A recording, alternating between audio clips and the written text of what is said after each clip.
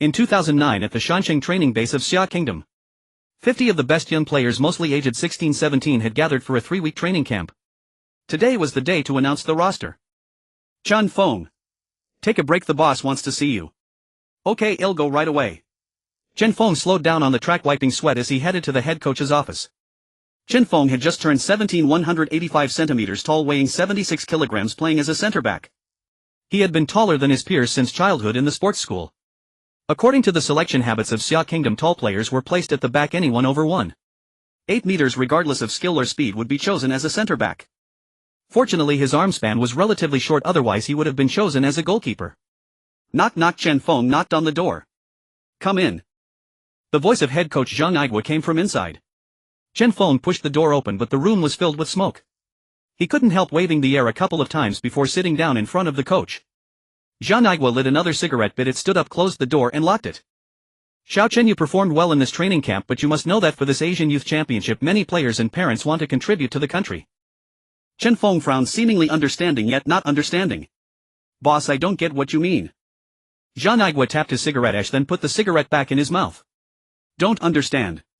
He smiled, using his 2 index fingers to form a cross shape. Silly boy. 1-0-0-0-0-0 for the roster, 2-0-0-0-0-0 for the substitute, 3-0-0-0-0-0 for the starter. Understand. Chen Feng understood. Every single word. He stared at the 4 big characters hanging behind the head coach. Fair competition. Those 4 words seemed to describe some kind of joke. My family doesn't have money. Chen Feng gritted his teeth uttering these 5 words. Not to mention 1-0-0-0-0-0, his family couldn't even scrape together 5-0-0-0-0. His father was a construction worker, his mother a dishwasher. Together they earned only 3,000 yuan a month. That's why Chen Feng was sent to the sports school. Xiao Chen. Zhang Igua leaned back in his chair, his tone carrying a hint of patient instruction. Do you think only your family is poor? How many of these kids come from well-off families? But they have the awareness, they understand what it means to contribute to the collective. Chen Feng's eyes had turned red. I want to ask, what really is the standard for selection? Standard. Zhang Igua let out a cold laugh. The standard is whoever makes contributions gets to wear this uniform. Chen Feng suddenly stood up, wanting to say something but swallowed it down. What could he say? Curse him. Report him. A 17-year-old poor kid, what could he fight with? What?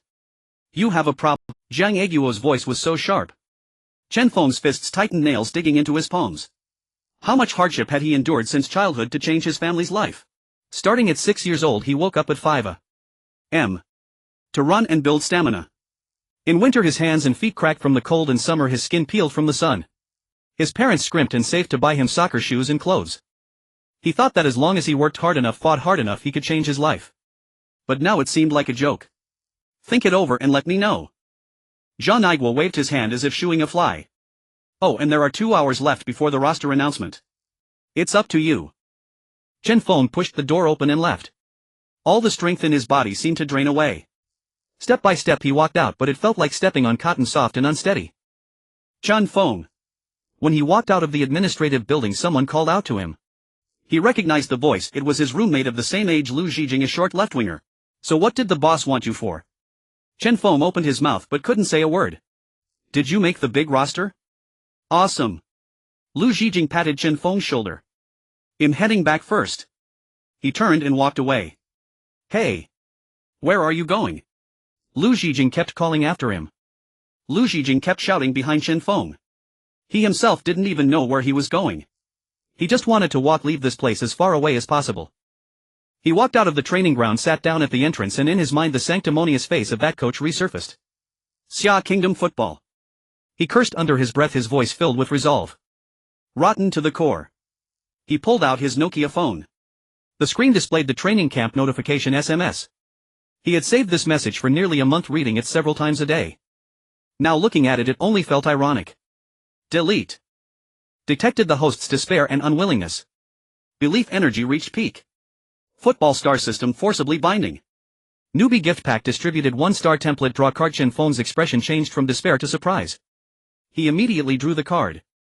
A golden light flashed and countless players flashed before Chen Feng's eyes. Ronaldo, Zidane, Maradona. Finally it settled on uns-level player Adriano. Congratulations, host has selected Adriano with an extremely short peak period. Host must complete systematic training to extend career lifespan. As soon as the system finished warning, Chen Feng felt that his leg strength had upgraded several levels and inexhaustible power. He felt he could kick a cow to death. But I am a center back, why give me a forward template? Then an interface unfolded visible only to him. Initial simplified panel: Chen Feng, age 17, height 185, weight 76 kilograms, offensive attributes: shooting 70-99, shot power 99-99, heading 71-95, technical attributes: dribbling 55-88, curve 60-85, short pass 63-82, ball control 64-92, physical attributes: stamina 66-89, agility 67-87, balance 70-96, explosiveness 67-95, speed 68-91, strength 71-99, strong foot left right, favorite move heavy cannon, current rating 69, system evaluation: except for your body shooting and left foot you're garbage on the pitch. Oh, and your right foot is practically non-existent. Garbage. This evaluation stabbed deeply into Chen Feng's heart. After years of training being called garbage, this hurt more than Zhang Aiguo's humiliation. While he was still immersed in the system's panel, a man in sportswear with a receding hairline approached him. Chen Feng. Chen Feng heard someone call his name and responded naturally, "Huh. Well, the head coach of our Shanxing team wants to see you." Since he wasn't playing anyway, he might as well meet. Soon the balding man led Chen Feng to a white-haired old man. Chen Feng took one look and thought, isn't that Arie Haan? The former head coach of the national team a few years ago, who had drawn 0-0 with the 2002 World Cup champion Brazil and led the national team to the Asian Cup final. Arie Haan first shook hands with Chen Feng, then spoke a lot of English which the balding man translated. "Mr. Arie Haan wants to sign a young center-back for the team. You used our training ground for the camp and he has been watching you for 2 weeks. Would you be willing to try out now?" Chen Feng was overjoyed and wanted to nod immediately. System task release: task requirement: gain Arie Haan's attention as a forward. Task success rewards 5 free attribute points, 3 potential points. Task failure: system unbinding. That's not too bad, at least I want die. Chen Feng sighed in relief. Chen Feng immediately nodded at Arie Haan accepting the trial. "But I want try out as a center back. I'm a forward." The translator was stunned. "What? You've been playing center back for 3 weeks and now you say you're a forward?" Seeing Chen Feng's confident demeanor, the translator could only relay it to Arie Haan. Arie Haan was also taken aback. He wanted a center back, not a forward. But he thought, what if he really is a gem? Let him try. Let him try. Assistant coach set up the marker cone's agility ladder and pulled out the goal. A whistle blew and Arie Haan clicked the stopwatch. Even the assistant coach, Belgian Peters, didn't think Chen Feng's dribbling and agility were particularly good. Peters was seen communicating with Arie Haan. "We came here to help Shanxing avoid relegation. We don't need a young striker, we need a center-back substitute." As the words fell, a loud bang drew both their gazes back to the field. A deflated football lay in the net and Chen Feng looked embarrassed. Arie Haan looked at Peters and said, "Did you check the ball's air pressure?" "I definitely checked it, exactly 1.0 bar." Peters looked at Arie Haan with an innocent expression. "So you're saying he kicked the ball until it burst?" Arie Haan stared at Peters with a stern face, thinking that Peters must have been too lazy, just casually inflating the ball to cut corners. Soon Peters tossed a new football to Chen Feng, telling the old man it was now 0.8 bar. Chen Feng shot again in one smooth motion, swinging his leg, drawing back and striking. Bang! The football shot out like a cannonball, again hitting the net. "WTF!" Peters exclaimed. "That kick is far too powerful." Even the Mediterranean translator was startled. Shaolin Kung Fu. Invincible diamond leg. Peters turned to look at Arie Haan. "Boss, you were also a famous heavy shooter back then, you see." Arie Haan shook his head. "I wasn't as heavy as him back then. The speed of that kick might have exceeded 100 kilometers per hour. After that, the more he watched Chen Feng's trial, the angrier he became. This physique, this strength, this kicking power, this was clearly the template of a center forward, the type most lacking in football. Which idiot coach would put Chen Feng at center back? Technique. It will improve later. The main thing is that Chen Feng is only 17 now and center forwards usually peak at 25, a full 8 years away. He must be a gem. But Arie Haan had been in Xia country for many years and fully understood the local mentality. He once believed that if Zheng Ji played center back, he would definitely become one of the top ball-playing center backs in Asia and even rank in the world. But the higher-ups disagreed, even mobilizing fans and media to criticize him. So now he was determined to train Chen Feng into a center forward no matter what. The best outcome would be to send him to his hometown Netherlands to train like Ruud van Nistelrooy. That guy also changed from sweeper to attacking midfielder at 17, joined Heerenveen at 20 and only then became a center forward. But the work permit was a big problem. Without playing matches, training alone wouldn't make him grow much. He looked at Peters and suddenly an idea flashed through his mind. Arie Haan hurriedly left the field and returned to the office. Peters walked over to Chen Feng, placed a hand on his shoulder and said, "Don't be nervous, keep training. Your kicking power is amazing but your dribbling and speed need improvement." Not long after Arie Haan returned, called Chen Feng over and patted his chest. "Are you free tonight? Let's have dinner together." Chen Feng finally breathed a sigh of relief. He nodded. Afterwards he returned to the training base, silently went back to the dormitory and packed his things. When leaving he glanced at the selection list. As expected, his name was not there. In the evening Arie Haan, Peters and the Mediterranean translator had dinner together. Chen Feng told them everything that happened in Zhang Yeguo's office today and played the recording for them. Peters' face turned green with anger. He couldn't believe such things could happen. Wasn't there anyone who would report them? But Arie Haan just smiled. He came to coach in Xia country in 2002, left in 2004, and only this year returned to take up the coaching reins of Shancheng. In the whole 5 years the football world had basically not changed, the same old mentality. Arie Haan then asked Chen Feng if he had a place to stay and told him to keep the recording safe. Chen Feng shook his head, indicating he had nowhere to live. "Then you can stay in our Shancheng dormitory. Morning and afternoon train with the team. Of course you can't play matches since you're not registered. Just keep training and wait for news." Chen Feng nodded. Having a place to stay was good. As for what news, he didn't know. After dinner everyone returned to the Shancheng dormitory.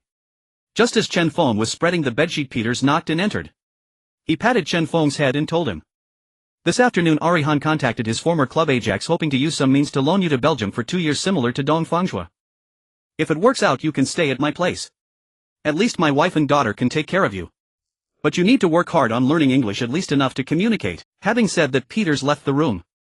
Chen Feng didn't understand much, only caught a few words: Dong Fangzhou, Peters' wife and daughter. He didn't understand the rest, but it surely wasn't anything bad, because just now when Peters was speaking the system announced a mission success. Successfully gain Arie Haan's attention as a striker. Mission success, reward 5 free attribute points, 3 potential points. Chen Feng immediately opened the panel and carefully read the explanation to understand what free attribute points and potential points were. Using dribbling 55-88 as an example, 55 was the attribute score, which could be increased up to 88. And 88 was the potential limit. 3 points could raise it to 91, so the attribute could be capped at 91. During the afternoon trial, Peters told Chen Feng that his dribbling and speed both needed improvement. The saying goes, in martial arts speed is the key. Besides, after watching football for years he knew that except for Ibrahimovic, Vieri, Van Nistelrooy, most were fast players. He decisively added 2 points to speed and the remaining 3 to explosive power. Speed 70-91, explosive power 70-95. As for the potential points, he would keep them for now because the system said this panel was only the initial simplified panel and he didn't know if new attributes would be unlocked later. System, can we learn English all at once? Alright, the system is not responding. The next morning at 5:00 Chen Feng was already jogging on the field to warm up, not to compete but simply out of habit since childhood. Lying in bed was not an option. Since Arie Haan took over the Shancheng team he had changed the training schedule to 7:30-10:30 am and 2:00-4:00 pm. Chen Feng glanced at the timer on his phone. 5 kilometers 13 laps. 19 minutes. Almost a minute faster than yesterday. After running he picked up the football. He began practicing shooting accuracy. Bang. Bang. Bang. The dull thuds of the ball being struck were especially clear in the early morning. Old man Arie Haan was woken up. He was an early riser anyway. He looked at his watch, only 5:35. It was the sound of shooting outside the window. Suddenly he remembered Chen Feng's powerful shot yesterday. Could it be him? When he walked to the window it was indeed that kid. Is he practicing shooting at dawn? Doesn't he know it disturbs others?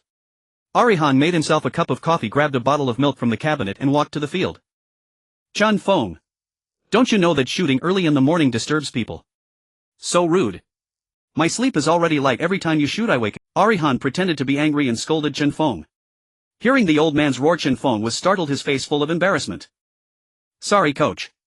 Arie Haan came closer, saw him drenched in sweat and handed him the milk. Drink it. You're still growing. Every centimeter you gain is an opportunity. Hellish training began before dawn had even broken. Morning task: complete a 10-kilometer run within 35 minutes. Reward endurance 1 morning task: complete 500 dribbling drills around cones. Reward agility 1 dribbling 1 morning task: complete 20 sets of shuttle runs. Reward explosiveness 1 speed 1. These system tasks were like Chen Feng's daily death warrants. He sprinted desperately around the training ground every day as if afflicted with hyperthyroidism. The system was determined to make up for all the training he had missed in the past. A few players in their 20s from the Shan City team didn't believe it and wanted to try following his routine. By the morning's shuttle runs they were all leaning on their knees, dry heaving on the sidelines. How the hell is anyone supposed to train like this? Ugh. Does this guy have a death wish? Why work so hard? Just from the morning session alone he could wring a basin full of sweat from his clothes. At lunch in the cafeteria Chen Feng could only eat a small bowl of rice, broccoli, beef and fish. The torture was that everything was boiled, a strict order from Arie Haan himself. He was only allowed to eat until he was half full. After an hour's lunch break it was off to the gym for strength and jumping exercises. The afternoon was spent in the team's second training session, passing ball possession, onionons and rondo drills.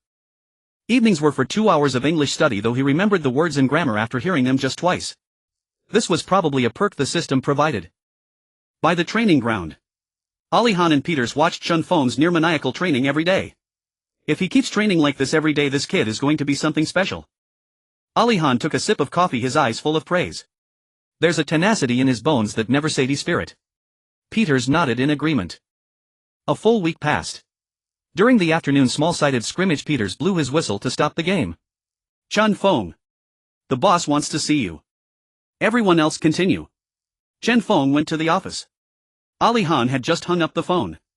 He walked over to Chen Feng and clapped him firmly on the shoulder. It's all set, kid.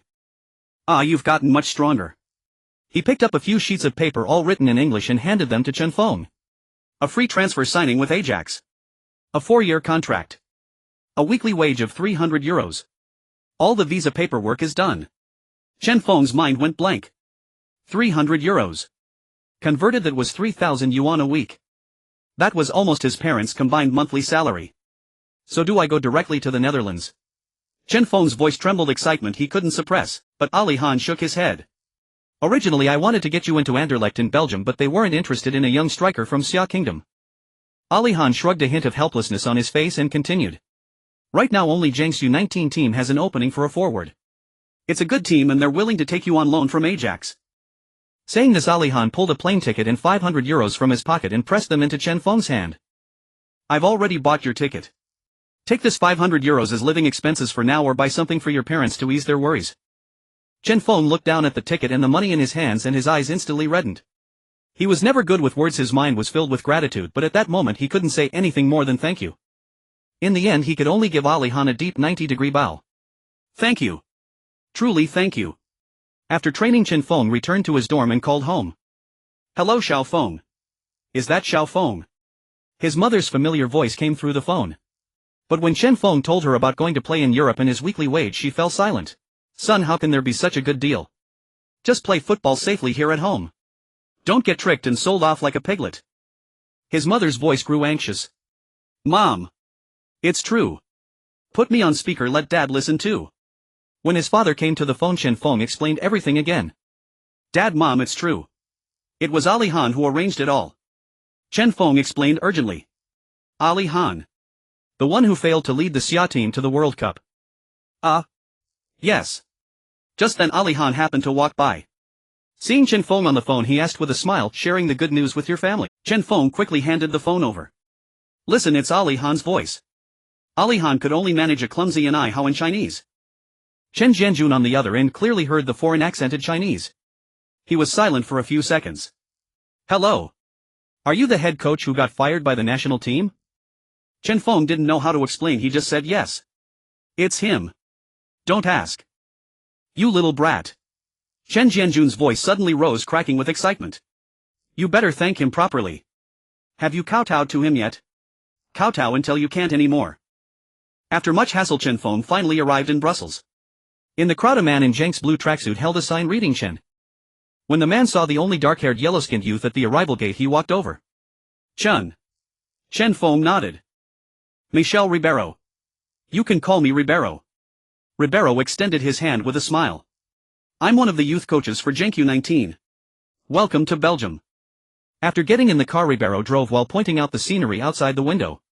After about an hour's drive, the car stopped in a lush green suburb. The Genk Football Club Youth Academy. Ribeiro led Chen Feng directly to a rather simple office where 2 men in suits were already seated. Mr. Bob Decker, the representative from Ajax. Mr. Decker stood up and shook hands with Chen Feng. There was no smoke-filled room, no unnecessary pleasantries. 2 files lay on the table, one from Ajax, one from Genk. Mr. Decker explained each clause to Chen Feng in clear English. The content was fairly simple. Ajax would provide salary, medical insurance and handle all documentation. Genk would provide training, accommodation and meals, a one-year high school program, language courses including English and Dutch, and finally registration. Everything was written in black and white, clearly stated in the contract. At least until he turned 19, football was just football, pure and simple. Chen Feng picked up the pen, first signing the Ajax contract, then the loan agreement with Genk. "Welcome, Chan," Ribeiro said. "In 2 days the registration will be complete." Afterwards Ribeiro showed Chen Feng the dorms, rows of small clean white houses. "We have a total of 6 pitches, all of European top standard. The 2 at the far end are for the under 14s. Finally Ribeiro led Chen Feng to his room, handing him the key and a small booklet. "Tomorrow morning go for your physical on an empty stomach. After that you can have breakfast and then you can join the training, young man." Ribeiro patted his shoulder. "If you have any problems, come straight to me." After seeing the coach off, Chen Feng closed the door and collapsed heavily onto the bed. He immediately opened his system panel. A week of devilish training had changed his stats. Initial simplified panel: Chen Feng, age 17, height 185. 5.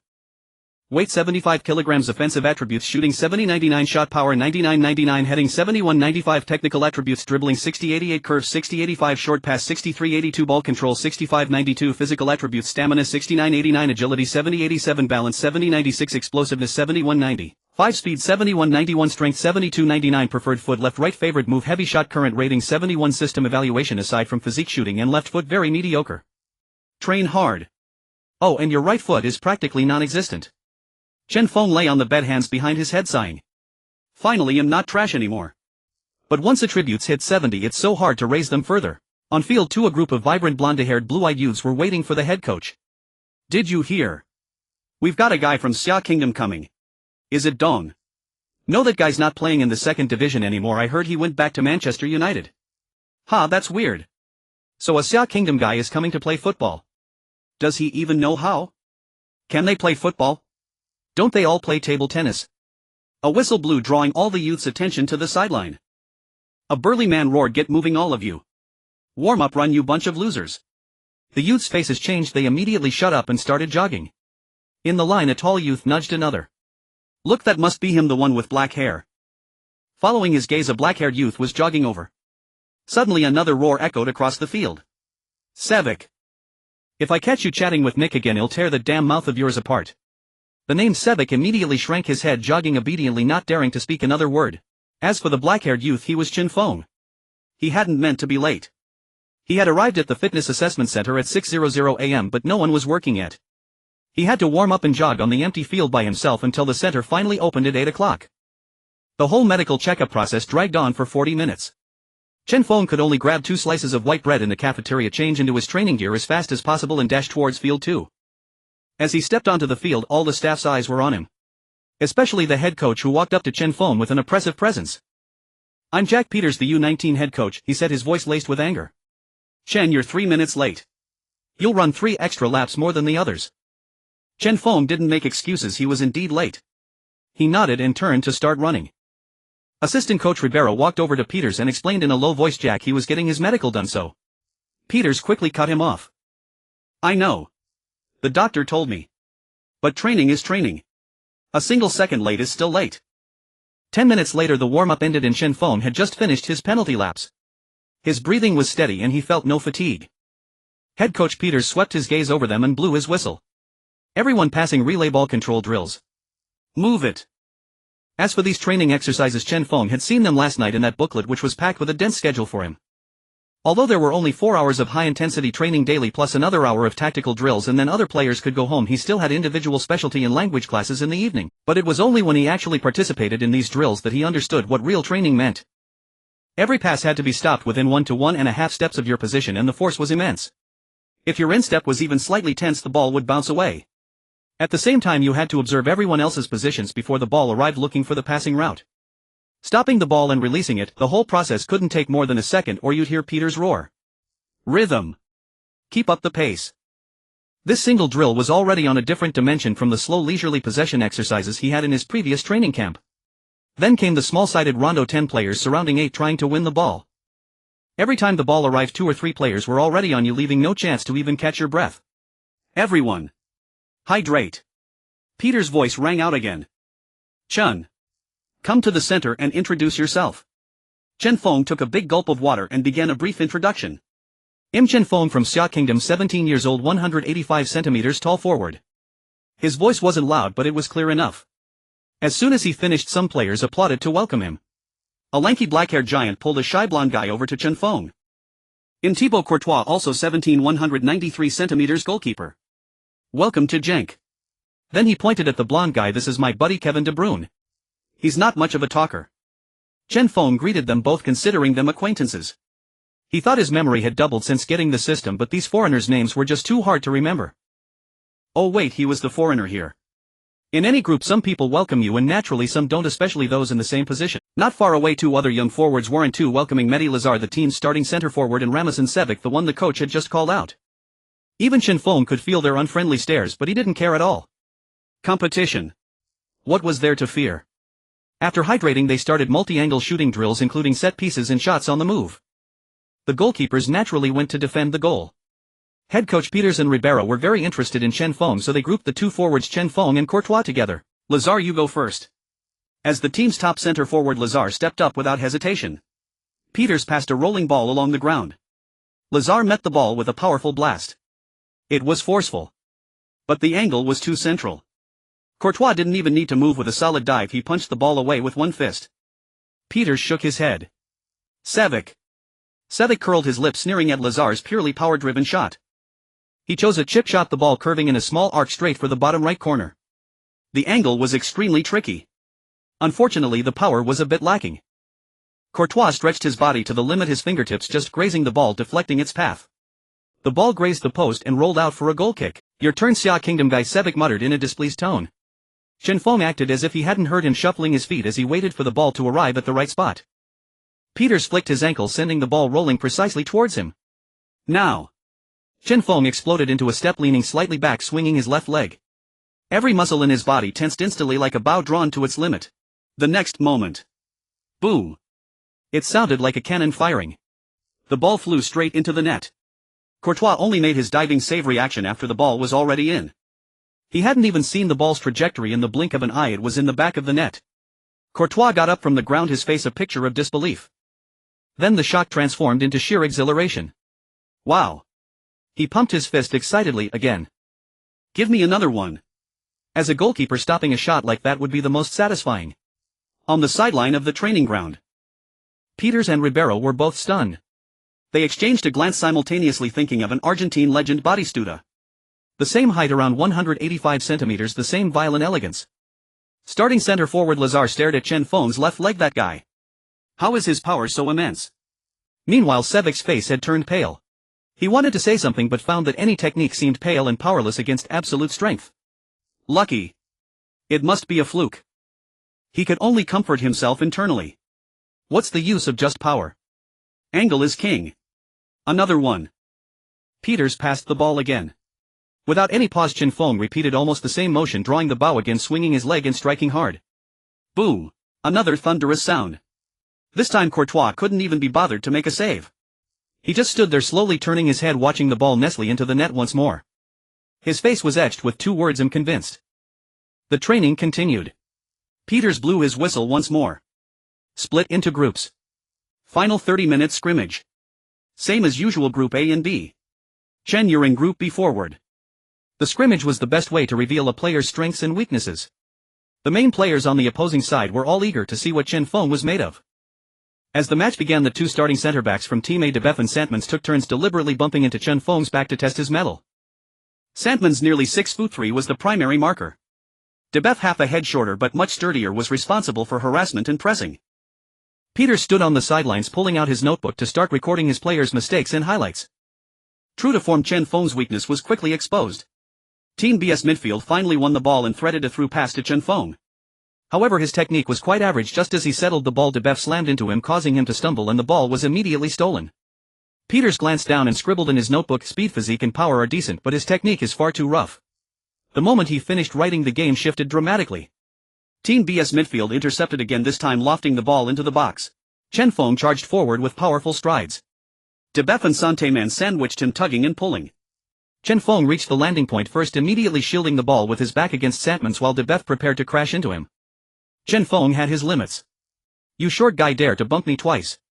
He dropped his center of gravity withstanding DeBeff's collision with sheer strength. DeBeff was stunned. What? This guy from Xia Kingdom is this tough? Seeing DeBeff gain no advantage and Chen Feng about to turn Santemans reached out to grab Chen Feng's jersey. But it was too late. Bearing the weight of both opponents, Chen Feng used his right foot as a pivot, forcibly twisting his body around while lifting his left foot and striking the ball with savage force. A thunderous crack echoed as the ball rocketed toward the goal. This time Courtois finally reacted. He tracked the trajectory, stretching his body to its absolute limit in midair. But the ball was too fast, unreasonably fast. His fingertips were a full arm's length away, leaving him no choice but to watch helplessly as the ball smashed into the back of the net. The entire second field fell silent for a second. The next moment Chen Feng's teammates on Team B erupted, rushing over to touzle his hair, messing up his carefully styled look. Awesome, Chen. That was a damn missile. Peters couldn't help but nod, already plotting further refinements for Chen Feng. Time flew by. 5 days had passed since Chen Feng joined the academy, and he was beginning to integrate into the entire U19 team. He even joked with teammates, making everyone burst into laughter. Chen Feng. You're on the bench for this round's match against Standard Liège U19. Head coach Peter's gruff voice boomed in the tactical room. Chen Feng nodded firmly in the tactical room. He hadn't expected to make the substitute list after just a few days. Mainly because over these days the head coach had been constantly yelling at him during training. Chen. You could have shot with your right foot just now, but you had to switch to your damn left. Will you have time to adjust during a match? After training, do 500 right-footed shots solo. Courtois, you'll assist. Courtois, who was packing up to go home, froze, pointing at himself. Ha. Me. Chen. Can you make your shooting motion less obvious? Do you have to draw the bowstring fully before firing? Do you think the defenders are blind? Do another 500 quick-release shots later. Courtois, stay with him. Courtois' smile froze again as he pointed at himself once more. Ha. Me again. Chen. Keep your body lower when shooting.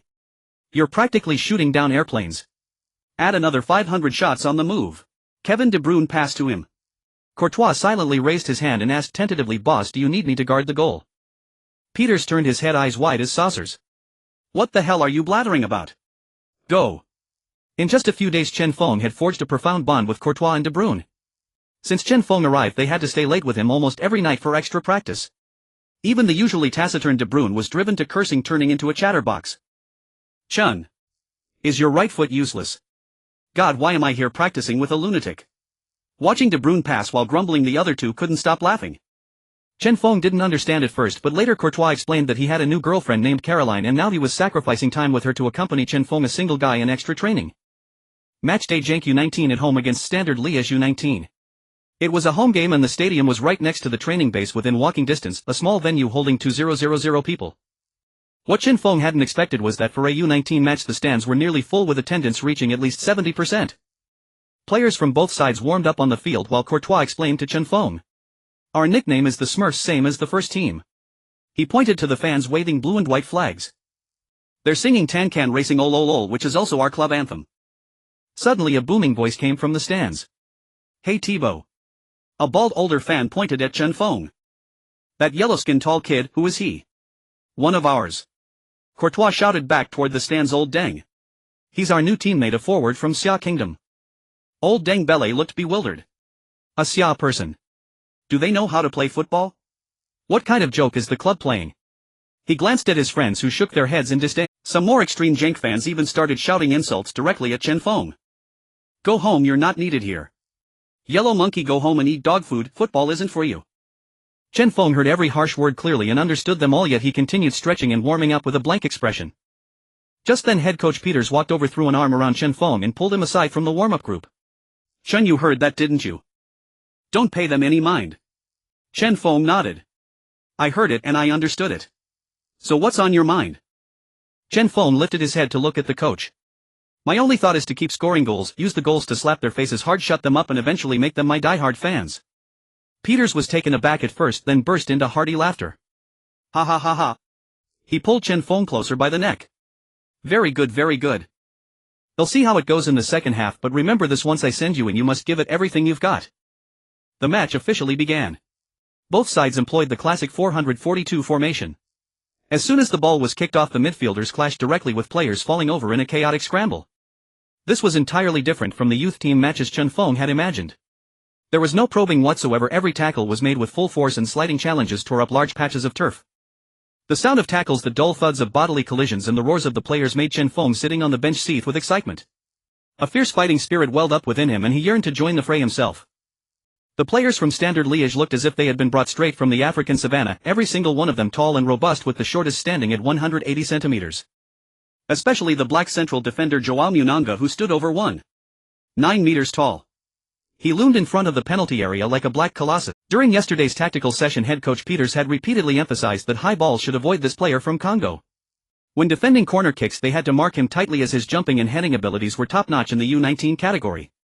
When Chen Feng saw him, he fell into deep doubt. At 16 years old, standing 1.95 meters with a full beard, was this really a 16-year-old? Sure enough, in the 38th minute, Standard Liège earned a corner kick. The ball flew into the box with intense spin and the penalty area descended into chaos. João Munanga overpowered Genks defender Sandmans. With a dull thud of a header, the ball flew into the net. 0-1. The Genk fans in the stands erupted instantly, hurling countless middle fingers and insults at Sandmans. Waste. Trash.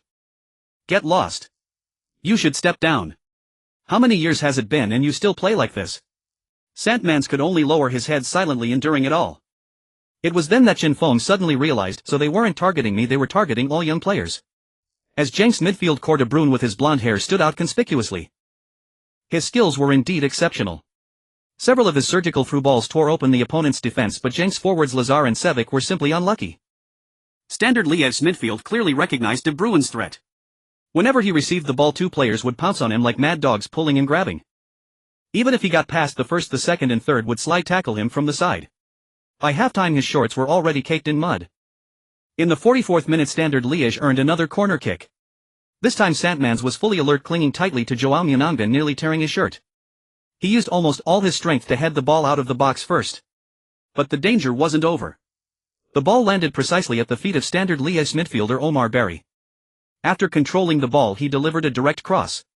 The ball flew back into the box. Forward Dylan van Wijnhuizen burst out from the crowd and got to the first point. With a slight brush of his head. Courtois couldn't even react. 0-2. Fuck. Peters on the sidelines completely lost it, jumping around in fury. He kicked over the water bottle rack and roared at the field, "Where's the second ball? Where's your second ball? Were you all just watching the show?" The halftime whistle blew. The entire locker room was dead silent. No one dared to speak nor had the face to, as they awaited the coach's reprimand. When Peters entered, he kicked the locker with a loud bang, making all the players flinch. 0-2 fucking 0-2 at halftime. Were you strolling on the field? You got fucked twice. His roar was so loud that even Chen Feng felt his ears ringing, thinking to himself that this head coach really had a set of defense. Where the fuck is the defense? Where's the second ball? Do you all not want to play anymore? And what about your fighting spirit? Did a dog eat it? You're all as soft as 70-year-old grandpas. Peter's eyes swept across the room, finally settling on the two forwards. He pointed a finger first at Lazar, then at Sevic. You. And you. You're not going on in the second half. You played like a couple of sissies. The two looked relieved, thinking that at least in the second half, even if they got thrashed, it wouldn't be their fault. Chen, you're on. He almost shouted it, then pointed to another defensive midfielder on the bench, Ogun Yavuz. You get on too. You have only one task: protect Kevin. If he gets bullied again, he'll fucking break you. Yavuz was trembling, unable to imagine how the coach would break him. Ogun Yavuz was also the youngest player in Genk's U19 team, only 15 years old but already 184 centimeters tall. He was said to be a Turkish talent, but after a few days of training he was just average. Hearing that Chen Feng and the 15-year-old were going on together, the whole team was stunned. Substituting off both forwards and bringing on only Chen Feng, was this a 451 formation? Using a player who had only been there for 5 days as a lone striker. But Chen Feng was thrilled. He sprang to his feet, blood boiling. System task issue: task: lead the team to a comeback and win the match. Reward: free attribute points 3, personal goal 1, goal shooting 1, 2 goals shooting 2, 3 goals shooting 3, special goal hat-trick. Reward: unlock official system version star player action card 1. The official system version. The star player action card. An uncontrollable excitement surged to his head and he wished he could rush onto the field and kick the ball to pieces right then. Peters even walked over to him, pressing firmly on his shoulder, trying to calm him down. Listen kid, don't be nervous. Don't go head-to-head with that big black guy. Try to move more, take shots when you have the chance, and protect yourself. The coach's voice buzzed in his ears like a fly. Chen Feng didn't take in a single word. Why was he being so long-winded now? His heart was already on the field that was his battlefield. In the second half tunnel when the stadium announcer read out the substitution list, the Genk fans in the stands instantly erupted. What? Substituting off Lazar and Sevic? Bringing on that Chinese guy? Is the coach insane? As Chen Feng's figure appeared on the sidelines, a torrent of abuse rained down. What the hell? Bringing on a Chinese guy is like surrendering, isn't it? RNM. Refund. Some extreme fans even stood up and left the stadium, their faces full of rage. The whistle blew. Chen Feng immediately charged straight at Joao Munanga, that big black guy, to test his strength first. With a bang, Chen Feng was pushed back half a step by the big guy. He could handle this force. Peters covered his face with one hand. Didn't Chen understand? Why was he going straight for the big black guy? Munanga was a bit surprised. He hadn't expected this yellow-skinned guy to dare to bump into him. Hey little yellow man. Munanga secretly exerted force with his arm, pressing his fist into Chen Feng's waist. Chen Feng frowned. This big black guy had not only a dirty mouth but also dirty hands. But he had no mood to tangle with him now. Scoring was the most important thing. With one more midfielder, Genk's ball circulation became smoother. When De Bruyne got the ball, Chen Feng's eyes lit up and he surged forward. After a few days of training, De Bruyne knew that Chen Feng's right foot was nearly useless. He thoughtfully passed the ball to Chen Feng's left foot. Just then Munanga also charged over, running alongside Chen Feng. He grabbed Chen Feng's shoulder with one hand and pulled his shirt with the other. Chen Feng felt the resistance. But he was ready, his left foot was ready. Hey Dezhuang! Munanga immediately closed in, having already anticipated Chen Feng's shooting path, ready to intercept the ball the moment he feinted and struck with his right foot, but clearly he had miscalculated because Chen Feng was left-footed. Chen Feng didn't even pause the ball following its rolling direction. He swung his left foot and struck the lower middle part of the ball fiercely. Bang! A thunderous sound echoed as the ball shot like a missile, hurtling straight toward the goal. The Standard Liège goalkeeper stood frozen, utterly motionless, watching helplessly as the ball smashed into the net. 1-2. Genk pulled one back. Chen Feng didn't choose to celebrate. He pushed Munanga aside, dashed into the goal, scooped up the ball and sprinted back toward the center circle. The Genk fans who had been cursing Chen Feng moments ago fell into stunned silence. A fat man descending the steps had his foot suspended midair. What the hell? Was that the sound of a cannon? Amid the crowd, old Dembele, one of the die-hard fans, roared at the head coach. Peters, what's that kid's name? Tell me. Peters, also exhilarated, punched the air and roared back with all his might. Chen Feng. Feng. Old Dembele heard it, then turned and raised his arms to the fans around him. Feng. Feng. Feng. The surrounding fans joined in the chant. The roar spread from a small section to engulf the entire stand. Running back to midfield, Chen Feng heard the unified chant. Feng. Feng. Feng. A smile tugged at the corner of his mouth. It felt pretty good. On the coaching bench, Peters clenched his fist and slammed it hard against the seat. That was bloody brilliant. Only Lazar and Savic on the substitutes bench wore grim expressions. When Chen Feng reached De Bruyne, he extended his palm. A crisp slap sounded. Thanks mate, great pass. Let's get another one and overtake them. Standard Liège defender Munanga stared at Chen Feng's back. That guy is left-footed. He actually scored a worldie right in front of me. There won't be a next time. He'll never give this kid another chance to shoot. The match resumed. Having pulled one back, Genk's momentum began to build. His teammates stopped hesitating, started playing with structure, and their shots became decisive. That big dark brute Munanga stuck to Chen Feng like a lovesick puppy, constantly denying him any comfortable reception of the ball. Moreover, this brute was full of sneaky tricks. Whenever the referee wasn't looking, he'd nudge Chen Feng's backside or jab an elbow into his lower back. Chen Feng was getting irritated, but his face remained impassive. In the 57th minute, a Standard Liège midfielder's pass went astray, intercepted by Ogun Yavuz. Yavuz didn't instinctively look for De Bruyne like the others. Instead, he looked up and spotted Chen Feng already making his run. No hesitation. A precise long pass, the ball cleared the midfield, heading straight for the open space ahead. Run! Chen Feng sprinted with all his might, his legs pumping like pistons. Munanga stuck to him like glue, tugging at his shirt, trying to pull him down. But Chen Feng matched Munanga in strength, powering forward. As the ball descended, he controlled it with his chest, ready to bring it down smoothly and charge into the penalty area. Just then a flicker of malice crossed Munanga's eyes. He pulled Chen Feng down and launched a vicious sliding tackle. His target wasn't the ball but Chen Feng's standing foot. Crack! The stud slammed directly into Chen Feng's right ankle. Ah! A searing pain shot through his right foot. Chen Feng screamed, lost his balance and crashed heavily to the ground. Clutching his right ankle, veins bulging on his forehead, he pounded the turf with his other hand. Munanga got up, showing no remorse, instead pointing at Chen Feng and hurling abuse. "Stop faking. You loser. If you don't want to play, crawl home and cry." The referee rushed over and brandished a yellow card at the brutally fouling Munanga. "Shut up." De Bruyne was furious too. He lunged forward and shoved Munanga away. "What the hell is wrong with you?" He crouched down and patted Chen Feng, still lying on the ground. "Chen, you alright? Can you carry on?" Chen Feng gritted his teeth. "It's fine, just a knock. It'll be okay after a moment." In the stands, the Genk fans erupted. Boos and curses rained down on Munanga. "Get off, you black bastard. Is the referee blind? That's a red card. A set piece. Good position about 30 meters from goal." De Bruyne picked up the ball, ready to take it himself. Chen Feng slowly got to his feet, his eyes fixed on Munanga, who was forming the wall. "Kevin, can I have a go at this one?" De Bruyne paused, glancing at head coach Peters on the sideline. Peters was drinking water on the bench, oblivious to their discussion. De Bruyne handed the ball to Chen Feng. "It's yours." Chen Feng readjusted the ball, the valve facing him. He took 5 steps back and drew a deep breath. Standing in the middle of the wall, Munanga sneered disdainfully, even spitting on the ground. Chen Feng's gaze hardened. He began his run-up from short steps to a full sprint. At the moment of impact, he channeled all the power from his core, thighs and calves into his left foot. He struck the ball with ferocity. Boom! The ball didn't spin, didn't curve, it flew straight as a cannonball. Its target. Not the goal, but the odious black face of Munanga in the wall. Munanga didn't even have time to dodge, he could only watch as the ball rapidly magnified in his pupils. The next second, the ball slammed squarely into his face. Put! He collapsed backward like a knocked-out boxer. Blood gushed from his nose, staining half his face. He was knocked out cold.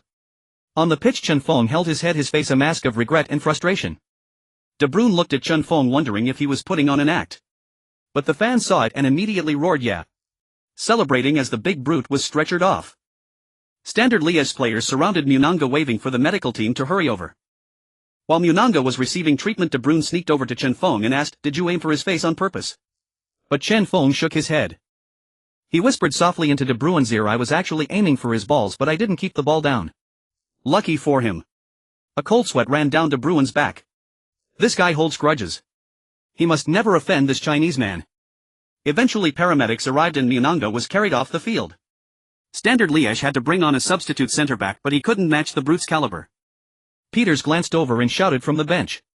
"Push forward. Kevin. Organize the attack." Chen Feng felt a surge of energy. The match had only just begun. The match reached the 65th minute. Genk had completely overwhelmed Standard Liège. Receiving the ball in midfield, De Bruyne, without even lifting his head, knew exactly where Chen Feng would run. A surgical through-ball sliced through Standard Liège's midfield, landing perfectly on Chen Feng's running path. Once again the ball arrived comfortably at his left foot. Every pass from De Bruyne was impeccably timed, so effortless. Chen Feng drew back his left leg, his entire posture mirroring that of the first goal. Everyone anticipated another thunderous strike. The Standard Liège goalkeeper thought the same, predicting the trajectory and shifting his body weight to the right. But at the moment of contact, Chen Feng altered the force. Instead of a powerful shot, he gently nudged the ball, deceiving the goalkeeper, who had already committed to the ground. This time Chen Feng did not cradle the ball or return to the center circle. Instead, he sprinted toward the stands of his own fans, cupped his hands behind his ears and assumed a listening posture. The arrogance on Chen Feng's face was utterly undisguised. "Louder. I can't hear you." This gesture ignited the fervor of the die-hard supporters. They cherished talented players, but they adored those who combined skill with swagger. It was akin to how women favor handsome men, yet they favor wealthy handsome men even more. Feng. Feng. Feng. The roar grew more unified and more frenzied. De Bruyne ran over to join Chen Feng in celebration. Chen Feng lowered his hands, turned around and embraced De Bruyne.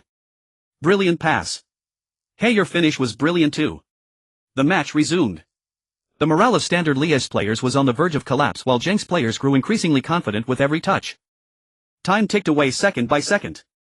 In the 86th minute, when most players on the pitch were utterly exhausted, Chen Feng continued to sprint, relentlessly pressing the opposing defense line in the front court. After all, he had only entered the pitch in the second half and still had plenty of stamina. A defender from Standard Liège, his legs feeling like jelly, made a fatal error while passing back to the goalkeeper. His pass was far too weak. Chen Feng seized the moment, burst forward at full speed and intercepted the back pass. Without adjustment, without hesitation, he struck the ball with his left foot, a fierce-driven shot. The ball slammed into the back of the net. All the Zheng players went wild, rushing towards Chen Feng, encircling him as they roared and bellowed, venting the ecstasy of their comeback victory. No one had ever imagined this match could truly be won. The Zheng U19 squad was small in number this season, with only 19 players including the newly arrived Chen Feng. Among them De Bruyne and Courtois possessed considerable talent, while the rest were largely average. Now with Chen Feng's addition to this U19 team, they at last had a backbone along the central axis. On the sidelines, Peters had also lost his composure, bursting out of the coaching area and wildly pumping his fists. The fans were even more frenzied, stripping off their shirts and singing the club anthem bare-chested. Within less than half an hour, an additional scouting report landed on the desks of chief scouts across Europe's major leagues. Chelsea in particular had their scouting network deeply entrenched in Belgium for years, with their sights long set on De Bruyne and Courtois. Even the 16-year-old Lukaku from Anderlecht was on their shopping list. Yet tonight an email would place an entirely new name at the top of the scouting report. The pitch was not only filled with scouts but also a swarm of football agents. After some investigation, they reached one conclusion: the young Chinese player who had scored a hat-trick, Chen Feng, had no agent. Emails flew from their phones, dispatched to various agency firms. Of all this, Chen Feng was utterly oblivious. He was currently with his arm around head coach Peters, joining the entire team for a dinner gathering at Bistro Bells in the city center. The air was thick with the aroma of grilled meat mingled with hints of lemon and mussels. The prices were reasonable, around €10 per person, and as per tradition the head coach footed the. Before the players were glasses of milk, juice or water. Only Peters, Ribeiro and a few youth coaches had pints of draft beer before them. "This is the tradition of our Zheng U19 team," Peters said, taking a large gulp of beer. "We must have a dinner after a win." He took another bite of roasted ribs, pointing the bone at Chen Feng. "If a newcomer arrives and plays like a real man." A huge grin spread across his face. "He has to stand on the table and sing us a song." As soon as he finished, Courtois started whistling and pounding the table with his palms, leading the chorus of cheers. The whole team joined in the roar, and even the usually taciturn De Bruyne wore a smile of amusement. Without any hesitation, Chen Feng stepped directly onto the table and stood up. He cleared his throat and began to sing "Alive Viva" by his idol Nicolas Say. When young, meeting anyone is as crisp as a wafer. Living half a day feels like living a million years. Everything can be as clear as youth. Living each day, growing a year older. After all, no one here understood Chinese, let alone any Cantonese language, police, so he could sing however he pleased. No one grasped the lyrics, but the rebellious and vibrant melody ignited their tables. Courtois laughed uncontrollably, slapping the table repeatedly. His teammates clapped haphazardly without any sense of rhythm. The joy of men worldwide was this simple. As long as someone dared to bear their ridiculous side unreservedly before them, from that second on they were brothers. This was also the first time Chen Feng had left the youth training base, which consisted only of training grounds and dormitories, since arriving in Belgium. A gentle breeze brushed his face and he realized he no longer felt so lonely. After the meal, Ribeiro drove Chen Feng back to the youth training center. "Get some good rest, young man. Tomorrow start from scratch. Go on, champion." Chen Feng said nothing more, merely nodding firmly before returning to his dorm. Once in his room, he immediately lay down on the bed and opened the system. Mission: lead the team to a comeback and win the match. Judgment: success. Reward: free attribute points 3, personal goals, score 3, goals achieved. Reward: shooting 3. A series of system notification sounds made Chen Feng unable to suppress a cheer. But it wasn't over yet. Special objective: hat trick. Achieved. Reward: official system version unlocked. A beam of golden light unfolded before Chen Feng. Reward: star player signature move card 1. Star player signature move card allows you to randomly draw the signature move of an rated or higher player, making it your own signature move. Without further ado, Chen Feng first drew the steer signature move card of this star player. A flash of golden light burst forth. Countless star players flickered before him until the image finally froze. Congratulations, host, for obtaining the steer. Italian center forward Vieri swarmed by defenders card. Chen Feng's anticipation instantly morphed into a face full of exasperated lines. Vieri. Since when was Vieri in steer forward? He had thought he might draw something like Ronaldo's pendulum dribble or Beckham's trademark curling free kick. And instead he got swarmed by defenders. What kind of nonsensical skill was this? System explanation: when the host charges into the penalty area, the more players target him, the higher the chance of breaking through the encirclement, increasing shot power by 50-70. Chen Feng stared at that line of small text, reading it word by word. It wasn't hard to understand. Basically, the more opposing players he had hanging on him, the stronger he became. What a damn ridiculous swarmed by defenders skill. He recalled his earlier clash with the two standard Liège centre-backs. Maybe the skill had some merit after all. Well, something was better than nothing. Head, use it for now. Then he opened the panel again. Official version panel. Chen Feng, age 17, height 186 cm, weight 77 kg, offensive attributes, shooting 73.99, shot power 99.99, heading 71.95, penalties 67.86, free kicks 53.80, long shot 67.88, technical attributes, dribbling 61.88, technique 60.87, curve 60.85, passing 63.82, crossing 42.67, ball control 66.92, physical attributes, stamina 69.89, agility 70.87, balance 70.96, jumping 70.86, acceleration 71.95, sprint speed 71.91, strength 72.99, stamina 77.95, aggression 71.95. Preferred foot left right, preferred moves, power shot, swarmed by defenders, current rating 72, system evaluation, keep training hard. Oh, and your right foot has improved a bit. System recommended direction, try focusing on technical attributes or sprint speed. Chen Feng looked carefully. The official system just added a few more attributes, but he hadn't expected to grow a centimeter taller and gain a kilogram in just a few days. He still had 3 free attribute points. He decisively chose to add them to sprint speed 74.91 just like before. Speed was the hardest to improve, other attributes could be raised through diligent training. The official system also unlocked the system shop and immersive training ground. Anyone who had played online games knew what the system shop meant: spending money. Inside were many one-time use items and move packs, but Chen Feng's eyes were immediately drawn to the injury recovery potion. Injury recovery potion allows rapid recovery after injury. Price 1,000 task points. Chen Feng had a question. System, can it recover a broken leg quickly too? The system's cold voice sounded. Yes, as long as the leg is not completely severed it can be recovered. Then this item was incredibly useful.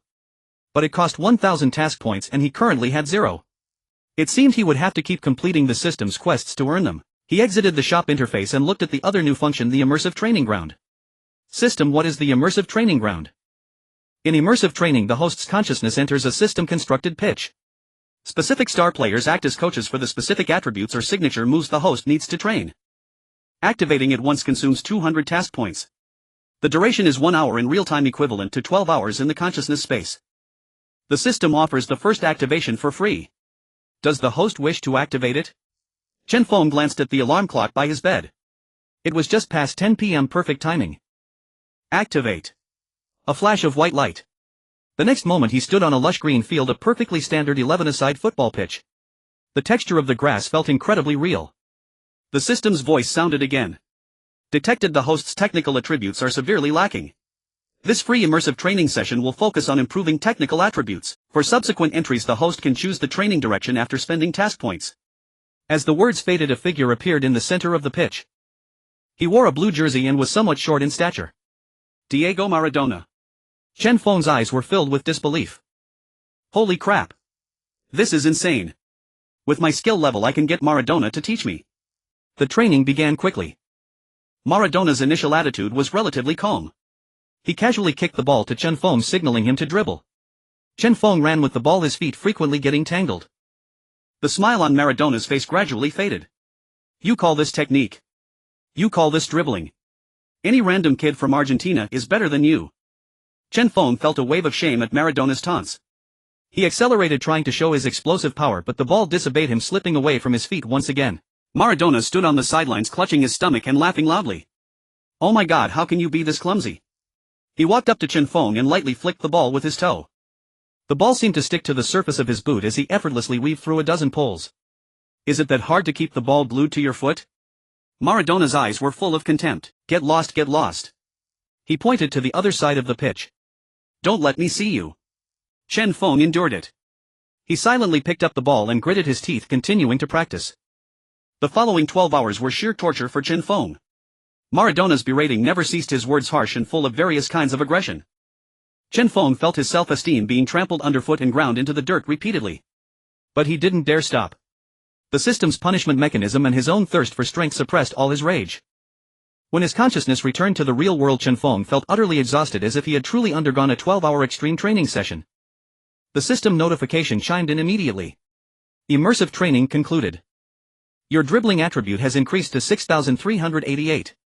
Your technique attribute has increased to 6,287. The light gradually returned to Chen Feng's eyes. Although the process was frustrating, the rewards were indeed good. Today's morning task: complete a 15-kilometer long distance run carrying 10 kilograms within 1 hour. Reward stamina 1 task points 2. Today's morning task: complete 1,000 consecutive juggling touches without the ball dropping. Reward technique 1 task points 2. Today's morning task: complete 30 sets of shuttle runs on the penalty area line. Reward: acceleration 1, sprint speed 1, task points 2. For over a month his daily life was like a programmed routine: start training at 6 a.m., return to the dormitory at 9 p.m. The other teammates on the training ground had long grown accustomed to this Chinese man's diligence. Even the head coach Peters advised Chen Feng to take it easy. He even had the team doctor check Chen Feng's muscle fatigue levels every 3 days. Finding nothing wrong, he eventually stopped worrying about it. Lazar and Sevcik, the two forwards who had disliked him, now genuinely admired this Chinese man from the bottom of their hearts.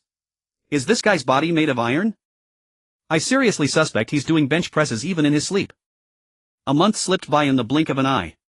3 rounds into the U19 league, Chen Feng had already cemented his place as the starting striker, netting 7 goals in 3 matches. The name Chen Feng, once met with unfamiliarity and skepticism, now ignited fervent cheers from the fans the moment he stepped onto the pitch. Feng! Feng! Feng! Old Dembele and his crew, whether home or away, always arrived early, claiming the best seats to watch how the Chinese lad would tear open the opponent's goal with his brand of violent aesthetics. Chen Feng's English was becoming increasingly fluent, allowing him to communicate effortlessly with his coaches and teammates. Sometimes when he bumped into Coach Ribeiro on the street, he could even greet him in terribly broken Dutch. "Good morgen, coach." Ribeiro would always laugh, pat him on the shoulder, and reply in English, "Your Dutch is much better than your right foot, young man." The only regret Chen Feng had this past month was that his 2 closest teammates and friends were being promoted to train with the first team. "Chen, Kevin and I are going to train with the first team," Courtois said, throwing a matchstick-thin arm around Chen Feng's neck. Beside them, De Bruyne remained as taciturn as ever, though the look in his eyes betrayed his own anticipation for the first team life. Chen Feng was genuinely happy for them. He punched Courtois in the chest. "Congratulations, you 2 bastards." Courtois burst into laughter. "From now on you'll need to find a new goalkeeper for extra practice." De Bruyne stepped forward and extended his hand. "Keep working hard. I believe you'll be called up to the first team soon too." Courtois patted Chen Feng on the head. "Of course he'll put in a good word for you with the head coach." There were no grand speeches, no tearful goodbyes. In the world of football, only merit mattered. After one day's training, Chen Feng had just finished changing when Ribeiro walked in. "Chen, someone's looking for you." His expression was somewhat peculiar. There in the meeting room. Chen Feng felt a flicker of confusion. In Belgium, besides his teammates and coaches, he barely knew anyone. Who could be coming to see him? He followed Ribeiro down the corridor to the meeting room. As the door swung open, 3 men in suits immediately fixed their gazes on him. "These are agents. They want to sign you." Ribeiro's voice was low. "I can't help you with this, it's your decision." With that, he gently closed the door, leaving the meeting room for Chen Feng and the 3 men. Following the order of the visitor log, the first to speak was a man who looked quite shrewd. "Hello, Chen. I'm Michel Henriette."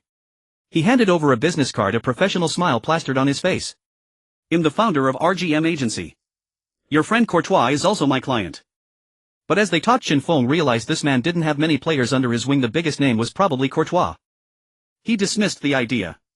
The second man was a middle-aged gentleman with a receding hairline, hailing from a local Belgian firm. Stijn Francis, agent for Libera Sports Belgium. He introduced himself, also letting it slip that he was a former Belgian international.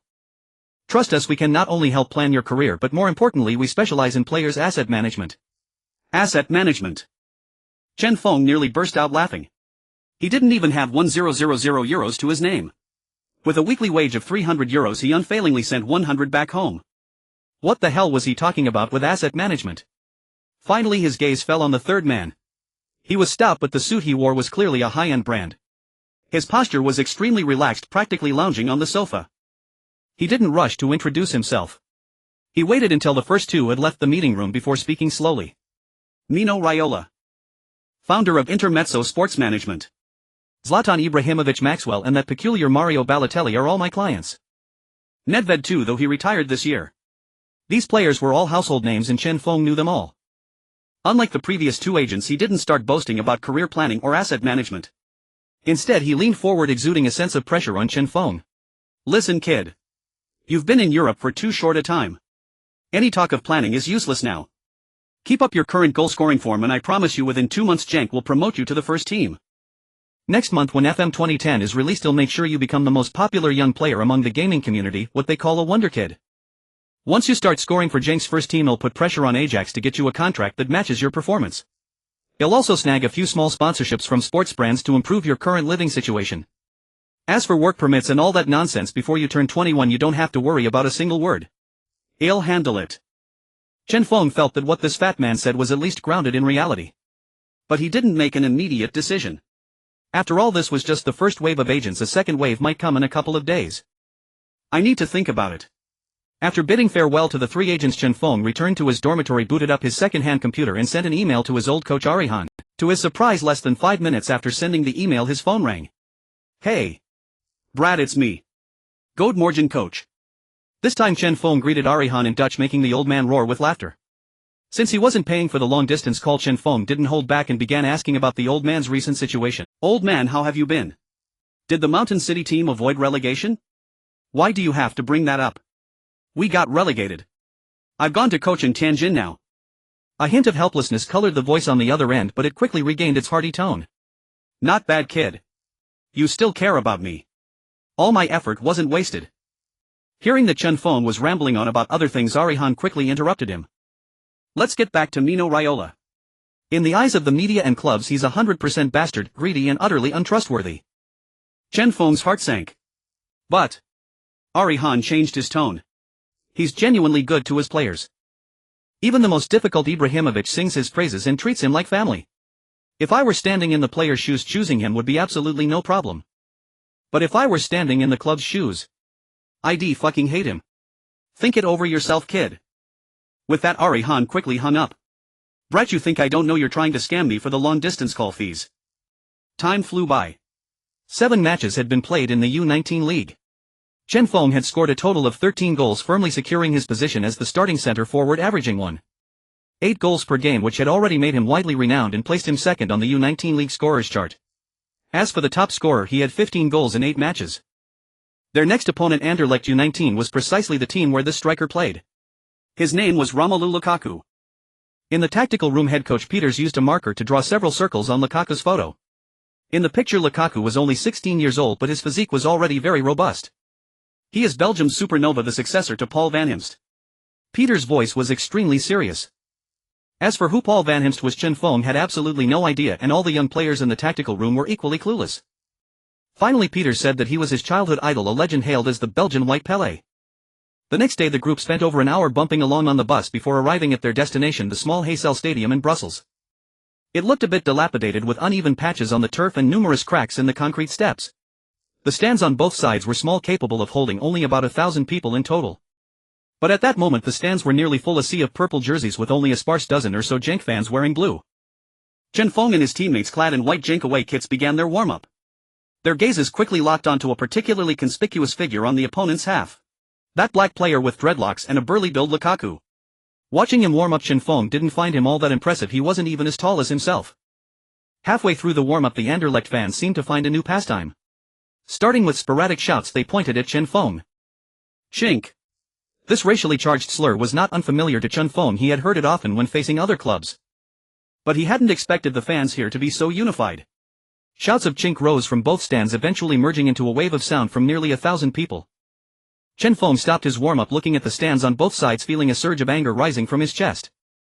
He wished the match would start right then so he could smash the ball into their goal in the most brutal way, kick their goalposts to pieces and shut them up.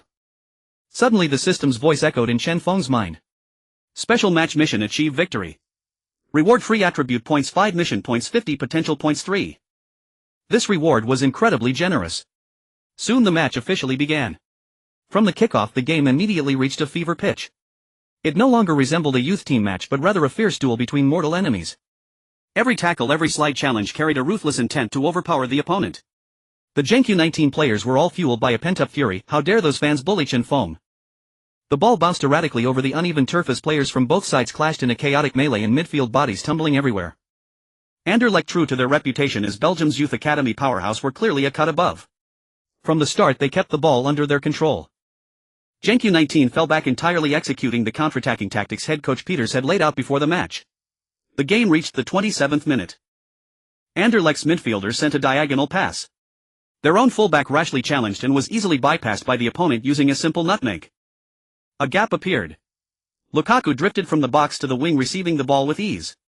Though his dribbling on the flank seemed somewhat clumsy, his speed was not. Sandmans had already been drawn to him. Seeing the centre-back attracted to his position, Lukaku didn't hesitate, cutting inside and winding up his left foot from the corner of the penalty area. Just as he was about to shoot, a white figure dashed in from the side. It was Chen Feng. He had dropped back to midfield to participate in defense. Seeing Lukaku about to take a shot, he immediately executed a precise and ferocious sliding tackle, poking the ball away and bringing Lukaku down, ball and all. A sigh rose from the Anderlecht fans in the stands. Chen Feng got up from the grass, patted the blades off his clothes, but his brow was deeply furrowed. He found it very strange. Wasn't Lukaku a center forward? Why did he love drifting out to the wings so much? Shouldn't a traditional center forward be stationed at the very front like a post, putting pressure on the opposing center backs? Could his playing style be the correct one? Was this a new style of play? Or had his own understanding of the center forward position always been wrong? A question mark formed in Chen Feng's mind. He decided that in the remaining match time he must carefully observe and learn from the runs of this Belgian rising star. Perhaps he could pick up something from him. The entire first half turned into a one-sided attacking drill. Anderlecht U19 bombarded Genk's goal, taking a total of 14 shots. But oddly, not a single one was on target. Genk U19 on the other hand managed a paltry 4 shots, 2 of which came from Chen Feng on the counter. As a result, one of his shots sailed high into the stands and the other smacked straight into the face of a fan behind the goal, swelling the poor supporter's right cheek instantly. Though outsiders might attribute it to Chen Feng's poor aim, only he felt wronged. This wretched pitch was a nightmare full of bumps and hollows. The ball's trajectory was unpredictable as it rolled. The halftime whistle blew. Everyone expected to face the thunderous wrath of head coach Peters. But in the locker room, Peters was calmly drinking water, a hint of satisfaction even on his face. "First, you did well. The defense was good." As soon as he finished speaking, he turned to look at Chen Feng, his demeanor abruptly shifting, his emotions skyrocketing. "Did I tell you before the match to join the defense?" Peters roared at Chen Feng. Chen Feng could only shake his head. "Then why the hell did you drop back to midfield? Don't you trust your teammates?" Chen Feng was tempted to nod and say yes. The level of their fullback being easily nutmegged on the wing spoke volumes. You see, during defense both the attacker and defender are moving, so executing a nutmeg is extremely difficult unless the attacker is much faster than the defender. And the fact that their own fullback could be beaten by that move only proved he had been standing still, not moving at all. But at that moment Chen Feng could only say no. Peters continued to bellow. "In the second half you must stay at the very front and be a pivot for the team." The second half began with both teams switching sides. The scene remained largely unchanged from the first half, with Anderlecht still dominating possession. However, Chen Feng no longer retreated to the midfield to engage in the grind. He began to launch intermittent sprints, chasing after the opposing defenders and pressing relentlessly. At the very least, he wouldn't allow these defenders to pass the ball comfortably. The match reached the 53rd minute. An Anderlecht defender's clearance was intercepted by a Genk midfielder.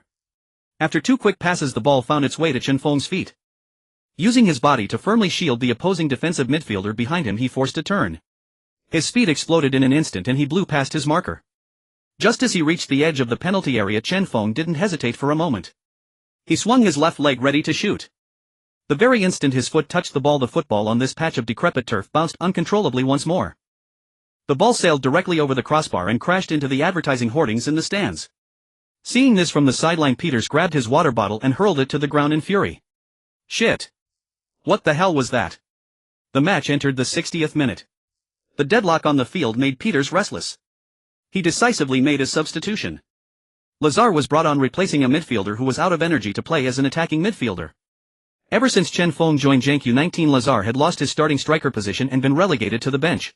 It wasn't until last month, when De Bruyne was promoted to the first team, that he finally got an opportunity, though it was to play as an attacking midfielder. Still, playing somewhere was better than not playing at all. He was young enough to adapt and he had performed decently in training matches. In the 71st minute, Genk U19 won their first corner kick of the entire match from a counterattack. Chen Feng constantly weaved and ran within the penalty area. It seemed he was trying to shake off his markers, but in reality he was just making his presence felt amid the crowd. Anderlecht's centre-back was tugging tightly on his jersey, and even their striker Lukaku had dropped back into the box specifically to mark Chen Feng. Lazar stood at the corner flag. The corner kick he took carved a precise arc, flying straight towards the heart of the penalty area. The ball's trajectory was aimed directly at Chen Feng's head. The swarmed by giants skill activated instantly. He could feel Lukaku behind him using all his might to jostle for position, while the centre-back in front was also pulling at him fiercely. The more people held him, the stronger he became. Chen Feng pushed off with his legs, launching himself into the air. Lukaku only felt an immense force pushing him away, while the centre-back was crushed underneath Chen Feng, completely unable to move. Chen Feng's forehead struck the ball with immense force. The football instantly changed direction and flew into the back of the net. 1-0. The pent-up frustration of 70 whole minutes exploded in that moment. Chen Feng, ecstatic, sprinted towards the stand filled with opposing fans, placed his hands behind his ears and made a listening gesture. Seeing Chen Feng dare to provoke them, the opposing fans' insults grew louder. Chinese bastard. Go back to your country. Chen Feng listened and nodded, the grin on his face nearly splitting his cheeks. That's right, keep going. The more you curse, the more fired up I get. Beep. The referee suddenly rushed over and showed Chen Feng a yellow card. Chen Feng looked confused. Hey ref, didn't you hear them cursing at me the whole game? The referee nodded, but his expression was stern. I heard it, but you cannot provoke the fans. That's the rule. Chen Feng couldn't understand it at all. What kind of rule is this? It's okay for me to be cursed at, but I can't curse back. Seeing his bewildered expression, the referee was quite nice and added an explanation. You can go back and look up the laws of the game issued by IFAB Chapter 12, the part about fouls and misconduct. Then you'll understand. Lazar thought Chen Feng was going to attack the referee and quickly rushed over to pull him away. The match restarted. This goal completely ignited Zhengqiu 19's fighting spirit. After taking the lead, they no longer turtled up in defense. They dared to show their faces and began to attack. This was pure bliss for Chen Feng. Whenever he had a chance, he would surge forward, throwing the opposing defense into chaos. The match reached the 87th minute. Lazar received the ball in midfield. He intended to find Chen Feng for a simple layoff to build up play slowly.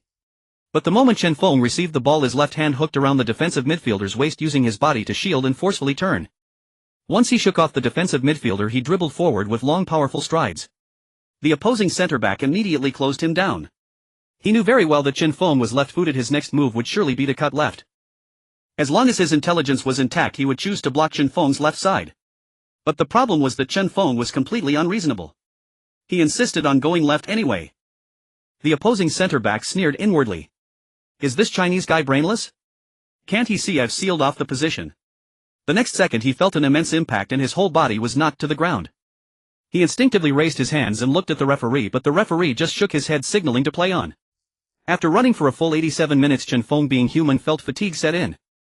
Now he was 5 or 6 steps away from the penalty area. Maybe he should just shoot. He didn't want to run anymore. He adjusted his stride, glanced at the goal, added his rune up, pulled his left leg back fully and smashed it against the ball. The football traced an incredibly fast arc through the air, flying straight for the far left corner of the goal. The opposing goalkeeper made a desperate diving save, his fingertips just brushing the ball, but it wasn't enough to stop it from nestling into the net. The ball speed was simply too fast. And the shot was aimed for the top corner. A world-class goal. The sparse dozens of Genk fans erupted in cheers, drowning out the entire Anderlecht crowd. On the sidelines, Peters held his head in his hands, his face a picture of utter disbelief. My God, my God. That shot was at least 28 yards from goal. And it went in.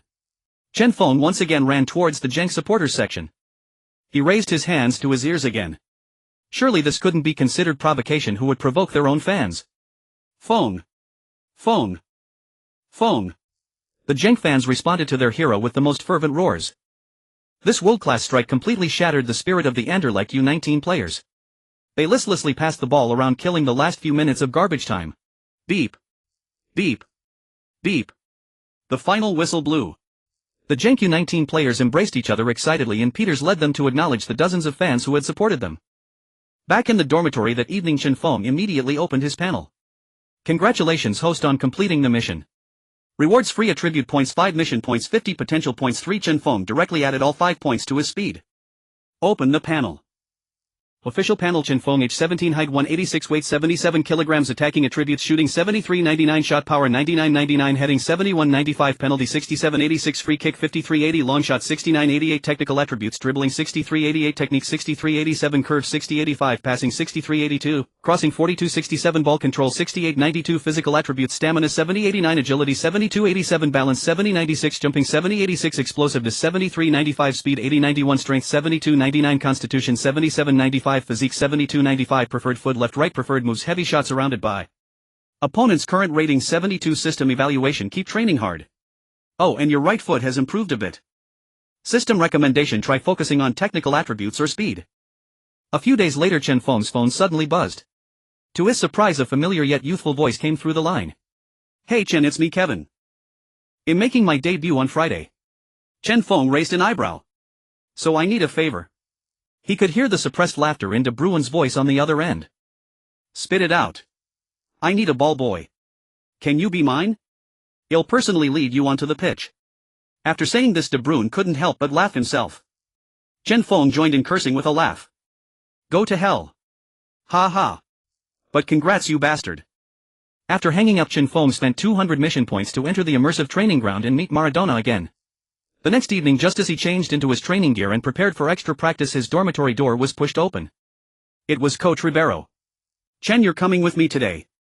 Chen Feng pointed at his own gear. Where to? I need to train more. You train every day. It's time to spice up your life a bit. We're going to watch a match. It's Kevin's first start. You wouldn't want to miss that. As a friend, if he plays like crap, you can go mock him. Chen Feng thought about it, realizing Ribeiro had a point. He took off his cleats, slipped on a pair of sneakers, and followed Ribeiro out. The closer they got to the Sega Arena, also known as the Luminous Arena, the more Genk fans in blue jerseys they encountered. Their resounding chants could be heard from afar. The Sega Arena, with over 2,300 seats, was packed to capacity. Chen Feng and Ribeiro sat in the family section behind the coaching bench. This isn't a league match today, it's the 6th round of the Belgian Cup, Ribeiro shouted into Chen Feng's ear. Our opponent is 2 a team from the Belgian 2nd Division. That's why Coach Van Heesbroek is giving chances to youngsters like Kevin. Chen Feng nodded and began watching the game intently. The referee's whistle signaled the start. The pace on the field was clearly several notches faster than the U19 matches. De Bruyne, wearing the number 14 jersey, seemed completely at ease on the pitch, clearly having fully adapted to the first team's rhythm.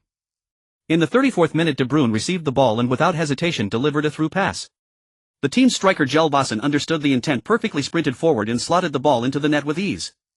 The goal sent the Genk fans in the stadium into a frenzy of cheers. De Bruyne simply raised his hand, a smile gracing his lips as he accepted embraces from his teammates.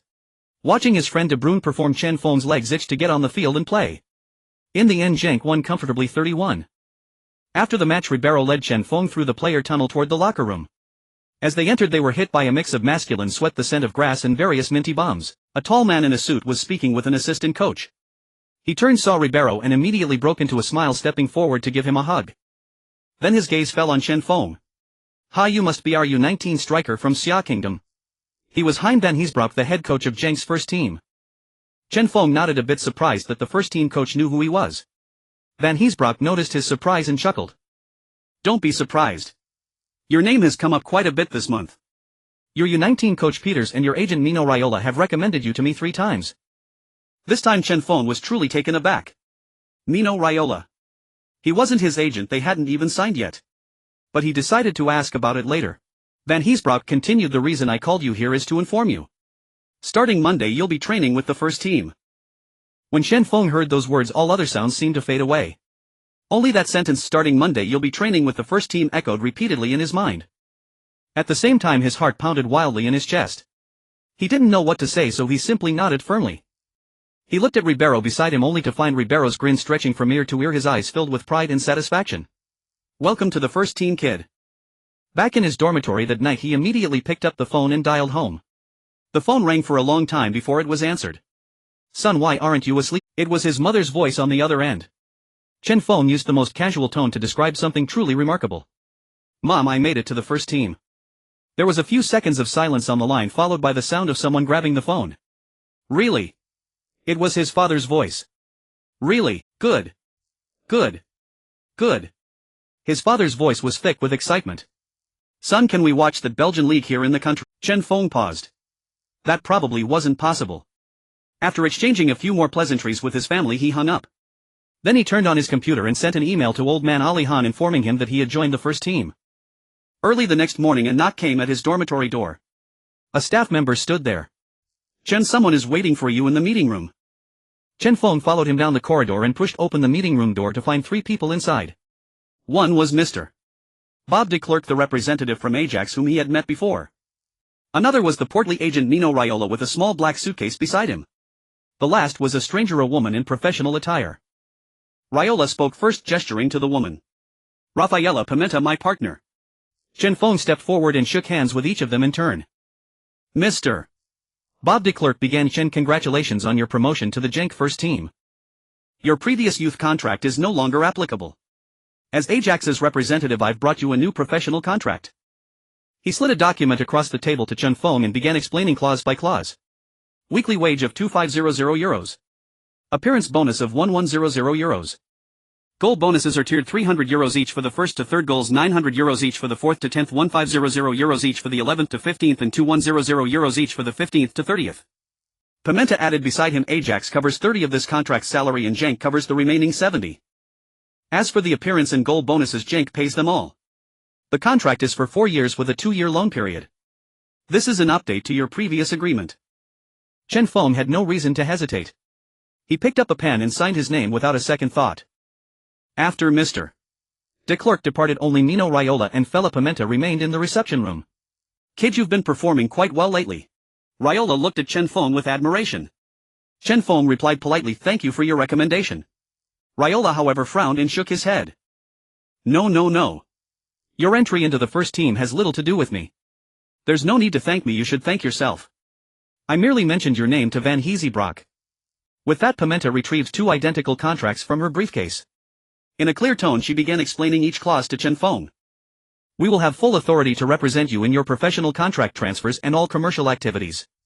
For commercial contracts we will take a commission of 10-20. As for your professional contract and transfers we will not charge you any fees. Chen Feng understood this. He was now aware of the rules. An agent's main income typically came from the transfer commissions paid by clubs. The contract term is 5 years. Chen Feng signed his name once more. After the signing, Raiola pushed the small black suitcase in front of him. Chen Feng looked bewildered. Why are you giving me a suitcase? Raiola grinned. A gift. Open it when you get home. Chen Feng nodded, bid them farewell and pulled the suitcase back to his dormitory.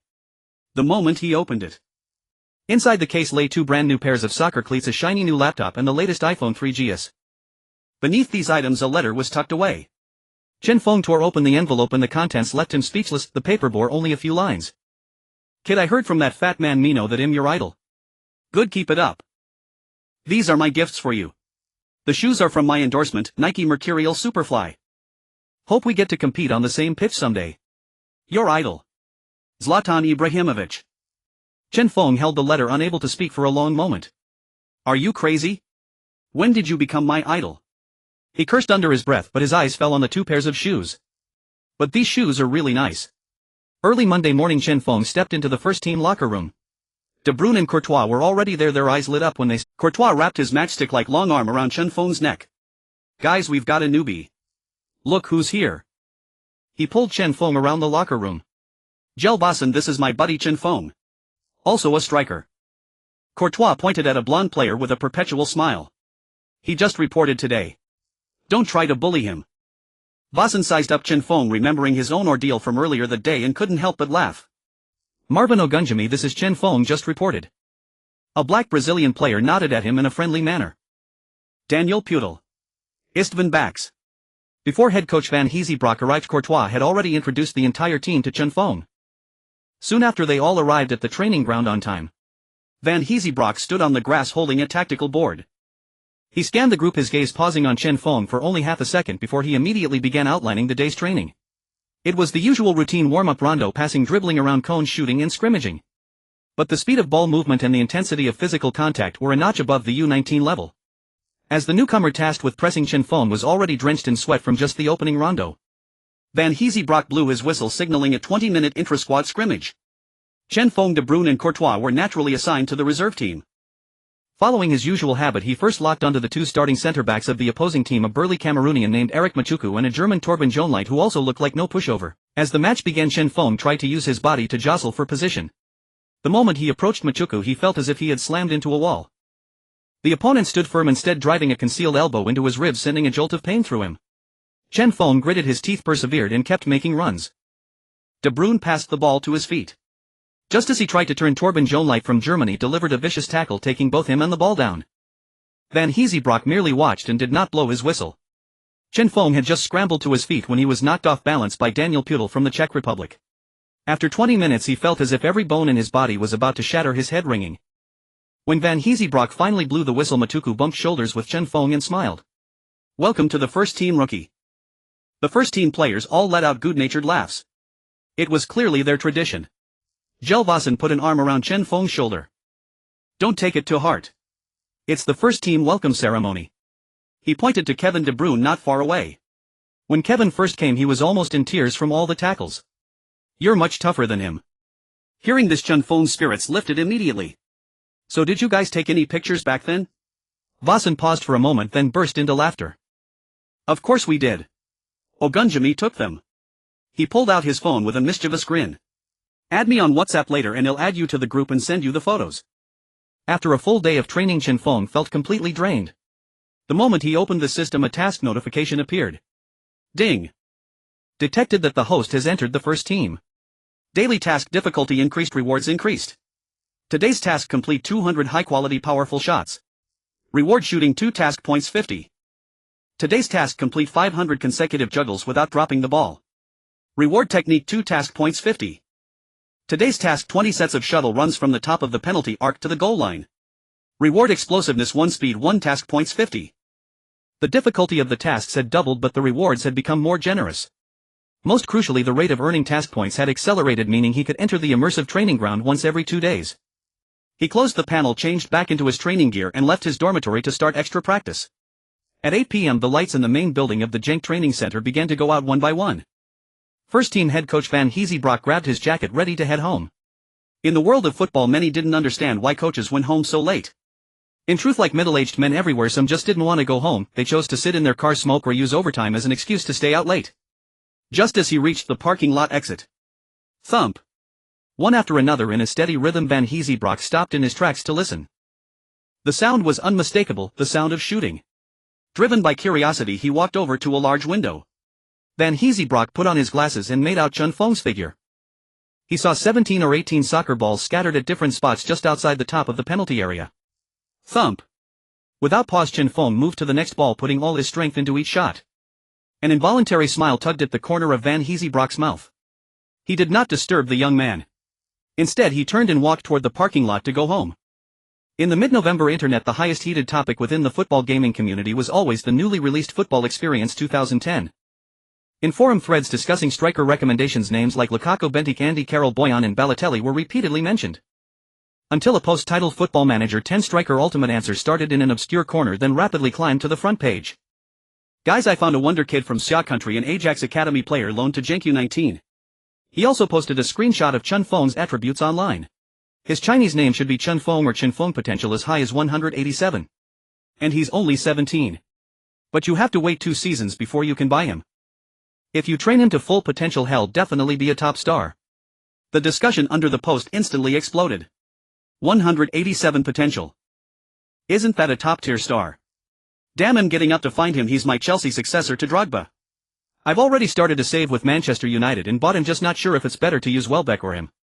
Why can't I find this guy online? The Genk Club website is down too. The name Chen Feng had become a must-buy in the Football Manager player community. Meanwhile, at Genk Club, this season Genk was placed in Group D of the Europa League. Their group opponents included Aston Villa from the Premier League, Zenit from the Russian Premier League and CFR Cluj from Romania. 4 group matches had been played, but Genk had lost all 4, scoring only 2 goals and conceding 13, already eliminated. However, they still had 2 away matches left, traveling to Romania and England. Head coach Van Heesebroek didn't want to exhaust the starting players, so he decided to rotate the squad in the upcoming league matches. Kevin Chen. Van Heesebroek's voice echoed in the tactical room. De Bruyne and Chen Feng both looked up at the coach. For the weekend match against Cercle Brugge, both of you will be on the substitute bench. Chen Feng's hand clenched quietly.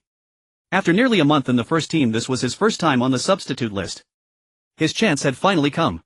On match day, the team bus arrived at Brugge's Jan Bredel Stadium. Chen Feng followed his teammates onto the pitch to warm up. Making his debut in a professional match still filled him with a hint of excitement. As he was stretching, he suddenly spotted a face with the same yellow skin and black hair on the opposing side. Controlling his steps, he pretended to run casually in that direction and tentatively asked in Chinese, "Hello." The yellow-skinned black-haired player responded with surprise. "Hello. From Xia country." A smile immediately spread across Chen Feng's face. "Yeah, you too." The other nodded and extended his hand. "Wang Yang from Jiangcheng. Chen Feng from Jiuzhou." Chen Feng was overjoyed. He never expected to meet a fellow countryman here. Wang Yang suggested having a meal together after the match. Chen Feng nodded vigorously in agreement and returned to his own team. The atmosphere among the home fans in the Jan Bredel Stadium stands was rather gloomy. Cercle Brugge was currently second from the bottom in the league. The Belgian Pro League has 16 teams, while Genk was in 5th place. The gap in strength was evident from the kickoff. Every pass from Genk's players threatened the opponent's already fragile defense. The ball barely crossed the halfway line. It was a complete practice session of attack versus defense.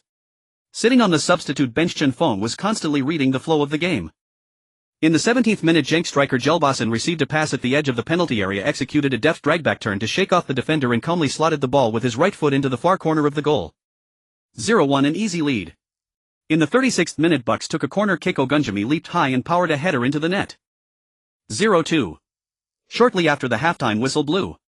In the locker room, head coach Van Heesbroek was very satisfied with his team's performance. "Good, everyone, keep it up.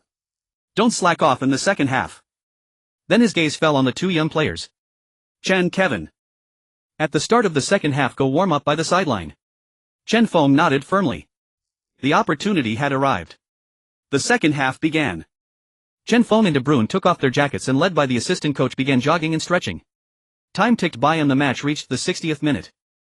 Van Heesbroek finally waved them over. The two ran back to the substitute bench. The head coach pulled Chen Feng directly in front of him and pointed at the tactical board. "Chen, the opponent's two centre-backs are slow to turn, especially the shorter one, Igor. He's 33 years old and speed is his weakness. When you get on the pitch, try to drift around beside or behind them as much as possible. You'll have the midfielders attempt more through balls for you." After speaking, Van Heesbroek reached out and ruffled his hair. "Go on, enjoy the game." In the 64th minute, the fourth official by the sideline raised the electronic board. Substitution number 39 on number 9 off, number 14 on number 16 off. Number 39 was naturally Chen Feng, replacing the goalscorer Jelbossen, who wore number 9. And number 14, De Bruyne, replaced attacking midfielder Bucks. On Cercle Brugge's substitute bench, Wang Yan watched Chen Feng run onto the pitch, his envy palpable. The moment Chen Feng stepped onto the turf, a system voice echoed in his mind. Ding! Detected hosts professional league debut. Special mission released debut battle. Mission objective: score a goal or provide an assist in the match. Mission reward: free attribute points 5, mission points 100. Such generous rewards: mission points directly 100. When Chen Feng looked at the pitch again, his gaze had completely changed. He ran to his position, his eyes already locked on the opponent's two centre-backs, especially the slightly shorter one wearing number 4, Igor. He constantly darted into the blind spots and gaps between the two centre-backs. Feigning a run, he would immediately pull back the moment Igor turned, his erratic movement irritating the defender. This Xia country kid was too energetic, always appearing in the most uncomfortable positions for him. In the 74th minute, a Genk midfielder sent a long pass forward. With his back to the goal, Chen Feng firmly shielded Igor behind him. Igor pressed his entire body weight against Chen Feng's back, but Chen Feng used his core strength to hold firm and calmly brought the ball under control. But he had no space to turn. Looking up again, he saw De Bruyne making a high-speed run into the gap in the penalty area. Without a moment's hesitation, Chen Feng flicked his right ankle and passed the ball diagonally backward. The football was delivered precisely onto De Bruyne's running path. Without any adjustment, he swung his right foot, directly curling a magnificent arc. The ball sailed over the crowd, heading straight for the corner of the goal. The Cercle Brugge goalkeeper's fingertips barely grazed it, but they could not alter its trajectory. It brushed past his fingers and drilled into the net. 0-3. De Bruyne roared with excitement, turning and charging towards Chen Feng. He leaped onto Chen Feng's back, waving his fists vigorously, shouting words Chen Feng could not understand.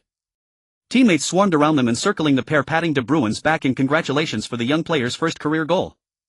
After a long moment, De Bruyne jumped down from Chen Feng's back. "Thank you." His face was flushed with excitement. Chen Feng rolled his eyes at him.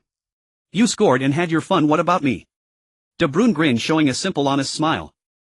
"Don't worry, I promise I'll make your left foot feel good next." On the sidelines, Van Heesbroek applauded the players on the field, an uncontrollable smile spreading across his face. The match reached the 85th minute. The head coach of Cercle Brugge shook his head at the scoreline, already resigned to defeat. He waved his hand, signaling a substitution for Wang Yang. Chen Feng had completed the system's task, but his frustration was growing. He had an assist, but what about his own goal? He wanted to score. He desperately wanted to score. But his Genk teammates, content with the current score, began to pass the ball lazily at the back, wasting the final moments of the match. Chen Feng repeatedly raised his hand for the ball in the attacking third, but the ball never came to him. His teammates did not even look his way. "Haven't we already won? It's just a few minutes left. Why does he keep raising his hand? Just run down the clock." Passing forward could easily give the ball away and lead to a counterattack. Finally, the fourth official on the sideline held up the board, showing 3 minutes of added time. De Bruyne received a pass back in midfield. The Serbian captain Miro Milic signaled for him to pass back to the centre-back and slow down the pace of the game. But De Bruyne ignored the captain's gesture, his gaze fixed on Chen Feng ahead. Their eyes met in the air, and in an instant they understood each other's intent. Chen Feng immediately made a run diagonally cutting into the space behind the opposing center back. De Bruyne's right foot delivered a precise through ball that skimmed the grass. The ball bypassed the slow-turning Igor and rolled comfortably onto Chen Feng's left foot. Joy surged in Chen Feng's heart as he faced the goalkeeper. Come what may, he would blast the ball. He channeled all his strength into his left leg, mustering every ounce of power, and fiercely struck the rolling ball. A loud thud echoed. The ball flew without spin straight as a missile towards the goal. The opposing goalkeeper stood frozen in place, utterly motionless. The ball hit the back of the net with a sharp swish. 0-4. The Genk fans erupted in joy again, waving their blue scarves. Chen Feng turned and charged towards De Bruyne, so excited he wanted to kiss him on the cheek. De Bruyne laughed and dodged sideways. Are you crazy? You want to kiss me? Chen Feng laughed heartily, draping an arm over De Bruyne's shoulder. The two ran towards their team's fan section, raising their arms high in celebration. On the sidelines, Van Heesbrouck beamed with joy. Both youngsters had achieved a goal and an assist in their debuts. With half a season remaining, he decided to give them more opportunities to adapt to the top flight so they could be relied upon next season. Teammates swarmed around again, tousling Chen Feng's hair until his hairstyle was a mess. But Chen Feng didn't care. As long as he scored, he was happy. The match restarted. In less than a minute, the referee blew the final whistle. After the team had finished their lap of appreciation, Chen Feng ran to the head coach to ask for leave, hoping to have dinner with the opposing Chinese player. Van Heesbrouck nodded. Then you'll have to get back on your own. Chen Feng was taken aback. Right. The drive was about 2 hours. How would he get back? He thought for a moment, then decided not to worry. It was rare to meet someone from home. Surely he could figure out such a simple problem as getting back. Wang Yang led Chen Feng to the center of Bruges to a modest Chinese restaurant. The familiar aroma of wok hei mixed with soy sauce instantly awakened Chen Feng's cravings. As they pushed open the door, the lively bustling noise inside hit them, making Chen Feng feel as if he were back at a Chinese food stall. Yangzi, what brings you here? Isn't it a match day? A middle-aged owner in an apron saw Wang Yang and greeted him with a smile. Just finished the game, boss. I brought a brother along. Wang Yang gestured towards Chen Feng. The owner understood immediately and led them to a recently cleared empty table. Have a seat, he'll take care of you. Once they sat down, Wang Yang sighed, a trace of weariness on his face. It's not easy playing here, is it? He looked at Chen Feng. I can't speak the language, can't communicate with my teammates. The training pace is brutally fast, sometimes I really can't keep up. Chen Feng listened quietly, not responding. He didn't think it was a major problem. He learned languages quickly, and as for the coaches from Peters to Van Heesbrouck, they had all been good to him. But with his systems boost, he also understood how tough it was to play abroad. Seeing his lack of reaction, Wang Yang laughed self-deprecatingly. Look at me, why am I telling you this? You scored and got an assist today, not like me. It's the same for everyone. It's not easy. But you have to learn the language or you won't even understand the tactics. Before long, the owner personally brought over a round platter. It contained stir-fried beef with onion, celery and chili shrimp balls, sautéed seasonal vegetables and a bowl of sweet and sour ribs. The aroma of the food made Chen Feng's stomach growl. It had been nearly half a year. Did you know how he had been surviving? His taste buds had forgotten these flavors, dominated daily by milk beef and various nameless beans. Having just played half a match, his stomach was completely empty. He picked up his chopstick, shoveled rice into his mouth and then grabbed a piece of beef, stuffing it in. He was too busy to speak. Wang Yang watched him wolf down the food, smiled and began to eat as well. After a whirlwind feast. After they finished eating, they exchanged contact information. Call me if anything comes up. Let's look out for each other. Wang Yang patted his shoulder and left. Chen Feng took out his phone to check the last train back to Genk and his heart sank. He stood on the deserted street, a bit dazed. Could a man really be stymied by such a trivial problem? The last train had long since departed and there were no buses either. He could only call Wang Yang to ask for a place to stay for the night. Luckily, the next day was a rest day for the whole team. Lying on the sofa in Wang Yang's apartment, only one thought occupied Chen Feng's mind: getting his driver's license had to be made a priority. Hank's dormitory was already at noon. The dormitory building and training ground were both deserted. System, open the panel. Special mission completed, debut battle. Judgment, 1 goal and 1 assist, perfect. Mission reward, free attribute points 5, mission points 100. Chen Feng once again added the attribute points to his speed.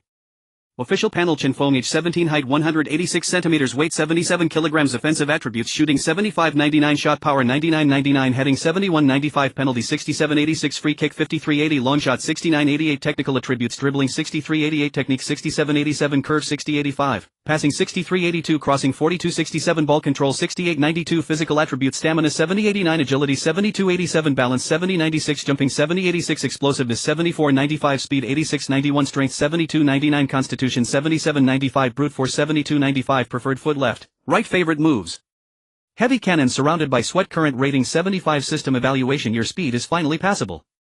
With his speed reaching 86, the attribute column turned red. The system also issued a daily quest. Chen Feng sighed, changed into his training gear and prepared to head out. Just as he opened the door, his phone buzzed. On the other end of the line was a man with a thick Italian accent. It was unmistakably Raiola. "Kid. 1 goal and 1 assist in your first match, well done." "That goal was very, very beautiful." "Thank you." "Stop thanking me already. Do all you Chinese people love saying thank you so much? You earned this yourself." Today in the sports section of Belgium's Headlots News, there's a report about you titled Hank's Eastern Cannon. They used a photo of you celebrating with Kevin. Chen Feng was somewhat surprised. He hadn't expected to make it into the newspapers. "This is just the beginning." Raiola's voice carried a note of confidence. "I've already had Rafaela contact the heads of Nike and Adidas in Belgium." Chen Feng found it odd. Just after his first game he was reaching out to 2 major brands. Wasn't that moving too fast? Of course it's not about signing any contracts. It's to let them know you exist, so when they have their meetings your name gets brought up and enters the list of considerations. So make the most of the remaining season. Raiola suddenly changed the subject. "Oh, right about getting your driver's license. I've already had Rafaela sign you up. The theory test materials will be sent to your email. Review them at your leisure. Once you pass, I'll arrange a used car for you." Chen Feng was a bit taken aback. He had only thought about it yesterday while lying on the couch. How did Raiola know? "How did you find out?" A burst of unbridled laughter came from the other end of the line. Chen Feng felt he laughed just like Dong Zhuo from those TV dramas. "Kid, listen to me. An ordinary agent will arrange everything for you. An agent as awesome as me thinks ahead of you. Besides, what else do you young players think about but cars, models, and keeping the models from getting pregnant?" At this, Chen Feng was truly convinced. He finally understood why the media and clubs disliked this fat man, yet the players under his management treated him like family. After hanging up, Chen Feng headed straight out. He had to complete the daily quest the system had given him. A few days later, Van Heesbroek led most of the first-team players to Romania. It was a Europa League group stage match away at CFR Cluj. Several young players including Chen Feng stayed behind in Genk. Mainly because they hadn't been registered for European competitions at the start of the season. With 80 of the teammates gone, the locker room atmosphere instantly lightened up. "Hey, Eastern Cannon." Courtois was the first to arrive at the locker room. Seeing Chen Feng, he shouted and charged over, extending his long arm to lock Chen Feng in a headlock. "They're all gone. How about we hit the club tonight?" Chen Feng frowned, his mind flashing with images of electronic music and the smell of various perfumes mixed with alcohol. He really couldn't understand what was so fun about that place. "Not going. I have to study for my driver's license after training." Right now he just wanted to get these things done quickly and move out of the dormitory he was already more than tired of. Basically it had nothing but a bed and a desk. Now that the main squad was away, he had the time to handle these matters. He took out his phone and called Rafaela Pimenta. Within half a day she had arranged several property viewings for him. In the end, Chen Feng settled on a single-family house just 2 kilometers from the training ground. The owner was a middle-aged man and a Genk fan.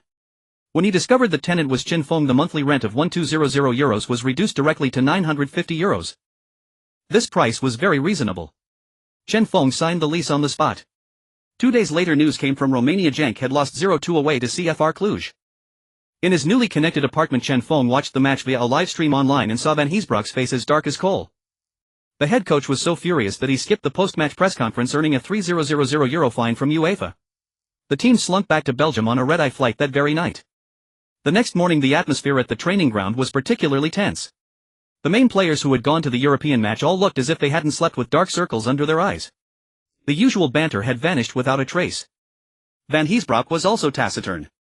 There were no roars or lectures, he just stared intently at the players. The whistle blew. Warm-up passing drills. The players who had just returned from Romania all seemed heavy-footed, making frequent mistakes. Their passing was poor and they could even miscontrol the ball several meters away. For a moment Chen Feng felt as if he were back in sports school. Van Heesbroek was at his wits' end. For a small club juggling the league, the Belgian Cup and the Europa League had drained their stamina and energy. Now only the players who hadn't gone to Romania were in decent shape. For the next match against Royal Charleroi Sporting Club he would have to rely on these young players. Fortunately the opponent wasn't strong and was ranked below them.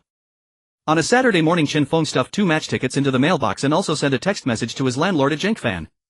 I'm starting today and I have 2 tickets as a thank you for reducing my rent. Not long after the other party replied. Son'll bring my son to the stands to cheer for you. Thank you for the tickets. Outside the Sajika Arena in the evening numerous stalls were selling beer and fries. Fans clad in blue jerseys and blue scarves sang the team anthem as they flooded into the stadium. The atmosphere in the home team's locker room was tense. Van Heesbroek circled 2 names on the whiteboard. Cyril Theroux, a French striker with decent footwork who likes to drop deep for the ball. Jeffrey Bia, a Congolese winger with blistering pace, he's the main instigator of their counterattacks. Keep an eye on these 2, don't let them receive the ball easily. The head coach then looked at Chen Feng, De Bruyne and Courtois. This is your first time starting together. Give it your all or I won't hesitate to pull you off. Don't disappoint me. The players formed a circle. Captain Milos Malinovic growled in his Serbian-accented English. Listen up lads. Our league position is decent but we need to push further. There's no better place to take that next step. We advance together, play our football and show some aggression. Come on. For Genk. HUP. Captain Milos Malinovic was firm in his resolve. This was the first time Chen Feng had witnessed the captain's rallying cry. As kickoff approached the locker room bell chimed. The moment Chen Feng set foot on the pitch the system's voice rang out on cue. Ding. Detected host's first league start. Main quest released, battle for the starting spot. Objective, score a goal, help the team win and start earning the head coach's trust. Reward, free kick 5, dribbling 5, quest points 200. He was now brimming with confidence, steadfast in his belief that he would not fail. The first half began. Royal Charleroi immediately set up a parked bus, retreating entirely, clearly intent on playing counterattacking football. Genk's players patiently passed the ball in midfield, trying to find gaps in the opponent's defense. The match reached the 12th minute. De Bruyne suddenly unleashed a piercing through-ball from midfield, splitting 2 defenders and finding Chen Feng making a run forward. Chen Feng met the rolling ball and swung his left foot, aiming to announce his arrival with a shot. Thud. The ball made a satisfying muffled sound but soared high over the crossbar and into the stands. Chen Feng clutched his head in frustration, then raised a hand to De Bruyne in apology for wasting the chance. De Bruyne just shook his head, signaling not to rush. In the 21st minute, Genk earned a free kick on the edge of the box. De Bruyne took it, curving the ball into the far post area. Chen Feng muscled past all the defenders and leaped high, but his timing was slightly early. The ball grazed his scalp and went out for a goal kick. Another missed opportunity.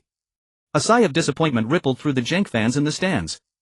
A surge of inexplicable anger welled up from deep within him. He needed a goal, he had to score. In the 35th minute, Jelbassen, who had switched to the wing, feinted repeatedly on the right flank, drawing 2 defenders before suddenly knocking the ball into the center. Chen Feng received the ball at the edge of the box, used his body to shield the centre-back behind him and forcefully turned. A sliver of space appeared before him and he shot again. This time Chen Feng deliberately kept his ankle low, aiming for a grounder. But he struck it too hard, the ball bounced on the turf and skimmed past the left post.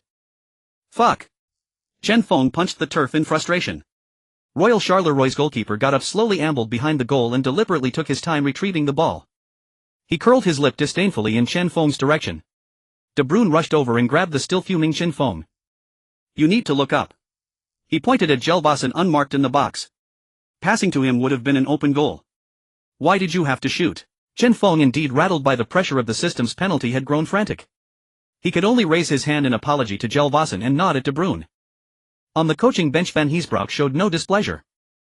Chen Feng was finding shooting positions, the midfield was getting him the ball and he dared to take shots. These were the most crucial qualities for a striker. As for accuracy, that was merely a detail of the final touch, something that could be adjusted over time. The halftime whistle blew. As they walked toward the tunnel, Captain Milos Malinovic came up to Chen Feng and put an arm around his shoulder. Don't rush, kid. You're too eager to score, your mind is unsettled. Calm down and the goals will come naturally. This is your first start. We've all been through it. The first time is a bit nerve-wracking, but it gets better. Back in the locker room, Van Heesbroek didn't give a long speech.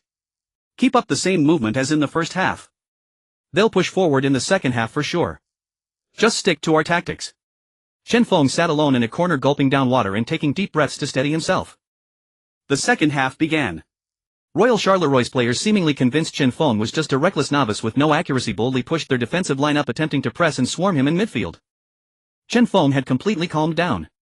He no longer fixated on staying at the very front, occasionally dropping back into midfield to participate in the team's passing and build-up play. The match reached the 73rd minute. Royal Charleroi attack pushed past midfield, but their cross from the wing was headed clear by a Genk defender. The ball fell to the captain, who immediately passed it to De Bruyne ahead of him. In De Bruyne's field of vision, Chen Feng was already near the center circle. He instantly delivered the pass. Everyone expected Chen Feng to lean on the defender and force a turn just like in the first half. But Chen Feng did not. He met the ball and gently pushed it with the inside of his left foot, sending it back into De Bruyne's control. The instant the ball left his foot, Chen Feng sprung into motion like a coiled. He pivoted sharply, unleashing every ounce of power in his legs to dart straight into the gap between the two opposing centre-backs. De Bruyne understood Chen Feng's intention almost instinctively. It was a wordless understanding. His right foot swung instead of a standard weight. He added extra force to give Chen Feng plenty of lead to sprint onto. Chen Feng had reached top speed. The centre-back behind him, caught off balance by his sudden burst, could only watch Chen Feng's back as he tried to give chase. He had left everyone behind.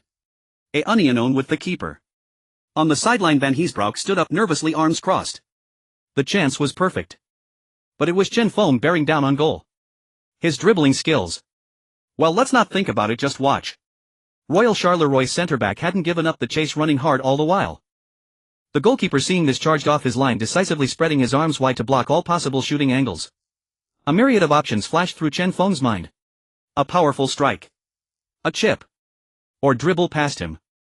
In a split second he made his decision. Facing the charging goalkeeper, Chen Feng's left foot swung back violently, exactly the same posture as every previous powerful strike. The goalkeeper's body instinctively shifted toward his habitual shooting direction. But as Chen Feng's left foot descended, it merely gently nudged the ball to the right. The obedient soccer ball rolled past the already fallen goalkeeper. The goal was empty. Chen Feng's body stepped over the fallen goalkeeper, his right foot appearing before the ball. He aimed at the net and gently pushed it with his instep. The soccer ball rolled slowly toward the net. The 74th minute. 1-0. The Sajika Arena erupted in absolute frenzy. In the stands, the landlord leaped up, roaring excitedly at his son beside him, while the son vigorously waved his blue scarf and let out a scream. Chen Feng sprinted toward the corner flag, dropping to both knees and sliding across the slick turf, leaving two long trails. He stood up facing the frenzied fans, unleashing a roar that had been pent up throughout the match, his fists clenched tightly, merging with the chants from the stands. His teammates swarmed around him, encircling Chen Feng tightly. De Bruyne was the first to rush over, leaping onto his back from behind, roaring excitedly as he tousled Chen Feng's hair, wildly shouting incessantly, "The dribble, I give it full marks." Jelvassen also ran over with a smile, punching Chen Feng's chest lightly. "Kid, well done. I thought you only knew brute force, but it turns out you've got a brain too." Throughout the entire Sajika Arena, the cheers of over 20,000 Genk fans surged like a tsunami, wave after wave. Feng! Feng! Feng! The unified roar made his blood feel like it was burning. He relished this feeling, the sensation of being the center of attention. The match resumed. The players of Royal Charleroi attempted to organize attacks, but to no avail. Their momentum quickly dissipated. Genk's players calmly passed the ball in the backfield, fully controlling the rhythm of the game. In the 83rd minute, Jelvassen received a pass during a counterattack and calmly shot, extending the lead to 2-0. As the final whistle blew, Van Heesbroek entered the pitch, embracing each of his players. When he reached Chen Feng, a smile graced his face. "Kid, not bad," he said, patting Chen Feng's back firmly. "I thought you could only blast the ball with that left foot, but today you actually used your head to play." Chen Feng chuckled inwardly. He muttered to himself, "Nonsense, I was forced to. If my dribbling were any better, I would have already dribbled past 3 defenders and scored like Messi instead of passing back and forth." Back in the locker room, Captain Milik Marek walked over to Chen Feng with a bottle of water and handed it to him. "What did I tell you? As long as you stay calm, the goals will come naturally. Play well, keep this up, and there will be plenty more opportunities." Chen Feng took the water and touched his head. "Yeah, thanks, Captain." "Thanks my ass," Milik Marek said, pointing to De Bruyne, who was joking around with Courtois. "If you want to thank someone, thank him. That kid was looking for you every time he had the ball in the second half like a lovesick puppy." De Bruyne seemed to sense his name being called, turned back and raised an eyebrow at Chen Feng. The meaning in his eyes was clear. "See? I've got your back, right?" Chen Feng smiled and gave him the middle finger. As they left the stadium, some of the first-team veterans headed to a bar to celebrate, but for him it was best to stay away from such places. Back in his apartment, he took out the club-prepared dinner from the fridge, a portion of boiled chicken breast, some fried rice, a serving of broccoli, and a glass of milk. It was utterly bland. System opened the panel. Ding. Detected host's first league start. Main quest, battle for the starting spot. Completed. Quest objective, score a goal, help the team win, earn the head coach's trust. Verdict, perfect. Quest reward, free kick 5, dribbling 5, quest points 200. Dribbling 63-88, dribbling 68-88. Free kick 53-80, free kick 58-80. Although his dribbling was still far from that of technical masters, the improvement was at least visible. As for free kicks, he wouldn't be taking them anytime soon. 2 days later, when Chen Feng arrived at the training ground on time, he could feel that his teammates' gazes had changed. They no longer looked at him as a promising rookie but as a fellow comrade. Even the former starting striker Chen Feng engaged in more communication with him during training. "Chen, if you could drop back one more step on that play, you'd have a better shot and my pass would be smoother." "Okay, I understand." This purely professional exchange felt great to Chen Feng. On the professional field, once your ability is recognized, even if you replace me, I have no complaints. During the training scrimmage, Van Heesbroek tossed a starting vest to Chen Feng. During breaks, the head coach would pull Chen Feng aside holding a tactical board explaining more complex running routes. "Chen, look, when Kevin has the ball in this position, I need you to make a diagonal run into the inside, drawing the center back out to create space for Vowing on the wing. Also, when we lose the ball up front, don't rush back. Your first task is to press immediately, put pressure on their defenders and delay their counterattack." Chen Feng committed every word from the head coach to memory. He was no longer just a substitute coming off the bench but a starting striker competing for the position. The starting striker for Genk. Though he had just earned this status, he had to fight with all his might to defend it. After training, Van Heesbroek announced the squad for the 7th round of the Belgian Cup. Forwards: Chen Chen. Being named to the squad for 2 consecutive matches, everything was heading in the best direction. As he walked out of the training ground, his phone vibrated. It was the familiar voice with a thick Italian accent. "Kid, well done. That unknown finish was excellent, doesn't seem like you." Raiola's voice sounded cheerful. He must have signed a big deal for one of his clients. "What do you mean, doesn't seem like me?" Chen Feng was a bit annoyed. "Watching your footage before, you were like a bull charging with your head down. At least in the second half of the last game I saw you start playing with your brain." Raiola laughed loudly on the other end. "This is good. Listen, what you need now is to score consistently. Carve your name into everyone's mind with goals." "I know." "No. You don't." Raiola interrupted him. "You just need to know how to play football. Leave the rest to me. I've already talked to the club. The next match against Gent you're starting. I'll arrange for your parents to come watch." Chen Feng was stunned. My parents? In Belgium? This thought had never crossed his mind. It felt too distant. "What? You don't want to?" Raiola's tone carried an undeniable authority. "You're a professional player now.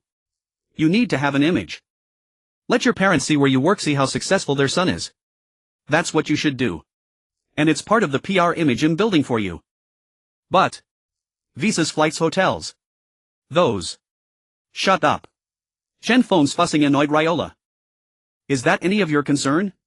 Your only job is to score goals on the pitch. Leave everything else to me. Just call your parents and tell them to pack their bags and wait." The line went dead. Raiola had hung up. Letting his parents come to Belgium to watch him play. That vision seemed like it was about to become reality. Over the next 2 days, Chen Feng's training condition was remarkably excellent. The mere thought of his parents sitting in the stands watching him sprint across the field and seeing him doing fairly well abroad filled him with boundless energy. That performative desire was like gasoline drenching his entire being, just waiting for the match to ignite him like a spark. During training, every sprint, every shot, every tackle was executed with full force. "Hey Chen, what's gotten into you? Did you take some kind of stimulant?" During shooting practice, Thibaut Courtois barely managed to deflect one of Chen Feng's explosive strikes, feeling as if his knuckles were about to shatter. "Are you trying to kill me?" Chen Feng flashed a grin, his white teeth showing. Hee Thibaut, you'll get used to it. From now on I want aim at you." After training, Kevin De Bruyne approached him. "I heard your parents are coming." "Yeah." Chen Feng nodded, taking a big gulp of water. "Then you'll have to put on a good show in the next match against Gent." De Bruyne patted him on the shoulder. "Those guys aren't easy to deal with." Gent, currently ranked 3rd in the league standings, was a formidable force in the Belgian Pro League. Although not as renowned as traditional powerhouses like Standard Liège or Anderlecht, they still had several quite dangerous players. During the tactical session, Van Heesbroek circled a few names on the tactical board, repeatedly emphasizing their threat. Roberto Rosales, the right-back from Venezuela. He's not tall, but he's full of sneaky tricks, all very subtle, and he's incredibly fast. Van Heesbroek glanced at Chen Feng and Chen Feng, who had been converted to a winger. "Chen and Chen, be careful when you're up against him. Don't get injured." He also mentioned the Slovenian centre-back Marko Suler and the tall Slovenian striker Ljubi Jankic. Meanwhile, in an ordinary residential building in Xia Kingdom, Chen Jianjun slapped the newly processed visa documents onto the table the staff member sent by Raiola having just left. Chen Feng's mother was sitting on the bed folding clothes. Hearing this, she put the clothes down, her face etched with worry. She always felt this was too sudden, leaving her unsettled. What if? No what ifs. Chen Jianjun cut off his wife. He knew her personality well. Our son has made something of himself now. He's capable. He said to go, so well go. We won't hold him back. Besides, don't you want to see how our son is doing abroad? The day before departure, Chen Feng called home again. Mom, just bring some pocket money. Don't bring too much. His mother's voice came from the other end. I've brought it, I have. It's sewn into your dad's underwear. It won't get lost. Chen Feng's forehead instantly beaded with imaginary sweat. Mom, no need for that. I don't know about other cities, but Zheng is pretty safe. You can't be too sure. Those foreigners all look big and tall. Who knows if it's safe? Her voice was full of worry, but it quickly turned excited. Oh, I also brought you some local specialty pickled fish. I figured you must be craving it. Mom, those things won't get through customs. Chen Feng was caught between laughter and tears. Why wouldn't they? Can't I eat them myself? No, just don't bring any food. I have everything here. Fine, you're so naggy. His mother hung up impatiently. On Friday afternoon, Van Heesbroek specially gave Chen Feng a half-day off to pick up his parents from the airport. Spend these 2 days well with them, Chen. There was a rare gentleness in his eyes. But don't forget, Sunday's match is crucial. Keep yourself in good shape and don't eat or drink anything careless. Got it, coach. Chen Feng arrived at Brussels airport over an hour early, feeling both nervous and excited. This was his first time seeing his family in the half-year since he came to Belgium. He craned his neck, searching for two familiar figures among the crowd. Finally he spotted them.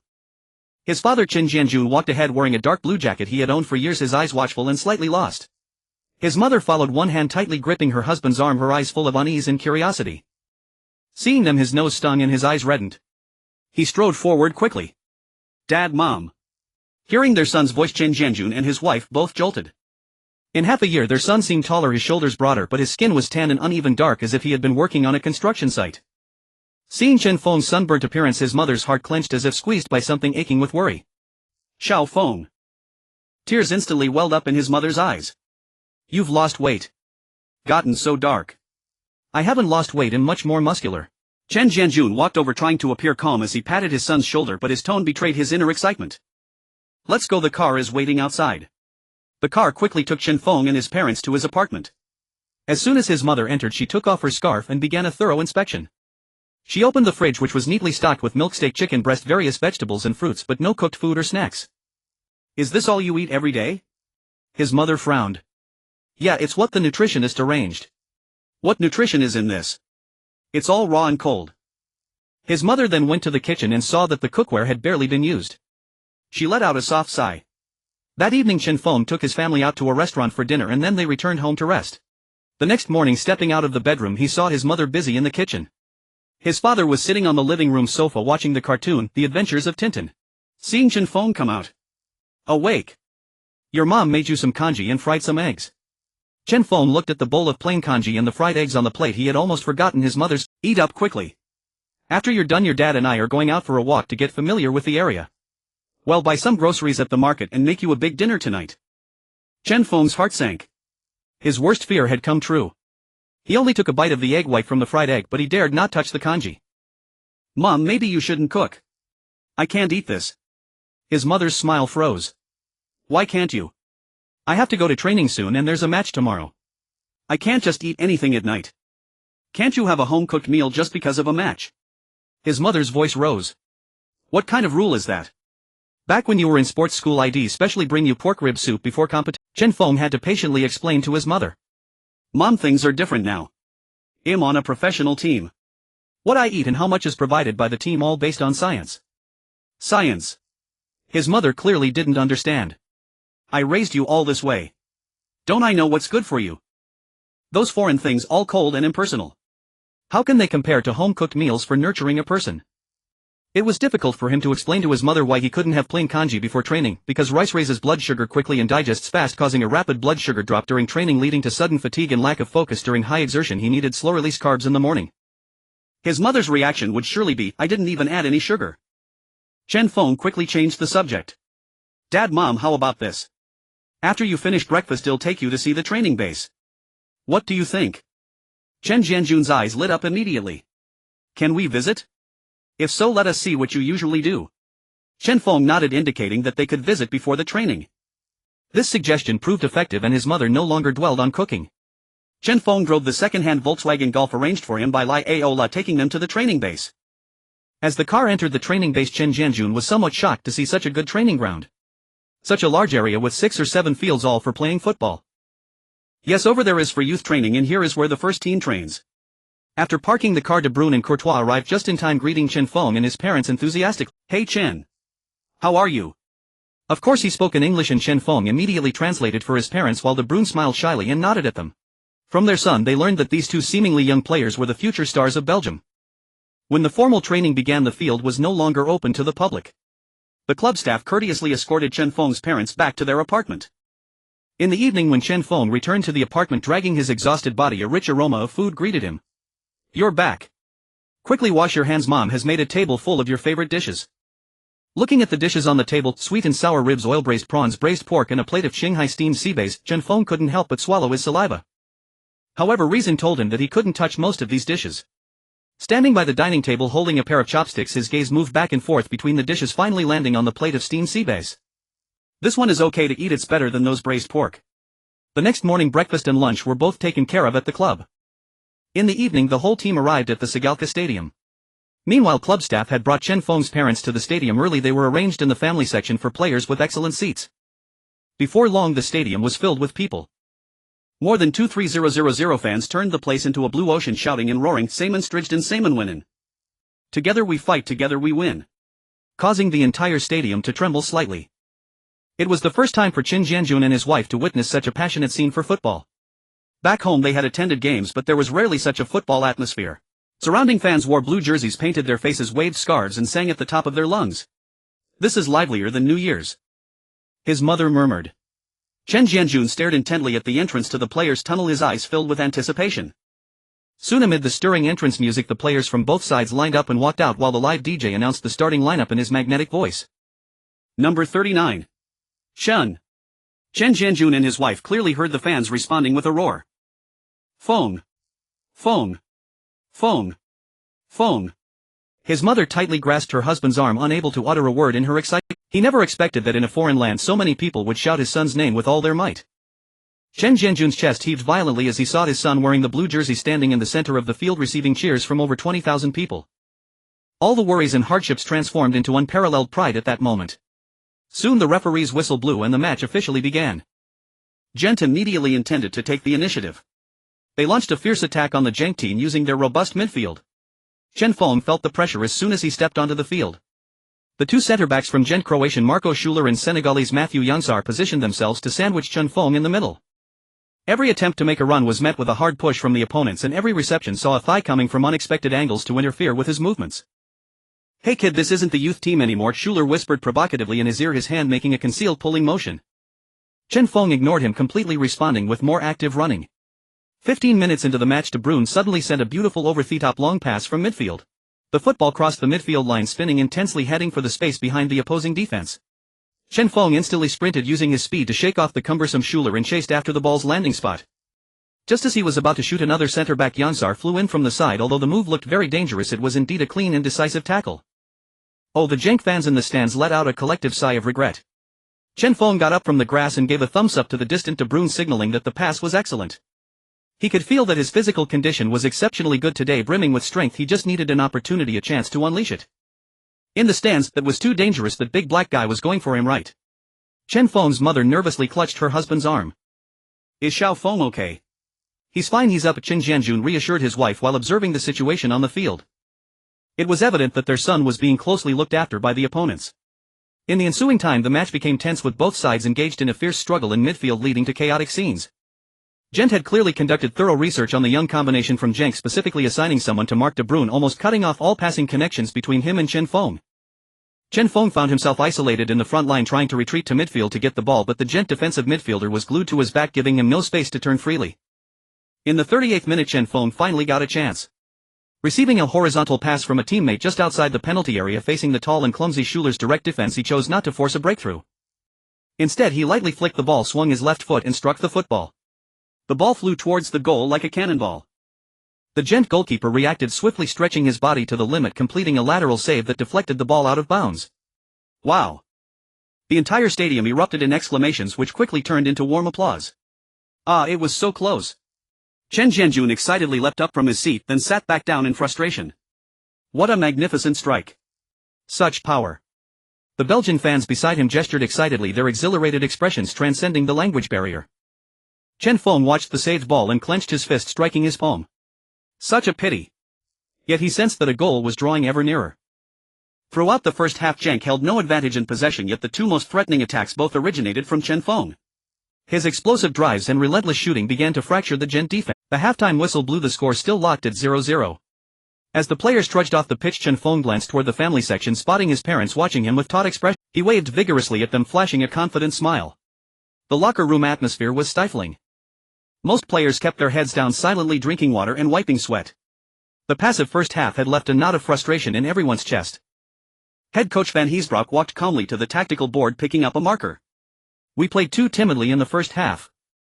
His voice was low, yet every word reached the players with clarity. Kevin, they marked you too tightly. In the second half, try dropping deeper to this position. The coach drew a circle in the midfield area. Draw their defensive midfielder out, create space for our midfield and forwards. Jelvasen drift more centrally to link up with Chen. Finally his gaze settled on Chen Feng. Chen, your movement in the first half was excellent. But in the second half I need you to be smarter, craftier. Van Heesbroek tapped the marker tip toward Gent's two center-backs. Those two veterans have experience, but stamina is their weakness. Keep pressing them in the second half, wear them down, but don't run in straight lines. Try more diagonal runs. Understood. Chen Feng nodded firmly. Lads. Captain Mali rose, clapping his hands to command attention.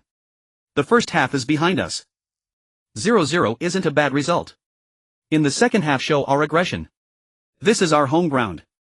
Show the resolve to defend our fortress. Let them see who truly rules the Sajika arena. HUP, HUP, HUP. The entire team roared in unison. The second half commenced. Genk indeed adjusted, with De Bruyne dropping deeper to shake off his marker, gaining more room to receive and orchestrate. The rhythm of the match gradually fell under Genk's control.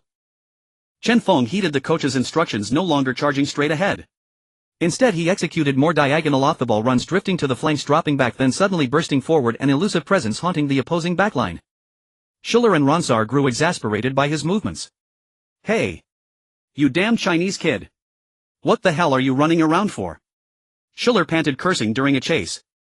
Chen Feng glanced back, a faint smile curling on his lips, then accelerated to leave him in his wake. The match reached the 62nd minute. De Bruyne received the ball in a deep midfield position. Lifting his head to survey the field, he instantly spotted a golden opportunity. Chen Feng was making a sweeping diagonal run from the right flank toward the center of the penalty area, a clever movement that placed him precisely between the two center-backs Schüller and Ronsard. Now! De Bruyne's right foot delivered a through ball that skimmed the grass, perfect in weight and curve. The ball sliced through Gent's entire defensive line in an instant. Beautiful! Van Heesbroek watched from the sideline, his eyes alight. Chen Feng understood implicitly. His running line merged flawlessly with De Bruyne's pass. In full stride he cushioned the ball with his left foot, guiding it forward as he glided into the penalty area. Schüller and Ronsard tugged desperately at Chen Feng, but it was too late. Only the goalkeeper stood before. Here it comes. Chen Jianjun leaped from his seat in the stands, his gaze locked on his son. Just as he crossed the edge of the box, Chen Feng did not adjust his stride. Meeting the rolling ball, he drew back his left foot like a bow pulled taut. Gent's goalkeeper was startled to see Chen Feng opt for a fierce strike. If I save this I might lose my life, he thought. Yet Chen Feng poured all his strength, fury and hope into that single shot. Boom! A thunderous, ear-splitting thud. The ball flew without curve, without spin, hurtling straight into the top corner. Gent's goalkeeper could not even muster a save. He merely raised his hand in a token gesture, and as he did the ball whistled past his fingers. Goal. 10. The entire Sajika arena erupted in volcanic celebration. Goal. Goal. Goal. Feng. Feng. Feng. After scoring, Chen Feng sprinted toward the sideline, cupping his ears to soak in the roaring adulation of the fans. In the stands, Chen Jianjun trembled with excitement, clutching his wife. He scored. He scored.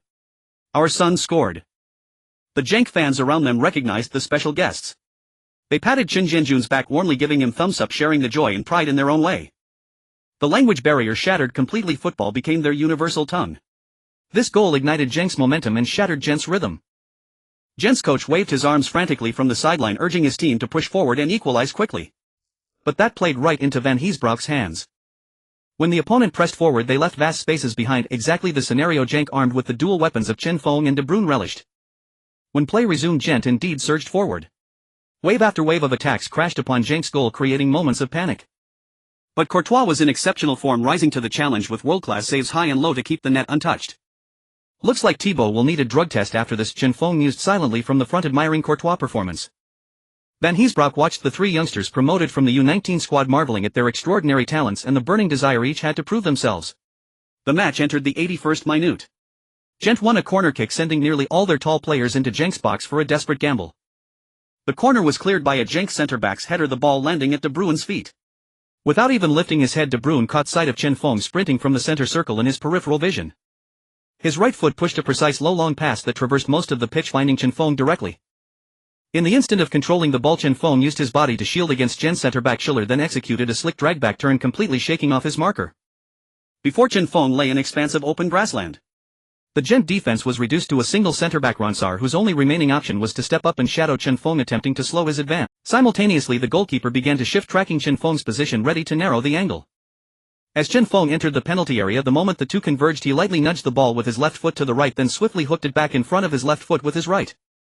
A simple yet devastatingly effective La Croqueta. Ronsard's center of gravity was completely thrown off. He lunged awkwardly, his leg slicing through nothing but air, and crashed heavily onto the turf. Now only the goalkeeper stood between Chen Feng and the goal. In the stands, Chen Jianjun and his wife felt their hearts leap into their throats once more. "Go in! Go in! Go!" Chen Jianjun clenched his fists, a tense growl escaping his lips. The goalkeeper had no choice but to charge out decisively, spreading his arms wide, lowering his center of gravity as he rushed toward Chen Feng. Instead of opting for a powerful strike, Chen Feng, with a few meters separating him from the keeper, gave a subtle flick of his left ankle. A delicate chip.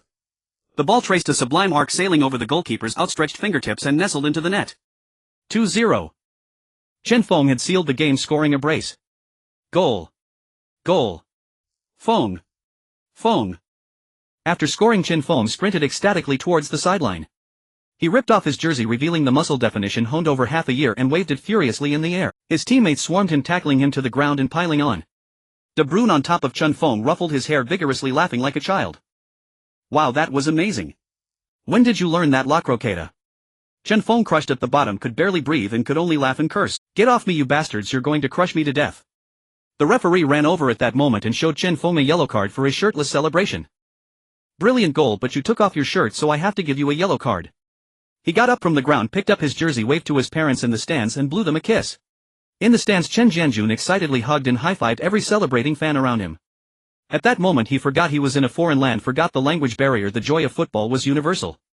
His mother sat quietly, yet her smile was radiant, watching the figure surrounded by teammates on the field, her heart brimming with pride. The final minutes of the match became a celebration for Genk. Van Heesbroek used his last substitution to take Chen Feng off, allowing him to receive the applause of the entire stadium. As Chen Feng walked off the pitch, over 20,000 fans rose to their feet, delivering their most thunderous cheers and applause. "Feng! Feng! Feng!" He bowed to the fans in acknowledgement, then returned to the bench, embracing the head coach and his teammates one by one. "Well done, kid." Van Heesbroek hugged him firmly. The final whistle blew. Genk had defeated the strong Gent 2-0 at home. After the match, Chen Feng was unsurprisingly named man of the match. As Chen Feng walked to the player tunnel exit holding the crystal-clear man of the match trophy, his parents were already waiting for him there. However, some lingering fans nearby immediately surrounded him when they saw Chen Feng. "Chen, can I have your autograph?" A blonde, blue-eyed little boy held up a number 39 jersey, looking up at him with anticipation. "Of course." Chen Feng smiled, took the marker, and signed his name on the jersey. "Chen, we love you. Can we take a photo together?" The boy's parents excitedly asked Chen Feng. Of course. Chen Feng was very popular with the local fans. Camera flashes went off continuously. Chen Jianjun and his wife stood to the side, watching their son surrounded by fans. They had never seen such a scene in their lives. It felt like watching a movie. "Our son. He's become a star, huh?" his mother whispered to her husband. "You bet." Chen Jianjun straightened his back, his face beaming with pride. After finally escaping the enthusiastic fans, Chen Feng walked over to his parents. He handed the trophy to his mother. "Here." His mother carefully took the heavy trophy, turning it over and over in her hands, a smile never leaving her face. "It's so beautiful. So heavy. Come on, let's go home. Chen Feng put an arm around each of them. As soon as they got home, Chen Feng's phone rang. The call was from Riola. "I'm right outside your door." Chen Feng immediately went to open it. His parents found it a bit strange to see a large foreign man in there. After Chen Feng's introduction, they learned that this seemingly affable fat man was one of the biggest football agents in Europe. Behind him stood a young man with black-rimmed glasses who appeared quite refined. "Chen, congratulations, another great victory." Riola opened his arms and gave Chen Feng a solid hug. "This is Wang. He'll be your assistant and translator from now on." Riola gestured to the young man behind him. "Hello, Mr. Wang." Chen Feng extended his hand. "Just call me Xiao Wang." As soon as Riola entered the house, he took off his coat and sat down unceremoniously on the soft sofa, which sank deeply under his weight. "Do you know how many scouts came to see you today?" Chen Feng shook his head. Riola held out both hands, fully spreading the fingers of his right hand and raising the thumb of his left. 6. "Sai, just now I've already met with 4 of them." Chen Feng's heart stirred slightly. He knew his recent performances would attract some attention, but he hadn't expected so many clubs. Borussia Dortmund, Atletico Madrid, Benfica and Porto. As Riola uttered each name, Xiao Wang accurately translated for Chen Jianjun. "They've all expressed strong interest in you. Of course, mainly they want to snap you up while your price tag isn't too outrageous yet." Chen Feng didn't respond. He walked to the kitchen, took a shaker cup from the cabinet, scooped in a few spoonfuls of green powder, added water and began shaking it vigorously. Soon a thick green protein recovery shake was ready. He unscrewed the lid and gulped it down. Just then a rich aroma of meat wafted from the kitchen. Chen Feng's mother came out carrying several steaming plates and set them on the dining table. Braised pork belly, sweet and sour spare ribs and oil-braised prawns, the dishes he hadn't eaten the night before, now reheated, their fragrance even more potent than last night. Riola caught the scent and knew he had made the right call coming here. Translator Xiao Wang couldn't help but swallow. To a university student who had survived on bread and salad for years abroad, this aroma was an absolute knockout. Seeing the 2 guests so appreciative of her cooking, Chen Feng's mother beamed with joy. She warmly beckoned them. "Come on everyone, don't just sit there. Come and try Auntie's cooking." Riola and Xiao Wang exchanged a glance, then sat down at the dining table without ceremony. As a piece of braised pork belly perfectly marbled with fat and lean melted on his tongue, Riola closed his eyes in satisfaction, savoring the release of flavors on his palate. "Delicious," he murmured. Xiao Wang, while translating, stuffed a large shrimp into his mouth. Watching the guests enjoy the meal so heartily, a sense of pride and fulfillment swelled in Mother's heart. She glanced at her son still drinking that green sludge and couldn't help but start teasing. "Eat up, don't be like Xiao Feng. He lives on grass and drinks strange concoctions, now refusing to touch a bite of my cooking." Xiao Wang relayed this to Riola, who burst into hearty laughter. Chen Feng, hearing his mother's complaints, was left speechless. Wiping his mouth, Riola turned to Chen Feng's mother. "Ma'am, do you know? Almost all my players from South America and Eastern Europe face the exact same. Their mothers also believe their lasagna, beef stew and bean soups are far more nutritious than the nutritionists' formulas." Riola's gaze softened as he looked at Chen Feng's mother. "I completely understand your feelings. Mothers all over the world want their children to eat a home-cooked meal. That is the greatest love." Through Xiao Wang's translation, Chen Feng's mother nodded at these words. Her eyes reddened instantly and the grievances, worries and sadness of the past few days surged forth. But Riola shifted his tone. "I must remind you of something. Your son Chen Feng is no longer an ordinary child. He is a high-precision priceless machine and also an investment, a joint investment by me, Ajax and Genk Club, worth tens of millions of euros." "Tens of millions. Euros." The chopsticks in Chen Jianjun's hand clattered onto the table. The figure exploded in his and his wife's minds. "And this is just the beginning." Riola's voice carried a hypnotic quality. "Every part of this machine, every drop of fuel must be calculated and controlled with utmost precision." He pointed at the aromatic dishes on the table. "Ma'am, your cooking is delicious, incomparably delicious. But for this machine it's the wrong fuel." He then pointed at Chen Feng. Riola locked eyes with Chen Jianjun and his wife. "You know Ferrari, right?" The couple nodded. "If I gave you a Ferrari but you filled it with diesel, what would happen to that Ferrari?" Though crude, the analogy was crystal clear, making them instantly grasp the point. "His body no longer belongs to you, it belongs to us investors, to the fans who love him. Every 0.1 increase in his body fat could reduce his explosive power by a level and might make him more fragile. Behind that could be millions in bonuses and contracts worth tens of millions." Chen Jianjun and his wife were stunned, never imagining it was so serious. Eating a piece of braised pork could cost him millions in bonuses. Riola's tone softened again as he began to summarize. "You love him, so you want him to eat well. We love him, so we want him to eat right. The goal is the same, just the approach differs." Finally he looked at Chen Feng's mother. "You have raised him into the bravest warrior, completing the most magnificent work. Now trust us professionals. We will provide this warrior with the finest weapons and ammunition. Your job is not to toil in the kitchen for him but to sit in the stands cheering and applauding proudly at every brilliant performance. That is the best love for him. Standing aside, Chen Feng was mentally clapping until his hands were sore. Truly the famed Raiola. He knew exactly how to handle the families of players, no wonder Ibrahimovic treated him like family. After hearing these words through translation, Chen Jianjun and his wife began to slowly understand. They began to comprehend the profession their son was pursuing, a career representing wealth they had never imagined and rules so strict they bordered on cruelty. On the road to Brussels airport inside the used black Volkswagen Golf, the atmosphere was completely different from when they arrived. Mother's mouth never stopped smiling, her face beaming with pride as she chatted with Chen Feng about family matters. You know your second aunt's cousin's daughter. The one who always stole your toys as a kid. She graduated from university last month and I heard she's single. And your second cousin. She just gave birth to a chubby baby boy, 7 Jean 8 Liang. The trivial talk of distant relatives made Chen Feng, who was driving, break out in a cold sweat. Chen Jianjun was much quieter, sitting in the passenger seat, occasionally staring at his son behind the wheel, wrinkles filled with smiles. Raiola's words were like a key opening a door they had never seen before. They understood that their son was now walking a path they had never imagined, a road paved with sweat, discipline, injuries, and perhaps flowers and money. At the airport departure hall before parting, mother held Chen Feng's hand. Xiao Feng, listen to me. From now on, eat well but follow what your coach says, eat right, don't eat junk. I know, Mom. The usually silent Chen Jianjun also spoke. That fat man, I mean Mr. La, is right. But train carefully, don't get hurt. Money can't be earned all at once, health is what matters most. Chen Feng almost laughed at Mr. La. Dad, don't worry, I know what I'm doing. He didn't look away until their figures completely disappeared around the corner of the corridor. He felt a sudden emptiness in his heart, but it was quickly filled by a stronger force, a determination to succeed. Back at the apartment, the loneliness after the bustle hit him. He didn't dwell on the feeling, immediately taking off his coat, changing into training gear and heading out with his boots and equipment. Though the team had the day off, he still had to train extra. The daily tasks from the system were like an unceasing alarm, driving him forward relentlessly. Today's task: complete 500 high-quality powerful shots. Reward: shooting 2 task points 60. Today's task: complete 1000 uninterrupted ball juggles. Reward: technique 2 task points 60. Today's task: complete 60 sets of shuttle runs from the edge of the penalty area to the goal line. Reward: explosive power 1, speed 1 task point 60. He loved this feeling.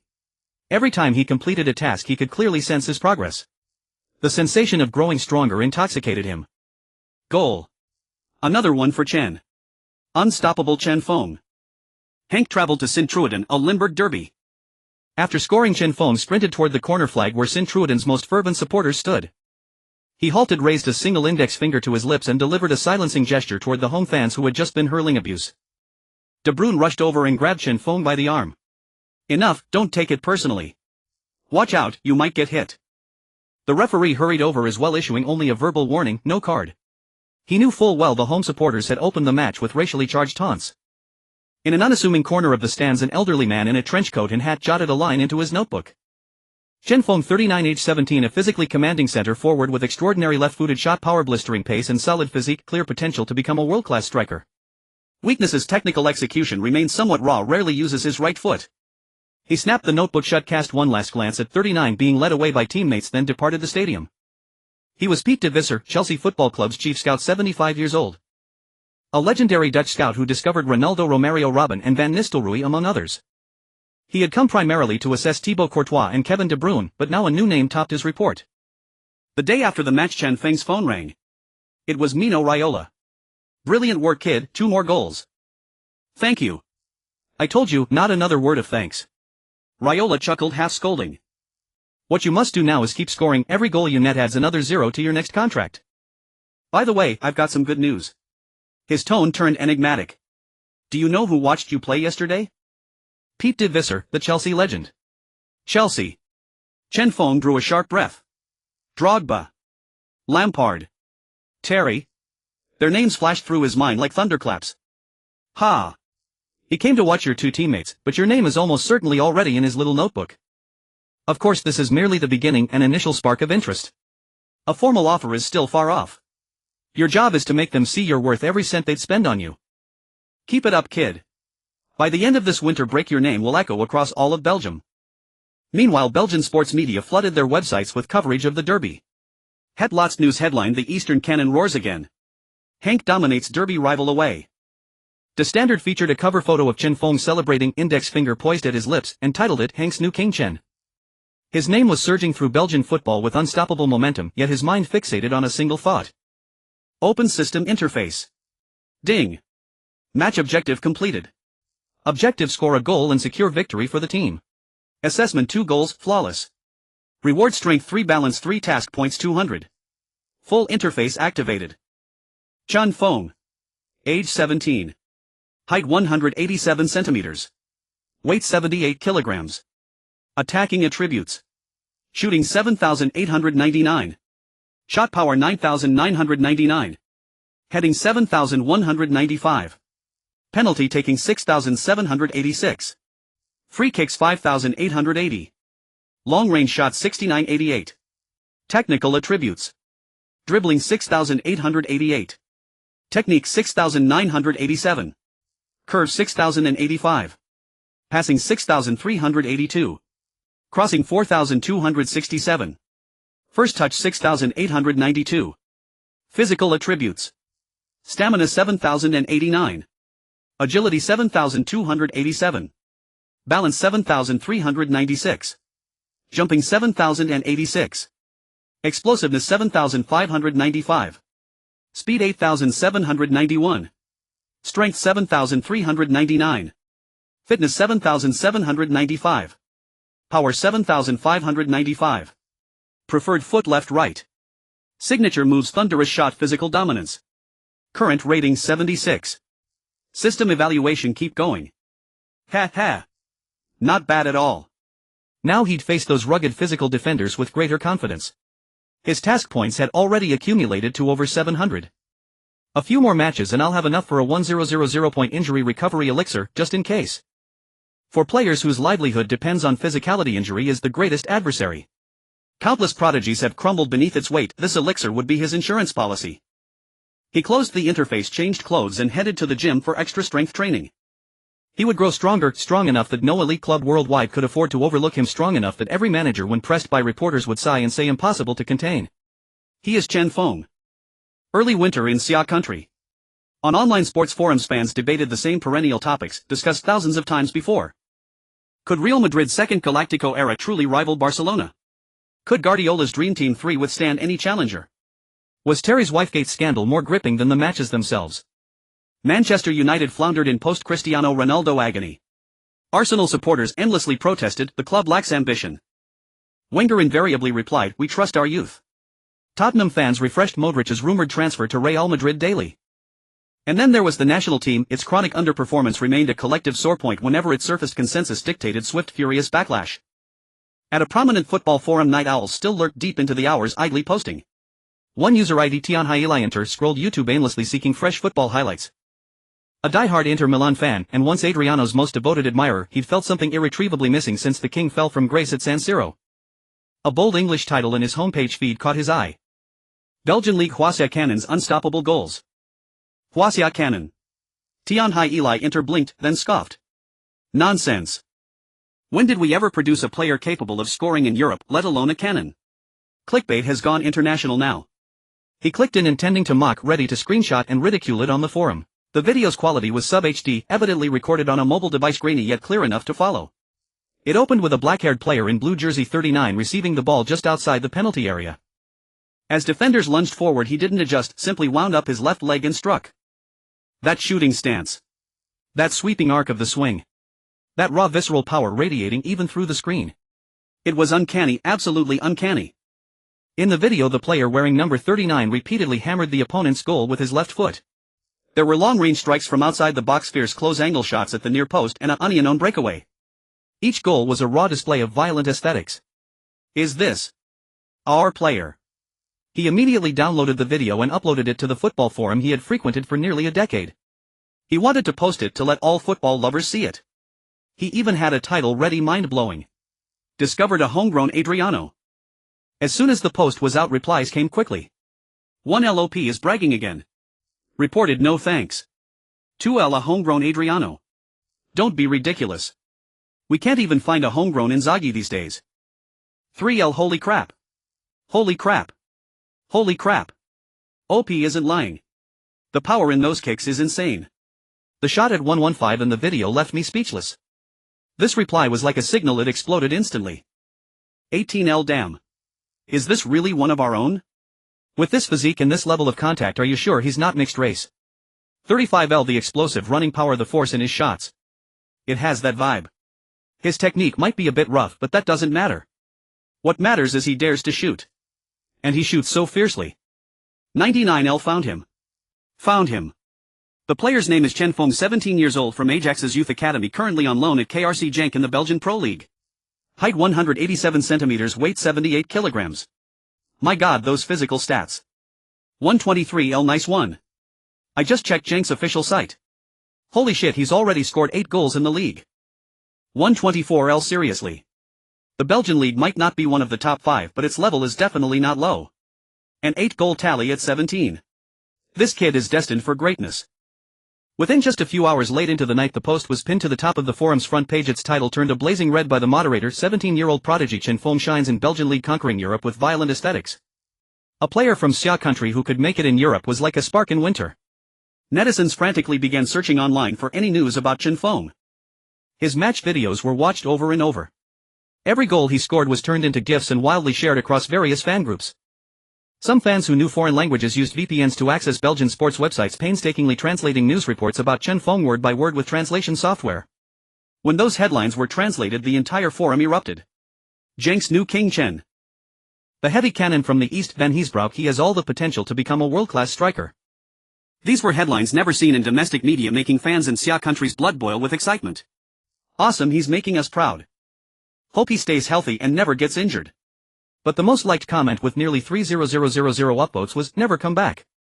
Overnight, Chen Feng transformed from an unknown overseas youngster into the most famous rising star in Xia country's football scene. Far away in Belgium, Chen Feng was completely oblivious to all this. He was immersed in the training ground practicing free kicks and curved shots. Chen, relax your ankle first, but your standing leg must be planted like a nail in the ground. Carlos instructed Chen Feng with a South American accent. Imagine your left leg is a whip. Use the power from your core to strike the ball right here. Carlos pointed to the lower middle part of the ball with his finger. Chen Feng nodded, took several steps back, took a deep breath, and began his short stuttering rune-up. He swung his left leg and struck the ball with immense force. The ball sailed over the wall but soared above the crossbar, crashing into the seats behind the goal. He shook his head and set up the next ball. This was a muscle memory that required thousands of repetitions to form. There was still a long way to go. Back in Xia country, it was 2 a.m. The mind-blowing post was spreading like a virus. A netizen with the ID FM Dangwang posted a comment that stood out from the rest. You video-watching football noobs only know about Chen Feng now. You make me laugh. The tone of this comment carried a sense of superiority, attracting a crowd of onlookers and mockery. Getting a superiority complex from playing a game. That's a first. The mocking replies came one after another. Facing the collective ridicule, FM Dangwang remained completely unfazed. He even waited a few minutes, letting the mockers pile on before casually dropping a game screenshot. It was a player profile page from the famous football management game Football Manager 2010. The screenshot was deliberately enlarged, making several key stats clearly visible. Name: Chen Feng. Age 17. Position: striker center. Potential 9. 5. See clearly. Potential 9. 5. In FM 9. 5 means a potential ability randomly generated between 160 and 190. This is what we call a top-tier wonder kid. In my save he randomized to 187. If you train him to his full potential, he becomes a world-class center forward. I started a save with Manchester United, bought him from Ajax in the first season, loaned him out for development in the second, and by the third season I sold Wayne Rooney to make room for him. You guys are still watching highlight reels. My Chen Feng has already won the Ballon d'Or. This reply, complete with the screenshot, created a vacuum of silence within the already boiling thread. No wonder Ajax signed him. They must have seen his potential. FM's scouting network is incredible. The ordinary fans who knew nothing about Chen Feng were completely won over by that 9.5-inch potential rating. Meanwhile, the FM players lurking in the forum collectively experienced an unparalleled sense of superiority and pride. You casual fans only watch matches. We FM players, we see the future. Remember back in 05 or 06? When we discovered Messi, he was just a 10 prospect. You guys didn't even know who he was back then. Look at him now. Exactly. In my save, Chen Feng has already transferred to Real Madrid and is competing with Cristiano Ronaldo for the top spot. In a certain university dormitory, a student named Chen Hao was grinning foolishly at his laptop screen. He was the netizen with the ID FM Dang Wang. Satisfied with the posts, he switched back to his game interface. He looked at Chen Feng's stats and nodded approvingly. Chen Feng, don't let me down after all the training I've given you in this game. He clicked the continue button with his mouse. In the game, a new week began. A news headline popped up on the screen: Chen Feng sprained his ankle in training and will be out for 2 weeks. Amidst the heated discussion, a new voice emerged. After all this hype, I just want to ask one thing: if he's so good, why wasn't he on the national youth team's roster for the recent Asian Youth Championship? Throughout the entire thread, which had grown to tens of thousands of replies, many people quoted and asked the same question. Indeed. Why? Time rewound to over a month ago during the Asian Youth Championship. Although the Chinese youth national team advanced from the group stage, the process was as always fraught with stumbling, especially on the offensive end, where they struggled to mount any attacks even against weaker opponents. The forwards were utterly ineffective, nothing short of worthless. Now they saw Chen Feng, a player dominating the Belgian Pro League, emerging out of nowhere. Comparing the two, the stark contrast transformed the fans' confusion into anger. That's right, why isn't he there? Are the officials at the Football Association blind? I remember that to prepare for the competition, the training camp roster had a whopping 50 people, right? With his skill, there's no way he wouldn't make it in, is there? Impossible. With his level, he absolutely crushes his peers. There must be something fishy going on. Soon resourceful netizens dug up an initial 50-man roster from some obscure report. They scanned it line by line until in an inconspicuous corner they found the name Chen Feng, but a greater confusion arose. Was this even the same person? Because after the name Chen Feng in the position column there were 3 characters written. Center back. Center back. Am I seeing this right? They made a forward play center back. What kind of genius move is this? Sending Bolt to lift weights. Who was the head coach back then? Drag him out. It didn't require a complicated search. The head coach named Zhang Aigua was doxed and trending on the hot search list within minutes. An anonymous ID posted a bombshell in a forum thread, just one short sentence. Stop digging. I can only tell you the selection criteria back then had little to do with skill. In Xia country, at the office of the editor-in-chief of Sports Monthly. Old Ma, what's your take on this? The deputy editor pushed a printed report across the desk. Across from him sat Ma Xing, the director of the sports commentary department. Forum posts, Weibo hot searches. The report documented the online buzz around Chen Feng and the questioning thread that had climbed hundreds of thousands of. This issue is blowing up now. The internet is full of accusations, all pointing at the national youth team coach Zhang Aigua and the people behind him. The deputy editor leaned back in his spacious chair, rubbing his temples. Our newspaper's phone lines are burning up. Everyone's calling to ask about this.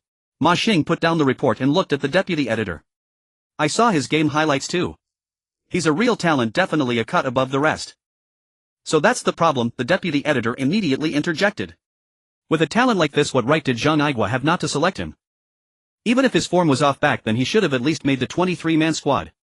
Ma Xing shook his head and chuckled. You know this as clear as day, don't you? Selection isn't about skill, it's about the parents' awareness. 100,000 gets you on the list, 200,000 gets you on the bench, 300,000 gets you in the starting line. Ma Xing's tone was flat.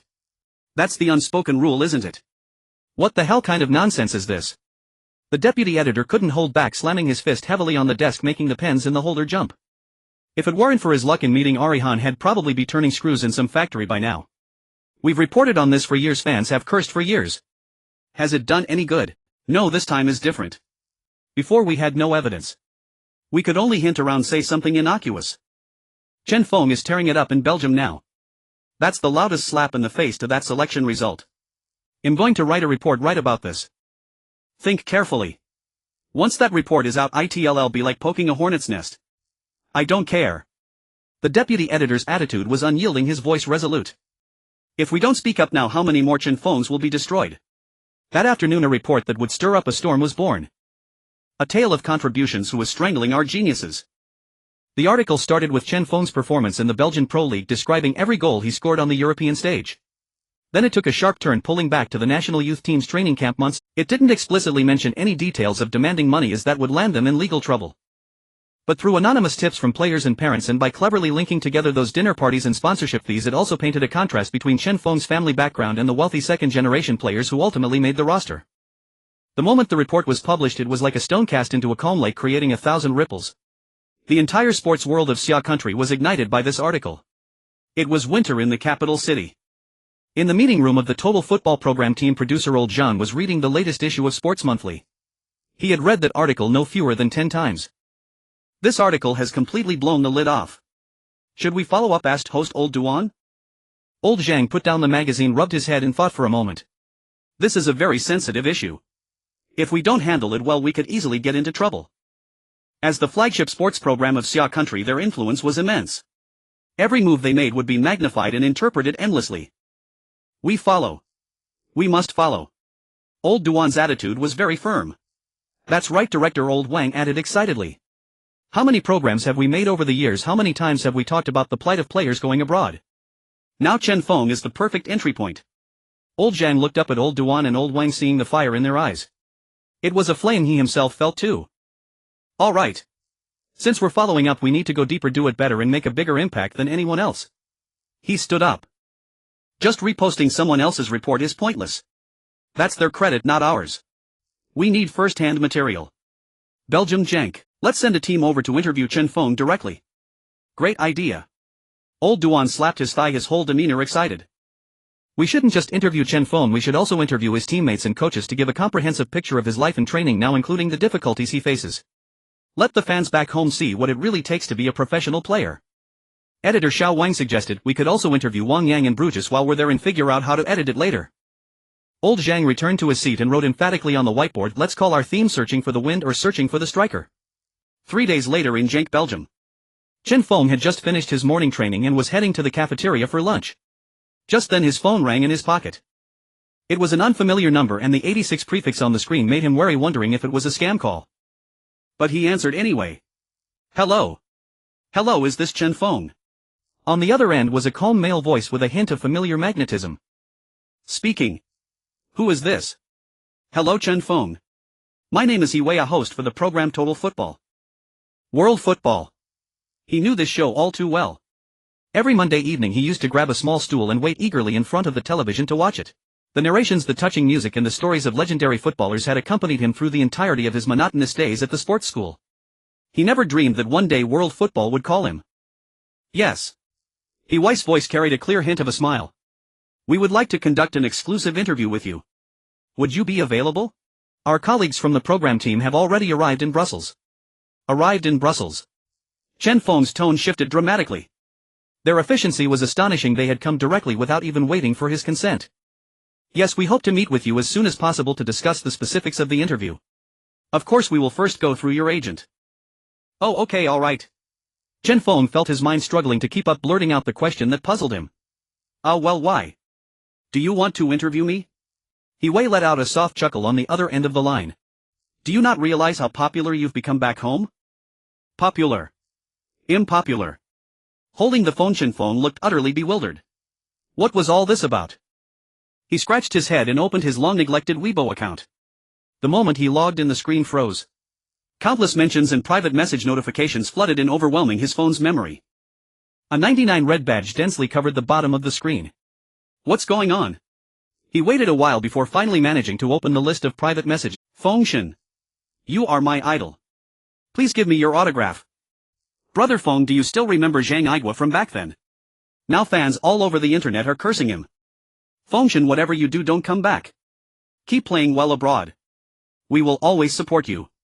Reading these messages, Chen Feng grew more and more confused. He clicked on his own Weibo homepage. The account that originally had only 20 bot followers now boasted over 300,000 followers. His latest post, made over a year ago when he was feeling down at the sports school, read, one must eventually learn to give up things that are dispensable. The number of comments beneath it had already exceeded 50,000. This was incredibly awkward. He even spotted a popular comment, archaeology team checking in. At the same time, he saw many people sharing a link to an article in the comments section, the story of a contribution who strangled our genius. He clicked on it and read it from beginning to end. He never imagined that the small incident he experienced in the office back then would be exposed to the public in this way. His phone vibrated again. This time it was his assistant Xiao Wang. Mr. Raiola has informed me that we have agreed to the interview with World Football. He believes this is a good opportunity to expand your influence back home. I know. When are they coming? Tomorrow afternoon. They will first come to the training base to meet you and discuss the process. The actual interview is scheduled for the day after. Adjust your condition these 2 days and don't be nervous. Chen Feng's voice was very calm. I'm not nervous. I'm just a little impatient. By the way, Mr. Raiola will also arrive in Belgium tomorrow afternoon. The next afternoon training had just ended. As Chen Feng walked into the locker room, Courtois immediately grabbed him. Hey Chen. I heard from the coach that a sports show from your country is coming to interview you. You're a big star now. The tall lean Belgian goalkeeper grinned mischievously as he slung an arm around Chen Feng. De Bruyne also walked over and asked when are they coming. Just meeting them this afternoon, Chen Feng replied while changing his clothes. That's so cool. Courtois whistled. Can we maybe get on camera too? Let the fans get to know us two Belgian talents. Get lost, Chen Feng laughed and cursed. Do you two even need an introduction? Haven't you already been scouted by Chelsea? After changing as soon as he stepped out of the locker room, Vowing led him to the meeting room. Chen Feng, they've arrived. They're in the meeting room, but Mr. Raiola asked you to come see him first. He has something to tell you. He's here this early. Vowing nodded. Yes, he places great importance on this interview. Chen Feng followed Vowing to meet Raiola first. The stout man was lounging on the sofa holding a document and reading it. Seeing Chen Feng enter, he pointed to the sofa opposite him. Sit. After Chen Feng sat down, Raiola tossed the document onto the table. This is the interview outline sent by World Football. I've looked it over. His expression was unreadable. This interview is a double-edged sword for you. The benefits are obvious. This interview can completely open up your popularity in Siagway. This will be very helpful for our subsequent commercial development. I've already spoken with Nike.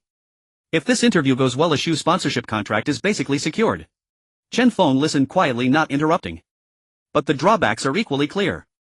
Raiola leaned forward slightly. I've read the reports about you in your country. They point directly at some coach. This interview will definitely touch on that matter. He looked at Chen Feng. How do you plan to answer? Chen Feng answered almost without thinking, his voice very calm. Truthfully. And I have evidence. Raiola frowned, his voice turning exceptionally serious. Answering like that will completely offend your country's football governing body. Do you ever want to wear the national team jersey again? Chen Feng smiled. It wasn't a happy smile, but one of relief, as if shedding a heavy burden. From that day on, I decided I would never wear the Siagway national team jersey. Raiola stared at him motionlessly. After a moment, the stout man asked in an extremely earnest tone. You've decided? No regrets. I decided long ago. Chen Feng met Raiola's gaze, his eyes unwavering. Ha! Ha ha ha! Raiola suddenly burst into loud laughter, making the entire sofa tremble. Good. Good lad. Then things become much simpler. Just say what you want to say. Leave the rest to me. Raiola rose from the sofa and walked over to Chen Feng. But listen to me. For this interview you must show your magnanimity and your vision. Chen Feng didn't understand. The more nonchalant you appear, the more the fans will feel the injustice done to you, the more they will sympathize with you and support you. As for that coach and the football institution, they will appear all the more ridiculous, despicable and foolish. That's what it means to strike at the heart. With that, he patted Chen Feng on the shoulder, pulled open the door and left without looking back. This stout man understood not only football and the media but also human nature. Pushing open the door of the reception room, Chen Feng immediately spotted the man seated at the head of the table. He had seen that face countless times on television. Beside him sat a man carrying a camera and a young man who appeared to be an assistant. Seeing Chen Feng enter, the three of them rose to their feet at once. Hello, Chen Feng. The man at the head of the table extended his hand, a warm smile gracing his face. He Wei. Pleased to meet you. Chen Feng felt a momentary daze, realizing that the voice he had heard so often on television was now echoing in reality. Hello, teacher. He reached out to shake the man's hand, never imagining that one day this poet of football would fly halfway across the globe to visit him in Belgium. Vowing, Chen Feng's assistant, sat quietly beside him, pulling out a small notebook to take notes. Chen Feng, first of all, congratulations on your outstanding performances in the Belgian Pro League recently. Thank you. Our main purpose this time is to produce a special feature on you, essentially a mini documentary covering the early stages of your career. Wei stated the purpose directly. I want the fans back home to get a more comprehensive and authentic understanding of you, to know about your life and struggles in Belgium. No problem. Just tell me what you need from me and I'll cooperate. Chen Feng's attitude was candid, he had nothing to hide. Wei took a document from his briefcase and handed it to Chen Feng. This is a filming plan and interview outline we've drafted. Please take a look. The outline was identical to the one he had just seen at Raiola's office. It was meticulously detailed, planning out almost the entire schedule for the upcoming week. The list of questions was extensive, covering his entire football upbringing, his experiences in Belgium, his future career plans, and highlighted in red the question about his exclusion from the national youth team. The entire filming schedule was tentatively set for 1 week. We know some questions might be a bit sensitive. Howe kept a close eye on Chen Feng's expression, and when he saw Chen Feng's gaze pause on the red titles, he spoke up appropriately. If you don't feel comfortable answering, you don't have to. We fully respect your personal wishes. His tone was sincere, as if offering Chen Feng a sense of protection. It's fine. Chen Feng closed the outline, lifted his head, and met Hiwai's eyes with a calm gaze. There's nothing I'm not comfortable saying. I can tell you everything. Chen Feng leaned forward slightly, his voice low but every word audible to everyone in the room. I'm just afraid you won't dare to broadcast it. The man shouldering the camera and the young assistant both flashed expressions of astonishment. Even Hiwai was taken aback for a moment. He had met many young brash players, but this was the first time he had seen one utter such sharp words with such a calm tone as Chen Feng did. He looked at the youth before him and suddenly laughed. There was no such thing as what was or wasn't suitable to broadcast. The content was never decided by the interviewer but by the director, the editor, and policy. Now it seemed the mental fortitude of this 17-year-old was far better than they had imagined. Tomorrow morning we'll first go to your apartment to film some clips of your daily life. Then we'll go with you to the training base. Okay, no problem. The two sides quickly reached an agreement on the filming details. The next day, early in the morning, before dawn had even broken and before Hiwai's alarm had gone off, he was awakened by a knock on the door. Wake up. Teacher He. Brother Wang. Wake up. Cinematographer old Wang with a mop of disheveled hair yanked the door open angrily. What the hell time is this? Chen Feng. Chen Feng has already left. Xiaoli held onto the doorframe. What? Hiwai also poked his head out of his room, instinctively glancing at his phone. 5:36 a.m.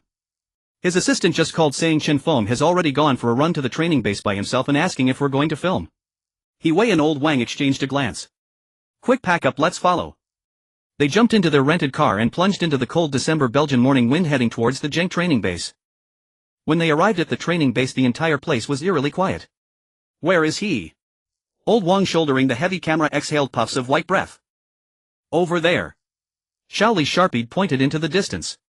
The three of them quickened their pace and began filming through the chain-link fence. They finally made out the figure. It was Chen Feng. He was running lap after lap on the track around the pitch alone with no companions. All that could be heard was the sound of his footsteps and the rhythmic rise and fall of his muscles with each stride. Zooming in through the lens, they could see his training jersey was already soaked through with sweat. My God. Hiwai said nothing, just watched in silence, hands in his coat pockets. He had interviewed generations of Xia players and visited countless domestic and international training facilities, but he had never seen such a self-disciplined player from Xia. The crew stood by the sidelines quietly watching Chen Feng's solo performance. They watched him run a full 10 kilometers, saw him panting heavily, then quickly steady his breathing and begin stretching. Then he picked up a football and started with the most basic drills, shooting, dribbling. Every movement, every touch of the ball was intensely focused, completely unaffected by the film crew's pressure. It wasn't until 7 in the morning that the sky began to lighten and the base's other staff and players started to arrive one after another. De Bruyne and Courtois immediately spotted the yellow-skinned faces by the sidelines carrying their long guns and short cannons. They grinned and waved at the crew, then ran towards Chen Feng from either side, expertly hooking their arms around him. A big star, your fan club is here. Courtois slung his long arm around Chen Feng's neck, a mischievous grin on his face. Piss off. Chen Feng laughed and cursed, breaking free from his hold. You two were out carousing again last night. No way, I've been a good boy. When Courtois claimed to be a good boy, it made De Bruyne laugh. De Bruyne asked Chen Feng, did they start filming your training this early? Chen Feng shrugged, indicating he didn't know. He honestly hadn't paid much attention to when the crew had arrived. The crew followed Chen Feng into the players' cafeteria. When the breakfast was served, Hiwai, assistant Xiaoli, and cinematographer old Wang were all stunned. A bowl of plain oatmeal soaked in skim milk, completely unsweetened, a slice of dried whole wheat bread accompanied by a few pieces of local Belgian low-fat Gouda cheese and some unappetizing-looking low-fat smoked ham. A spinach salad simply dressed with olive oil and salt, finally a portion of sliced avocado with a glass of skim milk on the side.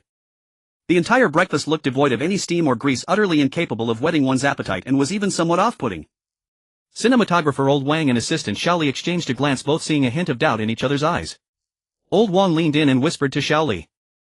Do you think? Chen Feng is just putting on a show. Xiaoli didn't speak but nodded incessantly. Who would get up and run at 5:30 a.m. every day and then eat this stuff? It's way too 90% of it must be an act put on for the cameras and this interview. Once this thought popped into their heads, it couldn't be suppressed, and everything about Chen Feng started to seem pretentious to them. The morning team training officially began. The atmosphere on the training ground was starkly different from when Chen Feng trained alone in the early hours. The sound of whistles, players shouting curses, and the muffled thud of the football blended into a chaotic symphony. To be honest, Weiss' team was well-traveled, but they hadn't expected the Belgian team's training to be hardly inferior to that of other European league clubs. They started with the simplest rondo drill. The players trapped in the center had almost no chance to catch their breath. The ball, like a scorching fireball, was passed relentlessly between the players' feet. Any hesitation meant it would be intercepted. Old Wang, carrying the camera, tracked the constantly moving figure of Chen Feng, already drenched in sweat. This was a completely different concept from the leisurely rondo drills he had filmed back in domestic club training. Next came the scrimmage. The intensity of the physical collisions once again shattered their expectations. The tackles were solid, the sliding challenges came with a genuine whoosh. Chen Feng was like a beast just released from its cage on the field, relentlessly charging at the defense. He constantly clashed with senior first-team players who were older and more experienced. Once a center-back slammed him hard to the ground. Photographer Old Wang zoomed in, but Chen Feng simply rolled once on the grass, then sprang up like a spring. Without even glancing at the teammate who tackled him, he threw himself into the next counter-press. That ferocity sent a chill down Old Wang's spine even from behind the lens. This training intensity is higher than the competition in our domestic league. Old Wang finally couldn't help himself, adjusting the focus while speaking to Yue beside him. Maybe by more than a little bit. Weiss' expression was grave, his eyes fixed on the training ground. Look at their movement. Almost none of it is wasted, there's no rest. Everyone knows exactly where they should be and what they should do. That's the difference. This difference was palpable even through the lens. At lunchtime, when the group went to the cafeteria, they finally saw meat on Chen Feng's plate. 2 large pieces of boiled chicken breast looking incredibly dry. Beside it was a small portion of braised veal with barely a trace of oil. The main course was a small bowl of brown rice, and the side was a large portion of blanched broccoli sprinkled only with a bit of black pepper. Right next to him on Courtois' plate was a massive pan-fried steak sizzling, drenched in a rich black pepper sauce. Chen, do you eat this every day? Yue seized the opportunity to sit opposite Chen Feng with his tray. Chen Feng was chewing the chicken breast with difficulty and only answered after swallowing. Yeah, the nutritionist's plan. It's set in stone. Don't you ever want to eat something else? Your friend's steak looks pretty good. Chen Feng glanced at the steak on Courtois' plate and then smiled. Of course I do. Who wouldn't want to eat that? But I can't just eat recklessly. I'm not Thibaut. He's too lean, he needs to build muscle.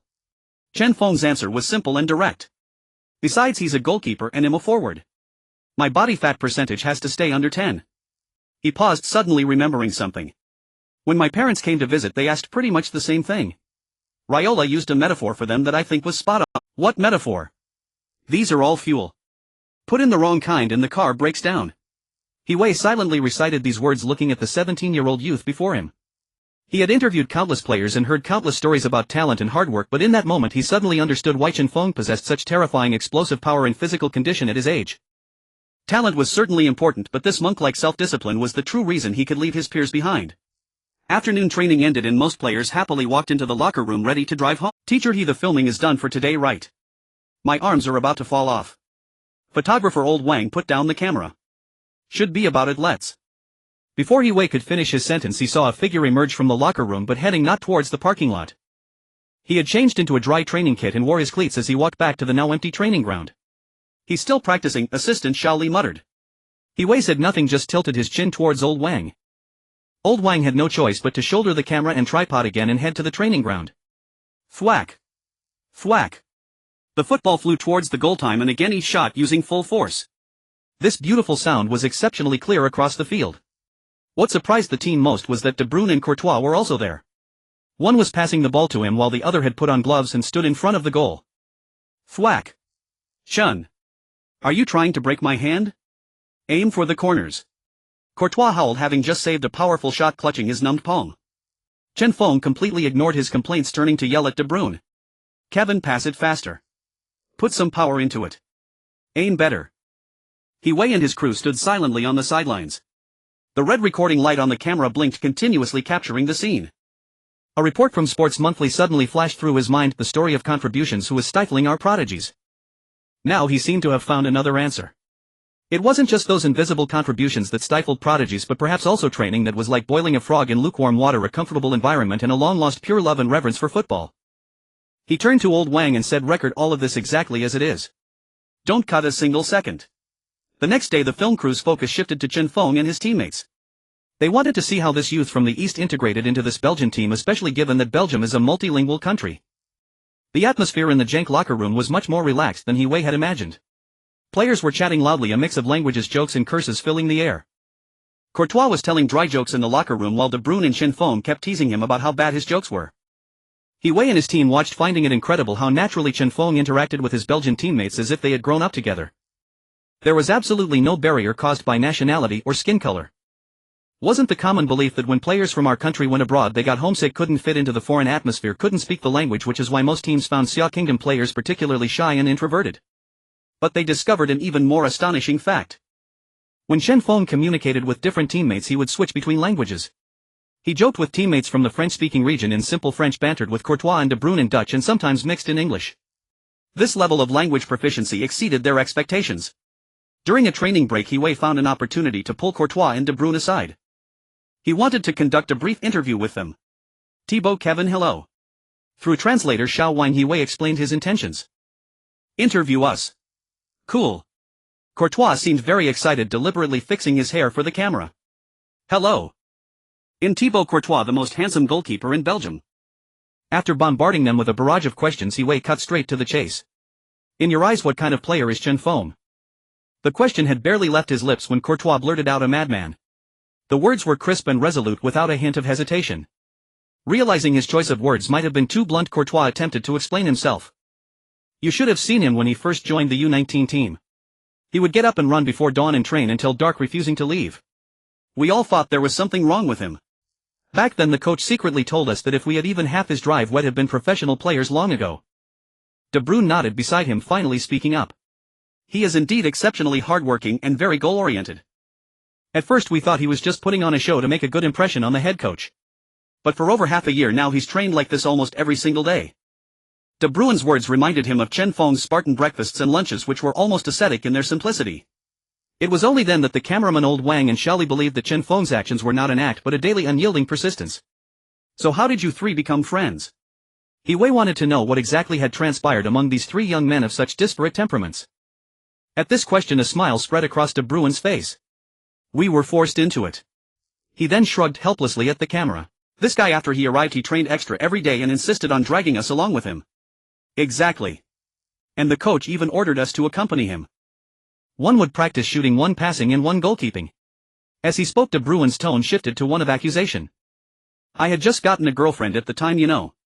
After training I was dead tired and I still had to do extra drills with him. Tell me, wouldn't that make you angry? Ha ha ha.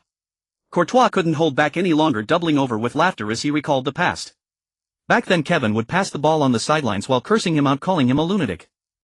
He Wei laughed too. He could clearly picture the scene. The interview concluded, He Wei stood alone by the railing of the training ground. In the distance Chen Feng was playfully scuffling with his teammates, snatching the beanie off Jelbassen's head and putting it on his own, only to be chased around in mock anger. A surge of poetic inspiration washed over him and the words of an ancient saying came unbidden to his mind. Oranges grown south of the Huai River are sweet oranges, when grown north of it they become bitter trifoliate oranges. The same seed in different soil could blossom into such vastly different flowers. After 5 days of shadowing, He Wei and his team had gained a whole new understanding of the word professionalism. Chen Feng's life was so simple it was almost monotonous. Apartment training ground, a straight line between 2 points. His training regimen could be described as nothing short of maniacal, even obsessive. Twice a day at dawn and dusk he would do extra drills, rain or shine. After just 2 days of filming, the cameraman old Wang had lost over 3 pounds. And Chen Feng's diet was so strict it made every member of the crew's heart ache. Tomorrow was the final match before the winter break. Seizing the 2-hour gap after the afternoon training session, the formal interview finally began.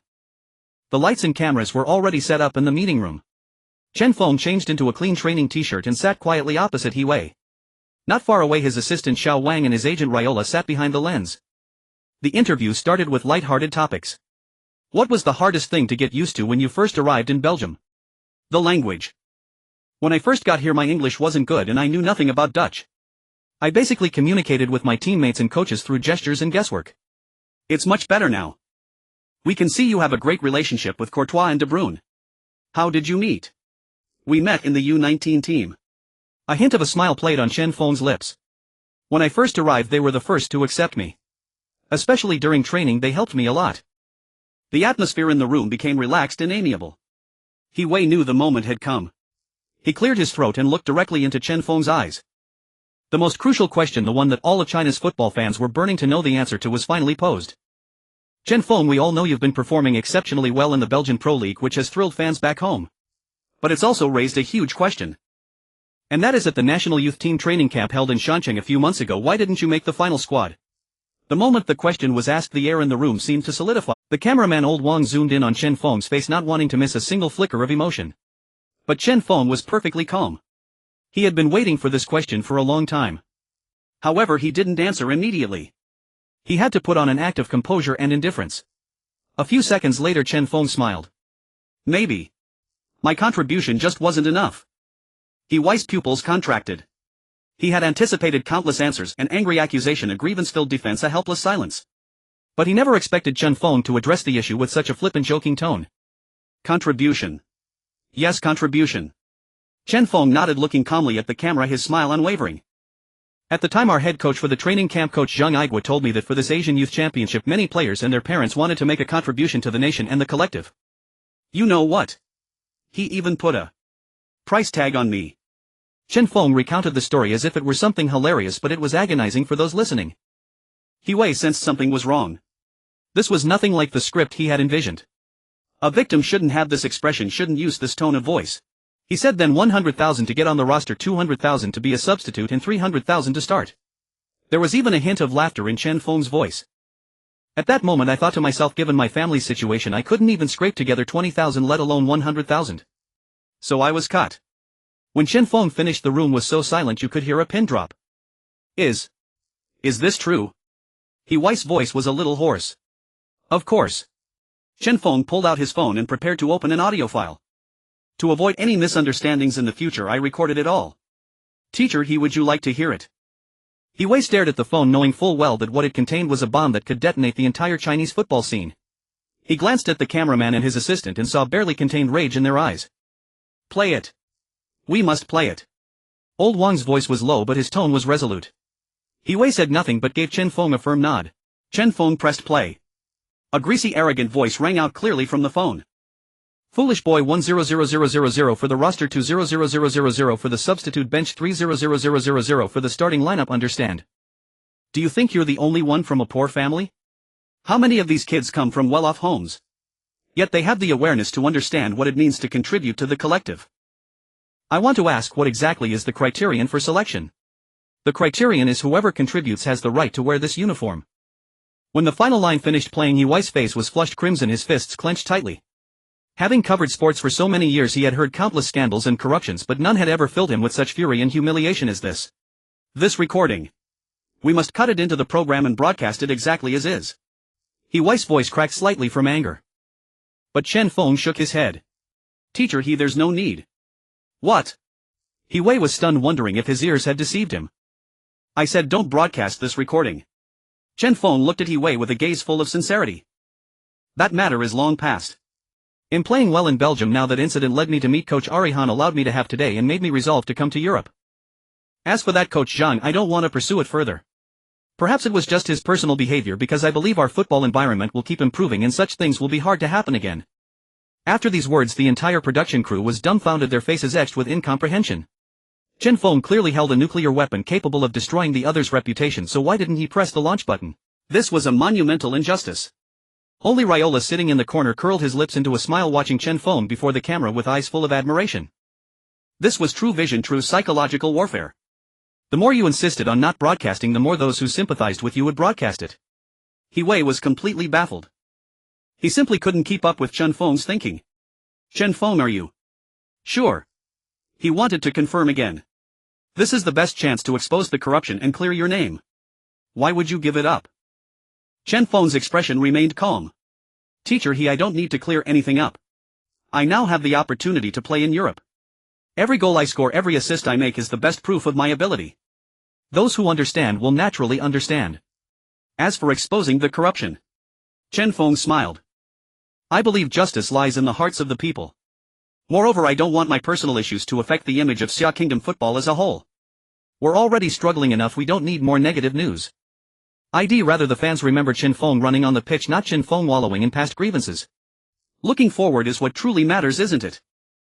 These words were spoken with such lofty righteousness that even Raiola after the translation couldn't help nodding, thinking to himself, this speech sets up a saint while making others the scapegoats. He opened his mouth, a sense of powerlessness lodged in his chest.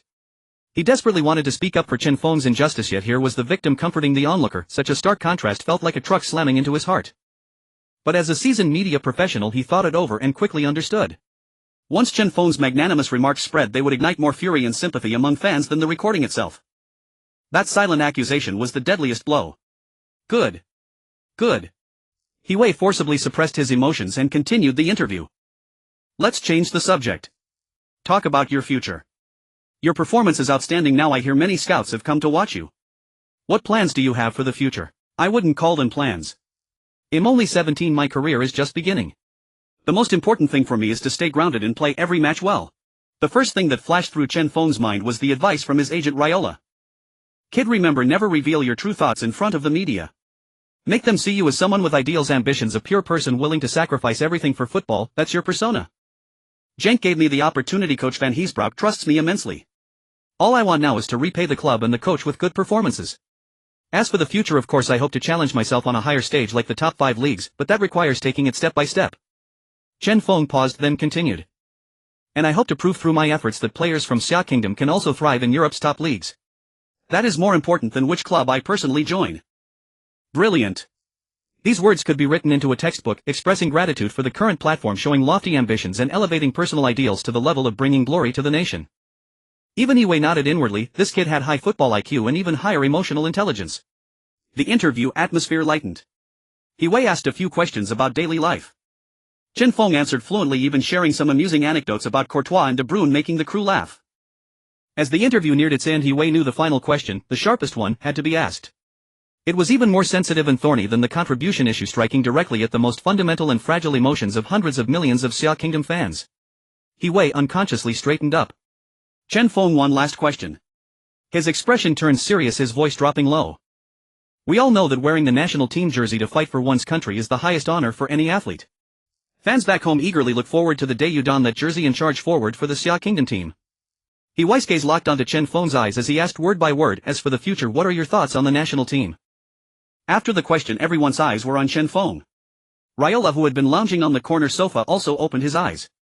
They had rehearsed this question over the phone, but he wondered if Chen Feng, facing the camera and the host, would still dare to give that resolute answer. Chen Feng fell silent. This time it wasn't an act.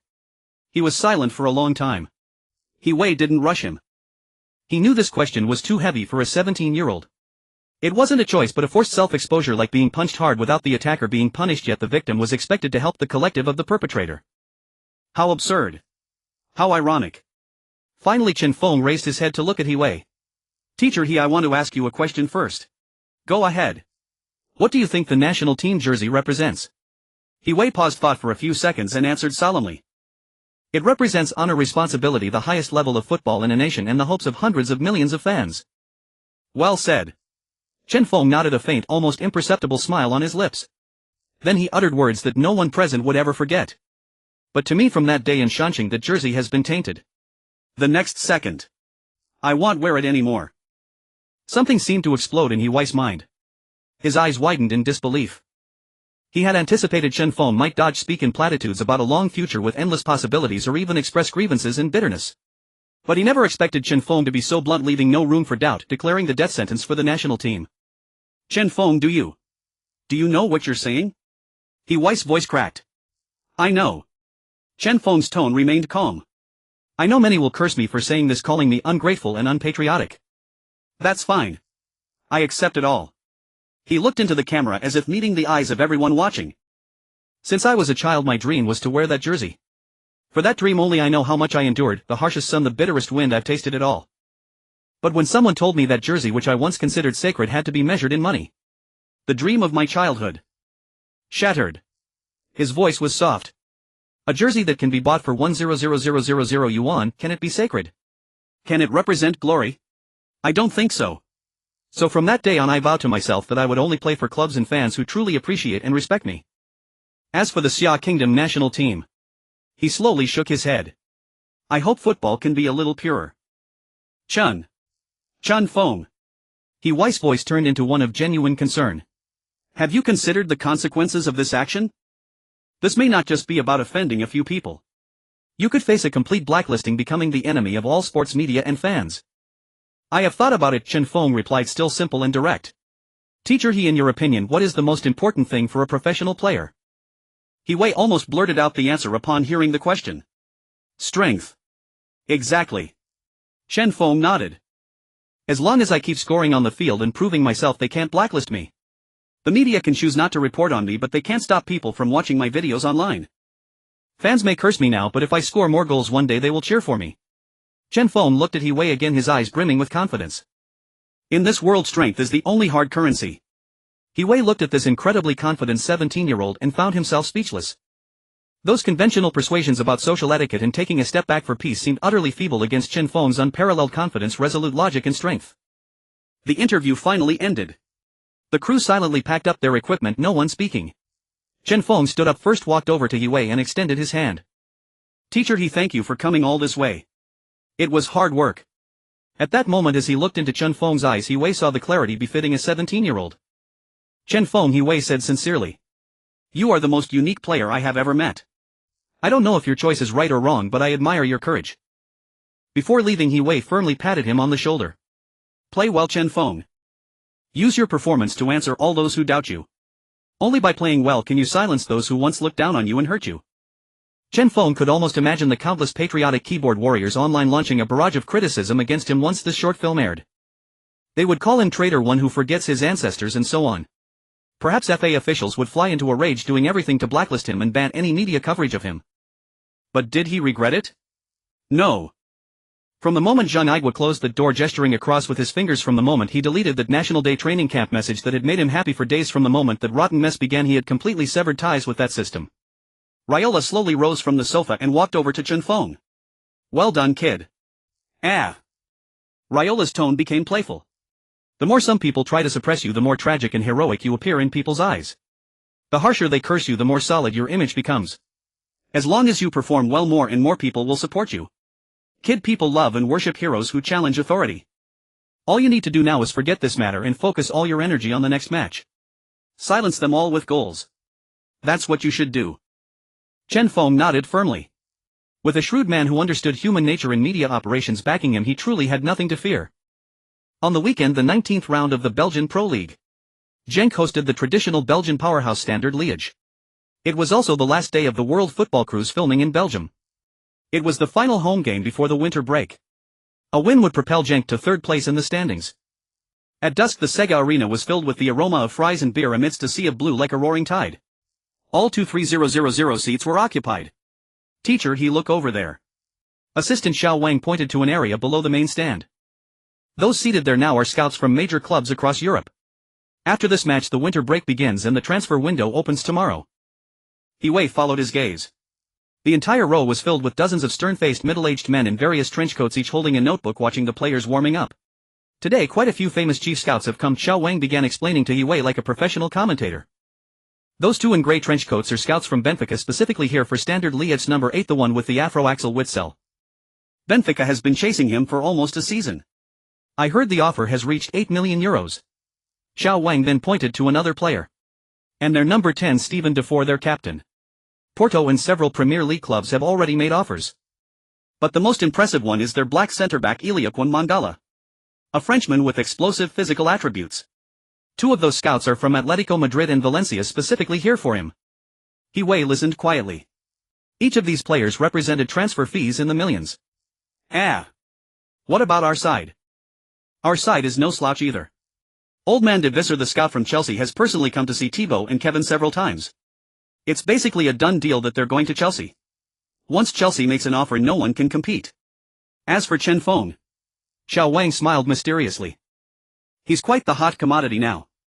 Ajax's scout has been compiling reports on him. Dortmund's scout has come 3 times this month, along with scouts from Wolfsburg and Leverkusen. He Wei was curious. All from the Bundesliga. Xiao Wang shook his head. There are also scouts from La Liga, the Premier League and League One, but none are as diligent as the Bundesliga scouts. He Wei's gaze fell on Chen Feng, who was earnestly stretching on the turf. He was filled with emotion. Just a few months ago he was a poor kid who couldn't afford to play football because he couldn't scrape together 1,000,000. A few months later he was a circled name in the notebooks of scouts from top clubs. The twist of fate was truly dramatic. Tan Ken. The Genk fans in the stands began to sing their club anthem loudly, the voices of over 20,000 people merging into a powerful chorus. Both teams' players were waiting at the entrance of the player tunnel. The Genk home DJ played rousing entrance music and began announcing the home team's lineup. Number 39. Chen. When the DJ called out Chen Feng's name, the fans' response reached its peak. Feng. Feng. Feng. Feng. The uniform roar was like a war drum. Wei nudged Xiao Wang with his shoulder. Are they singing a song about Chen Feng? Xiao Wang nodded vigorously. The fans made up the lyrics themselves. It's simple, something about the wind from the east, the wind of victory. It's very powerful. Now every home game, whenever Chen Feng gets the ball, they sing it. Wei recalled Chen Feng's words again. I only play for the fans who truly appreciate and respect me. It seemed he had already achieved that. The main referee blew the whistle. The match entered a heated phase. From the very first second, Standard Liège was indeed the defending champion. Even though they lost Fellaini to Everton this year, the dual core of Witsel and Defour still represents the pinnacle of Belgian football. The ball flowed swiftly beneath their feet, precise and deadly, leaving KRC Genk gasping for breath, completely under the control of their opponent's rhythm. Chen Feng appeared somewhat isolated in the front line, but he quickly found his target. The opponent's centre-back, the Frenchman Iliaquin Mangala, stood at 187 centimeters tall and weighed 84 kilograms. His physique is solid as a bull. He hardly regarded the seemingly slender forward from Xia country. During a long pass from Genk's defense, Mangala anticipated the landing point and collided directly with Chen Feng, wanting to test the strength of this Eastern young man. But he did not expect Chen Feng to merely pause slightly yet firmly establish his balance. Is this Xia country guy really that tough? He doesn't look it. Mangala felt a hint of confusion. In the 17th minute of the match, De Bruyne dropped back to the defense, received the ball near the center circle, glanced around and sent a powerful long. Chen Feng and Mangala both sprang into action like two high-speed trains rushing towards the same target, determined to seize the football's landing point. Bang! Wow! The sound of their collision instinctively drew a gasp from the fans in the front row. The two bodies collided fiercely. Chen Feng felt as if his shoulder had been struck by a massive hammer, stumbling to the left for 2 steps before barely managing to steady himself. On the other side, Mangala was equally affected. Although he managed to hold his position, he felt a tightness in his chest from such an unreasonable impact that nearly left him gasping for air. This guy is incredibly strong, he thought, surprised, as he rarely encountered a forward in the Belgian league who could match him physically. In the end, the goalkeeper secured the ball. The Genk fans applauded Chen Feng for his fearless physical confrontation with the black players. This confrontation is too intense, photographer Lao Wang said while stabilizing his camera, lowering his voice. If it were any other Asian player, they would probably be knocked over instantly. Chen Feng rubbed his numbing shoulder. The pain only fueled his fighting spirit. He relished this feeling. Only the most primal and direct confrontation could make him feel the warmth of his blood and make him stronger. In the subsequent moments, Mangala targeted Chen Feng, engaging in a brutal struggle for every inch of space, with neither player having a clean spot on their jersey, shorts or socks before halftime. You use your shoulder to block me under the ribs and I will quietly step on your foot when you turn. If you pull my jersey, I will use my strength to regain balance. The players observed these two constantly engaging in small tactics, and their own actions grew larger, the tension escalating, yet all remained within the limits tolerated by the referee. On the sidelines, Van Heesbroek frowned tightly, shouting into the field, "Stop the hard confrontations and move more." But Chen Feng could not hear him, or rather he didn't want to. Today he was determined to compete against this tough opponent, proving superiority without facing life and death stakes. In the 36th minute, Genk launched an attack down the right flank and the fullback hurriedly crossed the ball under pressure. The ball's arc was not ideal, soaring high and floating into the penalty area. Inside the box, Chen Feng and Mangala became entangled again like two lions fighting over a lioness. Both leaped almost simultaneously, judging where the ball would land in the air. At the peak of their jump, Chen Feng felt Mangala's powerful push against his waist, causing his body to lose balance in midair. But he gritted his teeth, forcing himself to twist his waist as he fell, leaning his back firmly against Mangala and extended his left foot to stop the ball. The skillful body strength has been quietly activated. He felt Mangala's strength diminish behind him, while the muscles in his left leg filled with power instantaneously. Without any hesitation at the moment the ball bounced, he planted his right foot firmly on the grass as his only support and twisted his body almost violently with his left leg like a steel whip, striking fiercely at the football. Bang! The football soared like a white cannonball, barely grazing past Mangala's ear. The goalkeeper of Standard Liège did not even have time to raise his hand to block. The ball flashed by his eyes and then found its way into the net behind him. The goal was scored. 1-0. Goal. Goal. Goal. The commentator of the Belgian national sports channel went completely insane. His voice became hoarse. My God, look at this goal! He dances as if he's carrying a rhinoceros. Iliaquin Mangala. This young centre-back, who has caught the attention of clubs all over Europe, appears like a helpless child before Chen Feng. He tore through the defense of Standard Liège in the most brutal, unreasonable way. In the entire Schlesien Stadium, over 20,000 Genk fans rose from their seats waving their scarves and shouting with all their might for their goal-scoring hero. Feng! Feng! Feng! Feng! Feng! After scoring, Chen Feng rushed towards the loyal fans, cupping his hands to his ears listening to their cheers. Then he spread his arms wide, feeling the wave of sound. De Bruyne was the first to rush over, jumping onto Chen Feng's back excitedly shouting, "You are a madman. I freaking love you." The other players quickly surrounded Chen Feng to celebrate. In the stands, Wei and his team were captivated by the scene before them. He had certainly seen home fans united in shouting for players, but mostly it was a chorus of insults. Record this. Record this. Capture the fans' reactions. Wei urged Lao Wang excitedly. He saw Genk fans around him, some crying, some laughing, some passionately kissing the crest on their chests, and he suddenly understood why Chen Feng wanted to stay in Europe. Because here football is football with atmosphere and soil. Meanwhile, Mangala, kneeling on the ground, spread his hands toward the referee, saying he fouled. That was a foul. But the referee shook his head and pointed to the center circle, declaring the goal valid. Chen Feng turned around and saw Mangala complaining to the referee, chuckling softly. The match restarted. This goal had boosted Genk's momentum, overwhelming their opponents, making the opposing players somewhat unsettled, especially their defense, which began to play cautious. But champions are champions after all. In the 78th minute of the second half, the opposing midfield core Steven Defour unexpectedly received the ball just outside the penalty area and suddenly launched a powerful long shot, curling past Courtois' fingertips and grazing the post into the net. Standard Liège had resiliently leveled the score. The cheer in Schlesien Stadium abruptly ceased, with the faces of fans reflecting unwillingness and disappointment, while Van Heesbroek kicked the top of the coaching bench in frustration.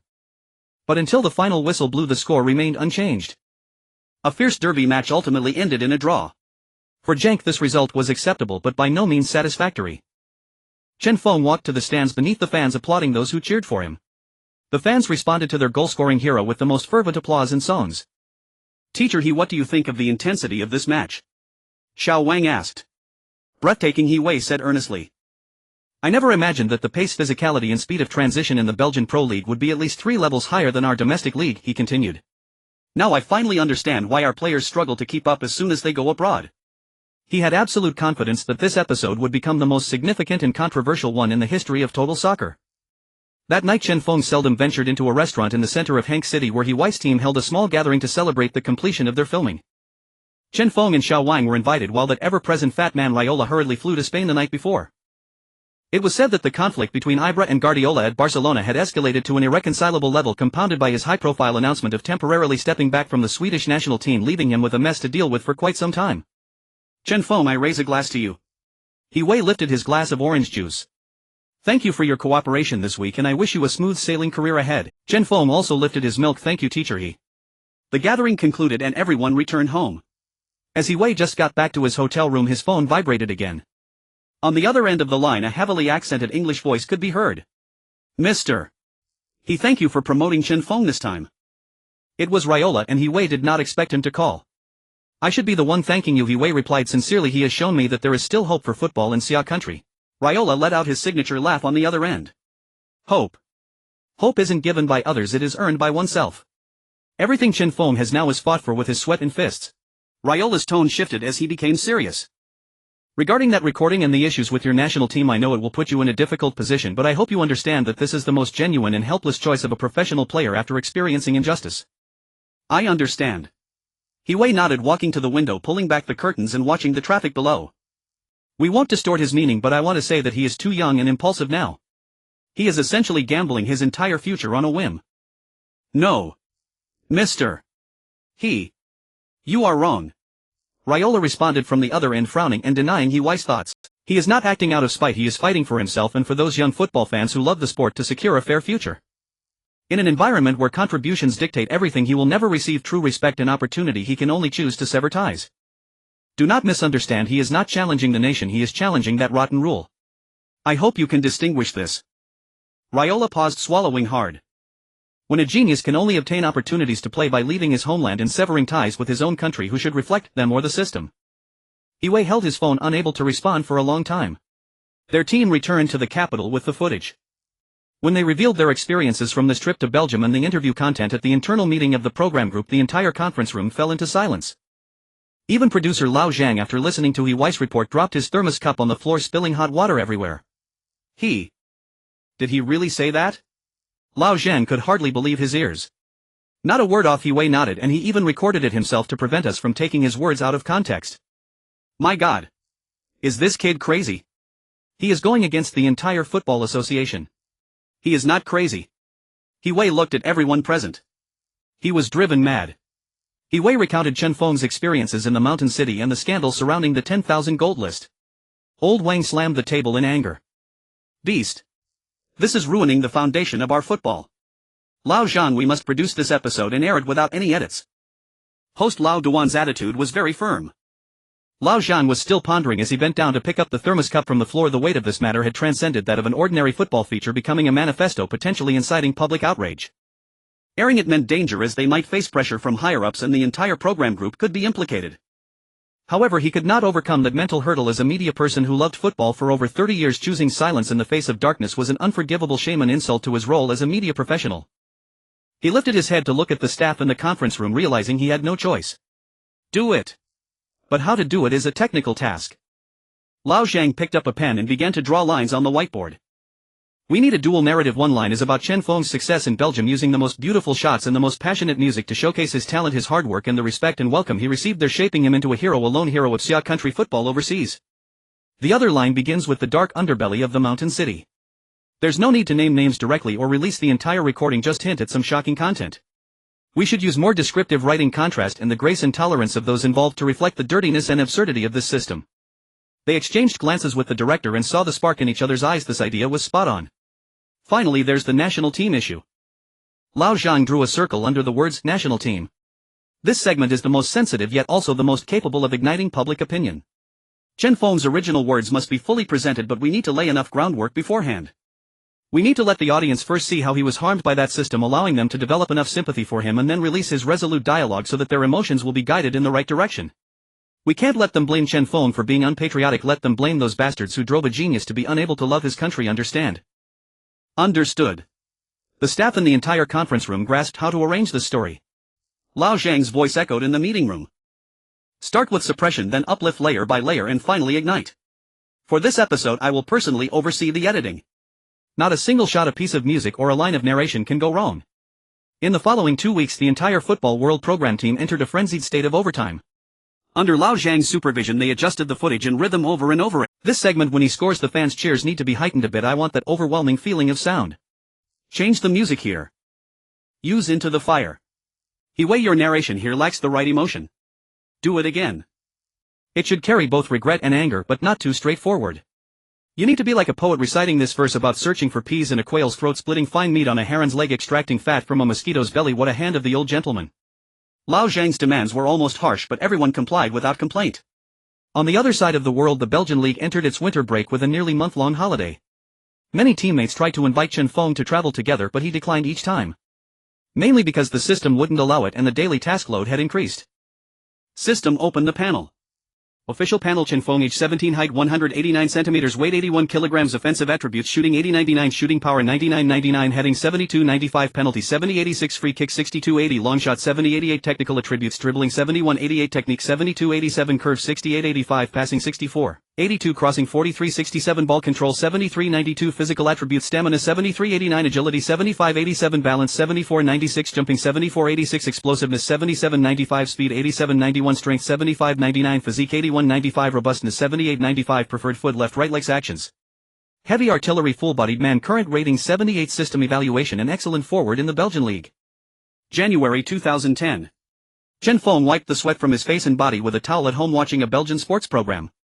On the screen, two hosts discussed the top scorer list of the Belgian Pro League. Chen Feng janked 9 goals, Lukaku Anderlecht 9 goals, in third place was Club Brugge's forward Kouimaha with 7 goals, though few paid attention. Because two equally 17-year-old prodigious forwards had been promoted from the U19 team to the first team within half a season and now stood neck and neck on the scorers chart. This had never happened before in the history of the Belgian First Division. Belgian media had long been comparing the two, dubbing it a clash of future superstars, but naturally the media's bias leaned toward their own child Lukaku since he was Belgian. Yet other European sports media offered a starkly different perspective. Their attention was almost entirely focused on this young man from the East. Germany's most authoritative football magazine Kicker rarely used a cover story to feature a young player from outside the top 5 leagues. The cover captured the moment Chen Feng, wearing Genks blue number 39 jersey, held off Mangala and took a shot inside the box. The headline was evocative: "The storm is coming." Will he be Dortmund's next Lewandowski? The report meticulously analyzed Chen Feng's physical attributes, his ability to hold off opponents and his devastating left foot. He possesses all the physical gifts required for a top center forward. He shows us the shadow of a future striker, similar height, equally formidable as a pivot, and a lethal left foot. Dortmund scouts have been spotted repeatedly in the stands at Genk. This is no coincidence. Spain's Marca linked him with Atletico Madrid, claiming he was the ideal forward for Simeone's football philosophy, even dubbing him a beast-style striker. Italy's La Gazzetta dello Sport, however, offered a more profound and poetic take. They sent reporters to Belgium multiple times to watch Chen Feng's matches and interview his fans. The ghost of the king of Miazza hovers over the Belgian skies. We see a player with a template similar to Adriano, the same devastating left foot, the same overwhelming physical dominance. But he is different. We investigated his family. His father is healthy and optimistic, at least granting him a complete childhood. He possesses Adriano's talent but lacks his fragility. His ceiling may be higher than we imagine. Throughout the winter break, Chen Feng became a name that multiple clubs inquired about in the European winter transfer market. Mino Raiola's phone in his Monaco office never stopped ringing. Tell them Chen Feng won't agree to move to another league now, Raiola told his partner Raffaella Pimenta. But it's Dortmund's sporting director, Mr. Zorc. Tell him that in the winter transfer window Chen Feng won't move to another league. If they are truly sincere, come back in the summer transfer window. Raiola slumped in his chair. Selling now would be foolish. He hadn't even finished a full season. Transferring to a new league, a new environment, and having to adapt to new teammates and tactics was too risky. If Chen Feng suffered from culture shock, his value would be cut in half, a huge loss. He would wait. Let the kid play another half season in Belgium, compete with Lukaku for the Golden Boot, and then his value could double. Perhaps Ajax might even recall Chen Feng early.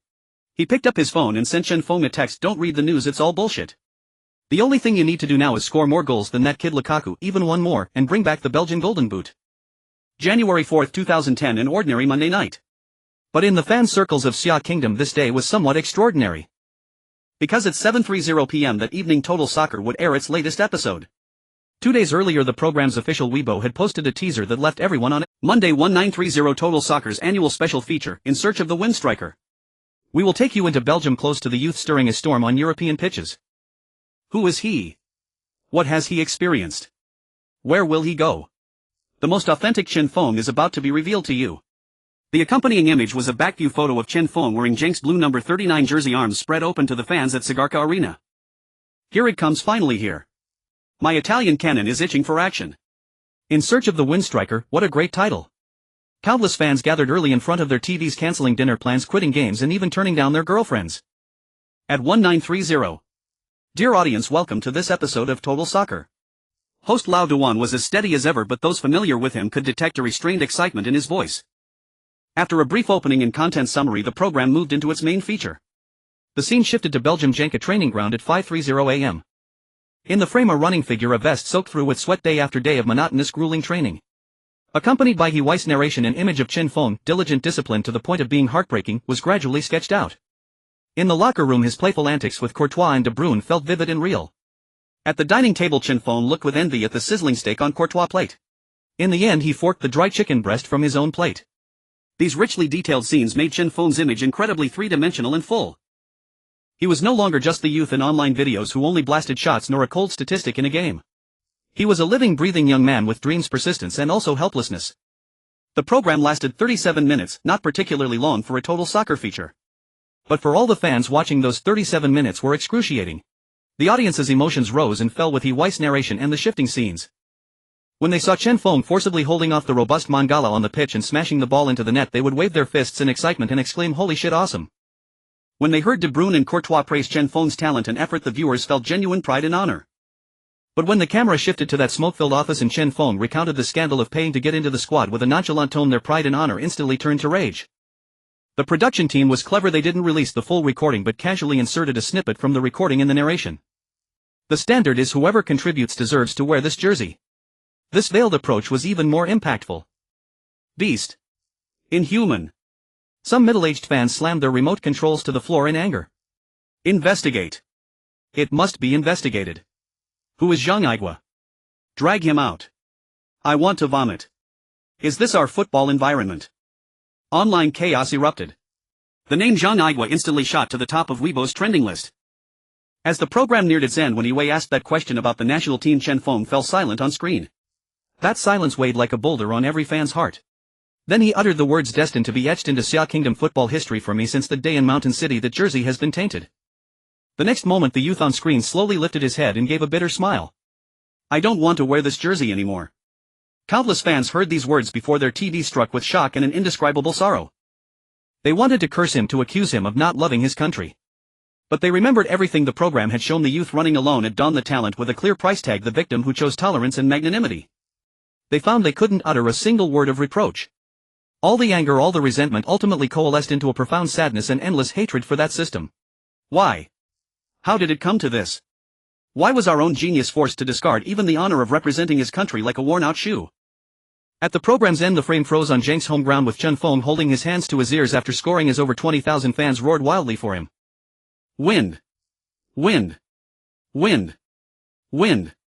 He Weiss closing remarks slowly began. He is the hope of Xia Kingdom football, yet he drifts in a foreign land. He once yearned desperately but ultimately chose to say goodbye. His story gives us a brutally clear answer. Some things once rotten can never be undone.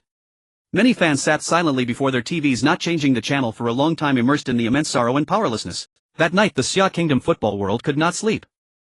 He had anticipated a fierce storm but never one of such ferocity. That very night all Weibo posts concerning Chinese football were utterly overrun. Regardless of whether they had watched the program, anyone who heard the criticism of football flocked to the comment sections to vent their fury. Investigate Zhang Aigua, investigate the Football Association, investigate the selected youth team players. Have you no shame? Is this how you squander our taxpayers' money? If no explanation is given, disband them all, disband them all. In a meeting room within a certain building in the capital, the ashtray was piled high with cigarette butts forming a small. How dare their production team stir up such a colossal mess? A balding leader slammed his hand on the table, his voice agitated. What do we do now? The online public opinion is spiraling out of control. Another man with gold-rimmed spectacles tapped incessantly on the tabletop. Zhang Aigua must be dealt with immediately. Otherwise the public's anger cannot be appeased. How do we deal with him? A man who had remained silent in the corner finally spoke, his voice cold. How many people are implicated behind him? If you move against him, you'll touch a whole chain. Each of them knew well that Zhang Aigua was merely the tip of the iceberg visible above the water. What about Chen Feng? The balding leader attempted to shift the focus to the 17-year-old youth. He has publicly declared he will not play for the national team. What kind of behavior is that? This is a blatant provocation against us. He must be blacklisted to serve as a warning. Blacklisted. The man with gold-rimmed spectacles pushed his glasses up. How do you propose to blacklist him? He is playing abroad now. If we send an official letter to his club asking them to blacklist him, they wouldn't even bother to acknowledge us.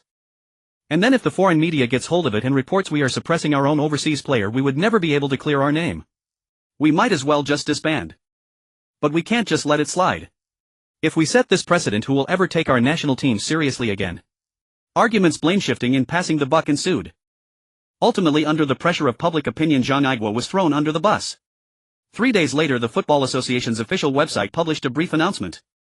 Notice on the investigation and handling of issues concerning Zhang Aigua, former head coach of the U19 national youth team. Upon investigation, Zhang Aigua committed serious disciplinary violations during his tenure, resulting in extremely adverse social impact.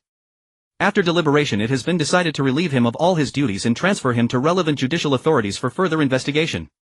As soon as the notice was released, fans felt it was still unsatisfactory, but at least they saw a result. As for the issue of blacklisting Chen Feng, the authorities chose silence. They dared not act, opting instead for a cold shoulder approach: no mention, no coverage, no commentary, as if the person had never existed. But they underestimated the power of information dissemination in the internet age. More and more fans began to follow the Belgian Pro League Genk and Chen Feng through various means. Some overseas students in Europe would even take several-hour train rides specifically to Genk just to watch Chen Feng play a match. They would then send back photos and videos they took at the scene to domestic forums and fan groups. Meanwhile, Chen Feng's Weibo followers skyrocketed from 300,000 to 5 million in just a few days. Under his post that read, "One must eventually learn to give up what is dispensable," the most liked comment was, "Feng Shen never come back. Well, go see you." This sentence became a slogan, a totem, a symbol. Chen Feng had a general idea of what was happening back home through his assistant Xiao Wang. He had just finished his morning strength training session. He made no comment on the matter, nor did he update any social media. He simply picked up a towel, wiped his sweat and asked calmly, "What is the training plan for this afternoon?" At this moment words were superfluous, only performance on the pitch could serve as the most powerful response.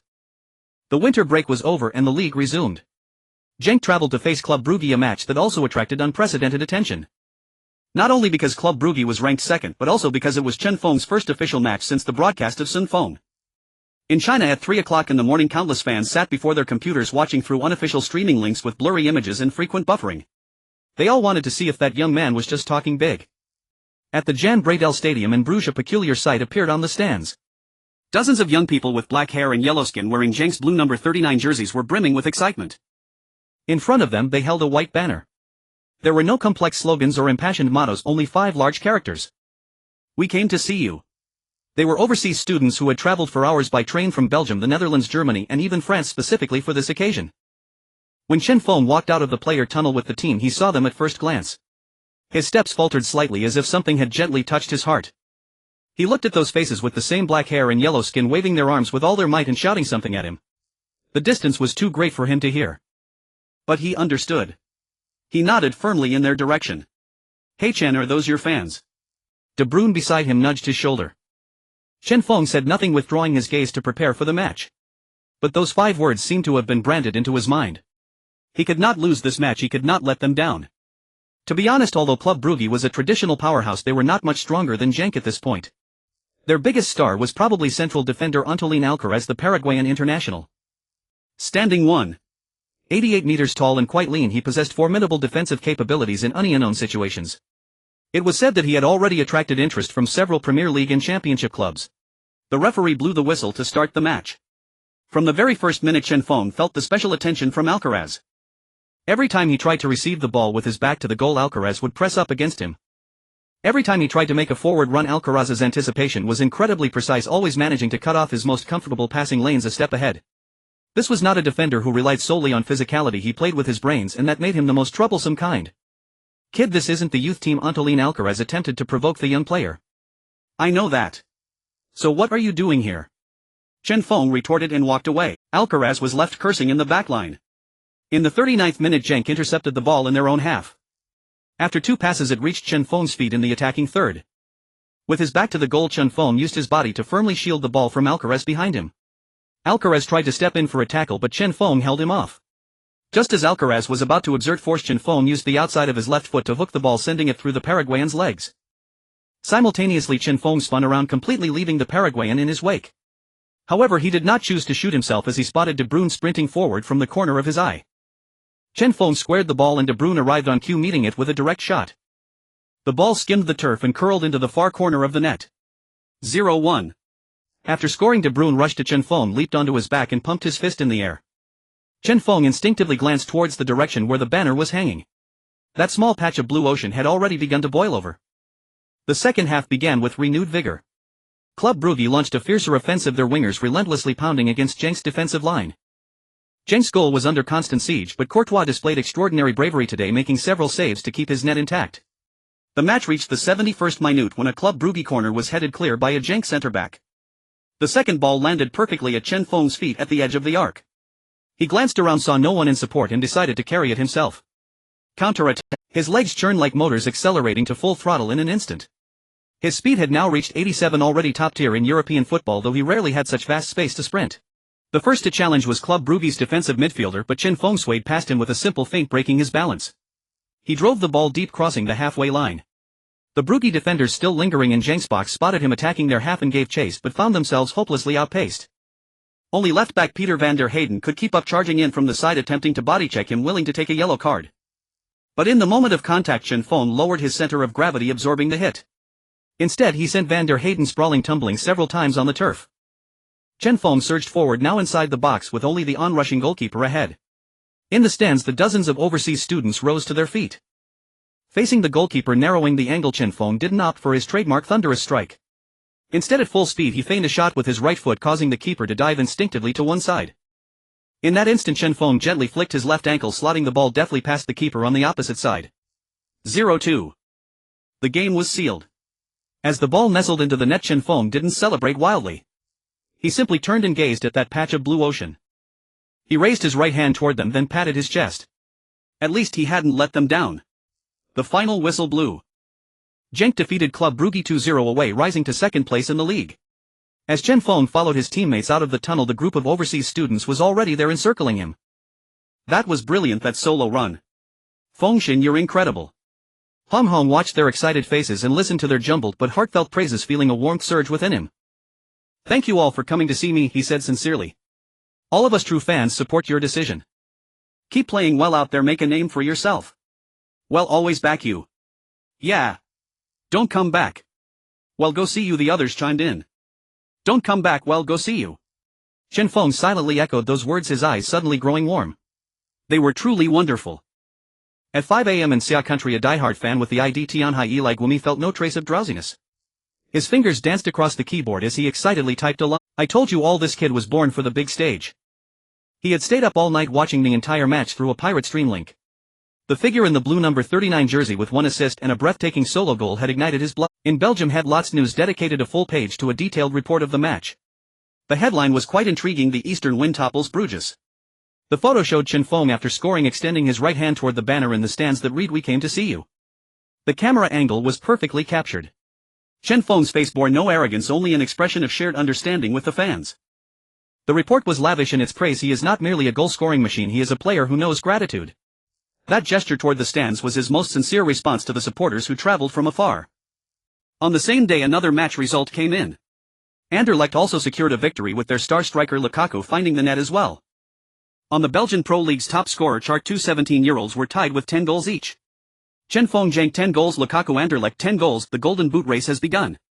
A commentator on Belgium's national sports channel pointed at the screen's data, his voice brimming with excitement. "This is the most thrilling top scorer battle in Belgian Pro League history. Two prodigies under 18 representing entirely different styles are engaging in a direct duel on the same stage. Lukaku, our own Belgian pride, possesses a physique and goal-scoring instinct beyond his years. He is the perfect template of a traditional center-forward." The commentator's tone was filled with pride. "And Chen, that mysterious lad from the distant east, his left foot is like the hammer of God. Every shot carries devastating power. His explosive pace and speed had become a nightmare for every defender." The media spared no effort in hyping the two, driving Belgian fans into a frenzy. Even the Jank number 39 jersey had sold out several times. Amidst all this external clamor, Chen Feng remained unfazed. Back at his apartment after training, his phone buzzed with a text message. The sender was Raiola. "Kid, well done. I just saw the news that Black Kid scored too. Don't let the media or scouts sway you. Your only goal now is to outscore him. You must snatch the Golden Boot from him. Even a one-goal lead is an advantage. To hell with being tied, we only accept being unique." Chen Feng smiled at the message. It was exactly his kind of talk. He replied with just one word, "Okay." Putting down the phone, he opened the system. Ding. Match mission completed. Mission objective: score a goal and help the team win. Verdict: 1 assist 1 goal, perfect. Mission reward: speed 2, technique 2, mission points 200. Speed 8791, speed 8991, technique 7287, technique 7487. His speed was nearing its peak, just one step away from the 90 threshold. He pondered whether to allocate those 6 potential points to speed. The improvement in technique also made his heel nutmeg move even more effortless. His mission points had exceeded 1100, enough to buy that injury recovery potion. Ding. 1000 mission points consumed. Successfully purchased injury recovery potion 1. Stored in system inventory. This item was now the greatest insurance for his career. As long as his leg wasn't snapped in two, drinking this potion should drastically shorten recovery time. With this ace up his sleeve, he could charge and clash on the pitch without restraint. Several weeks have passed and the Belgian First Division has entered a fierce sprint phase. The top 5 teams are increasingly tense on the field, while the media and fans focus their attention on the two names tied at the summit of the scoring chart. Chen Feng. Lukaku. Genk hosts Lokeren. At the 32nd minute, Chen Feng received a return pass from De Bruyne at the edge of the penalty area and without any adjustment unleashed a signature powerful left-footed shot. The ball soared straight into the top corner of the goal. 1-1-1-0. Just one day later, Anderlecht faced Mechelen away. In the dying moments of the match, Lukaku outmuscled 2 defenders in the opponent's penalty box and leveled the score with a powerful header. 1-1-1-1. These two young men chased each other relentlessly, neither yielding. Another week went by. Genk traveled to face the lower-ranked Charleroi. Chen Feng starred with a brace in this match with a clear strength gap. 2 days later, Anderlecht hosted the formidable Gent. Lukaku, heavily marked, failed to find the net. 1-3-1-1. For the first time this season, Chen Feng truly ascended to the top, surpassing Lukaku. This result left the local media, who had long hailed Lukaku as Belgium's future, somewhat embarrassed. The tone of their reports began to shift. Lukaku undertakes more tactical responsibilities in matches. Primarily, he pulls wide to create space for teammates. whereas Chen coming from the east resembles a pure striker. His goals are spectacular but tactically speaking. These biased remarks ignited the fury of Chen fans. Nonsense. Our Chen Feng is always tightly marked by 2 or 3 defenders in every match. Exactly. How many defenders does he draw alone? Haven't you noticed our other players scoring more as well? A striker who only pulls wide, how dare he be compared with our Chen Feng? Yet the uproar online did not affect Chen Feng in the slightest. At Genk training base on pitch number 2. Chen Feng was engaged in monotonous right-foot shooting drills. The ball flew from his right foot time and again, sometimes high, sometimes off target, rarely hitting the mark. De Bruyne stood beside him holding his phone and carelessly passing the ball while muttering non-stop. "Chen, how long are you going to keep practicing? I have a date with Caroline to watch a movie. If I don't leave soon, he'll be late." 100 more. Chen Feng didn't look back, his eyes fixed on the goal. His right foot remained his greatest weakness. After more than half a year of training, it had improved from 1 star to 2 stars, yet stubbornly refused to reach 3 stars. He was still far from being able to wield it steadily in high-intensity matches. He must make his arsenal deadlier, leaving no blind spots. At that moment a phone rang from the sidelines. He picked up the phone, the screen showing the name of assistant Xiao Wang. "Chen Feng, there's something I must tell you." Xiao Wang's voice sounded strange on the other end. "Someone from Ajax has arrived." "What?" Chen Feng stopped his steps, his brow instinctively furrowing. "What are they here for?" "They want you to return. Return. Now." Countless question marks erupted in Chen Feng's mind. The season wasn't over yet, where would he go? "Not now," Xiao Wang hurriedly explained. "Ajax's technical director is already in Genk. He wants to meet you and Coach Van Heesbroek to discuss next season. Chen Feng's heart suddenly skipped a beat. A nearly forgotten truth resurfaced in his mind. Of course he was an Ajax player, not Genk's. Yet during these past months in Belgium he had completely embraced the identity of a Genk man. Here he had coaches who trusted him, teammates who comfortably passed the ball to his feet, and fans who cheered wildly for him. He was accustomed to the blue sea of the Sajika Arena, to De Bruyne's passes and Courtois' dry jokes, to Van Heesbroek's roars on the sidelines and Captain Malik's encouragement in the locker room.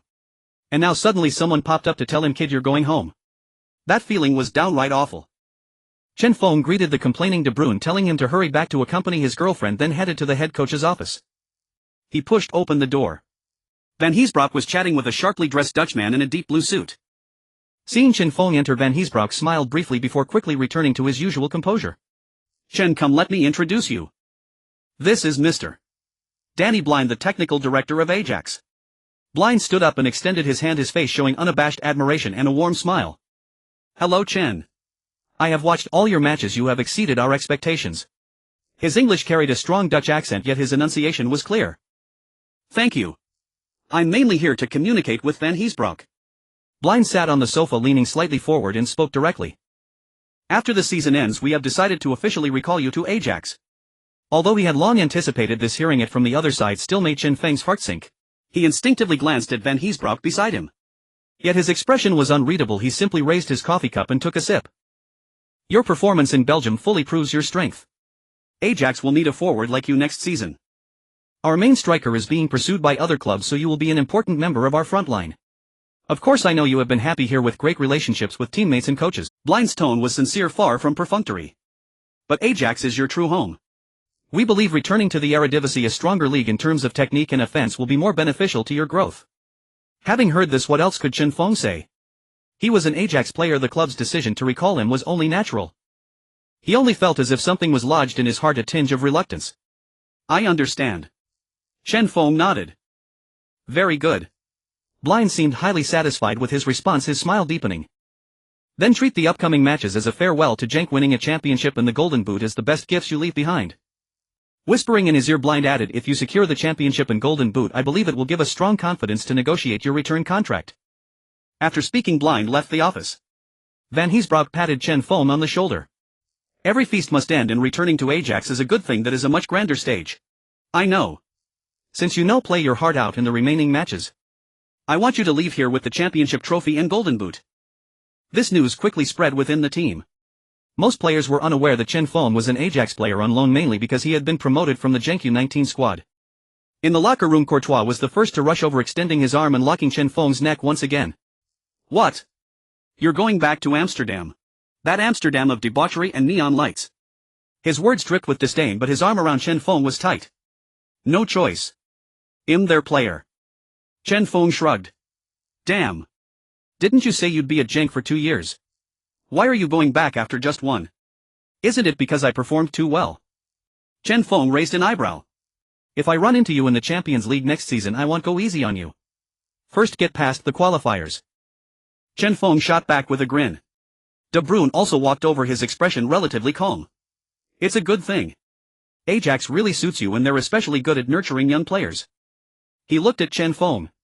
But before you leave, you have to leave the championship trophy behind. Of course. Chen Feng extended his fist. De Bruyne's fist met his, tapping against it. And the golden boot, De Bruyne added. Chen Feng wrapped his arm around De Bruyne's neck. That goes without saying. In the days that followed, the entire Genk team united as one. Win the championship for Chen Feng, win the golden boot for Chen Feng became a semi-open slogan in the locker room and the goal for everyone. And Chen Feng's form exploded like a powder keg ignited. League round 25. Genk hosted Cercle Brugge at home. Chen Feng scored with both head and foot, completing his first hat-trick in professional league play. Wang Yang was stunned on the bench. Every goal sent the stadium into a frenzy. Just one day later, news came from the other pitch. Anderlecht was held to a draw and Lukaku went silent again. The gap in the scorers chart instantly widened to 4-16-12. League round 26. Genk faced Kortrijk away.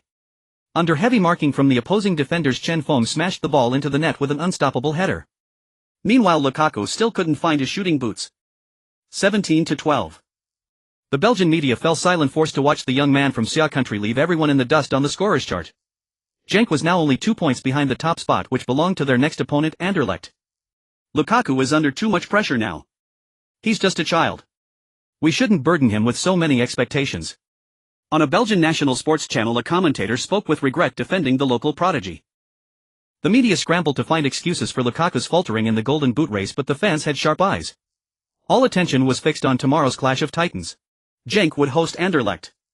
Throughout the week, the Belgian media had hyped this match as a duel between mortal enemies, a clash of the beast and the cannon, the ultimate battle for the championship and the golden boot. If Genk could win, they would overtake Anderlecht by 1 point to top the standings. If Chen Feng scored again in this game, the suspense of the golden boot race would be over prematurely. On the training ground before the match, the atmosphere was tense. In the tactical room, Van Heesbroek stood before the board, circling several names with a red marker.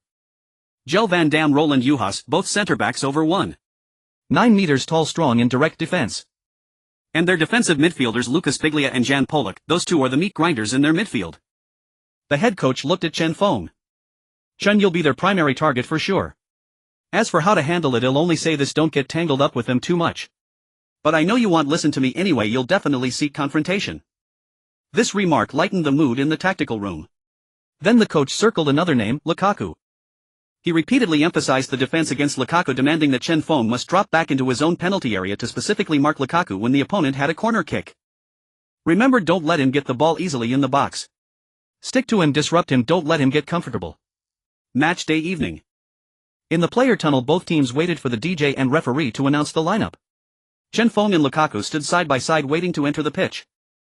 This opponent, who had puzzled him in the U19 matches, now bore a look of maturity and determination beyond his years. Hey. Lukaku spoke first, his voice deep. What's up? Chen Feng tilted his head and responded. Today I'll show you who the best striker in Belgium is. Lukaku's eyes blazed with fierce fire. Chen Feng laughed, unable to suppress a chuckle. Why was this Lukaku so melodramatic? Haha, I really didn't expect the background character to talk. Background character. Hearing those words, Lukaku's face turned a dark red, his nostrils flaring as he huffed. He felt like he was about to explode with rage. Behind him, De Bruyne gently nudged Chen Feng's back. Don't you know when to keep your mouth shut? Why provoke him now? Chen Feng turned his head, lowering his voice to whisper in De Bruyne's ear. Relax. The angrier he gets, the more muddled his mind. The more muddled his mind, the worse he plays. Beep. The referee's whistle sounded. The match officially began. Anderlecht took the initiative away from home, clearly carrying a pent-up drive, especially Lukaku. He was exceptionally active on the field today, frequently drifting to the right wing, seemingly trying to emulate Robin with his speed and cutting inside to breach Genk's defense. Just 8 minutes into the game, Anderlecht's midfielder delivered a high-quality cross precisely into the box. Lukaku overpowered Genk's centre-back in the area, using his core strength to unleash a powerful header. Thibaut. Genk's defense cried out in alarm. Courtois reacted with lightning speed, starting to shift his feet the moment Lukaku jumped. His 1.99-meter frame stretched to the limit in midair, the tips of his fingers just grazing the ball. Bang. The ball deflected off his hand, struck the crossbar and bounced out for a corner. Woo! The entire stadium erupted in a massive gasp which quickly turned into applause for their prodigious goalkeeper.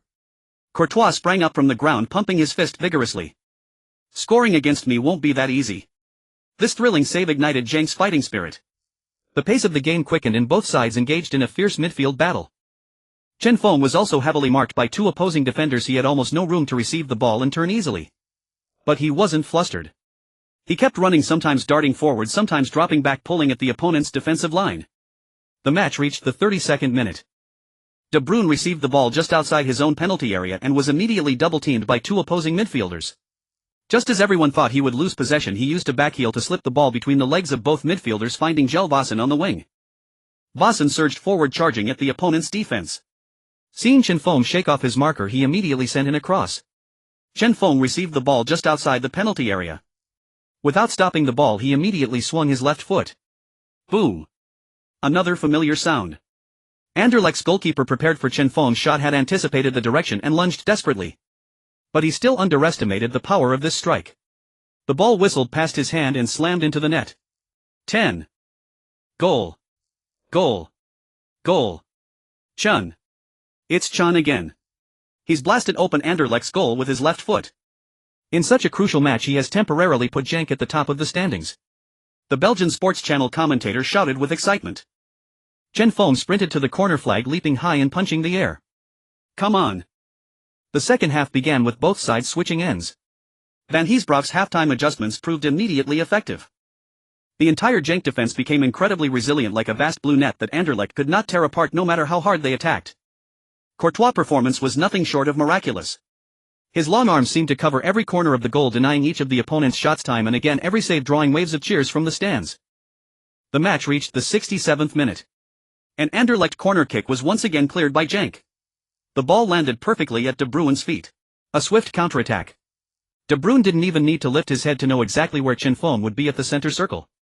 He delivered a surgical through pass that skimmed the grass. The ball sliced through Anderlecht's entire defensive line. Chen Feng's speed was like a bolt of lightning, darting instantly between two towering center-backs. Unknown with the keeper. Unknown. Chen's unknown chance. The commentator for Belgium's national sports channel trembled with excitement. Anderlecht's goalkeeper charged out decisively, arms spread wide, attempting to block every possible angle for Chen Feng's shot. But Chen Feng's season now showed no hesitation. With the outside of his left foot, he gently nudged the ball past the sprawling keeper and calmly pushed it into the net. Over 20,000 Genk fans in the stands rose from their seats, ready to cheer the goal. Yet just as the ball was about to cross the line, a dark figure emerged from an angle, sliding desperately to intercept, leaving a mark on the turf. His toe reached the ball just before it crossed the goal line, booting it out for a corner. Whoa! The entire Sajika arena erupted in disbelief. He had sprinted all the way from the front to his own penalty area. Everyone was stunned by this desperate chase. What incredible willpower it took. Even Chen Feng, who was about to celebrate, stopped in his tracks, his face a mask of astonishment. He hadn't even noticed when Lukaku started his chase, and a pang of regret hit him as he slapped his forehead. Damn it, I should have just tapped it into an empty net. Turning, he saw Lukaku, who had sprung up from the grass, roaring at his teammates to stay focused. A flicker of respect passed through Chen Feng's eyes, a true warrior. De Bruyne ran over to take the corner. The ball flew into the box, causing chaos as Genk's centre-back leaped among the crowd and headed it toward the goal. Bang! Anderlecht's goalkeeper made a miraculous save on the line, desperately parrying the ball. But it fell perfectly to Chen Feng just outside the box. He could only accept the gift. Facing the bouncing ball, Chen Feng angled his body slightly and without a pause executed a volley with his left foot. This time no one could stop him. The ball like a bullet pierced Anderlecht's net once more. 2-0. A brace. Chen Feng had sealed the game and nearly extinguished the last suspense of the Belgian Pro League's Golden Boot race. After scoring, Chen Feng charged toward the fan stands, leaping high and punching the air with fury, unleashing all his passion. Finally, the referee blew the final whistle. Genk defeated Anderlecht 2-0 at home. This crucial victory allowed Genk to overtake their rivals by a single point, topping the standings. With only 3 rounds left in the league, the championship trophy was within reach. Chen Feng, with 19 league goals, was far ahead of Lukaku's 12 in the scorers chart, making the Golden Boot almost his to claim. After the match, Raiola's call came right on time. Well done, kid. The fat man's voice was barely containing his excitement. I told you you're the best. That black kid is completely defeated by you now. Just keep up the form. After hanging up, Chen Feng lay alone on his apartment bed but felt none of the expected excitement. He felt a pang of reluctance for everything here as his Belgian story was about to draw to a close, leaving a hollow feeling in his heart. After winning this match, the atmosphere at Genk became lighthearted. On the training ground, smiles adorned the players' faces, their steps light. With just 3 league matches left, the championship seemed within their grasp. Even the usually stern coach Van Heesbroek cracked a few jokes during training. Thibaut, were you at the nightclub last night? Why are your legs so weak? Kevin, use your head when passing, don't always think about your girlfriend. Only Chen Feng remained as meticulous as ever, completing every drill with precision, knowing that the closer to the end the less he could afford to slack. The championship was not yet secured and the golden boot was only a theoretical lead. Everything could change. More importantly, he wanted a perfect ending to bid farewell to the place he had fought for a year. Hey Chen, relax. During a break, Captain Malu approached him, handing him a bottle of water. You don't have to be so tense. It's not over yet, Captain. Chen Feng unscrewed the cap and took a large gulp. Malu smiled and patted his shoulder. You're truly born for football, kid. Alright, let's win these last 3 games together. He turned and roared at the teammates still joking around. Get serious, damn it. No more laughing. The next 2 league matches saw Genk steamroll their opponents. A 3-0 home victory against Mechelen. Chen Feng scored a stunning long-range goal in that match. Then a 4-1 away thrashing of Zulte Waregem, where Chen Feng netted another brace. With 1 round remaining, Genk had already secured the 2009-2010 Belgian Pro League title 2 games early. This was the 3rd top-flight league championship in Genk's history. The moment the news broke, the entire city of Genk erupted in celebration.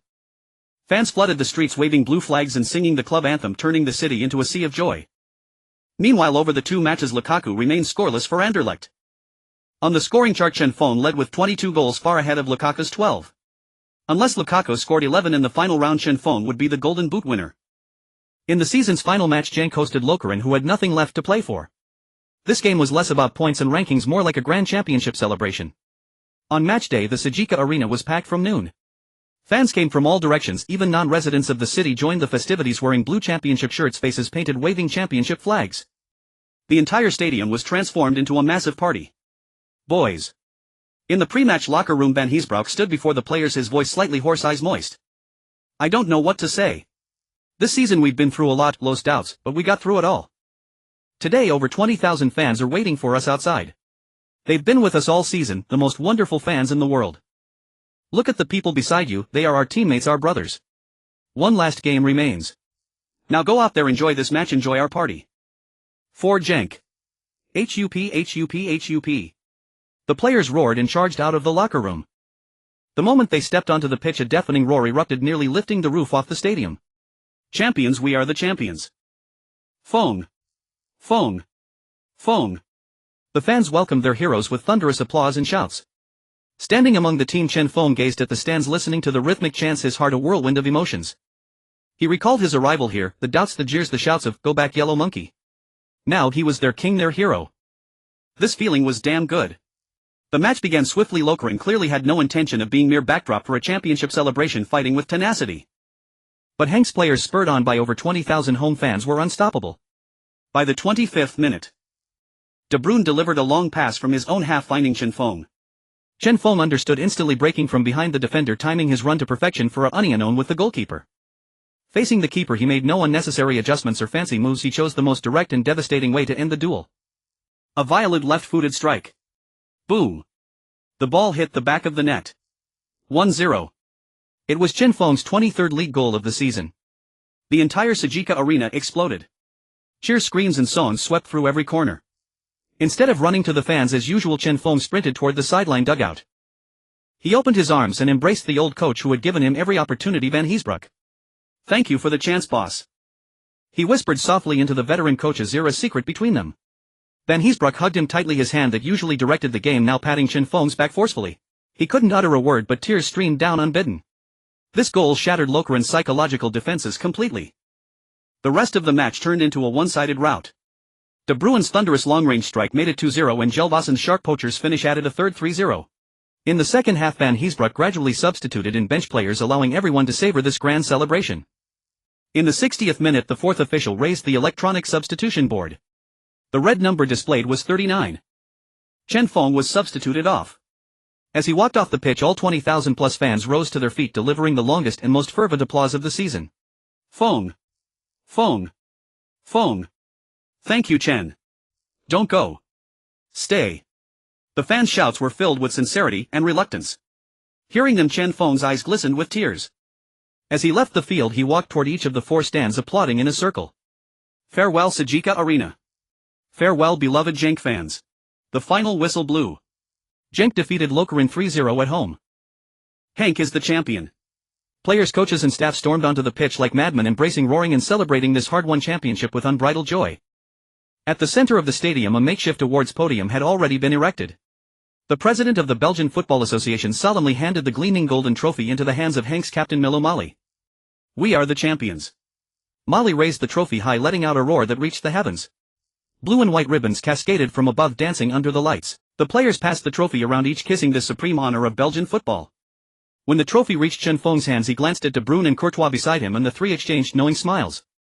Together they lifted the trophy high. In the locker room, Courtois approached. Chen, are you really leaving next season? His voice carried a hint of melancholy. Chen Feng nodded, having little to say. Words of farewell were always heavy. Damn. Then I wish you all the best at Ajax. Kevin, what about you? And Thibaut, are you both heading to Chelsea next season? Chen Feng looked at De Bruyne. Rumors about the two of them had been swirling for nearly a season. But De Bruyne shook his head. Not sure yet. I heard Chelsea made an offer, but the club hasn't agreed. Everyone knew that with their talents the small pond of Henk could not hold them. Leaving was merely a matter of time. Van Heesy broke came before the 3 young men in the locker room. Thibaut, Kevin, Chen. You are the most talented young men I have ever seen. Henk is proud to have you, and I am proud to have coached you. I don't know where your paths will lead, but I believe you will all become true superstars. Remember, no matter where you go, Henk will always be your home. You are always welcome back. 2 days later, the Belgian Professional Football League held a grand award ceremony for the 0910 season at the concert hall in Brussels. Chen Feng unsurprisingly took home the 2 most prestigious individual awards, the Belgian Pro League Golden Boot with 23 goals and the Belgian Pro League Player of the Season. He received the trophies from the legendary Belgian footballer Paul van Imst, known as the White Pele, as camera flashes blazed from the audience. A double MVP. A 17-year-old youth from the Xia Kingdom in his first full professional season had conquered all of Belgium with indisputable performances. This night belonged to Chen Feng. After the awards ceremony, Ajax's official website promptly published a piece of news: welcome home, Chen. Club player Chen Feng, after an outstanding performance during his loan period at Henk, will officially return to the team next season and be promoted to the first team. The news was accompanied by a photo of Chen Feng in an Ajax jersey holding the Golden Boot and Player of the Season trophies. The photo was clearly a composite. This news also signaled a perfect end to Chen Feng's story in Belgium. At Henk's training ground, Chen Feng walked into the familiar locker room for the last time. His locker was empty, with only a few odds and ends left behind. His teammates came one by one to embrace him and say goodbye. Each bore a trace of reluctance, but even more so blessings. Van Heesy approached holding an elegantly wrapped dark blue box and handed it to Chen Feng. What's this? Chen Feng took it, feeling its weight. A fountain pen. Van Heesy's voice was calm. My father gave this to me. He said a man should have a good pen to sign every important contract in his life. Now I give it to you. I hope your future will see you signing countless lucrative deals with it. Chen Feng opened the box. A Mont Blanc fountain pen lay nestled on the velvet lining. A wave of warmth surged from the depths of his heart. Thank you, coach. Go on. The old coach waved his hand and left the locker room. De Bruyne and Courtois were waiting for him outside the locker room without superfluous words. Come on, we'll see you off. The 3 walked side by side to the training ground entrance. They had traversed this path countless times together, but today it felt exceptionally long. No one spoke, only the echo of footsteps filled the air. Do you think we'll ever play on the same team again? Courtois broke the silence first. We will. De Bruyne looked at Courtois and Chen Feng. Maybe at Chelsea, maybe at Real Madrid or Barcelona. Chen Feng smiled, draping his arms over their shoulders. Then you'll have to work hard. Don't forget to call me. Don't worry. On the flight heading to Xia country, Chen Feng wore an eye mask and noise-cancelling earphones, determined to force himself to sleep for a while. Yet his mind was exceptionally clear, devoid of any drowsiness. He simply took off the mask and earphones. System opened the panel. A blue light screen unfolded before his eyes. Season Performance Evaluation Report 2009-2010. Host Chen Feng. Team Genk on loan. Appearances 28 matches, 22 in the League 6 in cup competitions. Goals 26-23 in the League 3 in cups. Assists 8. Season rating 9. 210. Season highlights 1. In the U19 League match against Standard Liège came off the bench to score a hat-trick leading the team to a comeback victory. 2. League debut against Cercle Brugge came off the bench to contribute 1 goal and 1 assist. 3. Home league match against Gent scored a brace to help the team overcome a formidable opponent. 4. In the crucial league showdown against Anderlecht scored a brace completely crushing the opposition. 5. Scored 23 goals in 22 league appearances winning the Belgian Pro League Golden Boot. 6. Led Genk to reclaim the Belgian Pro League title after many years. Season overall assessment: this was a near-perfect debut season. The host has successfully transformed from a U19 youngster into the most dominant striker in the Belgian Pro League. In terms of physical duels, explosive speed and finishing ability, you have demonstrated a level far surpassing your peers. Your hard work and self-discipline are the cornerstones of your success. Current ability analysis: strengths, shooting power 99-99 world-class. Your left-footed cannon is a nightmare for all goalkeepers. Speed 89-91 top tier in Europe, possessing immense impact during long-distance sprints and counterattacks. Strength 78-95 balance 74-96 dominant in physical confrontations at the same level, excelling at holding up the ball with your back to the goal and battling in the penalty area. Weakness is right foot, a fatal flaw in higher level competitions. This will cause you to miss many opportunities and make you susceptible to targeted defense from opponents. Technique 74-87 dribbling 71-88. Although significantly improved, there is still ample room for growth in close quarters ball handling and the ability to shake off markers in congested defenses. Passing 64-82 as a forward, your passing vision and accuracy need enhancement. This will enable you to become a more complete attacker. System recommendations: 1. Priority task for the offseason: strengthen your right foot. It is recommended to perform no fewer than 500 right-footed shooting and passing drills daily. 2. Technical enhancement: utilize the immersive training ground. Select a technical master for specialized drills focusing on improving ball control and the quality of your first touch. 3. Tactical understanding at Ajax: quickly learn and comprehend the team's tactical system, especially off-the-ball movement and teamwork.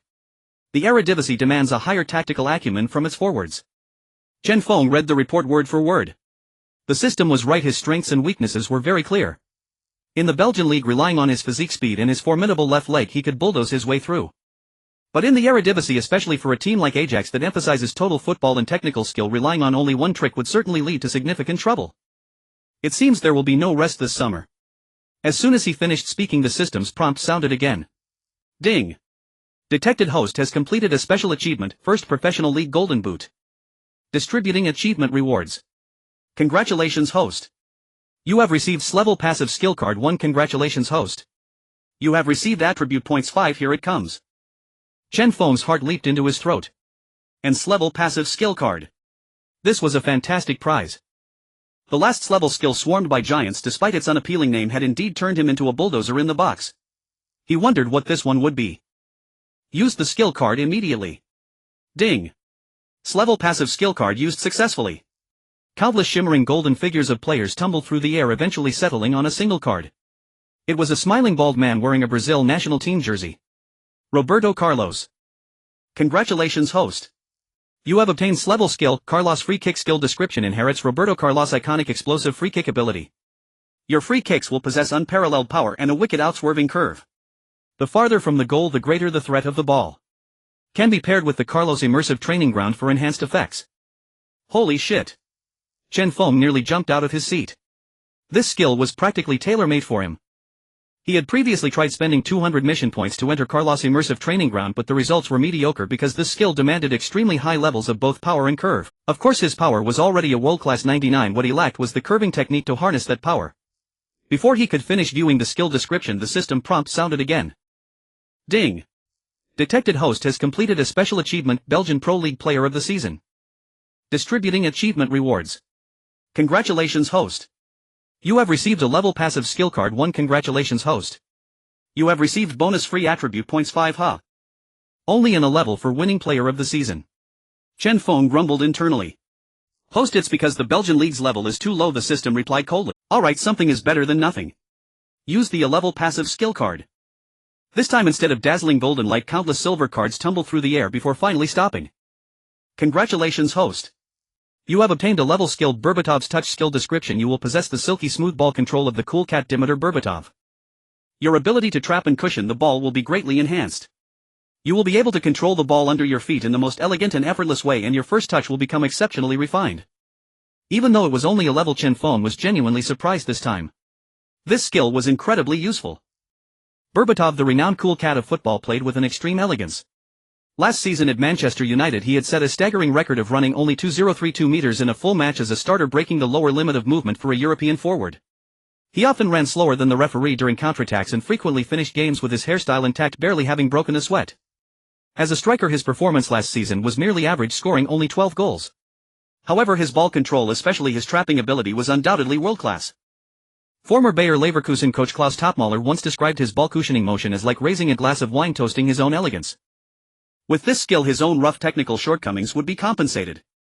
He looked at his remaining points. Free attribute points 10, potential points 6. Speed was the foundation of his survival. No matter how tactics evolved, a forward with absolute speed would always be an opponent's nightmare. System: use 4 potential points and add them to speed. Ding. Consume 4 potential points. Speed potential cap increased to 95. Chen Feng issued another command. Max out the speed. Ding. Consumed 6 free attribute points. Speed 6. Speed 9595. Done. Chen Feng felt as if the muscle fibers throughout his body were being rewoven. He could distinctly feel the explosive power in his calves and thighs. He now had an urge to run right there on the plane. Add the remaining 4 free attribute points all to free kicks. Ding. Consumed 4 free attribute points. Free kicks 4. Free kicks 7480. After doing all this, Chen Feng reopened the final attribute panel. Official panel: Chen Feng, age 17, height 189. 3 centimeters. Weight 82 kilograms. Attacking attributes: finishing 80-99, shot power 99-99, heading 72-95, penalty taking 70-86, free kick 74-80, long shot 70-88, technical attributes: dribbling 71-88, technique 74-87, curve 73-85, passing 64-82, crossing 43-67, ball control 83-92, physical attributes: stamina 73-89, agility 75-87, balance 74-96, jumping 74-86, acceleration 77-95, speed 95-95, strength 75-99, constitution 81-95, physique 78-95, preferred foot left-right, skill moves: heavy cannon, swarmed by giants, Carlos, free kick, Berbatov's touch. Current rating 81, system evaluation is supercar with a full power cannon, beware of injuries. The plane landed smoothly at Kinmen Bin Hai International Airport. Chen Feng, wearing a black baseball cap and carrying an ordinary backpack, walked discreetly out of the arrival hall, hailed a taxi and gave the driver the address of a residential complex. Knock knock knock. Who is it? A hoarse yet vigorous voice came from behind the door. It's me. The door creaked open a crack. Arie Haan poked his head out, a flicker of confusion in his eyes as he looked at the young man standing at the doorstep. He hadn't ordered any packages. You are. Chen Feng took off his cap, revealing a face that was tanned but angular. Coach, it's me. Arie Haan's eyes widened. Chen Feng. You little rascal. What are you doing here? The old Dutchman's face crinkled into a beaming smile as he opened his arms and gave Chen Feng a hearty embrace. Kid, why didn't you tell me you were coming? He wanted to surprise you. Haha, good. What a surprise. Arie Haan pulled Chen Feng onto the sofa, sizing him up. Kid, you've made me proud. Champion. Golden boot. Best of the season. Amazing. The old man's string of praises meant more to Chen Feng than any media report. Chen Feng pulled out a few boxes from his backpack. Coach, I brought you some little gifts from Belgium. He opened the first box, revealing exquisitely packaged Liège waffles and Godiva chocolates. I know you can't eat sweets. These are for your players and colleagues. Chen Feng then took out an object wrapped in deep blue velvet from his bag. He unwrapped the layers to reveal a 1/1 scale replica of the Belgian Pro League Golden Boot trophy. He held the trophy with both hands and solemnly presented it to Arie Haan. Coach, I had this made especially for you. Without you there would be no trophy and there would be no me. Arie Haan's hands trembled slightly as he took the heavy trophy. Seeing the words Chen Feng and 23 goals engraved on the base, his eyes instantly reddened. Good. Good kid. My treat today. Let's have a good drink. Oh, and bring the trophy. Well, take a photo later. I'm going to hang this picture in the most prominent spot in my office so those little bastards can see what a real striker looks like. In a traditional local restaurant in Tianjin, the place was buzzing with noise and steaming with wok hei. The table was laden with Tianjin specialties: stir-fried pork slices, crispy carp, and a sweet and sour sauce, and the classic old 3 stir-fry. Chen Feng didn't stand on ceremony. He was in the off-season now with at least a week of indulgence ahead. He had to eat heartily and not waste the opportunity. Arie Haan poured himself a glass of ergotu liquor and filled Chen Feng's glass to the brim with orange juice. Kid, tell me, how was your year in Belgium? While eating, Chen Feng recounted the past year's experiences to the old man, sticking to the important parts. He spoke plainly, from the initial discomfort to the integration with the U19 team, his explosive debut with the first team, and finally winning the championship. The old man listened with great interest, occasionally interjecting with professional insights. Van Heesbroek is a good coach. He used you wisely, didn't let you bear too much pressure too soon. De Bruyne and Courtois. I've heard of those two lads. De Visser, Chelsea's chief scout, has a sharp eye. I've dealt with him before. Anyone he scouts is definitely a genius. As for Ajax recalling you, it's expected. Arie Haan took a sip of the fiery liquor. Remember, the Eredivisie is different from the Belgian league. Especially Ajax. They have Cruyff's football philosophy ingrained in their bones. When you get there, don't always rely on your physical strength. Use your head, make more runs, combine more with your teammates. Your speed and shooting are your strengths, but you must develop your technique and your right foot. I understand, coach. Chen Feng nodded emphatically. The old man's advice was almost identical to what the system had told him. These veteran coaches really had a keen eye for players. And another thing. Arie Haan put down his glass, closed his eyes for a moment, and then shared the wisdom he had gained from starting his own career at Ajax. The dressing room at Ajax. It's not easy. There are too many geniuses there, all with high pride. Especially the local players, they have this innate sense of superiority. For a guy from Xia country to establish himself, their skill alone isn't enough. Then what is? Chen Feng asked. Fists. Arie Haan's answer was simple and blunt. He looked at Chen Feng's expression and chuckled. I'm not telling you to go pick a fight. What I mean is, on the training ground you have to be tougher and fight harder than them. If anyone tries a dirty tackle on you in training, you retaliate with an even fiercer slide tackle. Let them know you're not to be trifled with. Chen Feng nodded thoughtfully. He recalled that he hadn't had this problem at Genk because he had become friends with De Bruyne and Courtois in the U19 team. The next afternoon, when Chen Feng, dragging his suitcase, appeared at his doorstep, his mother, busy in the kitchen, was so thrilled to see her son that she nearly dropped her spatula. Mom, I'm home. Son. Why are you back? Without many words, his mother rushed over and gave him a tight hug. His father also emerged from the room, his face beaming with joy. It's good to be home, it's good to be home. For the next 6 days Chen Feng completely indulged himself. Well, indulged might not be quite right, because after eating he would do 2 hours of fitness training. He could finally freely eat all the things that used to make his mouth water but were off limits. At the dinner table his father even poured him some beer, looking at his son with immense pride. At night, lying in his small bed, Chen Feng opened his mobile banking app and started calculating his income for the season. His weekly salary was 2,500 euros. After paying about 40 in taxes in Belgium, he took home around 1,500 euros a week. After deducting the money he sent home and his living expenses, he had managed to save about 3,000 euros. Of course, that was just the base salary. The real money was in the bonuses. With 22 league appearances, his appearance bonus was 22 times 1,100, which equaled 2,420 euros. He scored 23 goals in the league. According to the club's tiered goal bonus system, it worked out to 3 goals 300 euros, goal 900 euros, 7 goals 900 euros, goal 6,300 euros, 5 goals 1,500 euros, goal 7,500 euros, 8 goals 2,100 euros, goal 1,6,800 euros.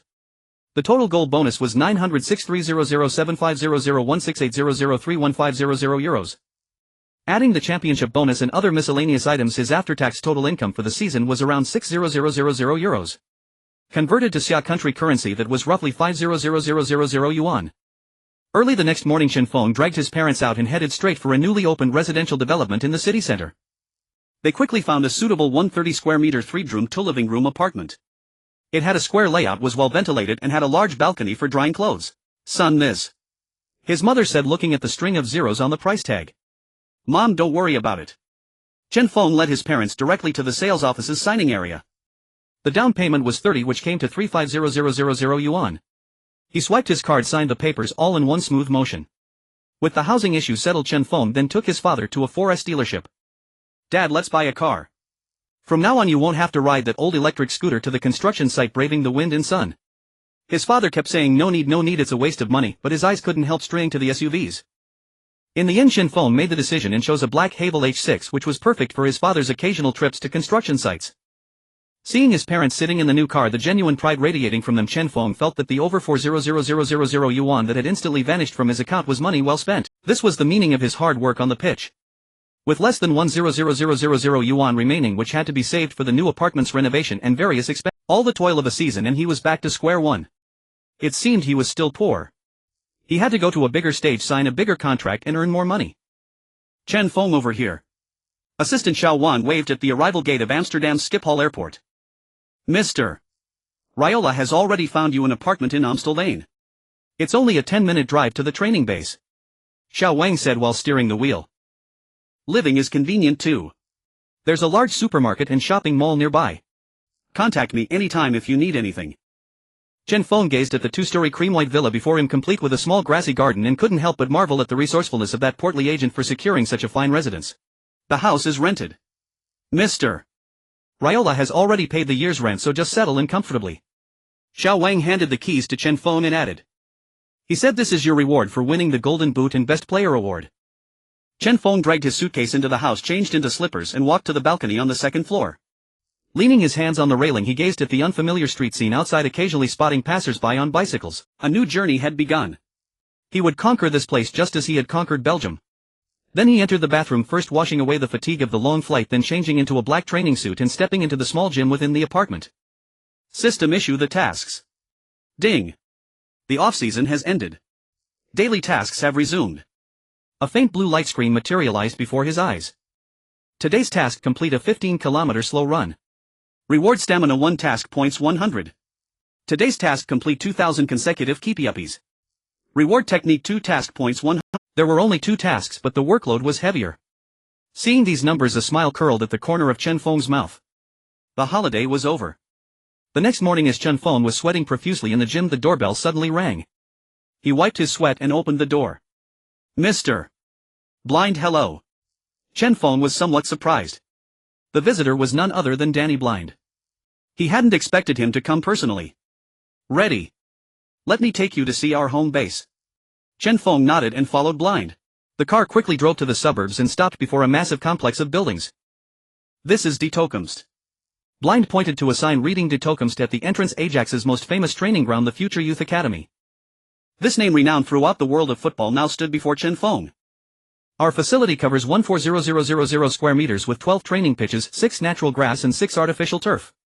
Teams from the under 9s to the first team all train here. Chen Feng looked at the lawn, smooth as carpets, and the young players just a few years old engaged in various technical drills. Their movements were precise, their running spirited, brimming with ingenuity. This scale, these facilities, this atmosphere, compared to the Genk training ground, it was like a community pitch. Blind led him into a modern building and into a massive indoor training field. This is our indoor training pitch for the first team. Chen Feng stared at the flawless turf, and before he could marvel, the screens around the field suddenly lit up. Then a tremendous roar erupted from speakers all around, making Chen Feng's eardrums ring. This is simulated crowd noise, Blind explained calmly. We can simulate the fan noise of all Europe's top home stadiums like Camp Nou, Bernabeu, Anfield, all to help players adapt to the pressure of away games. It really exists. Chen Feng was utterly impressed. No wonder Ajax continuously nurtured so many stars. This level of professionalism and attention to detail was world-class. Finally, Blind led Chen Feng to the first team's locker room. He pointed to an empty locker with the name Chen already affixed. This will be your spot from now on. With that, he pulled an orange-covered booklet from his briefcase and handed it to Chen Feng. What's this? Chen Feng took it. Cruyff's 14 rules. Blind's expression instantly turned serious. This is the Bible of our club. Every player who comes through Ajax's youth academy must memorize it and engrave it in their minds. Memorize things to play football. Chen Feng found it somewhat surreal but nodded and put the booklet away. Read it carefully. Your new life starts tomorrow. Back at the apartment, Chen Feng opened the small booklet. Its contents were written in both Dutch and English. 1. Team above self. To achieve goals you must give for others. 2. Responsibility. Care for the collective as you care for yourself. 3. Respect others. 4. Discipline. Respect everything in the team. Chen Feng read on. The first few rules mostly concern team responsibility and respect. Did he need to be taught that? Until he reached Rule 10. 10. Think proactively, create proactively. Below it was a bold black line. Always choose the adventurous pass over the safe backward pass. Then came spatial control. Football is simple, but playing simple football is the hardest. The 3-second rule. Press to regain possession within 3 seconds of losing the ball, not just to win it back quickly but to exploit the space in the opponent's disorganized formation before they can mount an effective attack. Through these brief lines, Cruyff's football philosophy seemed to tell him that there was another way to play the game, smarter, more creative. The next day, Chen Feng passed the club's medical examination with ease. His physical data amazed Ajax's fitness coach, especially his terrifying leg explosiveness and remarkably low body fat percentage. As long as this guy doesn't get injured, he's a beast. The fitness coach muttered to himself as he looked at the report. After that, the club arranged for him to shoot promotional photos for the new season, having him don Ajax's red and white striped jersey and strike various shooting and cool poses. When he put on the shirt with his name and the number 19, a strange feeling welled up inside him. He had to conquer this place to earn the right to play in Europe's top leagues. The shoot over with a few days left until the first team officially assembled, Chen Feng chose not to rest. Instead, after completing the formalities, he headed straight to the gym at De Toekomst. He had to get his body into peak condition before the season began. As he pushed open the door, he found someone was already inside. A young man around his age with a slender build and blonde hair was doing core strength training on a balance ball, his movements very light and agile. When he saw Chen Feng enter, he immediately stopped and offered a friendly smile. "Hello, are you Chen Feng?" The young man spoke English but with a hint of a Scandinavian accent. "Hello, I am Chen Feng. Christian Eriksen." The young man extended his hand. "I'm Danish, also just promoted to the first team." Eriksen. The name rang a bell. Chen Feng vaguely remembered him as a promising young talent in the FM 2010 game. He loved scouting such prospects during the offseason, including himself. "Your legs." Eriksen caught a glimpse of Chen Feng's sharply defined thigh muscles. "My God, they're almost thicker than my waist." Chen Feng smiled and patted Eriksen. "I've been training." The two young men quickly grew familiar. When Chen Feng did heavy squats, Eriksen stood behind him with hands hovering to spot him, and when Eriksen practiced his balance drills, Chen Feng would help spot him too. "Does this stuff help?" "It's for better body control and coordination," Eriksen explained patiently. "Football isn't just about strength." "Is that so?" Chen Feng raised an eyebrow. A week passed in the blink of an eye. The day for the first team to officially gather had arrived. Chen Feng arrived at the Future Youth Training Center half an hour early. By the time he entered the first team's locker room, there were already quite a few people inside. It was a completely different world from the Hunka locker room. At least now no one was laughing loudly, nor were they playfully fighting. Everyone was at their own spot, wrapping bandages or listening to music with their eyes closed. He found the locker with his name Chen on it, silently opened the door and began changing. A voice came from beside him. "Hey, are you the one who won the Golden Boot in Belgium from Xia country?" Chen Feng turned his head and saw a tall, handsome player with golden hair leaning against a nearby locker, arms crossed, sizing him up. He even noticed that the movements of the other players in the locker room had slowed down. It seemed casual, but everyone's gaze was focused on him. He looked at the golden-haired handsome guy and politely nodded. "Hello. I am Siem de Jong, the vice-captain of the team." He extended his hand. "Welcome to Ajax." "Thank you." Chen Feng shook his hand, feeling the strength in the grip. "I heard you were quite impressive in Belgium." De Jong's tone sounded casual. "But I haven't heard of anyone from Xia country playing football." His eyes held an unabashed scrutiny. Chen Feng's expression remained unchanged as he calmly replied, "I did all right. If you haven't heard of me, it must be your ignorance." Chen Feng could distinctly feel the judgmental stares from every person in the locker room, as if they were evaluating a newly arrived item that was overpriced. In the corner, a fellow player with a similar Asian appearance was glaring at him, the hostility in his gaze almost palpable. It seemed Arie Haan was right. There were too many talents here, each proud, believing themselves to be the most special. To earn respect here, merely relying on Belgium's accolades was utterly useless. De Jong clearly didn't expect that this seemingly reserved guy from Xia country would have such a sharp tongue. He laughed heartily. "Then during training later, let's see if you're really as ignorant as you claim." Soon the team's head coach Martin Jol entered the locker room looking like a serious old man with a Mediterranean hairstyle. He briefly introduced a few new players and those promoted from the youth team, including Chen Feng, and then began to announce the day's training content. There was no welcome ceremony, no superfluous words. Everything was conducted in a businesslike manner. Before long, training began with warm-ups and stretches, all proceeding in an orderly fashion. The first drill was Ajax's world-renowned and most proud circle steal. This circle steal was a completely different concept from what he experienced at Hunka. The area was much smaller, only a circle with a diameter of less than 10 meters. More participants were involved, with 8 players outside the circle trying to steal while 3 inside were responsible for recovering the ball. The pace was almost suffocating as the football flew like a fast-moving steel ball, producing a series of thumping sounds. One kick of the ball was all that was allowed. A second kick was absolutely forbidden. As a newcomer, Chen Feng was naturally placed in the group in the middle, responsible for stealing the ball alongside Eriksen and another young player just promoted from the youth team. Relying on his speed and explosiveness, Chen Feng dashed back and forth in the circle, attempting to disrupt the opponent's rhythm through pressure.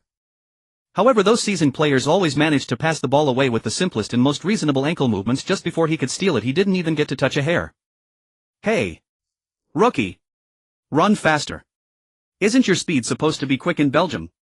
Show us what you've got." Chen Feng gritted his teeth and remained silent. This was the team's way of putting him through the ringer, a trial he had to endure to integrate into the team. Any verbal rebuttal would be futile. During one pass, Vice-Captain De Jong became slightly overconfident as he received the ball. It drifted just a little too far from his body. Now. Chen Feng's eyes lit up instantly as Arie Haan's words echoed in his mind, "Let them know you are not to be trifled with." He no longer hesitated, lowering his center of gravity sharply and launched a fierce yet clean sliding tackle directly towards the football beneath De Jong's feet. Bang! A dull thud echoed through the air. He took De Jong and the ball crashing to the ground, and the entire field fell silent. The players outside the circle did not dare to laugh. No one expected this newcomer would be so aggressive towards the vice-captain during the first training session. Even Martin Joel, who had been observing with his arms crossed at the sideline, instinctively frowned. De Jong got up from the grass, brushed off the clumps of dirt and looked at Chen Feng from a higher vantage point. "Kid, are you playing football or fighting?" Chen Feng also stood up from the ground, towering over De Jong, and replied word by word, "I got the ball." His tone showed no hint of apology. De Jong stared into his cold eyes and suddenly froze. This kid has guts. Much more than the Korean player from last season. He suddenly smiled. "Ha, interesting." De Jong reached out and lightly tapped Chen Feng's chest. "Now this is a real welcome to Ajax." This time there was a hint of approval in his tone. The way the surrounding players looked at Chen Feng also changed. This guy from Xia country had earned their first bit of respect in the most direct and savage way. The circle steal continued. This time Chen Feng was no longer the rookie being toyed with. He stood outside the circle, becoming a passer. Before long the circle steal ended. Martin Joel blew the whistle, signaling for a scrimmage to assess the newcomers' skills. Chen Feng, Eriksson and other young players were assigned to the substitute side while their opponents were the starting lineup. His eyes immediately locked onto the two main central defenders on the opposing team. One was named Toby Alderweireld and the other was Jan Vertonghen. Both were members of the Belgian national team. Another pair of Belgians, Chen Feng muttered to himself, feeling as if he had some sort of vendetta with the Belgians in this lifetime. However, these Belgian central defenders were several levels above those he encountered in the Belgian league. Vertonghen stood over 1.9 meters tall, his build not particularly muscular, yet his positional judgment and anticipation of the ball were world-class. As for Alderweireld, though shorter, he was more robust and faster, with his long passes being a crucial weapon for Ajax's counterattacks. The defensive line formed by these two was the one that conceded the fewest goals in last season's Eredivisie. As the training match began, Chen Feng felt immense pressure. He tried to use his most adept method, physical confrontation, to challenge the opposing defense. As soon as Chen Feng got the ball, Vertonghen stuck to him like glue, applying pressure with his body and not allowing him any chance to turn. Chen Feng gritted his teeth, lowered his center of gravity and held his ground against Vertonghen, passing the ball to Eriksson. "This guy is quite strong." Just as Chen Feng was about to force a turn, Alderweireld emerged like a phantom, suddenly striking from the flank. A perfectly timed tackle, precise and ruthless. Bang! The ball was cleanly dispossessed and sent out for a throw-in. Chen Feng felt as though he had been ensnared in a vast net. No matter how he maneuvered, he could not shake off the entanglement of these two Belgians. During one attack, Eriksson threaded a through ball from midfield. Beautiful. Chen Feng surged forward, instantly unleashing his full speed, leaving Vertonghen trailing in his wake. Just as an unknown chance with the goalkeeper seemed imminent, Alderweireld chased him down from the side. With an almost imperceptible cunning motion, he lightly tugged Chen Feng's jersey before swiftly letting go. That single pull was enough.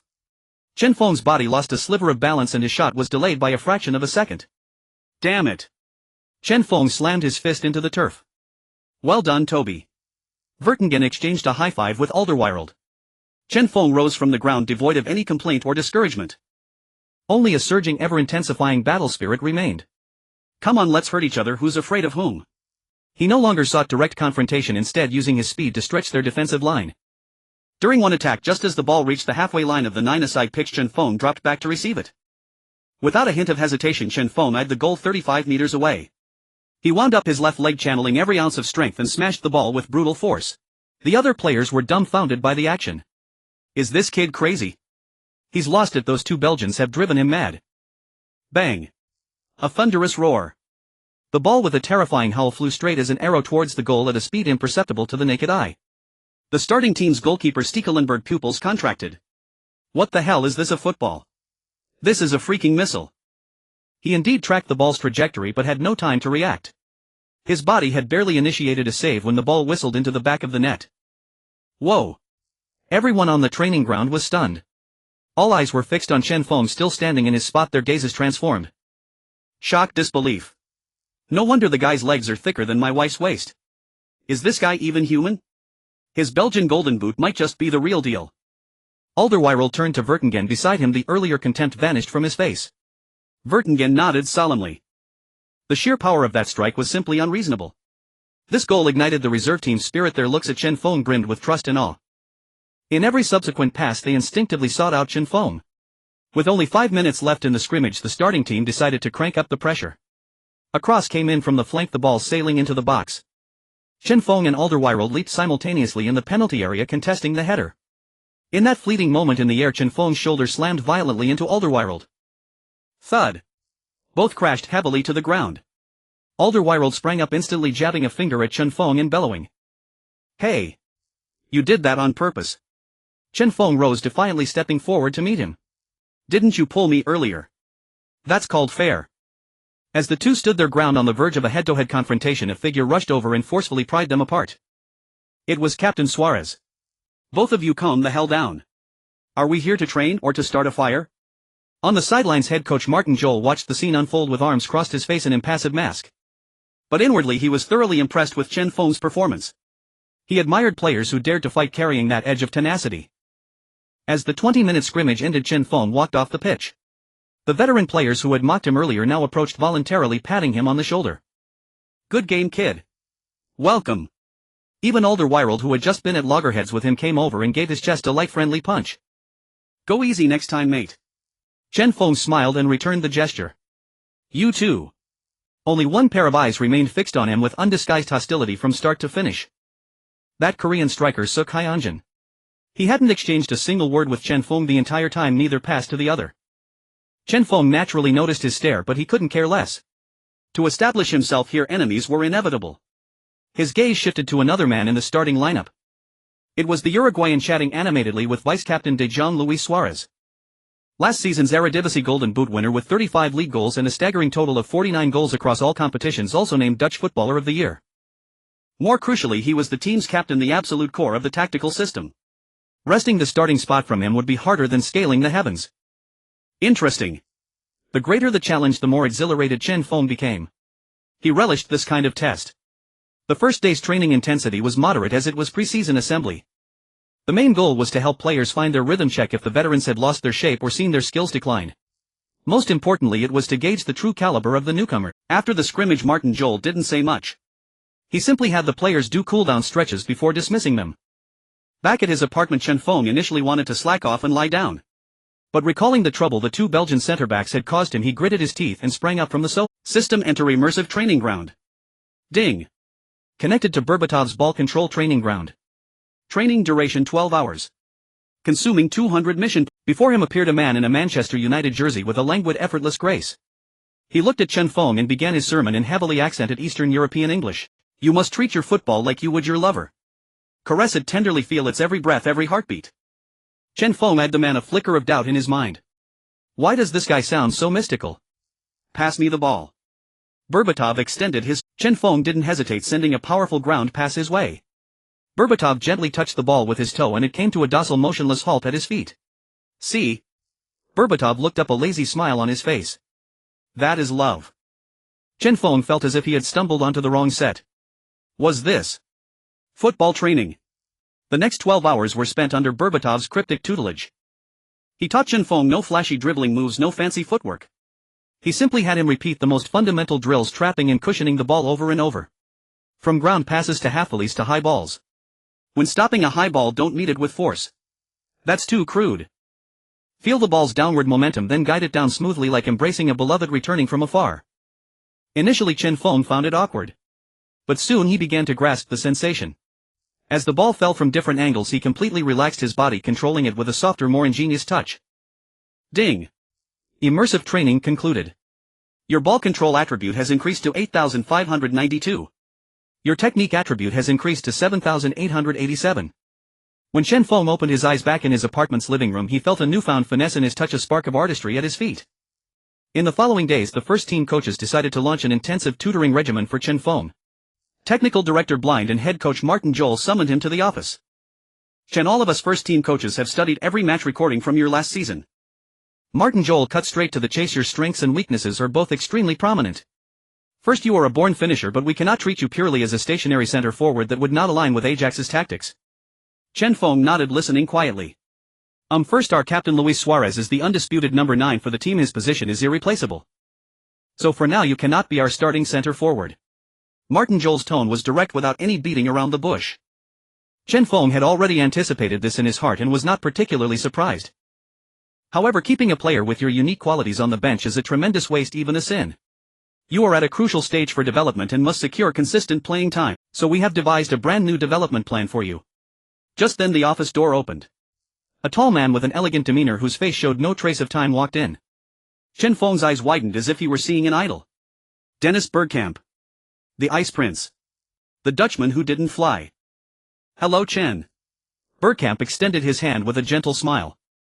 Dennis is the offensive tactical advisor for the first team and also the technical director for the U19 youth team specializing in developing forwards and attacking midfielders. We have mapped out 3 paths for you. Chen Feng listened intently, for this determined his future at Ajax this year.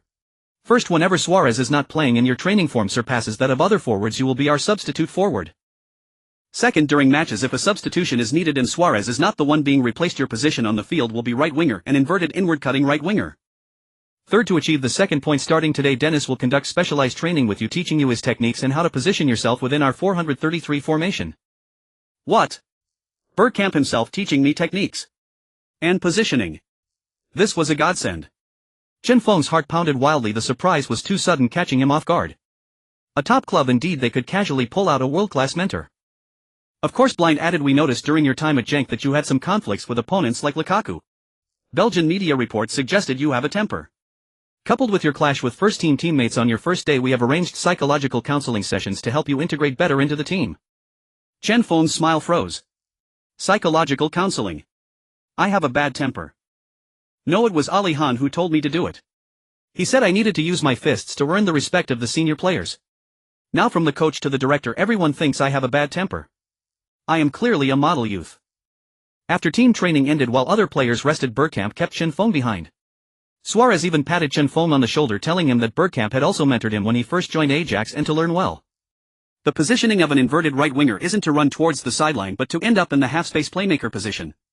For the cutting inside right winger, the key point is the shot after cutting inside. So whether it's an inverted winger or a cutting inside winger depends on the tactics the head coach assigns you. It varies every match. Bergkamp demonstrated personally his movements light and graceful. I've watched your matches. Your left foot has plenty of power, but your shooting methods are somewhat monotonous. Don't always think about power shots, that's too brutal. Bergkamp looked at Chen Feng. When a winger cuts inside, the penalty area will be crowded. What if you accidentally knock someone out with your shot? Chen Feng answered without thinking, then let them bring on a substitute, wasting one of their substitution slots. Bergkamp was momentarily speechless, frozen in place, looking at Chen Feng's earnest expression, seemingly not joking. This kid is thinking a bit off. No wonder he needs psychological counseling. But then he thought wasting the opponent's substitution slot wasn't such a bad idea, it could be a good tactic. I've seen you take a few shots, your curling ability is actually quite good. You can try more finesse shots with the inside of your foot aiming for the corners. Bergkamp decided to change his approach. It's more energy efficient and more elegant. In the following days, Chen Feng absorbed the knowledge Bergkamp imparted. Ajax officially began its preseason friendly matches. Most opponents were weaker teams from the Dutch 2nd Division and the German 2nd Division. Head coach Martin Jol gave Chen Feng plenty of opportunities. In each match he basically got 30 to 40 minutes of playing time, in the second half his position fluctuating between forward and right winger. In the first match against OSS, Chen Feng came off the bench and scored with a header from a corner kick attack. In the second match, Chen Feng received a through ball from Eriksson in the penalty area, executed a very stylish drag-back turn to shake off the tightly marking defender and calmly slotted the ball home. The third opponent was a team from the German 2nd Division. In the dying moments of the match, Chen Feng received a through ball from vice-captain De Jong, creating an onion with the goalkeeper. Facing the keeper without any fancy dribbling, he simply wound up his left foot and blasted the ball. 3 friendlies, 3 goals. Chen Feng showcased his terrifying goal-scoring ability with remarkable efficiency. Ajax fans who watched the friendlies were filled with anticipation for this young man from Seattle. This guy really knows how to shoot. Looks like Suarez has a partner. Chen Feng is much more useful than that Mito from Egypt. During team training, Chen Feng was always on the reserve team, partnering with Suk Hyunjin. Suk had the ball on the wing and Chen Feng made an excellent run into space in the center. If the ball came through, it would be a onion. He raised his hand high, calling loudly for the ball. Over here. But Suk acted as if he hadn't seen him, not even lifting his head.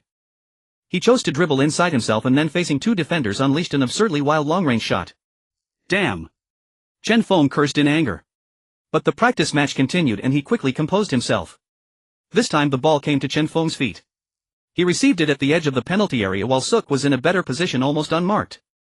The Korean also raised his hand, shouting loudly in a mix of Korean and English. "Pass it. Pass.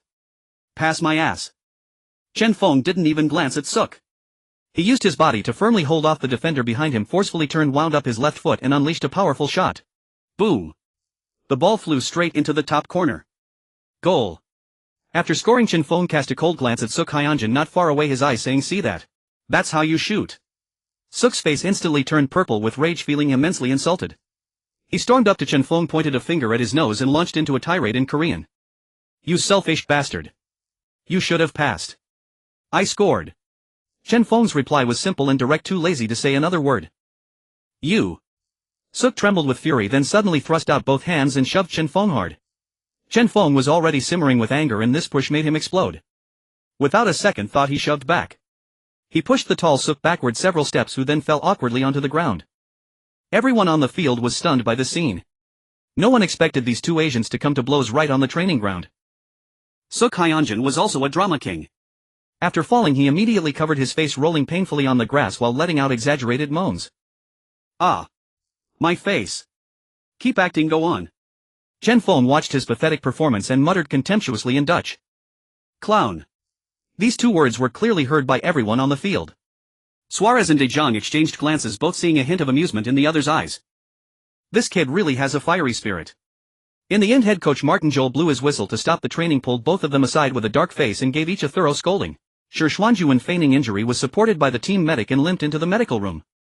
Chen Feng, on the other hand, was punished to run 10 laps. This incident made Chen Feng thoroughly famous within the team. Everyone now knew that this newcomer from Xia Kingdom was utterly different from the humble and gentle Xia people in Chinatown. Not only was he fierce on the pitch, but he was also no slouch in a fight. Ajax hosted the weak side RKC Waalwijk at their home ground, the Johan Cruyff Arena. Martin Jol had announced the starting lineup and substitutes before the match. Chen Feng's name appeared on the substitutes bench. He was not surprised by this, in fact he had anticipated it. After all, the team's leading scorer and captain was the incomparable Luis Suarez. As for the Korean Suk Hyunjin, he did not even make the squad list and was not seen in training. It was rumored that the head coach had relegated him to the reserve team. After the match began, Chen Feng sat on the bench intently observing Suarez on the field. That guy was a true genius. Chen Feng sighed inwardly in admiration. Suarez did not possess his freakish physical attributes or raw speed, but his judgment of the ball's path, his anticipation of its landing point, and his calmness and sharpness in front of the goal were all worthy of Chen Feng's study. He was like a hunter lurking in the penalty area, always appearing in the most dangerous spots. Chen Feng silently memorized several of Suarez's running routes, intending to analyze them thoroughly later. However, the match on the field was not going as smoothly as imagined. The ball was almost always in Waalwijk's half. But the opponents had set up a standard bus defense with all 11 players packed near the penalty area. No matter how Ajax passed and controlled the ball, they could not find a single shooting opportunity. Suarez was also tightly marked by 2 or 3 defenders, playing with great frustration. Time ticked by and the score remained 0-0. Over 50,000 fans at the Johan Cruyff Arena began to grow restless, with even a few sporadic boos echoing from the stands. During halftime, the atmosphere in the locker room was somewhat oppressive. Head coach Martin Jol's face was grim. He said nothing, only continuously drawing circles on the tactical board, adjusting the attacking patterns for the second half. The second half began, yet the situation on the field remained unchanged. Ajax's players also seemed to become impatient, with passing errors starting to increase. The match reached the 60th minute. On the sideline, Martin Jol finally lost his patience. He stood up from the coaching bench, turned around and shouted with all his might towards the substitutes bench. "Chun! Warm up!" Here it was. Chen Feng shot up, immediately took off his training jacket and rushed to the sideline. Under the assistant coach's guidance, he began a quick warm-up and stretching routine. Head coach Martin Jol, holding a small notebook, rapidly explained the tactics to Chen Feng. "Listen, the game is one-sided now. Our players are all crowded in the middle. Once you're on, you must occupy the inside position on the right flank. Use your speed and power to tear their defense apart. Remember, you must press and counter-press after losing the ball. Keep an eye on Suarez's position. He'll create space for you. Shoot directly if you have the chance, don't hesitate." Chen Feng nodded as he listened. He picked up a water bottle, squirted some water into his mouth and rinsed. Soon the ball went out of play on the sideline and the fourth official raised the electronic substitution board high. Number 19 Chen Feng replaced right-winger Jeffrey Sarpong. As he stepped onto the perfect turf of the Johan Cruyff Arena, the system's voice echoed in his mind. "Ding! Detected that the host is making his Eredivisie debut. Special mission released score on debut. Mission objective: score a goal in the match and help the team secure victory. Mission reward: 5 free attribute points, 300 mission points. Damn, I have at most 30 minutes including stoppage time? And they wanted him to score. When the stadium DJ announced Chen Feng's name in his high-pitched voice, the over 50,000 fans only offered scattered applause. Most of them knew through the news that a Belgian Golden Boot winner had arrived this summer, but they never expected him to be a man from Xia country. Countless pairs of eyes in the stands scrutinized this Eastern youth making his first appearance for Ajax. Does this kid truly deserve to wear the Ajax shirt? This thought crossed the minds of countless fans. From the very first second he stepped onto the field, Chen Feng charged at Woolwich's left defense like a wild beast. Woolwich's left back cursed inwardly, feeling as if he were facing not a player but a heavy-duty truck barreling down the pitch. His speed. His strength. Damn, where did this winger come from? How is he so tall? And so strong? Hell, and so fast too. The match reached the 72nd minute. Vice-captain De Jong received the ball in midfield, spotted Chen Feng making a run down the right flank and without hesitation delivered a low pass along the ground. Chen Feng sprinted towards the ball. Woolwich's left back couldn't hold him back. At the edge of the penalty area, the left back had just taken his position, but Chen Feng didn't slow down at all. He swiftly nudged the ball to the left with his left foot, cut inside and left the left back in his dust. Then, gathering all his strength, he swung his left leg and unleashed a powerful shot. The opposing goalkeeper fixed his gaze on Chen Feng's movement. He had predicted it. This kid is going to curl it to the far post. He quickly shifted his feet, ready to make the save. But with a bang. A thunderous strike, the ball rocketed towards the goal like a cannonball. The opposing goalkeeper couldn't react in time. Duong. The ball slammed heavily into the crossbar, causing the entire bar to hum and vibrate. The fans in the stadium were startled, then erupted in a huge gasp. Was this guy's shooting power terrifyingly immense? Woolwich's goalkeeper, still shaken, glanced at the trembling crossbar, feeling cold sweat soaking his palms even through his gloves. Is this guy human? Chen Feng clutched his head in his hands, his face full of frustration. Damn, I should have kept the ball lower. But the frustration lasted only a second. The match continued. With Chen Feng's entry, the game's tempo picked up again and Ajax's attacks grew increasingly ferocious. The entire left side of Woolwich's defense became a state of panic because they couldn't contain Chen Feng. On the sideline, head coach Martin Joel watched with great delight, realizing that deploying Chen Feng on the right flank was quite effective. The match reached the 81st minute. Ajax earned another corner kick opportunity. De Jong stood at the corner flag scanning for his teammates. Following the set-piece plan, Suarez positioned himself directly in front of the goalkeeper, obstructing his movement. The two Belgian centre-backs had already pressed into the penalty area. Chen Feng quietly slipped to the far post. De Jong swung the ball in, tracing a perfect arc straight toward the heart of the box. Chaos erupted in the penalty area.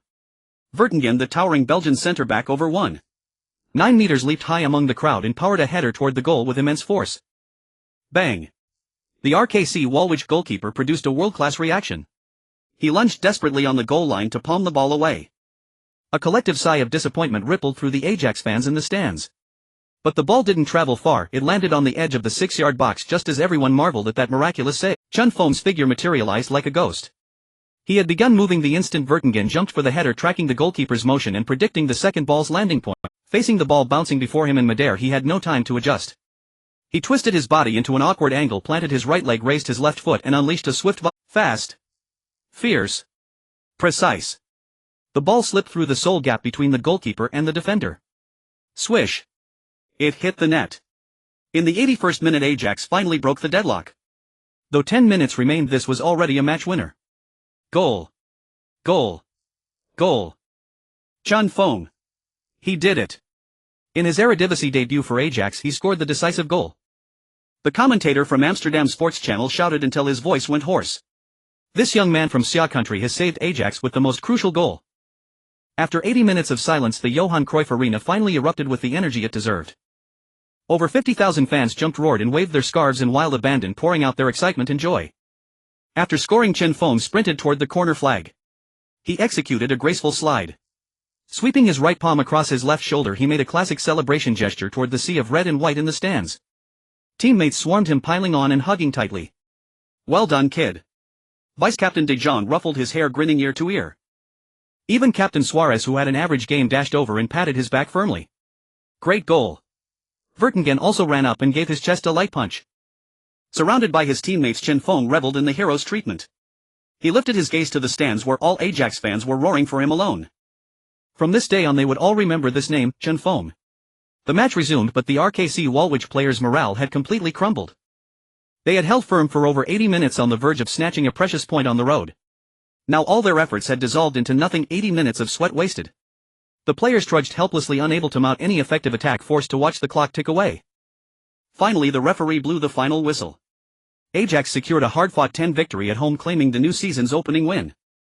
And Chen Feng with his single goal completed a flawless Eredivisie debut. After the match he was unsurprisingly named man of the match. As he walked off the pitch the entire crowd rose to give him a thunderous ovation, chanting his name. Chen! Chen! Chen! The locker room atmosphere was a world apart from halftime. They excitedly discussed the match and Chen Feng's goal. "That kid has an incredible nose for goal," like a bloodhound, Vertonghen remarked, lamenting that his own header had been saved, thinking the chance was lost. "Yeah, that volley was so composed. In my place I'd have sent it into the stands," De Jong said with a laugh. Martin Jol entered the locker room, patted Chen Feng's shoulder and said, "Well played, son. Keep it up." That evening back at his apartment, Chen Feng immediately opened the system panel. Ding! Mission debut peak completed. Objective score in the match and help the team win. Judgment perfect. Reward free attribute points 5, mission points 300. Awesome. Chen Feng grinned at the panel's rewards. Without hesitation he turned to his attributes. Since the coaching staff had hinted he might play more on the right wing, his dribbling needed immediate improvement. System allocate all 5 free attribute points to dribbling. Ding. Consume 5 free attribute points, dribbling 5. Dribbling 71-88, dribbling 76-88. Though still far from a league winger standard, 76 in dribbling was enough to trouble most left-backs in the Eredivisie. The next day every major sports media outlet in Amsterdam featured Chen Feng on their front pages. The largest circulation newspaper, De Telegraaf, ran a blunt headline: "Eastern Prodigy scores debut winner. Ajax welcomes a new nuclear weapon." A subheading read: "Liverpool bids again for Suarez." Algemeen Dagblad used a photo of Chen Feng's elegant slide celebration at the Johan Cruyff Arena as its cover. Overnight Chen Feng's name echoed across all of Holland. Thousands of miles away in Sia country fans were utterly electrified. Though the match aired in the early hours, countless fans watched via unofficial streams. When Chen Feng's winning goal hit the net, fan groups and football forums exploded. "Holy crap! Holy crap! Holy crap! A debut winner! Feng God is awesome! That's so epic! Scoring the winner at home on your first appearance. Just thinking about it gives me chills. Stop hyping, just tell me where to buy an authentic Ajax jersey with number 19. The massive buzz from the debut winner didn't last long within Ajax. When the players returned to training, everything calmed down. There are no permanent heroes here, only eternal competition. One goal might earn you a day's respect. To secure a foothold you must speak with stunning performances. Chen Feng knew this well and trained even harder, more obsessively than before. At dawn his figure could always be seen practicing free kicks on the future youth training ground. At night the first team gym's lights were always the last to go out. His self-discipline and almost pathological diligence were witnessed and remembered by everyone in the team. After training, Suarez, wiping sweat, watched Chen Feng still practicing shots on the field and said to De Jong beside him, "This guy is a real beast." "Yeah, he doesn't seem to know what fatigue is." De Jong nodded, a hint of admiration in his eyes. "Honestly, I've never seen an Asian train like him." Suarez corrected him. "No, I've never seen anyone train like him." Suarez looked at Chen Feng, a flicker of complex emotions flashing in his eyes. There was admiration, but even more a blazing fighting spirit. He could clearly sense that this young man from Sia was challenging his position on the team. The other forwards on the team, Mido Shirshwanju and even Emmanuelson, posed no threat in his eyes. They seemed more like placeholders gilding their resumes. But Chen Feng was different. The hunger for goals in his eyes mirrored his own. Suarez shook his head, a smirk curling at the corner of his mouth. This kid had arrived at just the right time. Liverpool's calls had been flooding his agent's phone and the personal terms of the contract were already settled. The only holdup now was Ajax's transfer fee. They refused to budge. His departure was inevitable. Once he left, the Sia kid would surely be thrust into the starting lineup. A few days later, the second round of the Eredivisie. Ajax faced Groningen away. Before the match, almost all Dutch media and fans predicted that Chen Feng would secure a starting right-winger spot without a doubt. But head coach Martin Jol once again placed his name on the substitutes bench. When the lineup was announced, Chen Feng silently put on the yellow substitute vest, showing no emotion. He wanted to start, he craved it. But he knew that all he could do now was wait, seize the opportunity when it came and hold on tight. Once the match began, Groningen's home advantage was undeniable. Chen Feng couldn't understand why Ajax, who had played with such vigor last season, were struggling so much in 2 consecutive games this season. Was it a tactical issue? Only one midfielder, Dimi Dazou, had left this season, but the impact shouldn't be this severe. Groningen, with their fierce, almost brutal pressing and quick counterattacks, caused immense trouble for Ajax's defense. Ajax's players seemed unable to recover, playing timidly with frequent passing errors. Suarez was isolated up front, surrounded by defenders. The first half ended 0-0, a goalless draw. In the locker room, the atmosphere was suffocatingly tense. Head coach Martin Jol's face was as dark as a pot. "Are you all dreaming out there?" He kicked the tactical board. "Show some aggression. Look at yourselves. We are Ajax." In the second half, Ajax's attack finally showed some improvement. But Groningen's defense was tenacious, holding firm in front of the goal. On the sidelines, Martin Jol finally lost his patience. He turned his gaze to the substitutes bench again. "Chen, get ready to go on."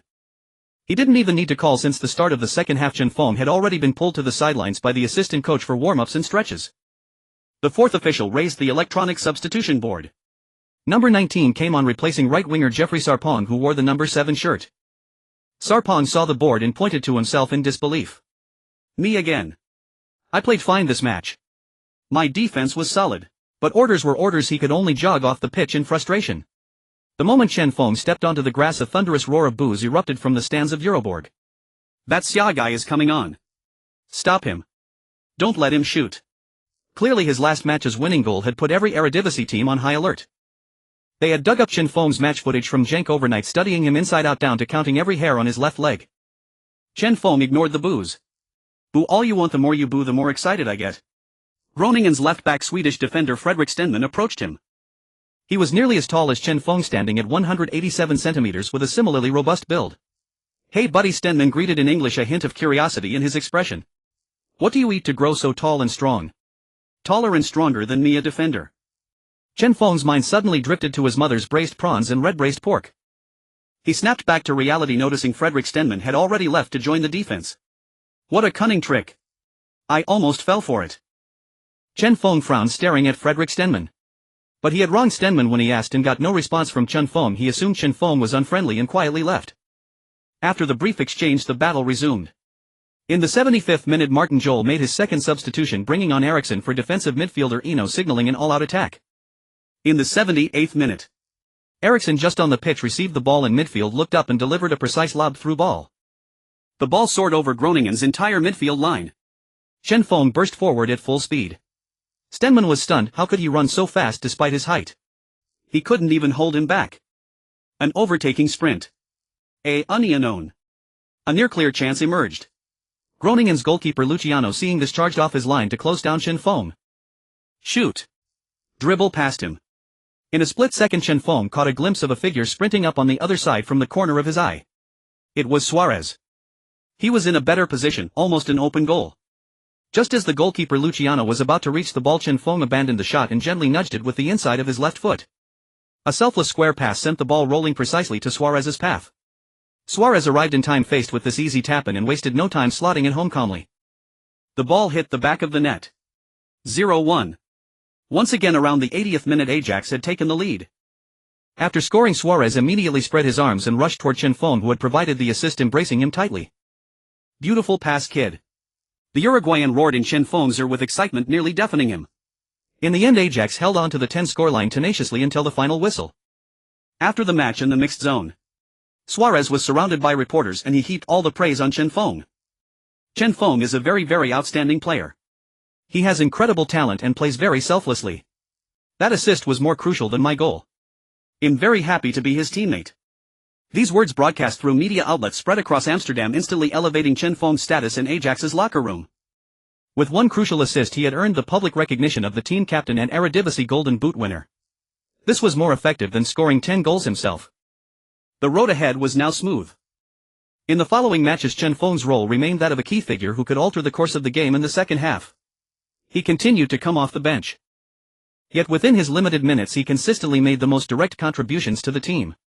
In the third league match at home against Heerenveen, he came on as a substitute in the 70th minute. During a corner kick, he outjumped the opposing defender and powered a header into the net to open the scoring for his team. In the fourth league match away against Utrecht, he entered the game in its final stages once again and delivered a brilliant assist, helping Suarez complete a brace. The Ajax fans were completely captivated by this highly efficient young player from the East. Affectionately, they gave him a new nickname, Super Sub. Even at the 60-minute mark of a match, Ajax fans in the stands would sing, "Where is our Eastern Cannon? Get him out to warm up." Across 4 league games all appearances were from the bench totaling less than 150 minutes. 2 goals and 2 assists. This record had already satisfied the club's management and fans immensely. But Chen Feng was not happy. Very unhappy. Super sub. To hell with super sub. What he wanted was a starting spot. To be the team's core. Yet the opportunity came sooner than he anticipated. Nyon, Switzerland. The UEFA headquarters. The draw for the new Champions League group stage was being held here with great ceremony.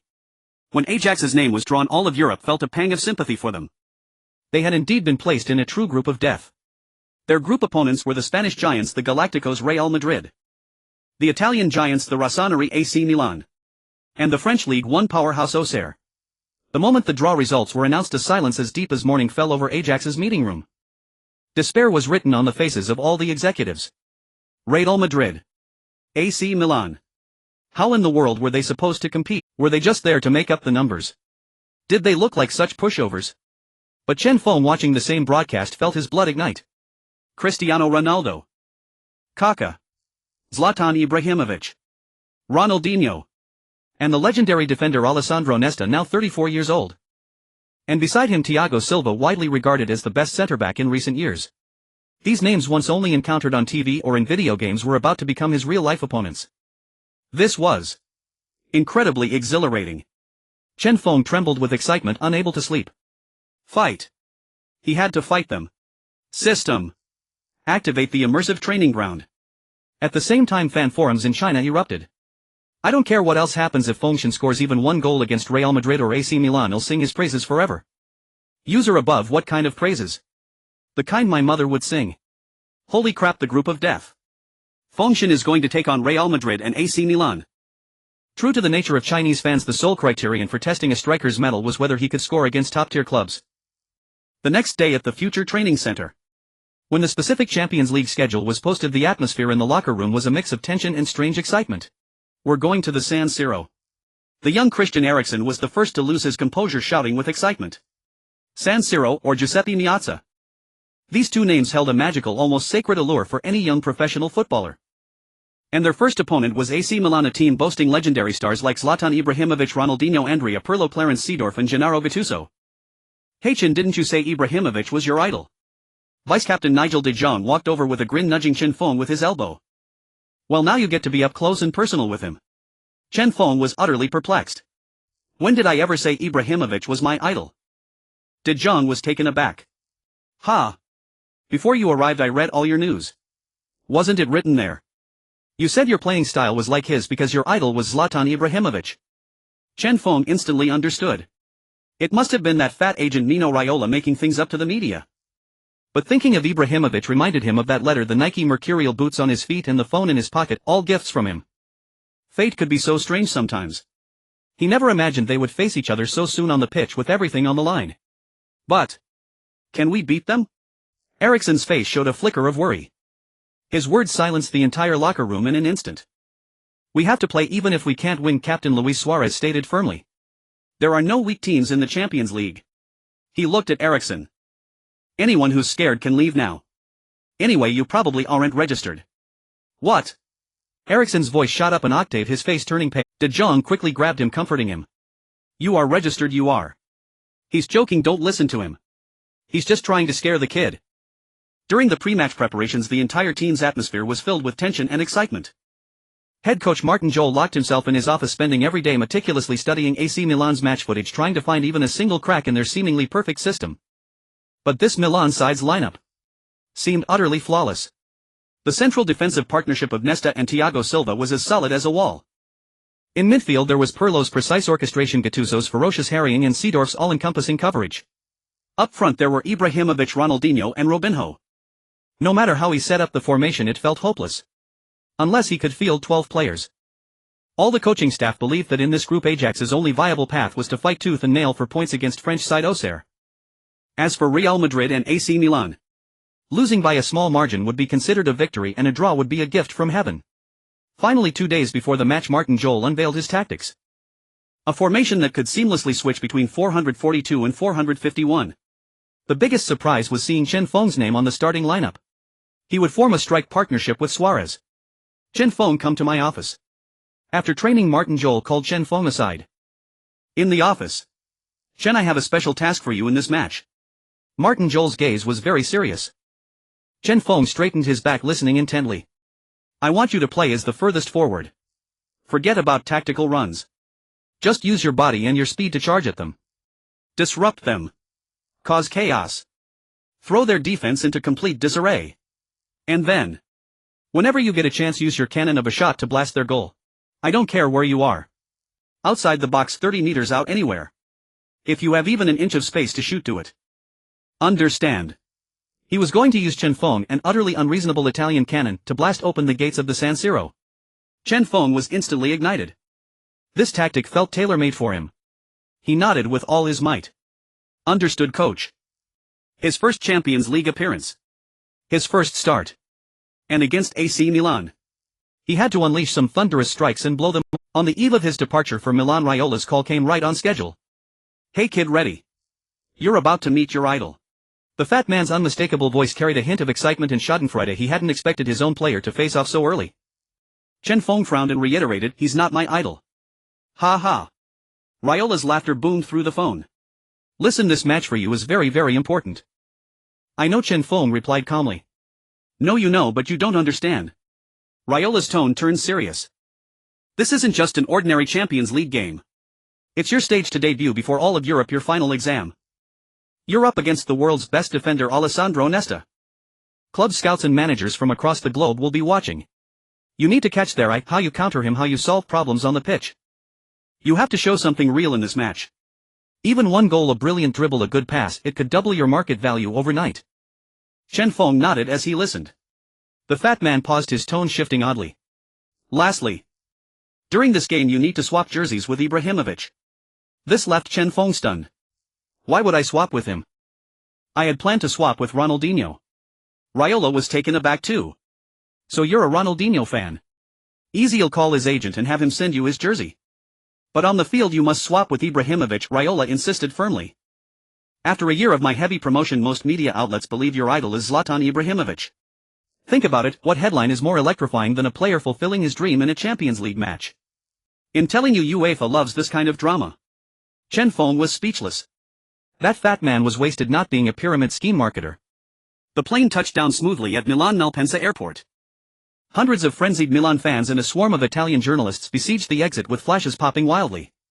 The fans shouted in Italian, and though the words were incomprehensible, their hostility was unmistakable. Suarez. Suarez. Are you off to Liverpool? Roy Hodgson, as Liverpool's manager, has gone 5 games without a win. Does that shake your resolve to join them? Suarez, hat pulled low and face expressionless, ignored every question as he was escorted briskly toward the team bus. At the airport, a small group of reporters aimed their cameras and microphones at Chen Feng. He walked through the crowd wearing noise-canceling headphones. You think the reporters were there to ask questions? No, they came to mess with their heads. Most were diehard Milan fans there specifically to unsettle the opposition.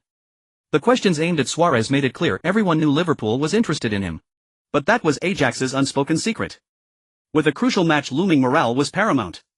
Yet these reporters were determined to tear down that wall to broadcast that the team was fractured and their star striker was leaving. So why did Chen Feng splurge on expensive noise-canceling headphones? Did you think he was listening to music? No, he was actually listening to stand-up comedy. That night a massive crowd of Milan fans gathered outside the team's hotel. They sang AC Milan's anthem Milan Milan, waving red and black flags to pressure the visiting team. Eriksson, a substitute this time, pulled back the curtain and gazed at the fervent fans below. Chen, at this rate I really can't sleep. Whom? Chen. Eriksson turned around to find Chen Feng already wearing his headphones, breathing evenly, fast asleep. The next day, as Ajax's team bus slowly approached the San Siro, Chen Feng marveled at the stadium's grandeur. The arena now seemed like a colossal magnet, drawing thousands of Milan fans in red and black striped jerseys from every corner of the city, surging like a tide toward one direction. During warm-ups his gaze fell upon a tall figure with an arrogant ponytail on Milan's half. Zlatan Ibrahimovic. He seemed to notice Chen Feng's stare, turning his head across half the field to flash a playful smile in his direction. After warm-ups in the visitors' locker room, Suarez approached Chen Feng and nudged him with his shoulder. Hey kid, nervous? Not nervous, Chen Feng shook his head. But excited. Who are you kidding? Suarez grinned. My legs were like jelly the first time I played in the Champions League. He patted Chen Feng hard on the back. Don't overthink it. Treat it like a regular league match. Just play your usual game. Ding! The locker room bell rang, signaling the players to take the field. Chen Feng followed the team into the tunnel, glancing at the AC Milan players across from him, Pirlo, Seedorf, Gattuso. Each wore a relaxed, effortless expression as if this were just another ordinary league game. As he walked out of the tunnel holding the hand of a young mascot and stepped onto the San Siro turf, he finally felt the roar of over 7,000 fans, wave after wave, crashing over him. When the stirring anthem of the Champions League rang through the San Siro, Chen Feng stood on the pitch feeling his blood ignite. He had never imagined that a song he'd heard countless times on TV could send such thrilling shivers through his entire body. Beep. With the referee's long whistle, the match began. From the very first second, AC Milan displayed the terrifying dominance of a European elite, accelerating and seizing control of the game. Pirlo orchestrated the midfield like an artist, each pass and switch of play perfectly timed. When Chen Feng tried to press him, Gattuso immediately rushed over, shielding Pirlo firmly so he could calmly distribute the ball to open spaces. Ajax's young players, overwhelmed by Milan's imposing aura, looked tense and made frequent errors. Chen Feng felt unprecedented pressure up front.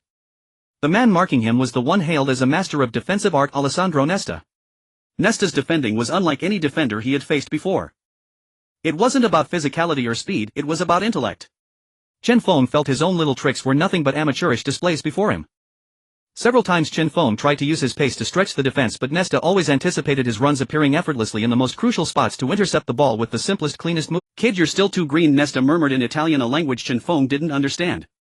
Though he couldn't comprehend the words, he could clearly sense the deep disdain in the man's tone. In the 15th minute of the match, Ajax intercepted the ball in their own half and finally launched a decent quick counterattack. Captain Suarez received the ball on the right flank. After a series of feints and shimmies, he delivered a cross with exquisite curve. A chance. Chen Feng leaped high in the penalty area, overpowering another world-class centre-back, Thiago Silva, to win the first point. But just as he was about to nod the ball goalward, Nesta silently closed in from behind and with an extremely subtle movement gave him a gentle shove. Perfect timing. Chen Feng had been waiting for this moment. The surrounded by giants skill activated. In that instant, Chen Feng felt his lower body as steady as Mount Tai. He withstood the pincer attack from Nesta behind him and Thiago Silva in front. Unfortunately, under their interference, the header went slightly too high, grazing the crossbar and flying out of bounds. Ah! Nesta and Thiago Silva behind him stared at him in shock. This kid is incredibly tough. His physicality was nothing like an Asian. Far away in CCTV's broadcast studio, commentator He Weiss voice brimmed with excitement. Beautiful. Chen Feng. Under the pincer attack of two world-class centre-backs, he still won the first point. That's his physical advantage. Partner Zhang Lu also exclaimed, "Hey! You have to admit that was truly tough. What a pity, just a bit too high." Soon after, AC Milan retaliated with a fluid attack. In the 28th minute, Ronaldinho received a switch pass on the right flank. Facing Ajax's left back Blind, he executed a casual step-over and flew past him. Blind quickly turned to chase, but Ronaldinho followed up with two more ingenious cuts, completely disorienting him until he fell to the ground. After beating Blind, Ronaldinho glanced at the penalty area and immediately delivered a precise cross. Inside the box, the tall figure soared into the air. Zlatan Ibrahimovic.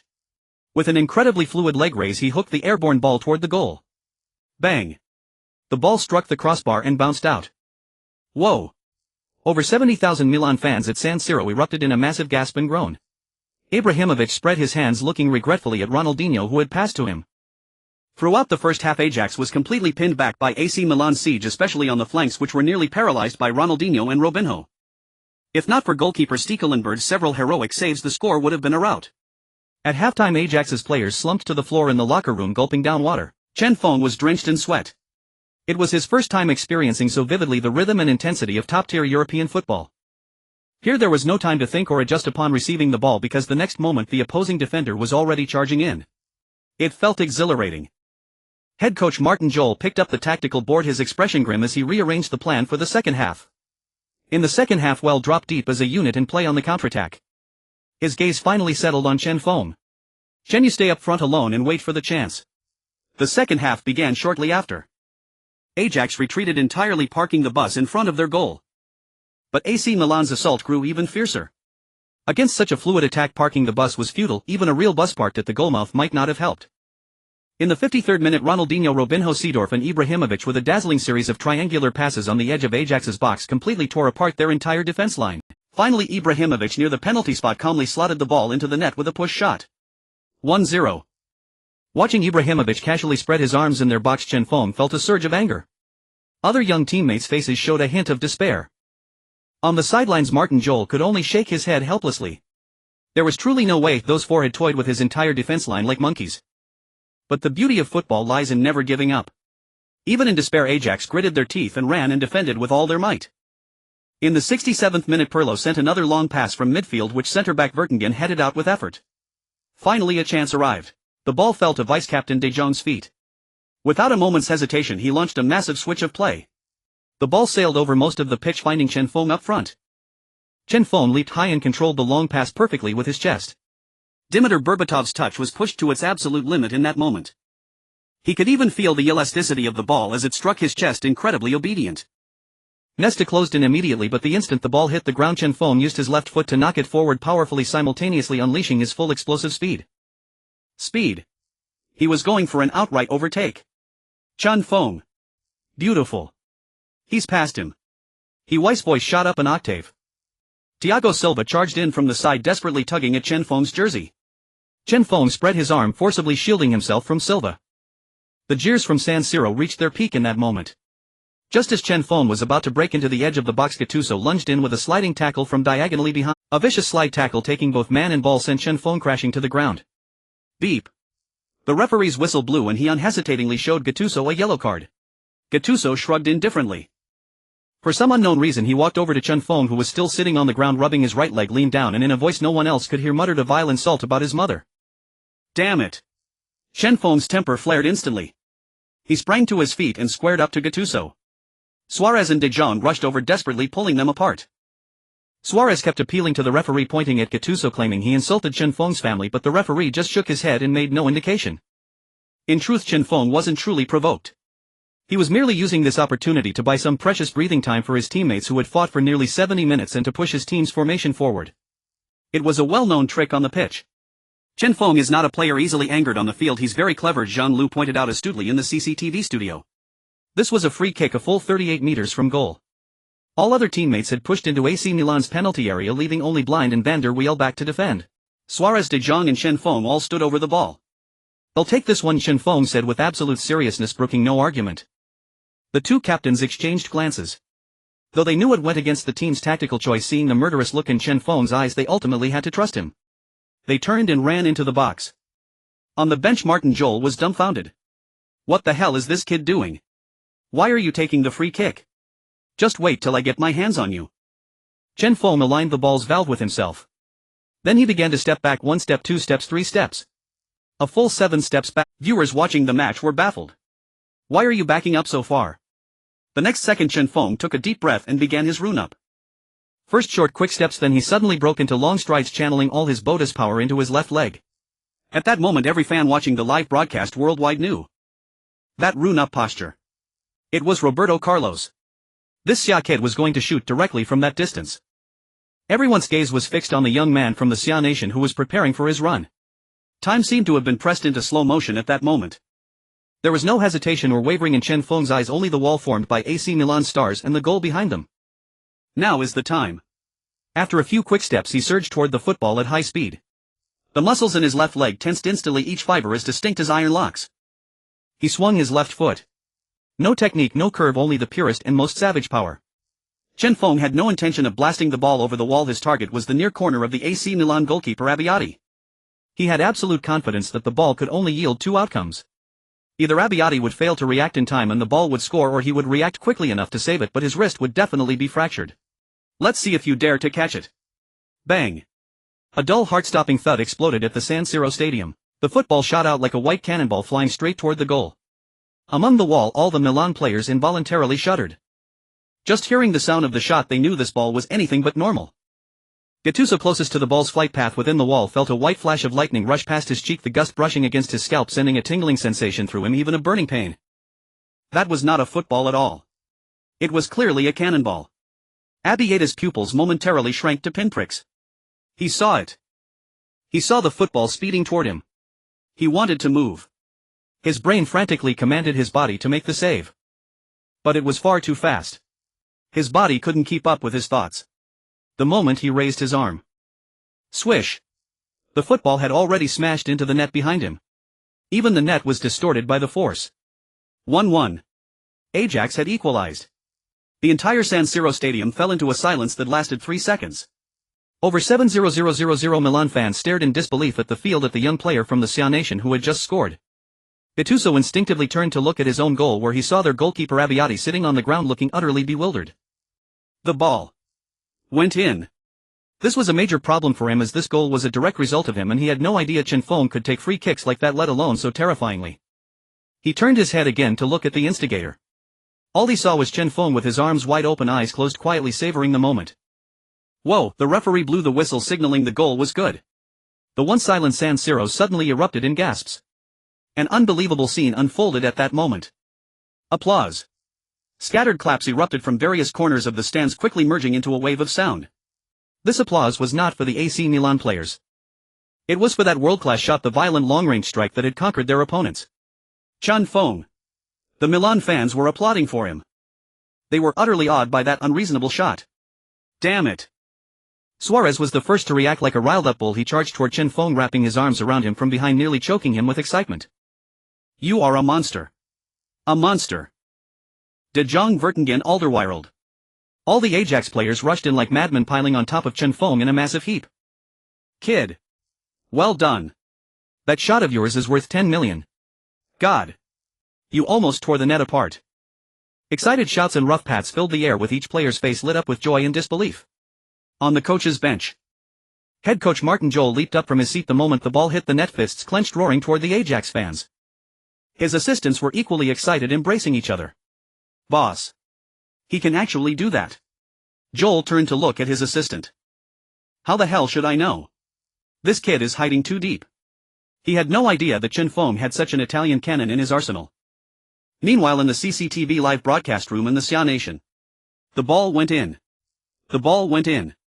The ball went in. It's in. It's in. It's in. Commentator He Weiss's voice had risen to a pitch of excitement, his voice almost breaking as he excitedly pounded on the table, nearly jumping up. A world-class shot. A breathtaking world-class shot. Chen Feng. It's Chen Feng. At the San Siro Stadium, in front of over 7,000 Milan fans, he blasted open AC Milan's goal with a Roberto Carlos-style violent free kick. A dragon soars with a thunderous strike, piercing the net like an arrow through the wind. This is his first UEFA Champions League goal of his career. A goal worthy of being recorded in the annals of history. His sidekick Jean-Loup was equally excited, his face flushed as he adjusted his glasses and chuckled. That goal was unreasonable. Unreasonably so. Look at that rune up, that power, hey. It's like a perfect replica of Carlos. How many kids have tried to mimic Carlos' free kick but couldn't find the right power point? Chen Feng did it. From 38 yards out. He shot directly. And with so much power and such a tricky angle. Arie Haan had no way to respond. This is violent aesthetics. The purest and most exhilarating violent aesthetics on the football field. This young man has an unlimited future. Truly an unlimited future. The celebrations on the pitch continued. Chen Feng was pulled up from the grass by his teammates, his jersey in tatters, hair disheveled. Yet the smile on his face was brighter than the sunlight over Milan. He looked at his ecstatic teammates, listening to the applause and cheers from the fans around him. He knew. From today onward his name would be remembered by all the football giants across Europe. Nesta stood motionless, looking at the young man being crazily piled upon by Ajax players, his expression grave. How long has it been? Since the likes of Carlos Batistuta and Mihajlovic retired. How long has it been since he saw such unreasonable shots on the pitch? This guy. Nesta shook his head, feeling a sense of helplessness even as he approached retirement. Such pure and extreme power could not be contained by defensive skills. On the other end of the pitch, the Swedish man Ibrahimovic stood with his hands on his hips, watching all of this with great interest. There was not a trace of disappointment on his face.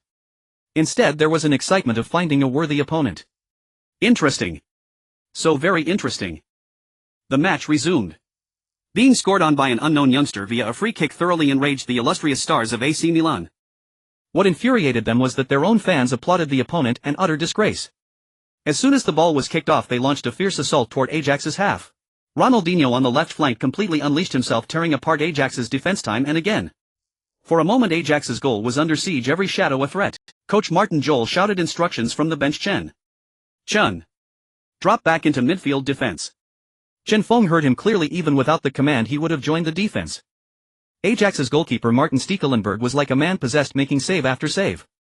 In the final 10 minutes of the match Ajax retreated entirely. Chen Feng had also withdrawn to his own penalty area, essentially reverting to his original position, center-back. AC Milan began racking up corner kicks relentlessly. Chen Feng had only one task to mark the man in the box, Zlatan Ibrahimovic. Alessandro Nesta and Thiago Silva, two world-class center-backs, surged into Ajax's box ready to settle the match with headers. "Kid. You can't stop me."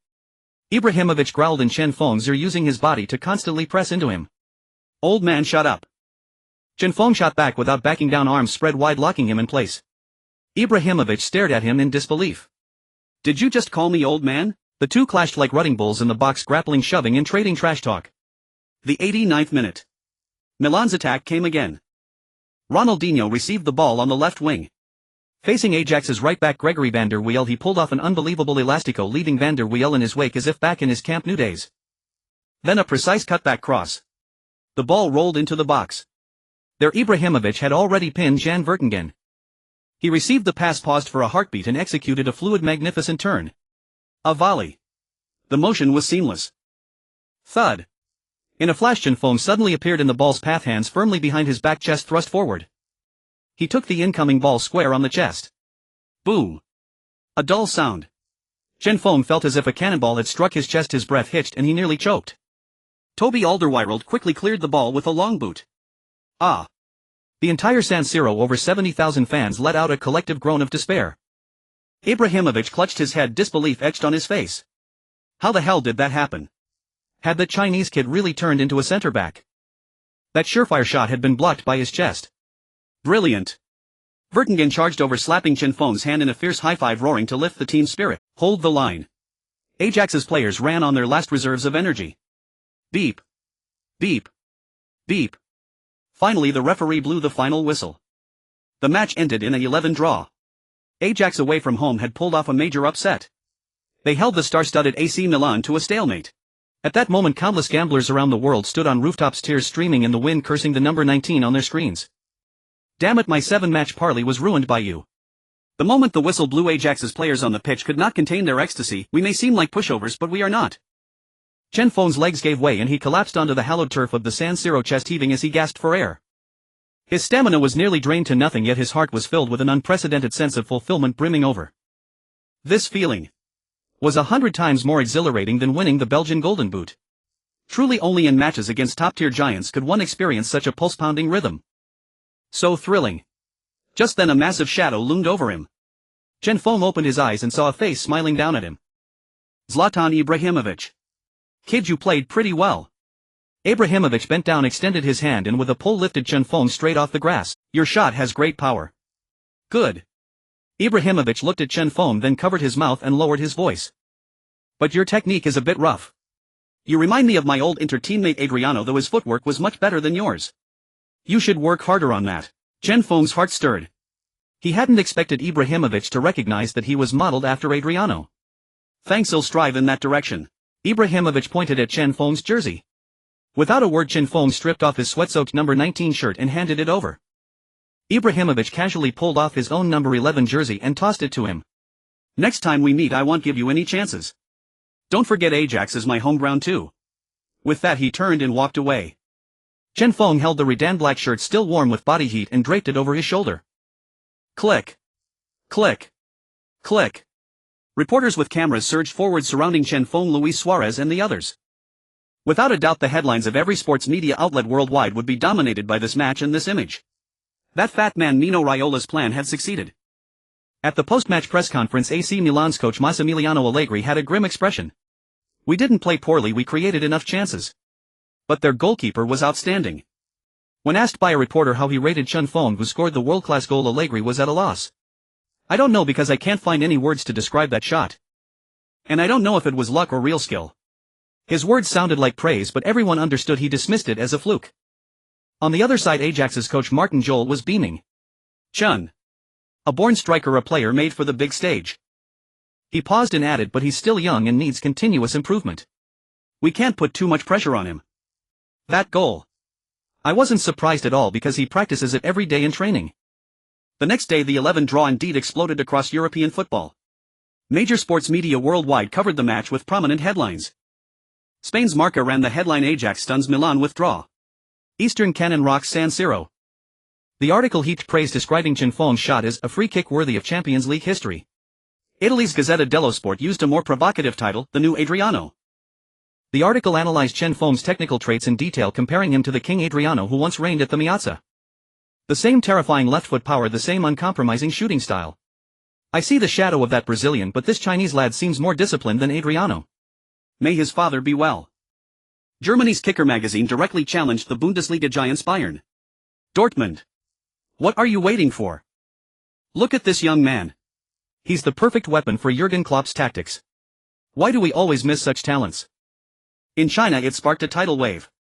The massive buzz from the documentary Chasing the Wind had not yet faded, and now Chen Feng had delivered such a breathtaking performance on the world's biggest stage. Fan forums, sports websites and social media exploded. I'm numb. I've replayed that goal at least 50 times. So brutal, so damn satisfying. Holy shit. San Siro. A world-class goal to draw with AC Milan. And Milan fans stood to applaud him. Am I dreaming? His name, along with the phrase world-class goal at San Siro, rocketed to the top of the trending charts. Some clueless netizens clicked on the trending topic baffled. World-class goal. San Siro. Is this some new action movie? Is it about a nun with an insane body? Milan at the hotel. Chen Feng lay on the big bed staring blankly at the ceiling, his mind filled with the scenes from the match just played. This was the stage he had always dreamed of, truly competing with the world's top players. He picked up his phone, and as Chen Feng looked at the overwhelming praise he merely smiled calmly. What mattered more to him was another matter.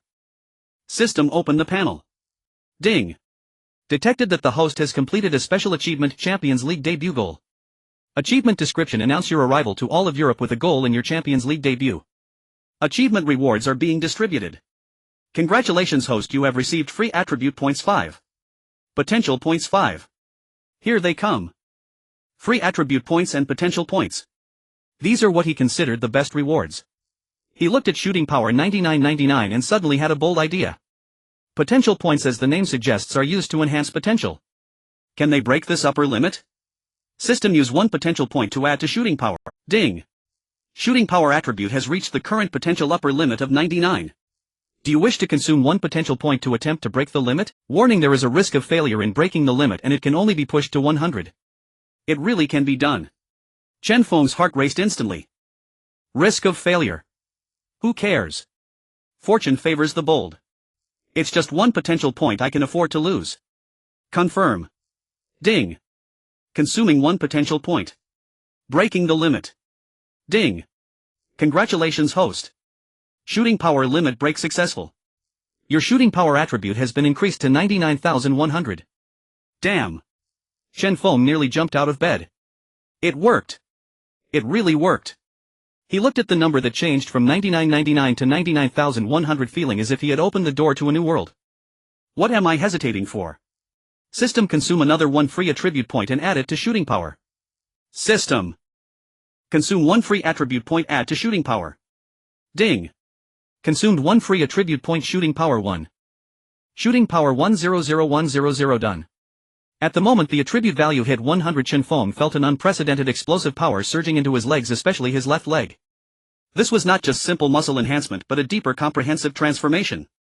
If 99's power was like top-grade gunpowder, then 100's power was a nuclear weapon. Chen Feng even felt the urge to rush downstairs immediately to find a soccer ball and kick it hard against the wall to see just how terrifying this 100 shooting power really was. But he still retained some rationality and returned to the attribute panel. He now had 4 free attribute points and 4 potential points left. His gaze fell on speed. System, add the remaining 4 potential points and all attribute points to the potential value of speed. Speed 95, speed 99. Finally, after using 1.5 seasons, he had maxed out his speed. Back in the days of Pro Evolution Soccer 8, the fastest man in the game was Nigeria's Martins with a speed rating of 99. When using Inter Milan, you would just pass the ball to Martins and hold down the sprint button to run forward. No one could catch up. Now he was Martins himself. When he ran on the pitch, wouldn't he just take off? Looking at his new attributes, he let out a long sigh of relief. This Champions League debut was truly worth it. Back in Amsterdam, the commotion brought by the Champions League soon settled and Ajax's players returned to preparing for the Eredivisie. But Chen Feng could feel that something was different. The most obvious change was Chen Feng's status within the team. Previously his teammates regarded him merely as a super substitute with explosive physicality and powerful shots. Now when they looked at Chen Feng, there was a hint of awe in their eyes, a recognition of a strong player. A player who could carry the team and score world-class goals in a death group absolutely deserved everyone's respect. Even during training, De Jong and Eriksen would subconsciously pass the ball more comfortably and accurately to him, and even the head coach no longer required him to wear a substitute vest. Captain Suarez during group drills would actively engage with him for more communication and coordination. Chen later will pull wide you pay attention to cut into the middle. Vertonghen and Alderweireld turn slowly, use your speed to burst behind them. Okay. Chen Feng nodded. This feeling was quite nice. However, the team's performance did not become smooth sailing due to Chen Feng's breakout. Upon returning to the league, Ajax faced consecutive away losses to Roda JC and ADO Den Haag. In these two matches, Chen Feng started as the right winger, delivering an impressive tally of 1 goal and 2 assists. But it was useless. The team's defense and midfield seemed to be sleepwalking, making frequent mistakes, falling prey to counterattacks from their opponents, conceding goals consistently. Head coach Martin Jol was fuming on the sidelines, having broken several tactical boards in the locker room out of frustration. Chen Feng himself was also feeling quite down, feeling like an artilleryman desperately firing in the front lines while his rear position was being flanked. This sense of powerlessness was quite frustrating for him. Perhaps this was a common ailment of young teams, their form fluctuated too much. When they had the wind at their backs they could play well, but once they fell into adversity they could easily collapse. Just then a plump figure appeared in Chen Feng's house. Mino Raiola. This was the most notorious agent in all of Europe here again. Hey my champion, how have you been lately? Raiola wore a luxurious custom suit, his signature beer belly protruding and a warm smile on his face. Not great, the team just lost 2 in a row, Chen Feng replied, displeased. Haha, don't worry about it, kid. Raiola waved his hand dismissively. Football is like this, there are wins and losses. What matters is your individual performance, everyone is watching. He opened Chen Feng's fridge, took a look inside and found nothing but milk and water. He could only grab a bottle of water, closed the fridge and said while drinking, "Let me tell you a piece of news that may or may not be good. Ajax is preparing to offer you a new contract." A new contract? Chen Feng raised an eyebrow. Yes, a brand new contract for a duration of 5 years with a salary of €11,000 per week. Raiola's eyes sparkled. Mainly they were scared by your performance at San Siro and feel they might not be able to keep you next year, so they want to lock you in early. €11,000 per week. My current weekly salary is €2,500, which is more than quadrupled. For Chen Feng, or for a 17-year-old young man, this was undoubtedly a big contract. To be honest, he was a bit tempted. No, he was very tempted. Who would turn down money? I suggest you don't sign. Just as Chen Feng was feeling a bit tempted, Raiola suddenly shifted his tone. Why? Chen Feng looked at him in confusion. Raiola's lips curled into a mysterious arc. Because the initiative is now in your hands, kid. Everyone can see your brilliance, you shine like a diamond, but they don't know how big and pure that diamond really is. He walked up to Chen Feng. If you sign this contract, you will have sold your future to Ajax in advance and your transfer value will be dictated by them. Moreover, given Ajax's nature, they will undoubtedly drive a hard bargain and scare the other party away. Raiola looked at Chen Feng very seriously. If it were any other players under my management, I wouldn't care whether they signed or not. But you are different. In the sports market, what I fear most is that you summer country people have that mentality of repaying kindness with mountains of gratitude. Just like your NBA superstars, the Lakers offered a 5-year $90 million maximum contract. Kobe personally lobbied and even Phil Jackson got involved. Is it out of loyalty because of the Rockets' recognition? Raiola scoffed. So don't try to be loyal to a capitalist in the football world. In their eyes you are just a player. There are new talents in the market every day that can replace you. He pulled out a document from his briefcase. Take a look at this first. Chen Feng took it. It was a long list. Manchester United, Arsenal, Tottenham Hotspur, Atletico Madrid, Borussia Dortmund. Raiola's tone was tinged with pride. These are the clubs that contacted me yesterday, showing strong interest in you. Sir Ferguson from Manchester United sent his chief scout Jim Lawler to Milan to watch your match. Arsene Wenger from Arsenal called me last night saying he greatly appreciates players like you and asked if you have any interest in joining Arsenal. All 3 Premier League clubs intend to have you join in the winter. Chen Feng felt a bit excited upon hearing these names, but he remained extremely clear-headed. He wouldn't fully trust Raiola's words. Atletico and Dortmund have already exhausted their transfer budgets this year, so they can only submit formal offers for you next summer.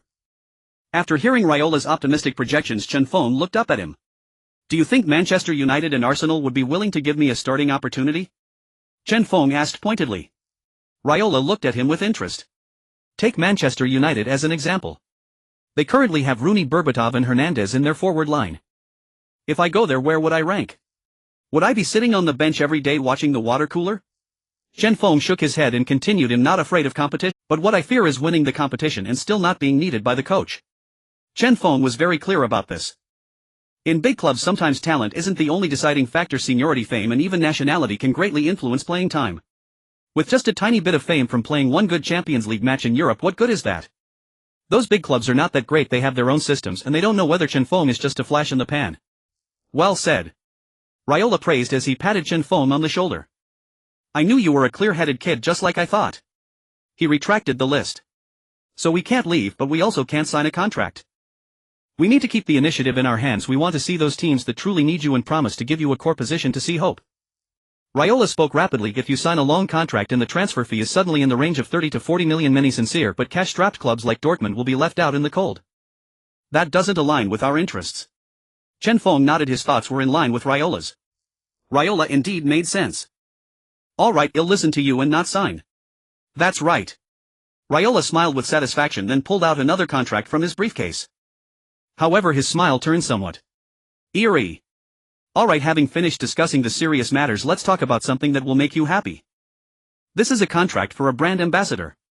He handed the contract to Chen Feng. 1 year, €700,000 after tax, limited to the Netherlands and Belgium. The job is very simple. Shoot a 10-second ad and attend 2 events. That's it. €700,000 after tax. This fat man just told me not to sign a big contract and immediately offers me a money-making opportunity. This money came too quickly. It feels unreal. I'll sign. Raiola's laughter was wide and unabashed. Very good, kid. You've made a wise decision. This contract is just the beginning. Chen Feng took the contract, eager to flip it open and see which brand had such insight to pick him. Then his smile froze on his face. The name of the contract's party was a brand logo he was all too familiar with. Durex. Durex. He wondered if he had misread it, rubbed his eyes and leaned in for a closer look. It was indeed Durex. Damn. Chen Feng's mind was flooded with 1,000 thoughts. He looked up at Raiola, who wore a smile that seemed to say, I knew you would have this expression. No. You must be mistaken, right? You want me to endorse this? I'm a 17, almost 18-year-old passionate and bright young man, and you want me to endorse condoms? If this gets back to my country, won't my reputation as wind god instantly collapse? Is there a problem? Raiola spread his hands innocently. What a great brand, a Fortune 500 company with high recognition and generous payment. But what? Raiola interrupted him. You need to change your perspective. This is Europe, where this thing is as common as chewing gum and people's attitudes towards it are very open and healthy. Seeing that Chen Feng still looked conflicted, he adopted a serious tone. Why do you think they approached you? Because you are quite impressive. Raiola slapped his thigh. Your shots are fast and fierce, powerful. This perfectly contrasts with their brand image of safety and reliability. Just think about it, if even your powerful shots can be stopped, wouldn't that ad be very impactful? Chen Feng was momentarily stunned. There seemed to be some reasoning there. Most importantly, Raiola leaned close to his ear. This is a collaborative effort between the brand and the health departments of the Netherlands and Belgium, promoting a youth health campaign to prevent AIDS. As a brand ambassador, you will be promoting the importance of safety to young people. This is a good thing, a great thing. Raiola spoke with righteousness, as if he were an angel on earth. Just think about it, not only can you earn a substantial sum of money, but you can also contribute to social welfare, establishing a public image of responsibility and accountability. It's a win-win situation. After being persuaded by Raiola, Chen Feng felt his thoughts clearing up. Yes, it sounds quite positive. I can earn money while doing good, it seems. There's nothing unacceptable about it. It's just shooting an ad, right? I'm in. After his conversation with Raiola, Chen Feng's life returned to its usual rhythm. His breakout performance in the Champions League had firmly secured his place as the starting right winger for the team. Martin Jol seemed to have finally found the manual for using Chen Feng. In league matches, he no longer demanded Chen Feng to track back excessively, instead granting him immense offensive freedom to charge at the opponent's defense. The results were immediate. Though the team's overall performance remained inconsistent, sitting in third place, Chen Feng's personal statistics were climbing steadily. In the 5th round of the league at home against Willem II, Chen Feng delivered his first hat-trick in the Eredivisie along with an assist, single-handedly leading his team to a resounding 4-1 victory. In the 6th round away against 20, with the team trailing 0-2 in dire straits, Chen Feng first pulled one back with a long-range strike, then scored a header in stoppage time to secure a dramatic equalizer, snatching a point from the away ground. The Ajax fans had gone wild for him. The nickname Super Sub was no longer mentioned, replaced by a more direct and imposing title, Oriental Cannon. Whenever Chen Feng received the ball on the right flank, the entire Johan Cruyff Arena erupted in thunderous cheers, everyone anticipating that he would wind up his left foot and unleash a world-class strike. Amidst the waves of praise, Chen Feng also faced his special assignment. On an afternoon free from matches, Raiola personally drove him to a studio on the outskirts of Amsterdam. Relax kid, it's just a 10-second shot. It'll be over before you know it, Raiola said, patting his shoulder with a chuckle. Chen Feng took a deep breath and stepped into the studio. The director, a Dutchman with glasses, spotted him and greeted him warmly. Oh, welcome Chen. I'm an Ajax fan and a fan of yours. That free kick at San Siro was a masterpiece from the gods. After brief pleasantries, the shoot began. The concept for the advertisement was simple, even somewhat crude. In front of a standard goal, a thick green membrane was stretched horizontally. Chen Feng's task was to stand outside the box and blast the green membrane with his signature powerful shot. Later, through special effects, the green would be replaced with a latex film. Okay Chen, ready? The director called out through the megaphone. Give it everything you've got, just like you always do. We need that explosive effect. No problem. Chen Feng nodded, placed the ball and stepped back a few paces. He stared at the green membrane glowing under the lights, feeling a strange sensation. But thinking of the €7,000,000 about to land in his bank account, any discomfort vanished instantly. It's just a shot, right? Easy. He took a deep breath, started his rune up and swung his left foot into the ball. A thunderous boom echoed. The ball slammed into the green membrane with incredible force. Perfect. Absolutely perfect.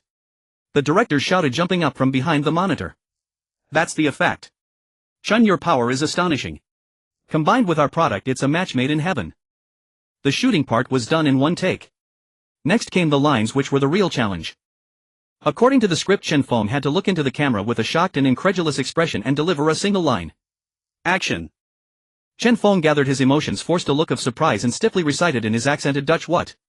Even I can't get through." Cut. The director frowned. Chen, the emotion is off. More surprise. More disbelief. Imagine your strongest weapon has failed, that feeling. Chen Feng felt his face burning.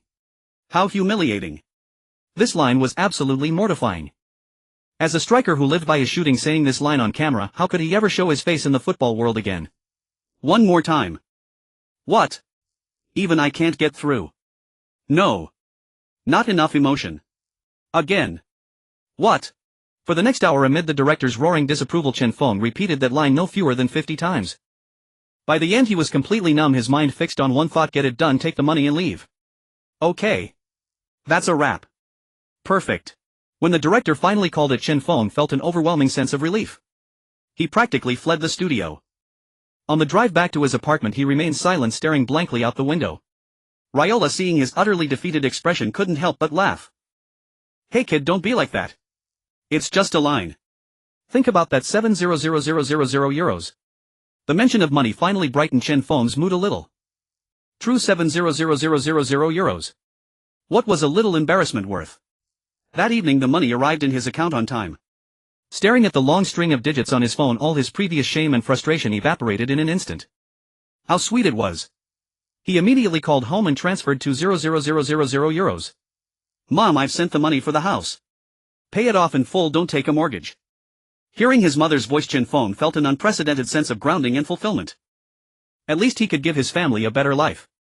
As for that shameful ad, to hell with it, as long as the money was right, he'd do anything, not just shoot a ball. Chen Feng's focus returned entirely to football. The Eredivisie season continued and another major showdown was imminent. In the second round of the Champions League group stage, Ajax would host their toughest group opponent, Real Madrid. The Galacticos. When that name appeared on the training grounds schedule board, the entire locker room atmosphere shifted. If facing AC Milan had made the young Ajax players nervous, this time their faces burned with eager battle spirit. We held Milan, with Nesta Ibrahimovic and Ronaldinho, to a draw. Why fear Real Madrid? Let's do this. Hey Chen, ready to go head-to-head with Ronaldo? Vice-captain De Jong said with a grin while stretching. You bet, Chen Feng replied with a grin. But I'm more curious to see who's faster, him or me. Since his speed had reached 99, had never had a chance to sprint at full throttle in a match. And Cristiano Ronaldo, one of the planet's finest blends of speed, power and skill, was the perfect benchmark. Head coach Martin Jol practically lived in the video analysis room studying Real Madrid's matches obsessively, especially their manager, the madman Jose Mourinho. This Real Madrid is different from every opponent we've faced before. Martin Jol said, his expression graver than ever during the tactical analysis session. Their tactical discipline is extreme, especially in transition from defense to attack, it's suffocatingly fast. Mourinho's Madrid didn't stick to one formation. Against strong teams they used a 43-21 Christmas tree against weaker sides of 4,231. So to know whether Mourinho considered Ajax strong or weak, one only had to see his formation. Martin Jol drew Real Madrid's classic 42-31 on the tactical board. Their two defensive midfielders Xabi Alonso and Khedira are the team's metronomes. Especially Alonso, his long passes are the source of their counterattacks. We must find a way to contain him. Up front Di Maria, Ozil and Ronaldo are incredibly fluid in their movement. They constantly switch positions, pulling our defense apart to create space for the striker Benzema or Higuain. Also watch their fullbacks. Marcelo and Ramos are both exceptionally strong going forward. They can join the attack at any moment to create local numerical superiority. This Real Madrid sounded almost flawless. Martin Jol's gaze swept over every player. In this match, defense is paramount. Defense comes first. We absolutely cannot give them an easy chance to counterattack. Chen. He fixed his eyes on Chen Feng. In this match you remain the right winger, but your task is heavy. You must not only handle offense but also assist our right back Van der Weijl at any moment. Because you'll be facing the relentless onslaught of Ronaldo and Marcelo. Understand? Yes. Chen Feng replied loudly. Though assisting in defense would drain his stamina, he had no complaints. After all, his opponent was Ronaldo of Real Madrid. To face such a player directly demanded nothing less than full effort. On matchday all of Amsterdam erupted in celebration, as Ajax rarely hosted such formidable opponents. Real Madrid's arrival also drew massive attention. During an airport interview, head coach Jose Mourinho appeared very relaxed. Ajax is an excellent young team with many talented players. Mourinho gave a very official response when asked about his view of the opponent. That Chinese forward. Yes, I've watched his match footage, especially against Milan. A hint of a smile curled at the corner of Mourinho's mouth. That free kick was splendid, full of power. Without a doubt he and Suarez are the key targets we need to mark tightly in this match. Mourinho paused, then added, but I trust my players. We came here with only one goal, to take all 3 points. Mourinho exuded confidence. On match night the Johan Cruyff Arena was packed to capacity with 70 Ajax fans and the remaining 30 traveling supporters of Real Madrid. As Real Madrid's players emerged from the tunnel for warm-ups, the stadium erupted in thunderous boos. Yet stars like Ronaldo, Casillas and Alonso, accustomed to grand occasions, remained utterly unfazed. During warm-ups Chen Feng kept his eyes fixed on the figure wearing the number 7 jersey. Cristiano Ronaldo. He was casually juggling the ball with Marcelo. His effortless footwork and graceful movements exuded immense confidence. After warm-ups both teams returned to the locker rooms. Martin Jol delivered his final tactical instructions. Fellows. Look outside. Over 50,000 fans are cheering for us. I know our opponents are strong. They are Real Madrid. But this is our home, the Johan Cruyff Arena. Show your courage. Show your fighting spirit. Let them see that Ajax is no pushover. Go fight. Fight like men. As Chen Feng followed his captain Suarez onto the familiar turf, he felt his blood ignite once more, a sensation unmatched in league matches. In the tunnel he had stood beside Ronaldo, clearly catching the faint scent of his cologne. The stirring UEFA Champions League anthem resounded. Beep. With the referee's long whistle, this highly anticipated showdown officially began. From the very start the match fell entirely into Real Madrid's rhythm. Without any probing they seized control through intense pressing and swift passing combinations. In China, the CCTV broadcast studio. Good evening, dear viewers. Welcome to the 2010-2011 UEFA Champions League Group Stage Matchday 2, a clash between Dutch giants Ajax and Spanish giants Real Madrid. Commentator He Weiss' voice carried a hint of excitement. We see Chinese youngster Chen Feng starting this match as right winger. This is a historic moment for him and all Chinese fans. The ball moved swiftly among Real Madrid's players, leaving Ajax's young squad scrambling without even touching it. From the stands of the Johan Cruyff Arena, Ajax fans' cheers had never ceased since kickoff, yet the situation on the field filled them with anxiety. The intensity of the clashes reached its peak from the very first second. Chen Feng's right flank became the most frequent battleground. Ronaldo's explosive dribbling was simply irrational, a simple change of pace and direction left right back Van der Weijl scrambling. Behind Ronaldo, Marcelo surged forward repeatedly, forming sharp wing combinations. Both Chen Feng and Van der Weijl felt immense pressure. Chen Feng nearly abandoned offense, pouring all his energy into defense. Using his robust physique he collided with Ronaldo time and again, chasing down Marcelo with relentless running. Like a mad dog he sprinted tirelessly up and down the right flank, biting at Real Madrid's attackers. In the 12th minute Ronaldo received the ball on the left, faked a step over, then cut inside. Van der Weijl was thrown off balance. Ronaldo burst into the box, raising his right foot for a shot. At that critical moment Chen Feng arrived at lightning speed from an oblique angle. Throwing himself with full force, his body skimming the turf, he executed a clean sliding tackle. Precisely, he swept the ball away from Ronaldo's feet and out for a corner. Brilliant. Chen Feng. A world-class recovery. He leaped from his commentary seat, his voice cracking with excitement. So crucial. Just as Ronaldo was about to shoot, Chen Feng averted the crisis with a fearless tackle. His defensive commitment today is remarkable. But I worry he might run out of stamina later. The Johan Cruyff Arena erupted in applause. All Ajax fans applauded this splendid defensive play. Ronaldo glanced at Chen Feng on the ground without complaint, silently walking into the box to await the corner kick. He too knew this was a tough opponent. This Chinese man had an almost absurdly good physique. Though Ajax was on the back foot, they hadn't given up. The match reached the 21st minute. Ajax intercepted the ball in their own half and launched a swift counterattack. Vice-captain De Jong collected the ball in midfield and sent a long pass straight to Chen Feng up front. Chen Feng received the ball with his back to goal, clearly feeling Marcelo pressing against him. He used his back to hold off the Brazilian, glanced over his shoulder and saw the vast open space behind. Now. Chen Feng turned inward with the ball exploding with full speed. He possessed a speed rating of 99. Marcelo was caught off guard by the move, unable to grab hold of Chen Feng. He felt only a gust of wind as the tall figure burst past his defense. So fast. Marcelo's heart skipped a beat as he turned to give chase. But he realized in despair he couldn't catch up. The number 19 was pulling further and further away. My God! Chen Feng's speed! His exclamation echoed through the studio. He completely overpowered Marcelo. An utterly irrational overtaking. Chen Feng sprinted with the ball all the way to the edge of Real Madrid's box. Before him stood only centre-backs Carvalho and Pepe. He caught a glimpse of Suarez raising his hand for the ball, but he chose not to pass. Instead, he decided to go it alone. Cut inside. Shoot. He swung his left foot, driving the ball. But perhaps due to sprinting too hard earlier, his body wasn't fully balanced and the shot was overhit. Boom. The ball soared high, sailing over the crossbar and into the second tier of the stands. Oh no. Chen Feng clutched his head in frustration, wishing he had adjusted his posture. Such a golden opportunity wasted. Sighs echoed from the Ajax fans in the stands. Yet just 2 minutes later, Chen Feng seized another chance on the right flank. Eriksson delivered a precise through ball. Chen Feng accelerated again, shaking off the chasing Marcelo. On the sideline, Mourinho frowned. Within minutes, Marcelo had been beaten twice. This time Chen Feng learned his lesson. After cutting inside, he didn't shoot immediately but adjusted his stride slightly, eyeing the angle. Then he unleashed a powerful strike. Real Madrid's veteran Portuguese centre-back Carvalho moved swiftly to block the ball's path with his body. Boom. The ball smashed into Carvalho's stomach. Ah! Carvalho groaned as if hit by a truck, collapsing backward onto the ground, clutching his abdomen in agony. The referee immediately stopped play and the medical team rushed onto the field.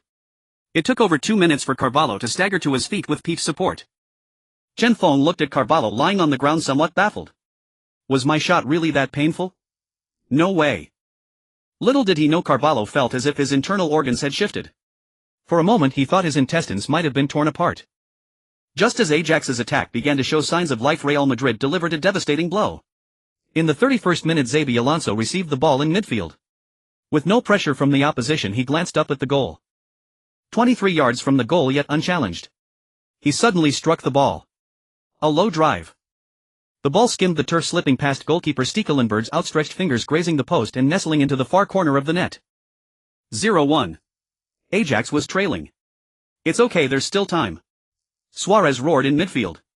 He clapped his hands, looking at each of his teammates. We haven't lost. We can fight back. The match resumed and Ajax launched a fierce counterattack. They matched Real Madrid's tempo, quickening their passes in an attempt to tear through their defense. On the right flank, Chen Feng repeatedly clashed with Marcelo, overwhelming the Brazilian. Then in the 38th minute an opportunity arose. Ajax won a corner kick. With their positional play failing to break through, the corner presented the best chance. De Jong stood at the corner flag, scanning every inch of Real Madrid's penalty area. Chaos reigned in the box. Before the kick was even taken, the two teams were already locked in a fierce struggle, pulling, shoving and vying for position. Alderweireld and Carvalho had their arms tightly intertwined, neither yielding an inch. Ramos and Vertonghen were shoving each other, the atmosphere thick with tension, on the verge of a brawl. The referee was forced to halt the match and rush into the crowd. He called out Ramos, Carvalho, Alderweireld and Vertonghen, pulling them aside for a stern warning. No more of this. The next time I see it, I'll show you a card. Chen Feng was also inside the box. But a man was constantly by his side, the fierce-looking, ruthless Portuguese warrior Pepe. Chen Feng found it bizarre. Shouldn't Pepe be marking Vertonghen? Why was he on him? Wasn't Marcelo the one assigned to him? Could this be Mourinho's special arrangement? There was no time to ponder. De Jong's corner kick was already in the air heading straight for the center of the box. Chen Feng timed his move feinting towards the far post to deceive Pepe, then reversed his run charging to the near post. He leaped high, determined to beat everyone and head the ball into the net. At that moment his eyes saw only the ball and the goal. Just as he reached the apex of his jump, Pepe jumped behind him. In a flash, Pepe executed an extremely covert movement, raising his left arm and driving his hardest elbow tip forcefully into Chen Feng's ribs. Chen Feng felt as if a sledgehammer had struck his ribs. His breath caught and he lost his balance in the air, crashing heavily onto the turf. Instinctively he curled up, clutching his ribs with both hands. Beads of cold sweat instantly broke out on his forehead. The pain. It was excruciating. He felt even breathing become difficult. Each inhale pulled at the injured ribs, sending a fresh wave of agony through him. But the referee just ran over, glanced at him and made a gesture with his right hand signaling him to get up. The meaning was clear. Get up, stop faking. The match continues. Chen Feng was so furious he nearly spat blood. He couldn't help but curse in Chinese, "Are you blind, ref?" He wanted to stand up, storm over to the referee and curse him out to his face. But he simply couldn't get up, the blow had landed too solidly. Seeing that Chen Feng was unable to get up, the referee finally blew his whistle, signaling a pause in the match, and waved for the team doctor to enter the field. Suarez and De Jong rushed over, immediately gathering around Chen Feng. "Chen, are you all right?" Suarez asked. "Ribs. That bastard Pepe." Chen Feng gritted his teeth, forcing the words out. Ajax's team doctor ran onto the pitch and began examining Chen Feng. He gently pressed on Chen Feng's ribs. "Does it hurt here?" hissed Chen Feng, gasped in pain. The doctor's expression turned serious. His initial assessment suggested it was just a bad bruise. A rib fracture was unlikely, but the impact was certainly severe. "Can you continue?" the doctor asked. "Yes." Chen Feng gritted out, almost shouting. Did this little injury think it could take me off? Dream on. Absolutely not. As Chen Feng slowly got to his feet, the Ajax fans applauded him. But Chen Feng paid no attention to the applause. His gaze was fixed intensely on the bald man not far away. Pepe was nonchalantly chatting with Ramos, a smile on his face as if nothing had happened. He felt Chen Feng stare, turned his head and raised his eyebrows at him. Provocation. A blatant provocation. Damn it. He'll remember this. Just you wait. Misfortunes rarely come singly and troubles often compound. Just before halftime, Vertonghen, who had been steady all match, made a fatal elementary mistake. Receiving a pass from the goalkeeper deep in his own half, he tried to send a long ball up to Suarez. But perhaps due to fatigue or a lapse in concentration, his pass went straight to the feet of Real Madrid striker Karim Benzema. The Frenchman gratefully accepted the gift. Facing the onrushing goalkeeper, he calmly slotted the ball home. The ball nestled into the back of the net. Clean and clinical. 0-2. Ajax's home stadium fell into instant absolute silence. Vertonghen couldn't even bear to look at his teammates, his head hanging low. The referee immediately blew the whistle to end the first half. In the halftime locker room, the team doctor pressed an ice pack firmly against Chen Feng's injury, then grabbed a can of pain relief spray and doused the area. Hiss. In the corner, Vertonghen covered his face with a towel, his shoulders trembling slightly. No one blamed him. Against a team like Real Madrid, any tiny mistake is magnified infinitely. Head coach Martin Jol stood at the door listening to his assistant's whispers. "Boss, in this kind of physical battle, using Chen on the right wing is a waste. His drive, his finishing, they are our best weapons. In this match, sending him to the wing to brawl with Marcelo drains his energy too much." Martin Jol was silent for a moment, then nodded firmly. He pushed open the door and entered the locker room. "Heads up, lads." His voice wasn't loud. "The match isn't over." He walked over to Vertonghen and patted him on the shoulder. "This wasn't your fault. Forget it. Start fresh in the second half." Having said that, he grabbed the tactics board. "We're making a change for the second half." Everyone's attention was drawn to him. "Chen, you're moving up front to play center forward. Your only task is to use your body to attack their two center-backs, Pepe and Carvalho. Pin them deep in their own box and create space for Luis." He then looked at Suarez. "Luis, you drop deep behind Chen, play as a shadow striker. Use your movement and technique to find the gaps in their defense. We're going to play it simple and direct." Despite the pain in his ribs, Chen Feng's spirits lifted as he listened to the new tactical plan. "Playing center forward. That suits me perfectly. Pepe, you bastard, just you wait." Inside Real Madrid's locker room, the atmosphere was markedly more relaxed. After all, they held a 2-goal lead and victory seemed all but assured. Yet Jose Mourinho's face bore no trace of amusement, instead fury darkened his expression. He strode toward Marcelo and demanded, "What exactly were you doing out there today?" "Taking a leisurely stroll." "How many times did that number 19 charge down your flank?" Do you even recall? Marcelo, who had been buoyant moments earlier, dared not smile now. Listen carefully, Mourinho continued, voice sharp and commanding. The referee's whistle was exceptionally lenient in the first half. I don't care how you do it, but bring him down before he gathers momentum. Understood. Bring him down flat. Marcelo nodded vigorously. Mourinho turned his gaze upon the constellation of stars before him. A 2-goal lead does not guarantee victory.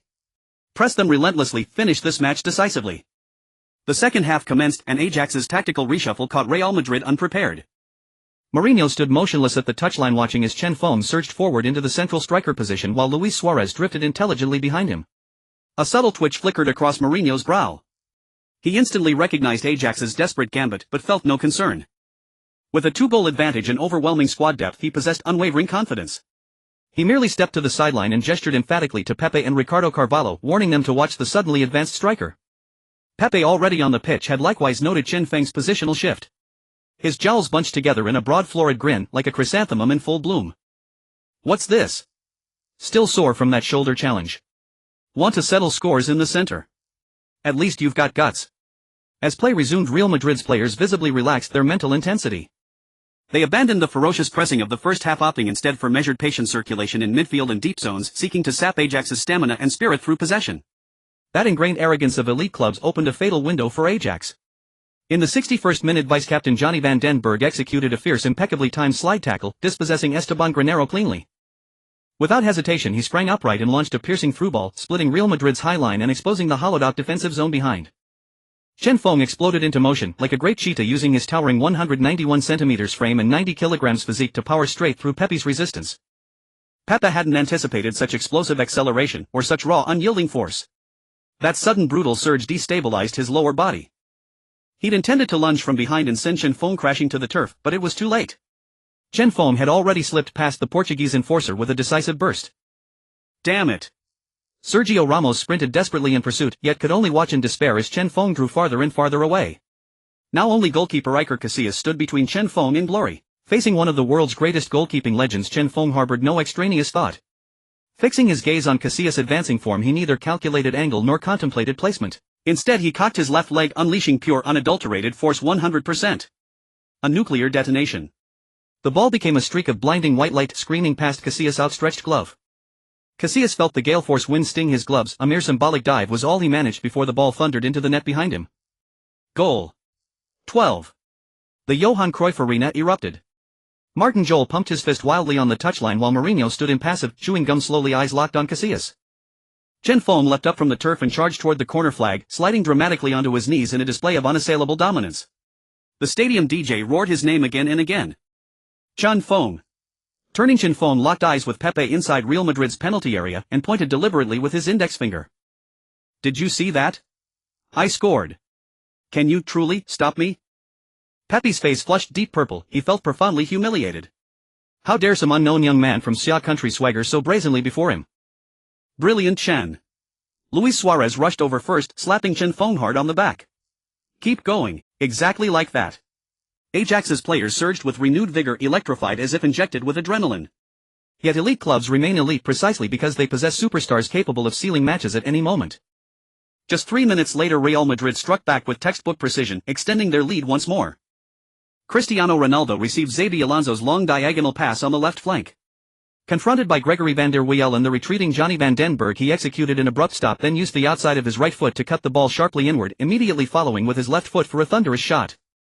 The sequence flowed seamlessly. The ball traced a graceful arc, gliding just beyond goalkeeper Martin Stekelenburg's fingertips and nestling into the far top corner. 13. Cristiano Ronaldo spread his arms wide, embracing Alonso tightly in jubilant unity. The Johan Cruyff Arena plunged back into silence, the fragile ember of hope extinguished in an instant by Ronaldo's icy brilliance. Most of Ajax's young players bowed their heads. Their opponent's star power defied logic. How could such a strike possibly be stopped? But Chen Feng refused to yield. His resolve burned brighter than ever. Ronaldo. World class. Ballon d'Or winner. Excellent. The game resumed. Though shaken, Ajax's professionals upheld their discipline, driven by professional pride and the roar of their supporters. They continued sprinting tirelessly across the pitch. Lose. Fine. Surrender. Never. In the 71st minute, Luis Suarez was fouled by Sergio Ramos near the halfway line, awarding Ajax a promising free kick. Approximately 25 yards from goal, slightly right of center. All eyes converged on Chen Feng. Even Suarez walked over handing him the ball, the responsibility clear. Chen, it's all on you. Chen Feng nodded solemnly, cradling the ball as he approached the designated spot. Real Madrid's wall stood dense and imposing: Cristiano Ronaldo, Xabi Alonso, Sami Khedira, Sergio Ramos, Ricardo Carvalho, Pepe. Nearly every aerial threat lined up shoulder to shoulder, truly a constellation of stardust. Iker Casillas paced nervously along the goal line, orchestrating the wall's alignment with palpable tension. Yet Chen Feng stared at that wall, and his brows knotted into a tight vertical crease. This distance was perilously close. To replicate the sheer ballistic power of Roberto Carlos' legendary free kicks, nearly impossible. Worse still, the wall completely sealed off the near post. To curl the ball over the barrier required technical finesse he rarely deployed. What then? As he pondered, his gaze swept across the wall, then settled upon a gleaming bald head. Pepe. Standing furthest right in the wall, arms crossed protectively over his groin, his expression dripping with disdain. A faint knowing curve lifted the corner of Chen Feng's mouth. If I can't beat the fans, perhaps I'll aim for your face. He placed the ball precisely, aligning its valve stem directly toward himself, then stepped back 1 2 3 7 pace. At the sight of that familiar rune-up, every Real Madrid player's heart lurched into their throats. That stance again. This man is about to unleash another cannon shot. The referee's whistle sounded. Chen Feng began his approach with small quick steps, then surged forward, swinging his left foot at the ball. A thunderous crack echoed through the air. The football transformed into a blur, hurtling toward the goal at breakneck speed, straight for the near post. Pepe, standing in the wall, widened his eyes as he saw the ball rocketing toward him, his body instinctively wanting to dodge. But the ball was too fast. This bastard is trying to kill. Pepe barely had the thought before a heavy thud rang out. He felt darkness engulf his vision. His mind roared as the football slammed squarely into his face. His consciousness began to blur, and he thought he might die, regretting not having written a will before leaving the locker room. Without even a cry of pain, he collapsed backward like a felled tree, crashing heavily onto the grass. Blood gushed from his nostrils. The stadium fell into dead silence as the live camera switched to a wide shot.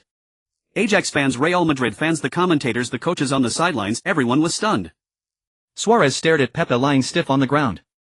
He cursed under his breath. What power! Ramos snapped to action, quickly propping up Pepe's head and frantically waving toward the sideline. Medic! Medic! Real Madrid's players gathered around, finding Pepe motionless on the grass, eyes shut, face pale, blood still oozing from his nose. In China, the CCTV broadcast room. My God! He Weiss' voice trembled with disbelief. Chen Feng's kick, straight into Pepe's face. Pepe is down. He looks seriously injured. Suarez looked at Chen Feng as if he were a monster. This guy. Did he do it on purpose? But then a roar erupted in Suarez's heart. Brilliantly done. Mourinho, watching from the sideline, darkened his face instantly. He wasn't a fool. He could clearly see that the Chinese kid had targeted Pepe. What a ruthless man. Mourinho immediately turned and shouted to the substitutes bench. Albiol. Warm up now. Real Madrid's medics rushed onto the field, crouching beside Pepe. After a quick examination, their movements grew urgent and they signaled for a substitution. Pepe likely had a concussion and couldn't continue. He was strapped to a stretcher and carried off the pitch. Mourinho had no choice but to replace the injured Pepe with Albiol. Real Madrid fans booed Chen Feng, unable to accept Pepe's departure. From the homestands, Ajax fans erupted in gleeful cheers. They didn't care if Chen Feng had done it on purpose. All they knew was that Real Madrid's most hated butcher had been taken down by their Eastern cannon. What relief! The entire stadium chanted Chen Feng's name to drown out the away fans' cheers. Feng! Feng! The referee ran over, staring at Chen Feng, aware of his intent. But he was helpless by the rules. A free kick hitting the wall was perfectly legitimate. He couldn't give Chen Feng a yellow card just for kicking too accurately or too hard. He could only offer a verbal warning. Try aiming for the goal next time. Chen Feng shrugged. I was aiming for the goal, the near post. But inwardly he was thrilled beyond words. In the stands, Bergkamp watched, covering his face. This kid. Bergkamp murmured to himself. He really did what he said. Wasting an opponent's substitution. The game resumed. Without a defensive anchor, Real Madrid's backline showed clear signs of disarray. The newly introduced Albiol and Carvalho lacked chemistry, unlike the Pepe-Carvalho duo. Ajax's players were ignited by Chen Feng's ruthless spirit. If you provoke me, I'll destroy you. Both sides fought like mad dogs, pressing relentlessly in the final third. But Real Madrid players, feeling insulted, also summoned their grit, clashing fiercely with Ajax. In the 82nd minute, Ajax's chance finally arrived. Eriksen delivered a piercing through-ball from midfield. Chen Feng used his physique to hold off Albiol at the edge of the box, while Carvalho rushed over from the side to form a double team. But Chen Feng gave them no chance. He shielded the ball fiercely, and just as they closed in, he backheeled it with his left foot. The ball slipped through Albiol's legs into an unguarded zone.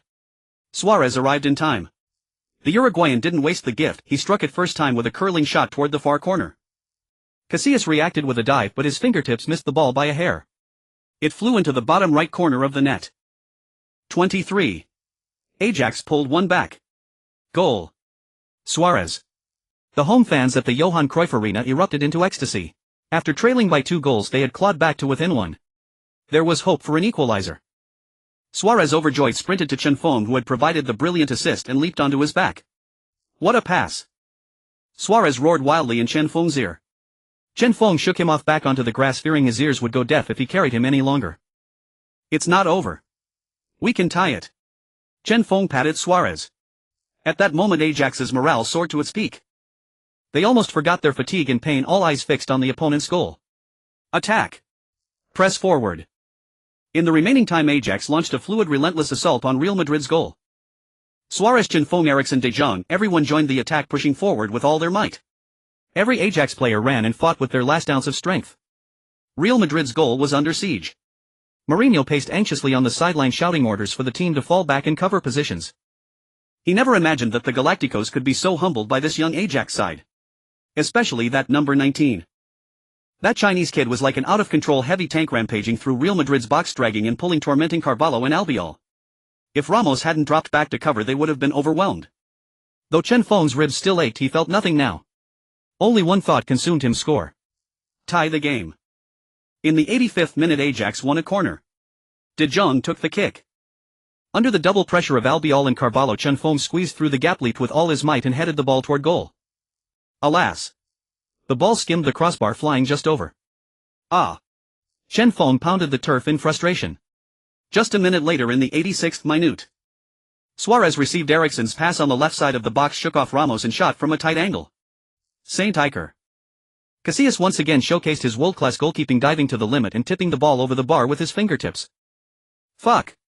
Suarez jumped up in fury. Ajax's attacks grew more intense with each wave. There's still a chance. There's still a chance. His voice was already hoarse from shouting. Ajax has completely suppressed Real Madrid. Equalizing seems only a matter of time. The Ajax fans in the stands had their hearts in their throats. They jumped, stood, roared, prayed, and hoped for a miracle. But just as everyone believed Ajax would create a miracle, Mourinho's Real Madrid once again demonstrated why they were the Galactic. The match reached the 89th minute. Ajax's another corner kick yielded nothing, and the ball was calmly plucked from the air by Casillas. He did not hesitate for a moment. Just as Ajax turned to retreat, Casillas launched a powerful throw, initiating the most lethal counterattack. The ball sailed over most of the pitch, finding Xabi Alonso near the center circle. Alonso didn't even need to look to know Ronaldo would be making a run, and he sent the ball to the left flank. In that instant, Ajax's defense was practically empty. Except for goalkeeper Stekelenburg, almost everyone had pushed into Real Madrid's half. Only the left-back, Blind, who was nearly cramping from exhaustion, remained at the back. Ronaldo appeared on the left flank. As expected, he hadn't bothered to participate in defense. When he received the ball, an endless expanse of open space lay before him. Chen Feng sensed the danger the moment the ball was caught. He was almost the first to turn and sprint madly back towards his own half. He drained the last ounce of energy from his body, pushing his 99 speed to its absolute limit, racing across the turf. His speed was even faster than Di Maria's as he ran into position, crazily chasing the figure wearing the number 7 jersey. But it was already too late. Ronaldo dribbled into the penalty area, faced the lone goalkeeper Stekelenburg, and calmly slotted the ball home. The ball passed through Stekelenburg's legs and rolled towards the net. Chen Feng chased it to the goal line, using his final shred of strength to launch himself into a desperate ground-hugging slide. But he only slid into thin air. 2-4. Ronaldo scored a brace. The match was decisively killed off by this Portuguese man. He spread his arms and ran towards the away fan section, basking in their cheers. Chen Feng sat weakly on the grass, propping himself up with his hands, gasping for air. He had given his all. Truly his all.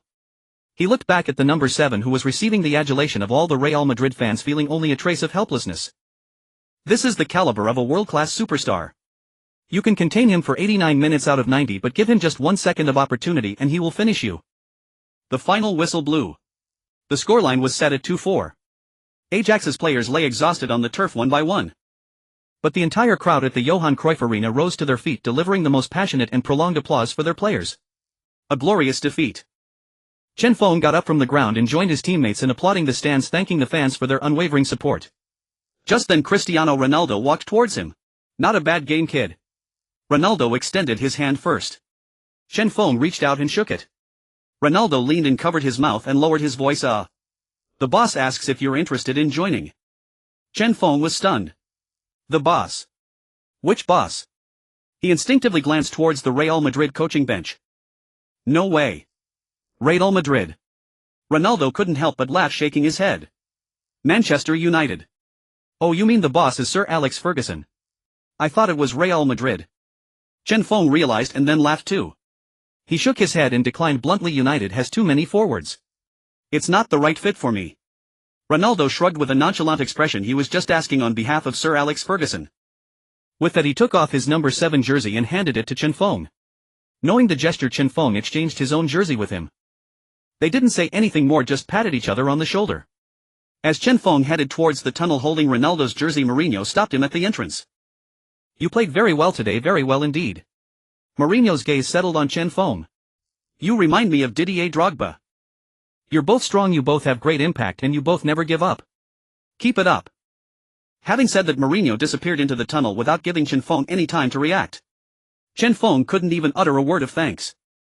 At the post-match press conference, Mourinho didn't hesitate to praise Chen Feng's performance in front of the world's media.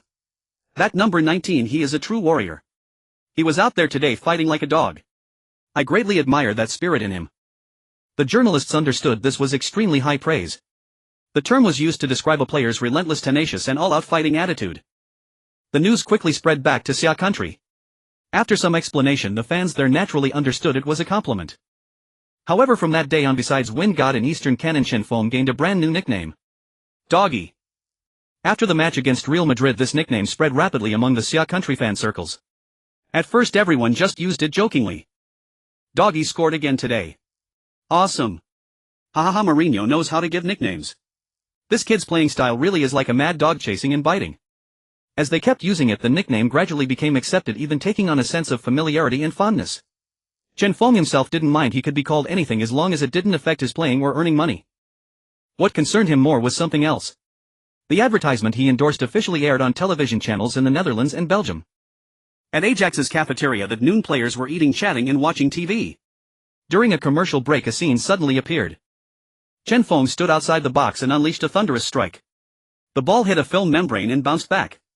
Then came a close-up of Chen Feng's shocked and incredulous face, accompanied by his incredibly embarrassing line. What? Even I can't get through. Ajax's cafeteria instantly fell into a deathly silence. All the teammates who were eating along with Ajax staff stopped their knives and forks, their mouths agape, staring dumbfounded at the TV. A few seconds later. Cut. Someone was the first to lose it, spraying the beef they were chewing directly out of their mouth. Immediately after, the entire cafeteria erupted in laughter. Ha ha ha ha. Oh my god. Chen. You actually went and filmed an ad like this. What? Even I can't get through. Ha ha, that line is going to stick with you forever.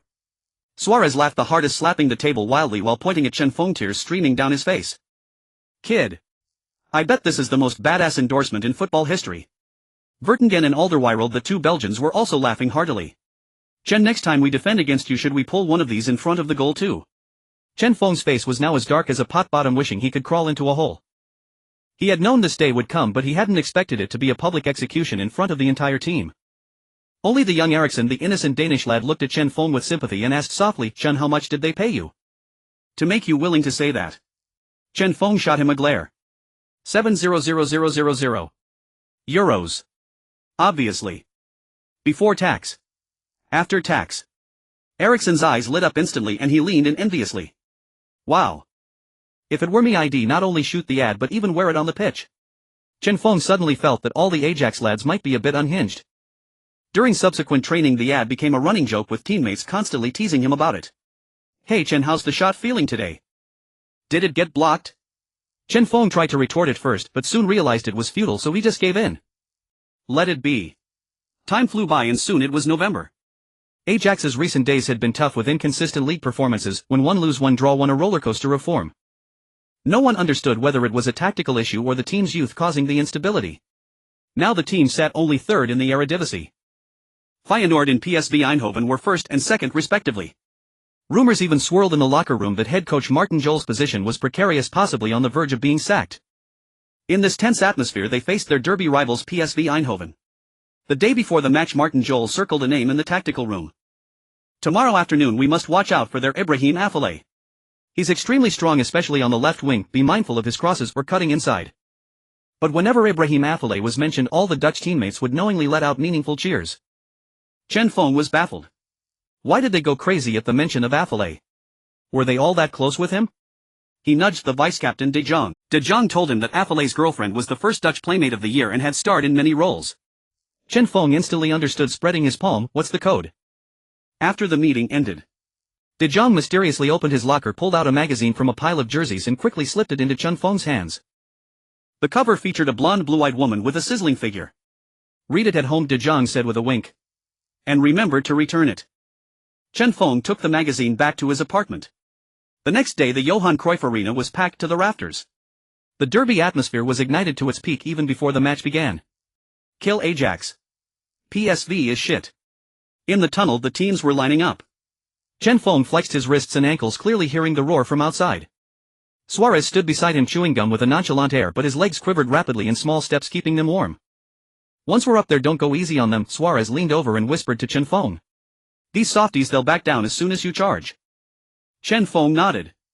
Today he was once again positioned as the center forward. Ever since the match against Real Madrid he had been playing in that role. The referee's whistle blew and the match officially began. Derbies never had a feeling out period, they started with full force.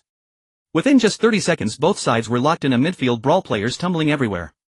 Slides were made, jerseys were tugged and bodies collided with full force. The referee kept his whistle in his mouth, delaying the blow. His stance was clear: as long as no one died on the pitch, let them play to the death. The match's tempo instantly shot through the roof. In the 7th minute Ajax got a chance. De Jong delivered a precise lofted through ball from midfield, completely tearing apart PSV's defense. Chen Feng sprinted. He muscled past their centre-back Marcelo, also Brazilian, same name as Real Madrid's, and won the first ball in the box. A direct volley. The ball was powerful, heading straight for the top corner. PSV's goalkeeper Isaacson had already given up. Clang. The ball smashed off the right post and bounced out. Fuck. Chen Feng clutched his head. So close. PSV's fans immediately erupted in jeers and whistles. The derby's intensity was beyond imagination. In the 15th minute, Suarez was dribbling on the wing when a defender lunged in with a vicious slide tackle, taking both him and the ball down. Suarez rolled on the ground clutching his leg. Ajax players immediately rushed over, surrounding the referee, demanding an explanation. That's murder, can't you see? No card for that. Are you blind? Instead, Blind was shown a yellow card for his protest. PSV players also crowded in both sides' chests, just shoving each other, exchanging curses. Chen Feng shook his head. The referee was clearly trying to light the fuse. In the 28th minute, Chen Feng got another chance. This time it was a through ball from Eriksson. Chen Feng received it with his back to goal, executed a beautiful turn and shook off the defender. He pulled the trigger. A powerful shot. Bam. Clang. The same sound again. But this time it wasn't the post, it was the crossbar. The ball hit the underside of the bar, bounced on the goal line and came back out. Chaos erupted in the box and it was finally cleared by a defender. I fucking. Chen Feng scratched his head in disbelief. What's going on? Being targeted by the woodwork. Was this one of those legendary scripted games? The match continued. The tackles grew increasingly brutal. Whenever there was a chance to go in, the studs were always showing. Vice-captain De Jong's jersey was nearly torn to shreds and Van der Weel's leg bore a clear imprint of studs. The tension escalated. In the 55th minute PSV's striker Koevermans went down in the box and the referee didn't hesitate to point to the penalty spot. The entire Ajax team exploded. Vertonghen charged forward, shouting in the referee's face. Dive. Look clearly. That was a dive. The referee was unmoved, firmly pointing to the spot, and showed a yellow card to the protesting Vertonghen. However, Koevermans sent the ball over the bar. Time ticked away. Ajax launched wave after wave of attacks but couldn't breach the opponent's goal. Chen Feng's header was brilliantly saved by the keeper and Suarez's unknown chance ended in a bizarre slip. The match was now in the 83rd minute. Just as Ajax finished an attack, PSV launched a quick counter. Defender Blind committed a tactical foul in midfield, lightly pulling an opponent. The referee's whistle blew this time with unusual decisiveness. He approached Blind first, showing a yellow card. Then he pulled out a red card. 2 yellows led to a red. Blind was sent off. What? Ajax's players were utterly stunned. Whose home ground was this? All those brutal fouls earlier went unpunished, and now for a tactical pull where the player didn't even fall you send Blind off. What kind of fucking standard is this? All Ajax players once again surrounded the referee. This time even the players from Eindhoven joined the fray, mockingly taunting the Ajax players. In the chaos, De Jong was fiercely debating with the referee while Eindhoven's midfielder Otman Bakal incessantly spewed trash talk. Get lost. You can't handle a lost trash. A bunch of arrogant rich kids playing like wimps, yet they love to surround the referee. As Otman Bakal continued to curse, suddenly Suarez lowered his head and under the gaze of some including Chen Feng bit down hard on Bakal's left shoulder. The action was quick, fierce and precise. Chen Feng stood nearby witnessing it all. Holy crap. Captain, you bit someone. What kind of tactic is this? Bakal let out a scream, clutching his shoulder and retreating, staring at Suarez. Next to him Hutchinson quickly told him, immediately complained to the ref. Bakal suddenly realized and rushed to the referee, excitedly pulling open his shirt collar to show the clearly visible bite mark. Referee. Look. He bit me. He bit me. Bakal's emotions were nearly out of control. However, the referee had been blocked by the crowd and had not seen this scene. He merely waved his hand, impatiently signaling Bakal to shut up and urging the Ajax players to resume the match. Bakal's protest was completely ignored. Chen Feng, astonished, took 2 steps back, looking at his captain with a strange expression. He had recently been catching up on studies at home and had just finished watching a documentary about viruses. It mentioned something about prion viruses spread through bodily fluids, infecting the brain. Chen Feng instinctively moved a bit further away from Suarez, his mind filled with doubts. Captain, have you eaten something unclean recently? With one less player, time was running out. Everyone thought Ajax would defend their half, but a miracle happened. The match entered the first minute of stoppage time. Suarez received the ball on the left side of the penalty area. Instead of shooting, he calmly made a back pass. The ball rolled close to the penalty spot. There Chen Feng rushed in. Faced with the ball right in front of him, he dared not take a shot. He pushed the ball with his left foot and it hit the net. Goal. Chen Feng roared as he rushed towards the corner flag. Having held back all match, he tore off his jersey and waved it frantically. The entire home crowd erupted with joy, celebrating this hard-earned goal. Suarez was the first to rush over, excitedly trying to jump onto Chen Feng's back. Chen Feng cleverly sidestepped, raising his hands for a high five. Slap. After the crisp sound of the high five, Chen Feng realized that this celebration wasn't enough in the eyes of his teammates. Sure enough, De Jong and the others rushed over, directly piling him and Suarez underneath, beginning the piling game again. Get off. Get off. Get off, and being crushed. This victory didn't give the Ajax players a chance to breathe. The next day, all sports media in the Netherlands had their front pages dominated by a high-definition photo. In the photo, Suarez was seen biting the shoulder of Eindhoven player Bakal. Suarez, the vampire on the pitch. The Hunger Games of Ajax's captain. In an instant, the entire Dutch football scene was in an uproar. Countless football legends and commentators condemned Suarez's actions on television.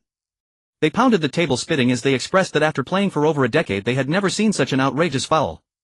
It was simply tarnishing Dutch football. In the Ajax club office, the phone lines were nearly overwhelmed with calls.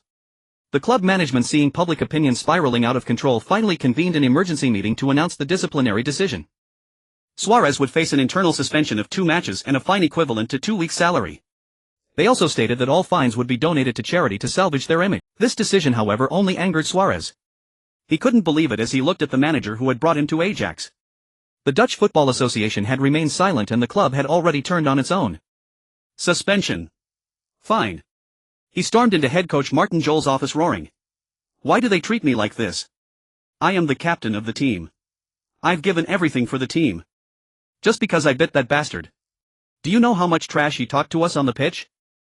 Martin Jol could only helplessly raise his hands. He was just a head coach and had no power to change the higher-ups' decisions. Suarez felt betrayed. He slammed the door and stormed into the locker room, pounding on his locker with a loud noise. Chen Feng looked at Suarez, whose eyes were red, not knowing what to say. After thinking for a moment, he took out a magazine from his locker, the one De Jong had given him earlier, and handed it over. Captain, cool down and take a look at this. Suarez snatched it and glanced at the cover, stunned. Then he slammed the magazine to the ground. What the hell? I just want to bite you to death. And then he angrily left the locker room. Chen Feng silently picked the magazine back up.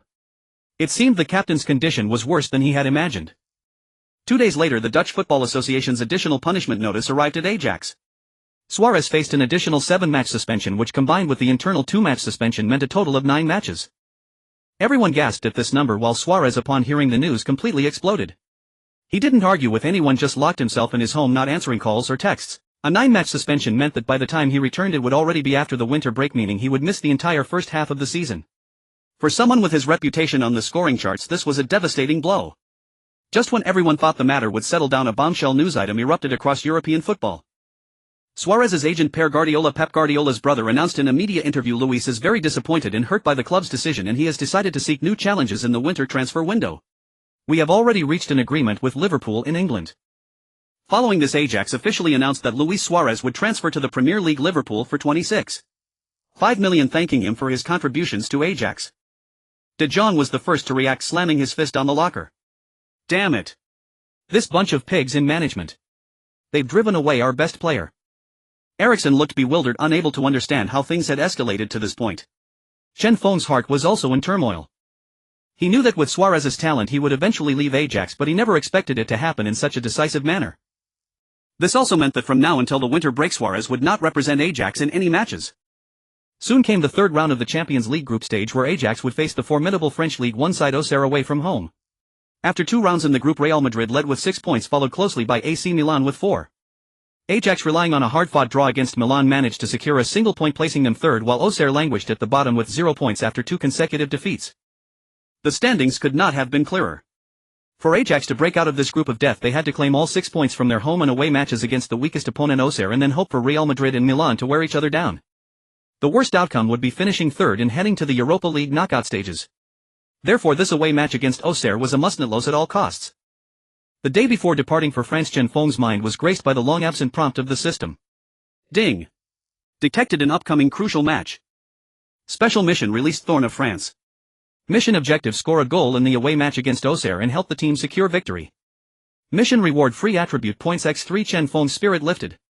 Though the reward was merely 3 free attribute points, every bit counted. Moreover, this mission objective aligned perfectly with his own resolve. Win. Must win. Auxerre, a charming small city in the Burgundy region of France, was renowned for its exceptional youth football academy and secondly its abundant wine production. Currently their strength in Ligue 1 was not top tier. Their qualification for the Champions League came from a surprising third-place finish last season, after which other teams dismantled their squad by purchasing their key players.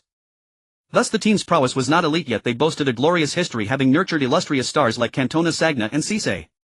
Their home ground, the Stade de l'Abbé-des-Champs, was modest, holding just over 2,000 spectators, but the atmosphere was extraordinarily fervent.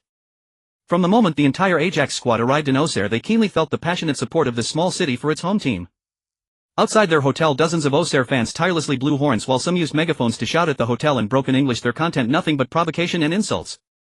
On match day, as the team bus slowly approached the stadium, the streets were lined with Auxerre fans clad in blue jerseys hurling tomatoes and lettuce at the bus. And with a unified middle finger they warmly greeted the visitors. Siem de Jong, who had been the vice-captain, officially took over the captain's armband after Suarez's transfer to Liverpool. Inside the bus, other young players like Van der Wiel and Blind turned pale, feeling that these fans were not joking but genuinely wanted to storm in and harm them. Only Chen Feng, with his noise-cancelling headphones on and eyes closed, leaned back in his seat listening to Lin Hai Ting toast the champion father. All the chaos outside was irrelevant to him. Boo on, shout on, the louder the better. The more boisterous the jeers, the more energized he became. The away team's changing room was small, the facilities somewhat outdated, and it carried a musty smell. Head coach Martin Jol stood before the tactical board delivering his final rally. Fellows, you've seen what's outside. This is their turf and they'll use every means to disrupt and enrage us. But who are we? We are Ajax. This little scene is nothing. Forget the booze. Forget the provocations. Channel all your focus onto the match. We have one goal today: to take 3 points home. As Chen Feng stepped onto the pitch of the Stade de l'Abbé-des-Champs, a wave of hostility washed over him. The noise generated by over 2,000 French fans, though not as overwhelming as San Siro or the Johan Cruyff Arena, was exceptionally piercing. All sorts of vile racial slurs were hurled at Chen Feng. Go back to your country. This is no place for you. Chen Feng turned a deaf ear to it all, silently warming up and stretching his muscles. He couldn't even be bothered to glance at the stands. The best way to counter such tasteless provocation was to silence them with goals. The referee's whistle blew and the match officially began. From the very first second, Auxerre's players launched a frenzied press against Ajax. Their moves were ferocious, playing with a near-suicidal intensity. Within just 5 minutes De Jong was brought down in midfield by a vicious tackle from behind by opponent defensive midfielder Pedretti. The referee only called a foul. Ajax's players responded in kind, "If you're tough, well, be tougher." The match's tempo instantly skyrocketed with players frequently hitting the ground. Chen Feng leading the line felt the intense focus from opposing centre-backs Koulibaly and Grichting. Whenever he got the ball they immediately closed in, pulling and shoving with constant petty fouls. "Kid, this isn't Holland," Koulibaly whispered provocatively in his ear. Chen Feng ignored him, using his body to shield the ball, waiting for a teammate to support. In the 13th minute Ajax crafted a promising attack. Arie Haan found a gap and threaded a through ball to Chen Feng. Chen Feng received the ball with his back to goal on the edge of the box, feeling the pressure from Koulibaly behind him, but it was far inferior to the challenges posed by Pepe or Carvalho. Instead of forcing a turn, he smoothly pulled the ball back with his left foot, then flicked it sideways with his right heel. A beautiful drag-back turn. "Brilliant!" exclaimed CCTV commentator He Wei in astonishment. Chen Feng shook off the defense and charged into the box. Facing the onrushing goalkeeper Soren, he opted for a low shot. He aimed for the far post. Just as the ball was about to cross the line, the other centre-back Grichting suddenly slid in, desperately poking the ball away with his toe for a corner. The Auxerre fans in the stands erupted in a huge cheer, which swiftly turned into even more piercing boos, all directed at Chen Feng. In the 20th minute, Auxerre launched a swift counterattack. Their Polish striker Jelin received a pass on the right flank and used his speed to beat Blind's defense. A low cross into the box. The ball arced toward the far post. Romanian striker Niculescu, arriving at the back post, overpowered Van der Wiel with a powerful header. The ball rocketed toward the goal. Goalkeeper Stekelenburg reacted with lightning speed, diving sideways. His fingertips grazed the ball but couldn't alter its trajectory. 10. Auxerre took the lead at home. The entire Stade de l'Abbé-des-Champs erupted in frenzy. Over 2,000 French fans celebrated wildly, waving their scarves. "Snap out of it, everyone." New captain De Jong clapped his hands loudly, encouraging his teammates. "The game has just begun. We have plenty of time." The match resumed. Ajax, now trailing, launched an even more ferocious assault. De Jong orchestrated the play from midfield while Arie Haan frequently surged forward. However, Auxerre, holding the lead, retreated entirely, parking the bus in front of their goal. Time ticked away relentlessly. The first half was quickly drawing to a close. Just as everyone anticipated a 10 scoreline at halftime, another opportunity descended upon Ajax. With 1 minute of stoppage time in the first half, Arie Haan was fouled just outside the penalty area, earning his team a free kick in a prime position. Approximately 31 yards from the goal, directly facing the net. This was well within Chen Feng's range, and he naturally stood over the ball without hesitation, his gaze fixed intently on the opposing goal. The jeers from the stands reached a fever pitch at this moment. Auxerre formed a 5-man wall, almost completely blocking Chen Feng's shooting angle.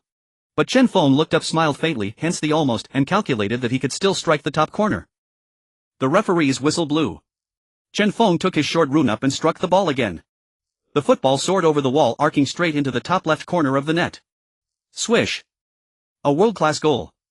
It was in. 11. Ajax had leveled the score just before halftime.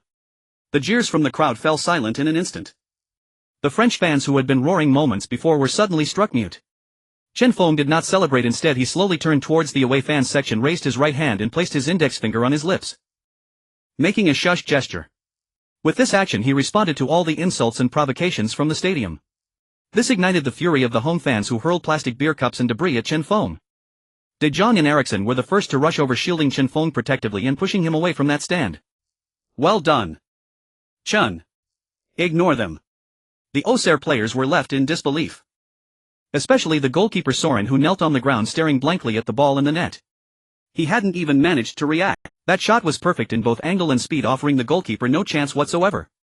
The second half began with the teams switching sides. Ajax's attacks were indeed more ferocious than in the first half, while Auxerre's defense became more targeted. Their two centre-backs stuck to Chen Feng like shadows, denying him any opportunity to receive the ball. "Give it up, kid. Your luck has run out." Dudka whispered incessant trash talk in Chen Feng's ear, his hands never stopping their rough play. Chen Feng couldn't be bothered to respond. Compared to Peep's antics, this level of harassment felt like child's play. The 63rd minute of the match arrived. Ajax's offense surged once more. Captain De Jong received the ball in midfield, spotted Van der Wiel's run on the right flank and sent a long pass to the wing. Van der Wiel collected the ball, accelerated with a feint and forced his way to the byline. Just as he was about to lose his balance, he mustered all his strength to deliver a 45-degree cross. The football traced an arc towards the center of the penalty area. A glint flashed in Chen Feng's eyes. "Now. He read the ball's trajectory perfectly, took 2 quick steps forward, then abruptly halted before retreating. This change in rhythm caused Dudka and Himbart, who were marking him tightly, to lose their positions instantly. They lunged at the feint, colliding into each other. He was free. Chen Feng leaped once more, for the first time finding such composure in the box, completely unmarked. Watching the incoming ball, he explosively engaged his core, stretching his body to its fullest in the air and heading the ball. The football changed direction, rocketing towards the goal. Despite goalkeeper Soren's desperate dive, he was utterly helpless against such a close-range header. The ball was in. 12. Ajax took the lead. Goal. Goal. Goal. The Dutch national sports channel commentator leaped from his seat in excitement, his voice cracking from the roar. Chen. It's Chen again. He's scored a brace. With a header, he has put Ajax ahead. When the team needed him most, he stepped up.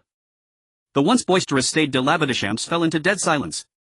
Only the small section of the away fans stand erupted in cheers. This time Chen Feng excitedly sprinted towards the Ajax fan section, leaped high into the air and punched the sky with fierce exuberance.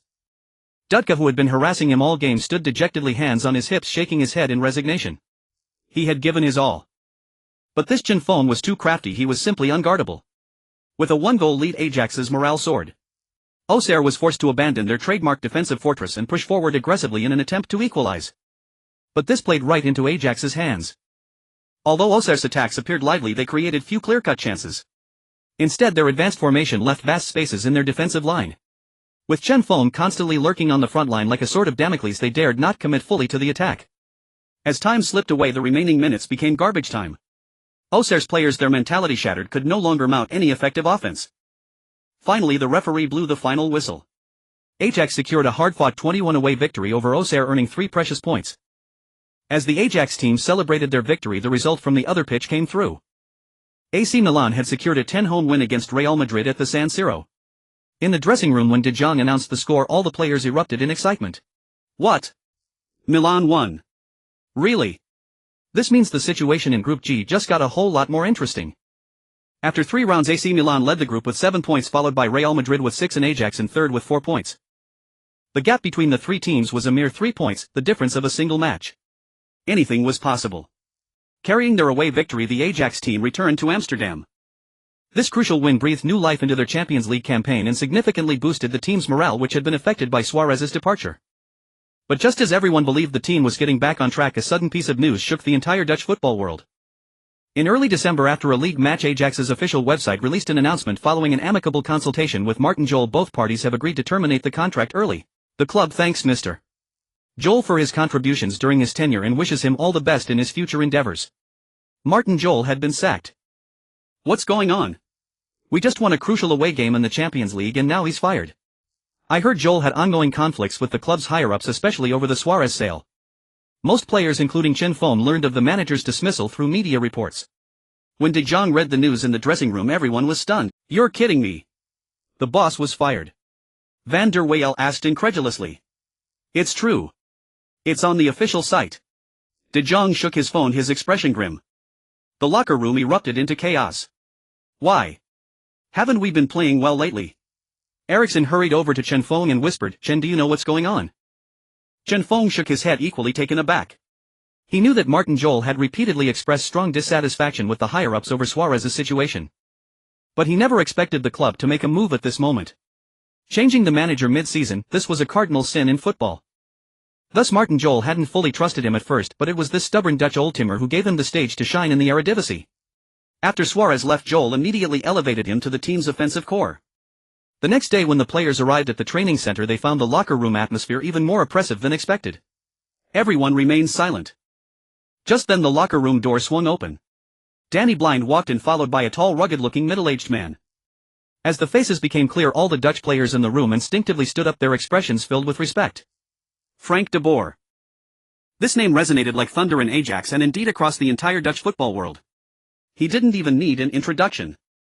As one of the most outstanding representatives of Ajax's youth academy, Frank de Boer's career was nothing short of legendary. A central defender by trade, he joined the La Liga giants Barcelona in 1999 alongside his twin brother Ronald de Boer. He was selected for the Dutch national team at the age of 20 and, starting from Euro 1996, served as the captain of the Orange, becoming a symbol of an era in Dutch football. Moreover, he was a core member of the 1995 Champions League winning team. After retiring, he returned to Ajax to coach the youth team. Now the club had entrusted him with a critical mission, officially handing him the reins of the first team left by Martin Jol. I know this decision comes as a shock to all of you. Frank de Boer said, his gaze sweeping over every player. But this is football. Personnel changes are part of this industry. His voice was steady and powerful, carrying a strange sense of authority. I don't want to talk about the past. I only want to talk about the future. From today onward, I am your head coach. My requirements are simple: give 100% on the training ground and leave everything on the pitch for this jersey. We are Ajax. Our football should be proactive, aggressive, and a joy to behold. Frank de Boer's words brought tears to the eyes of the players promoted from Ajax's youth academy. Yes, this is Ajax football. At that moment, de Boer walked to the tactical board, picked up a marker, and swiftly drew a formation. From today onward, we shall return to Ajax's most traditional and proudest style of play: ball possession above all. Build attacks from the backline, emphasize short, incisive passes and intelligent off-the-ball movement. We will slay our opponents not with brute force but with precision, the lethal final pass. Chen Feng was experiencing a mid-season managerial change for the first time. Watching Frank de Boer, he found the sensation oddly intriguing. He sensed immediately that this new coach embodied a stark contrast to Martin Jol. Martin Jol resembled a stern, unyielding foreman, relentlessly driving his workers to lay bricks and erect walls, every decision measured solely by results. Frank de Boer, by contrast, exuded the charisma of an artist, obsessed with tactical elegance and unwavering in his pursuit of footballing beauty. Once his address concluded, he waved lightly, signaling the players to begin training. Yet just as Chen Feng rose to leave, de Boer called him back. Chen, let's talk. They walked side by side into the adjacent coaching office. De Boer gestured for Chen Feng to sit comfortably while he settled behind his desk. I've reviewed every one of your match recordings. De Boer began without preamble, his voice laced with genuine admiration. You are a natural-born finisher. Your shooting ability ranks among the finest I've ever seen. Such direct praise left Chen Feng momentarily flustered. Thank you, coach. Of course I know you've declined signing with the club. De Boer shifted tone, locking eyes with Chen Feng.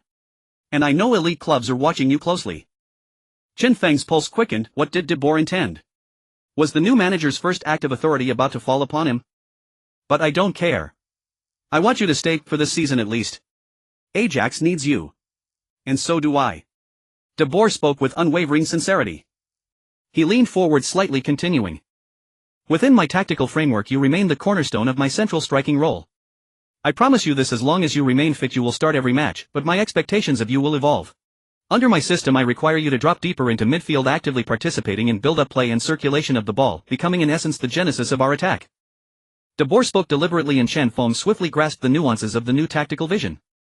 Simultaneously, you will serve as our first line of pressing in the opponent's half. Upon losing possession, I demand immediate counter-pressing, using your physicality and pace to suffocate opposing defenders, forcing errors. In short, I need you to become a complete forward, not merely a goal-scoring automaton waiting near the penalty area. Can you rise to this? Faced with this bold new challenge, Chen Feng hesitated not a moment. Not even a flicker of doubt crossed his face. In fact, excitement stirred within him. No problem, coach.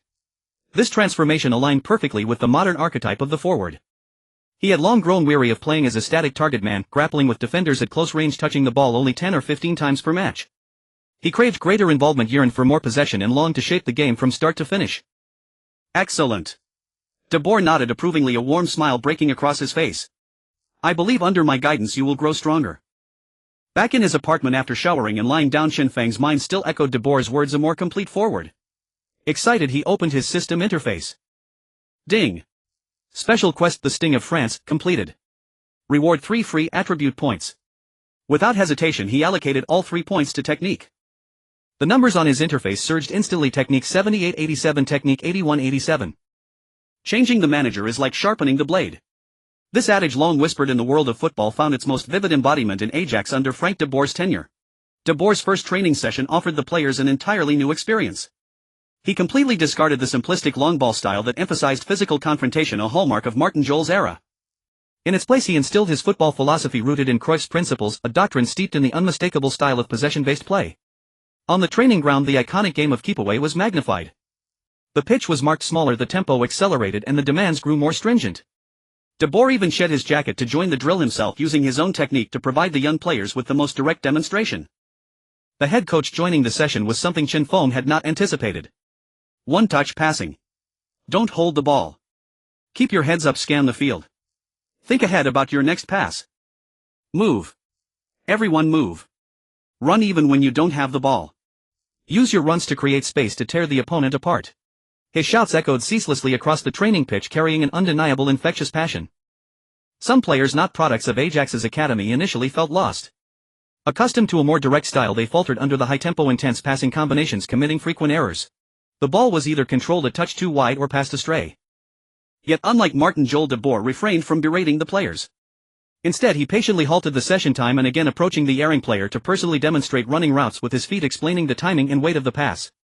Chen Feng had never encountered a coach of this caliber, and he felt a profound transformation taking place. Within de Boer's system, he was no longer merely a finisher waiting in the box for a teammate's feed, nor did he need to wrestle with opposing defenders to pass the ball to the wingers. He now had to constantly drop back into midfield to create opportunities and screen for advancing teammates, while also pulling wide to the flanks, helping midfielders like Eriksen and De Jong tear open the opposition's defense and carve out passing lanes. He even had to transform into the first line of defense the moment possession was lost, pressing with relentless dogged intensity. This style of play demanded a level of fitness and tactical understanding that was a cut above anything he had known before. Exhausting. Utterly exhausting. Yet Chen Feng reveled in it, experiencing an unprecedented exhilaration. He could clearly feel his evolution from a pure goalscorer into a more complete and lethal attacker. This progress was intoxicating. Soon de Boer's first match in charge arrived. It was the 16th round of the Eredivisie, with Ajax hosting the lowly VVV Venlo at home. Before the match, nearly every Dutch media outlet was watching intently, eager to see what changes this legendary captain taking the reins in a time of crisis would bring to Ajax. As the referee's whistle blew, the answer was soon revealed. Ajax, playing at the Johan Cruyff Arena, seized control of the ball from the very first minute and kept it firmly at their feet. Defenders Vertonghen and Alderweireld no longer hoofed the ball aimlessly upfield. Instead, they delivered precise, rapid passes along the ground, calmly feeding the ball to midfielders De Jong and Eriksen. Up front, Chen Feng and the wingers through constant movement and off-the-ball runs threw the opponent's defense into utter chaos. The ball seemed enchanted, flowing seamlessly among Ajax's players, while VVV Venlo's men chased shadows, barely able to touch the leather. The entire Johan Cruyff Arena was immersed in this aesthetically pleasing possession football. In the 21st minute, Ajax executed a textbook team move. After a sequence of over a dozen uninterrupted passes, the ball reached Eriksen at the edge of the box. The Danish talent assessed his options and threaded a through ball to Chen Feng. Chen Feng surged in from the inside channel, but instead of shooting first time, he squared the ball across the goalmouth. The on-rushing captain De Jong arrived to slot the ball calmly into the empty net. 10. From its inception to its conclusion, the goal was a fluid, seamless move, a perfect embodiment of De Boer's tactical philosophy. The jubilant De Jong rushed towards Chen Feng, who had provided the assist, and the two embraced. A thunderous round of applause erupted from the stands of the Johan Cruyff Arena. The fans cheered not only for this brilliant team goal but also for the team's vibrant new identity. After taking the lead, Ajax's players grew even more composed, dominating the game through possession and pinning VVV Venlo outside their own penalty area. In the second half, De Boer made a bold move, substituting young winger Sulijmani for Osbalis to further bolster the attack. In the 68th minute, Chen Feng again acted as the pivot in the box. Holding off his marker with his back to goal, he laid the ball off to Eriksen, who struck a first-time shot from distance to double the lead to 20. In the end, Ajax cruised to a 20 victory over VVV Venlo, securing a winning start to De Boer's tenure. Although Chen Feng didn't score, he contributed 2 crucial assists. His role as a focal point up front and his high pressing were exceptional, earning him the Man of the Match award. De Boer heaped praise on Chen Feng during the post-match press conference. Chen Feng played very intelligently today. He executed my tactical instructions perfectly. He is becoming an increasingly complete player, and I am proud of him. This victory was merely the beginning. Throughout December, Ajax seemed reborn, storming through the Eredivisie with unstoppable momentum. They secured a crucial 10-away win against Feyenoord in the vital De Klassieker. They then thrashed AZ Alkmaar 30 at home. They demolished Heerenveen 40 away. Across 4 league matches in December, Ajax achieved a perfect record, scoring 10 goals and conceding none. The team's league position climbed from third to the very top of the table. The entire Dutch football world was astonished by De Boer and his young Ajax side. The media lauded the team's transformation with headlines like the De Boer Revolution and the return of beautiful football. De Boer's tactical system had proven successful. Within the manager's 433 framework, Chen Feng felt as if a seal had been broken. Football suddenly became simpler. He no longer needed to engage in a 90-minute physical war of attrition with opposing centre-backs, leaving him utterly drained. His play was now more intelligent and efficient, relying more on his movement and spatial awareness to create opportunities. Most importantly, his chances near goal didn't diminish, instead they increased and came more easily. Though he went scoreless in the first match with only 2 assists, he subsequently unleashed a prolific scoring spree. In the 17th league round, Ajax travelled to face their arch-rivals Feyenoord. This explosive De Klassieker was held at Feyenoord's home ground De Kuip. From the very first minute, over 5,000 home fans greeted the Ajax players with deafening jeers and vicious curses. The first half ended goalless. In the 58th minute of the second half, Ajax launched a rapid counterattack. Eriksson drove forward through the middle, drawing the attention of two defenders before slipping a diagonal pass out to the right flank. Chen Feng read the play perfectly, sprinting onto the ball from the right. Without breaking stride, he took a touch and surged into the penalty area. Facing the goalkeeper, he opted against a powerful blast, instead curling a shot with the inside of his left foot. The ball sailed past the keeper's outstretched fingers and nestled into the far corner of the net. 0-1. Chen Feng sprinted to the corner flag, spreading his arms wide, soaking in the chorus of boos from the Feyenoord faithful. Thanks to this priceless goal, Ajax defeated their archrivals 10 away from home, winning this top-undefeatable clash worth 6 points. Throughout December, across 4 league matches, Chen Feng alone scored an incredible 6 goals and provided 3 assists, averaging over 2 goal contributions per game. This statistic was nothing short of extraordinary. Riding this wave of phenomenal form, Chen Feng surged to the top of the Eredivisie scoring charts, leaving his rivals far behind. Half a season completed. In 19 league matches, he had scored a total of 18 goals, establishing a commanding lead over the second-place striker Luc de Jong of 20, who had 12 goals. With the arrival of the winter break, the Eredivisie pressed the pause button, granting the players a rare vacation. Most of his teammates chose to fly to sunny Spain, indulging in beaches and beautiful women, but Chen Feng, just like last season, stayed in Amsterdam, going nowhere. For him, the so-called vacation was merely a change of venue for training. However, this winter break he wasn't alone. 2 of his closest friends came from Belgium. Hey Chen, we're here. The apartment doorbell rang. Chen Feng opened the door to find 2 familiar figures standing at the entrance. Kevin De Bruyne with his blonde hair and Thibaut Courtois, who was nearly 2 meters tall and as lanky as a stick figure. Thibaut. Kevin. Chen Feng exclaimed, a mix of surprise and joy washing over him as he embraced them warmly. Weren't you supposed to arrive tomorrow? De Bruyne glanced at Courtois.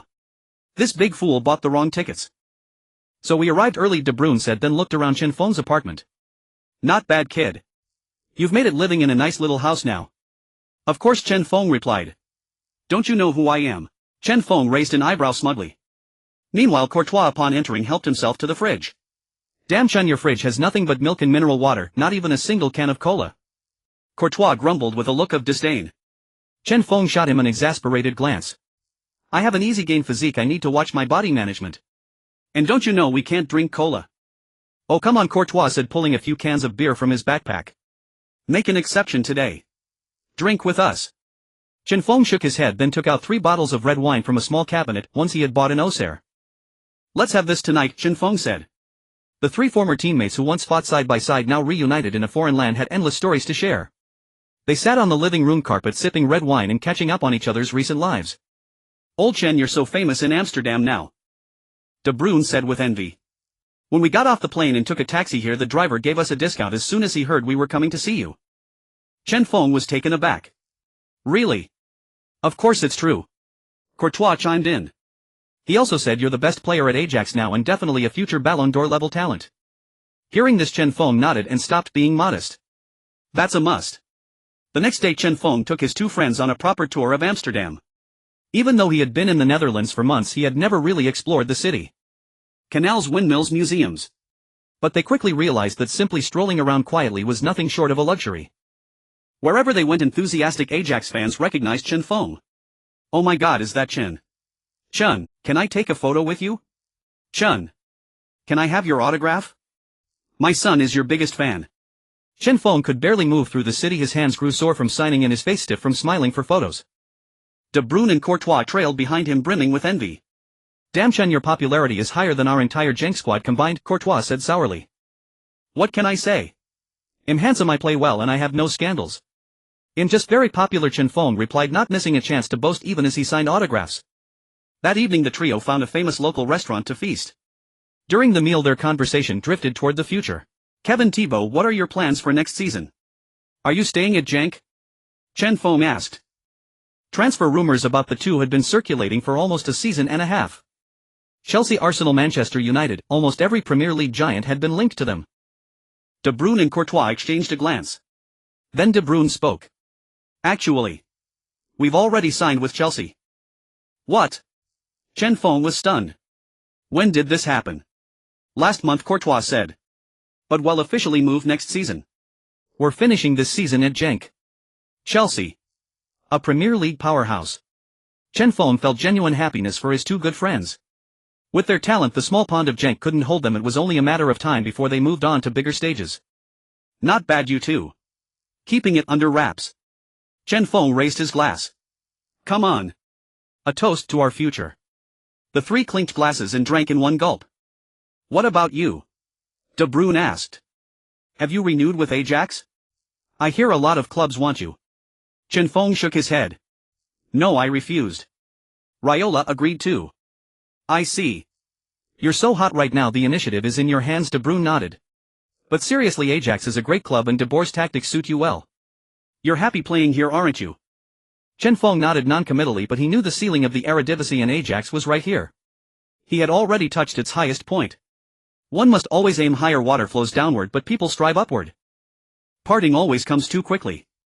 De Bruyne and Courtois stayed in Amsterdam for 3 days, celebrated his 18th birthday with him and then set off back to Belgium. Take care, buddy. Don't forget to call us, Courtois said, patting him on the shoulder. Don't worry, Chen Feng replied, looking at them both. You two play well too. After I win the Eredivisie Golden Boot, I'll come find you. After seeing them off, Chen Feng's life returned to its usual rhythm. But the winter break soon ended. The flames of the Eredivisie reignited and Ajax perfectly carried forward their dominant form from before the break. Chen Feng's form was scorching hot. In the tactical system De Boer had tailored for him, he transformed into a beast, unleashing his terrifying talent to the fullest. In the first match of the league's second half against NEC Nijmegen, Chen Feng scored a brace with both head and foot. In the second match against FC Utrecht, Chen Feng delivered a hat-trick. In the third match against NAC Breda, Chen Feng, he scored in almost every game, leaving the entire Eredivisie defense trembling under his onslaught. During live broadcasts, cameras occasionally captured some unusual figures in the stands of the Johan Cruyff Arena. Ajax vs. Groningen. In the 78th minute, the score was tied at 11. Chen Feng received a pass from Eriksson in the box. With his back to the goal, he held off the opposing centre-back. Just as everyone expected him to pass to the wing, he executed an astonishing backheel flick, nutmegging the defender. He burst out on the other side of the defender, faced the onrushing goalkeeper and unleashed a powerful shot. The ball blasted into the net. 21. A comeback. In the stands, a middle-aged man wearing a baseball cap and stubbled beard abruptly rose from his seat, clapping vigorously for the goal. His assistant coach Jelko Buvac adjusted his glasses. Jurgen, he's excellent, but honestly we already have Lewandowski. Klopp, the head coach of Borussia Dortmund, sat down, his gaze still locked on the figure in the number 19 jersey. But Barrios has been injured for the 4th time this season, he's too fragile. Klopp interrupted his assistant coach. Zidane can be sold, and I've heard Real Madrid is very interested in Sahin. If we sell Sahin and offload some surplus players, we should at least be able to scrape together the transfer fee. He was utterly enamored with Chen Feng's type of striker, strong, fast, explosive, with an unyielding spirit and most importantly possessing intelligence and a willingness to sacrifice for his teammates. A perfect fit for his tactics. The only issue now was the transfer fee, which depended on how the winter and summer windows played out. Such scenes were commonplace at the Johan Cruyff Arena. In the next round against ADO Den Haag, the broadcast cameras captured a familiar face. The head coach of Inter Milan, the Tinkerman Claudio Ranieri, sat thoughtfully in the VIP section watching the match. Meanwhile, Chen Feng's league goal tally climbed rapidly under everyone's gaze. 20.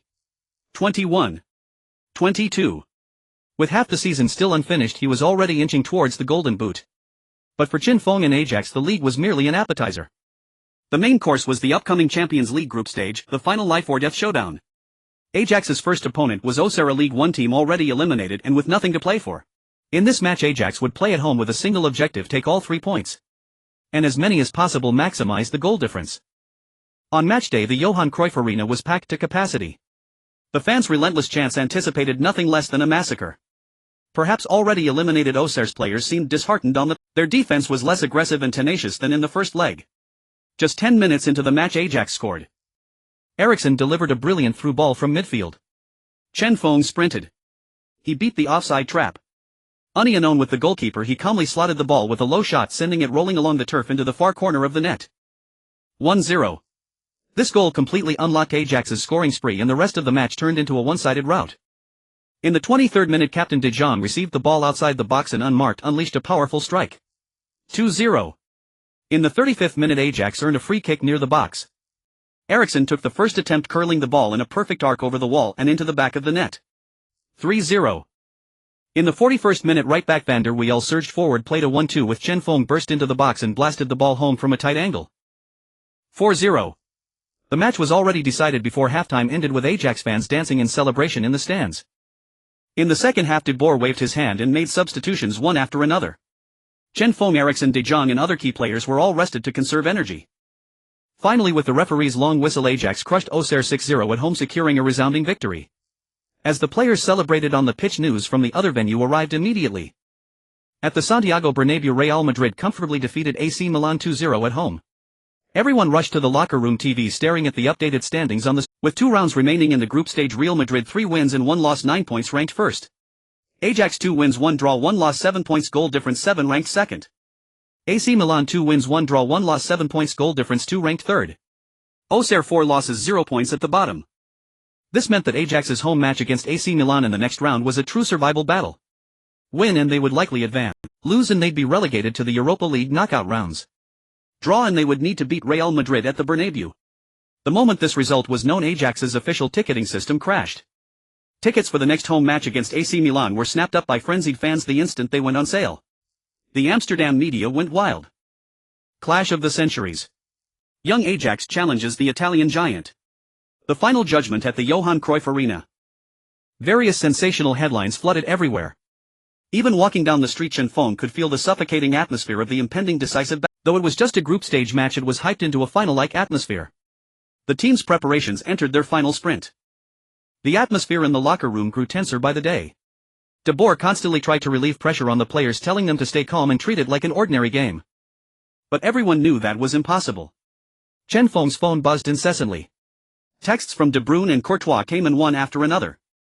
Crush them, Chen. Show them who's the best in Europe. Well, watch your performance on TV. Those two were cheeky enough to pile the pressure on Chen Feng. This AC Milan squad, despite losing away to Real Madrid, was still at the tail end of their peak, like a god descending from its mountain. Although Ronaldinho had transferred to Flamengo in Brazil during the winter window, they had also strengthened. Antonio Cassano joined from Sampdoria and Mark van Bommel arrived on a free transfer from Bayern Munich. Fellas. During the tactical analysis session, De Boer's expression was more serious than ever. This will be our most important and toughest match of the season. Our opponents are AC Milan. They are experienced and formidable. Understand that this is not the same Milan we faced at San Siro last time. They will fight tooth and nail. But we have our advantages. First, we're at home. Second, we are younger and more explosive. De Boer turned and used a marker to heavily circle Milan's defensive line and midfield. Pirlo 31. Gattuso 32. Seedorf 34. Nesta 35. They are legends. But they are old. De Boer's voice suddenly rose an octave, brimming with energy. Use our running. Use our possession. To wear them down. Use our stamina to overwhelm these old teamers. Show your grit, show your courage, and in our home stadium take them down. For Ajax. Amsterdam Schiphol Airport. A plane arriving from Milan landed smoothly, and as the AC Milan players emerged from the VIP passage, the reporters who had been waiting for a long time rushed forward. Zlatan Ibrahimovic wore sunglasses and held his head high, ignoring the surrounding flashes and questions. Pirlo and Nesta walked side by side, quietly conversing, completely disregarding the reporters' inquiries. Gattuso at that moment resembled a friendly neighbor, even extending his hand to help a female reporter who nearly fell. After arriving at the hotel, head coach Allegri locked himself in his room, repeatedly reviewing the tactics he had devised. At the pre-match tactical meeting that evening, Allegri once again reminded the players.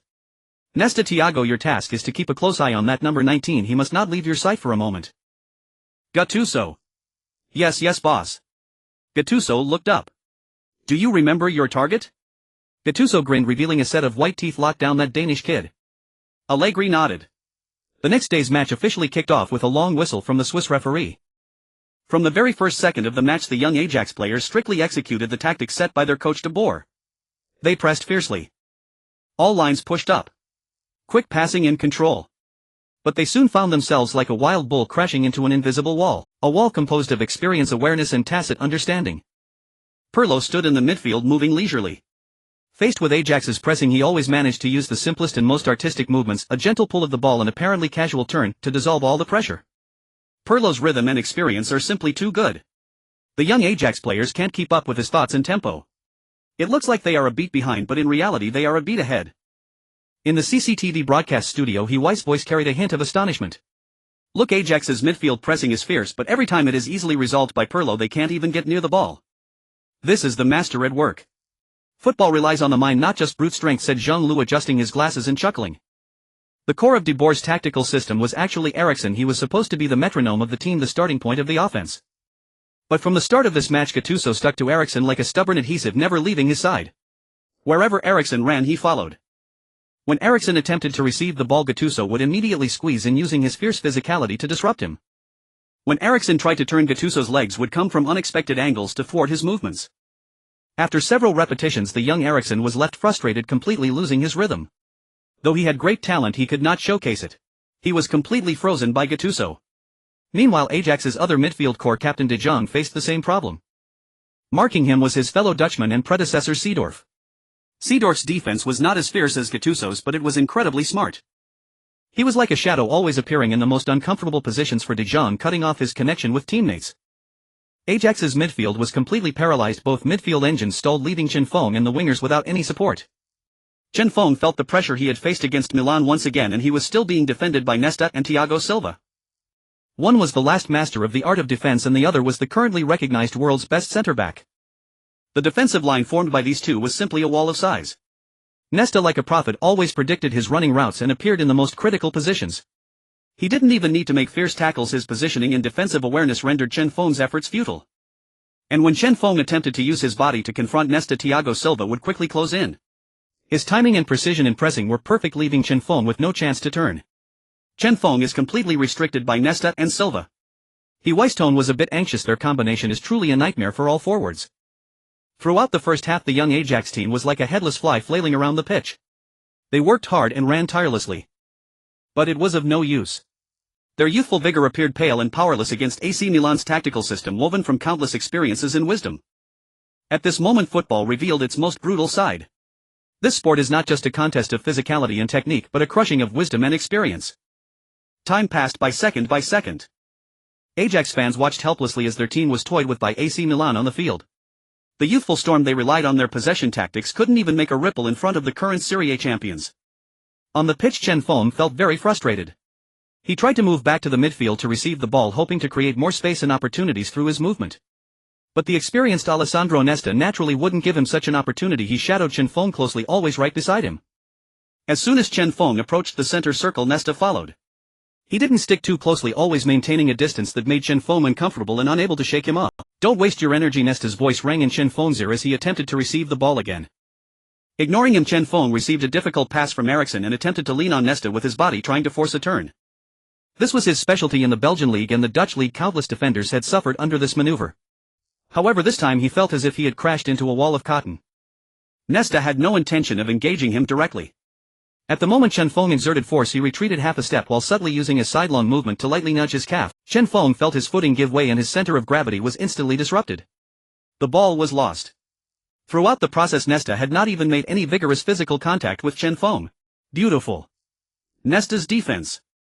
Wei couldn't help but exclaim, "Look at his defense, there are no unnecessary movements, it's all about awareness and anticipation." In front of him, Chen Feng resembled a freshly graduated college student, completely being toyed with by the old master. Chen Feng got up from the ground, watching as Nesta calmly passed the ball to Pirlo, feeling a hint of confusion for the first time on the pitch. The strength and speed he prided himself on lost all meaning in front of this man. In the 32nd minute of the match, Ajax's left winger Suleimani received the ball on the flank. He noticed Chen Feng making a run into the center and immediately delivered a pass. Chen Feng did not choose to stop the ball, instead he used the instep of his foot to nudge it forward while accelerating to his utmost speed. He planned to overpower Nesta with his pace. Nesta's gaze narrowed slightly. He knew that this young talent from the Summer Kingdom was exceptionally fast, but he did not panic. Instead of turning to chase immediately, he calmly shifted 2 steps to intercept Chen Feng's inside run. A premonition. Damn premonition. Chen Feng cursed inwardly, yet he did not reduce his speed. He believed in his absolute velocity. However, just as the two were about to cross paths, another figure rushed in from behind Nesta, Thiago Silva. The Brazilian executed a clean and decisive slide tackle, precisely intercepting the ball. Silva's intervention was perfectly timed. You see, this is the synergy of world-class center-backs. Nesta is responsible for positioning and anticipation, while Silva takes on the pressing and covering duties. Together they operate as a single unit, leaving no cracks to exploit. Chen Feng returned empty-handed, once again sitting on the grass and watching as Silva and Nesta exchanged high-fives, a wave of helplessness washing over him. "Kid, don't think you can escape." Nesta approached and pulled him up, a faint smile on his face. "Do you think you are Ronaldo?" His voice was not loud, and although Chen Feng could not fully understand Italian, he recognized the name Ronaldo and understood Nesta's meaning. Chen Feng lacked Ronaldo's unparalleled ability to combine with the ball and the skill to maneuver within tight spaces. All he had was brute strength and rapid legs. But now those attributes seemed laughable in front of this master of defensive artistry. Chen Feng gritted his teeth, but the fire in his eyes did not extinguish. So what if he wasn't Ronaldo? I can definitely break through you. But reality was harsh. Ajax's offense had come to a standstill. Throughout the first half, Ajax managed a dismal total of 0 shots. Meanwhile, AC Milan had already completed 11 shots. The young Ajax was thoroughly schooled by the seasoned AC Milan. As the injury time board for the first half was raised by the fourth official, Ajax's fans in the stands began to fidget, disappointed with their team's performance. The young players were running desperately on the field, but every effort felt like hitting cotton, weak and ineffective. Their passes were easily intercepted, their breakthroughs were effortlessly neutralized, and their shots. They didn't even manage a single shot. De Boer stood at the sidelines, his brow furrowed, silent. The tactics he devised seemed to have turned into a joke after the first half. AC Milan's veterans did not follow Ajax's rhythm at all. They played in the most energy-efficient and intelligent way, controlling possession in the game. Just when everyone thought the first half would end at 0-0, the situation on the field suddenly changed. At 45 minutes and 30 seconds into the match, Gattuso intercepted Eriksen's pass again and passed it to Pirlo. He didn't even control the ball directly, sending a low pass along the ground. The ball crossed Ajax's midfield line, rolling towards the edge of the penalty area. Ibrahimovic was preparing to receive the ball with his back to the goal, while Ajax's centre-back Vertonghen immediately kicked the ball away, using his body to tightly block Ibrahimovic from turning. But Ibrahimovic took a step forward, meeting the rolling ball, gently tapping it back with his right foot. The ball immediately rolled between Vertonghen's legs and behind him. As Vertonghen turned his head, Ibrahimovic elegantly spun around and deftly slipped past Vertonghen. Beautiful. Ibrahimovic. What a stunning stop and turn. His voice instantly rose by an octave. Vertonghen was completely befuddled. He reached out to grab Ibrahimovic's jersey but couldn't hold on, stumbling to the ground. With the defender shaken off, Ibrahimovic faced only the goalkeeper Stekelenburg. All eyes were focused on the Swedish striker. But his next choice surprised everyone. He didn't choose to shoot. Instead, he swung his right foot, gently pushing the ball past goalkeeper Stekelenburg, where a redanned black figure arrived. Robinho. The Brazilian wasted no time in tapping the ball into the empty net that was offered to him. The ball rolled into the goal. 0-1. After scoring, Robinho excitedly rushed to the corner flag, performing the samba dance. Ibrahimovic, who provided the assist, did not celebrate ecstatically, remaining very calm. More than 5,000 Ajax fans fell into a deathly silence watching Robinho dance the samba. Conceding a goal just before halftime was a severe blow to morale. Beep. Beep. The referee blew the whistle to signal the end of the first half.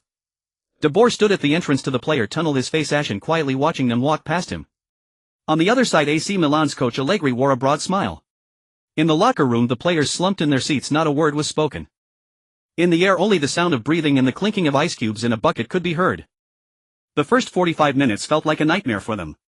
Their pride in their physical fitness was easily countered by their opponent's experience. Their reliance on possession turned into a joke under the orchestration of Pirlo and AC Milan's midfield, and their attacking line was completely silenced before Nesta and Silva.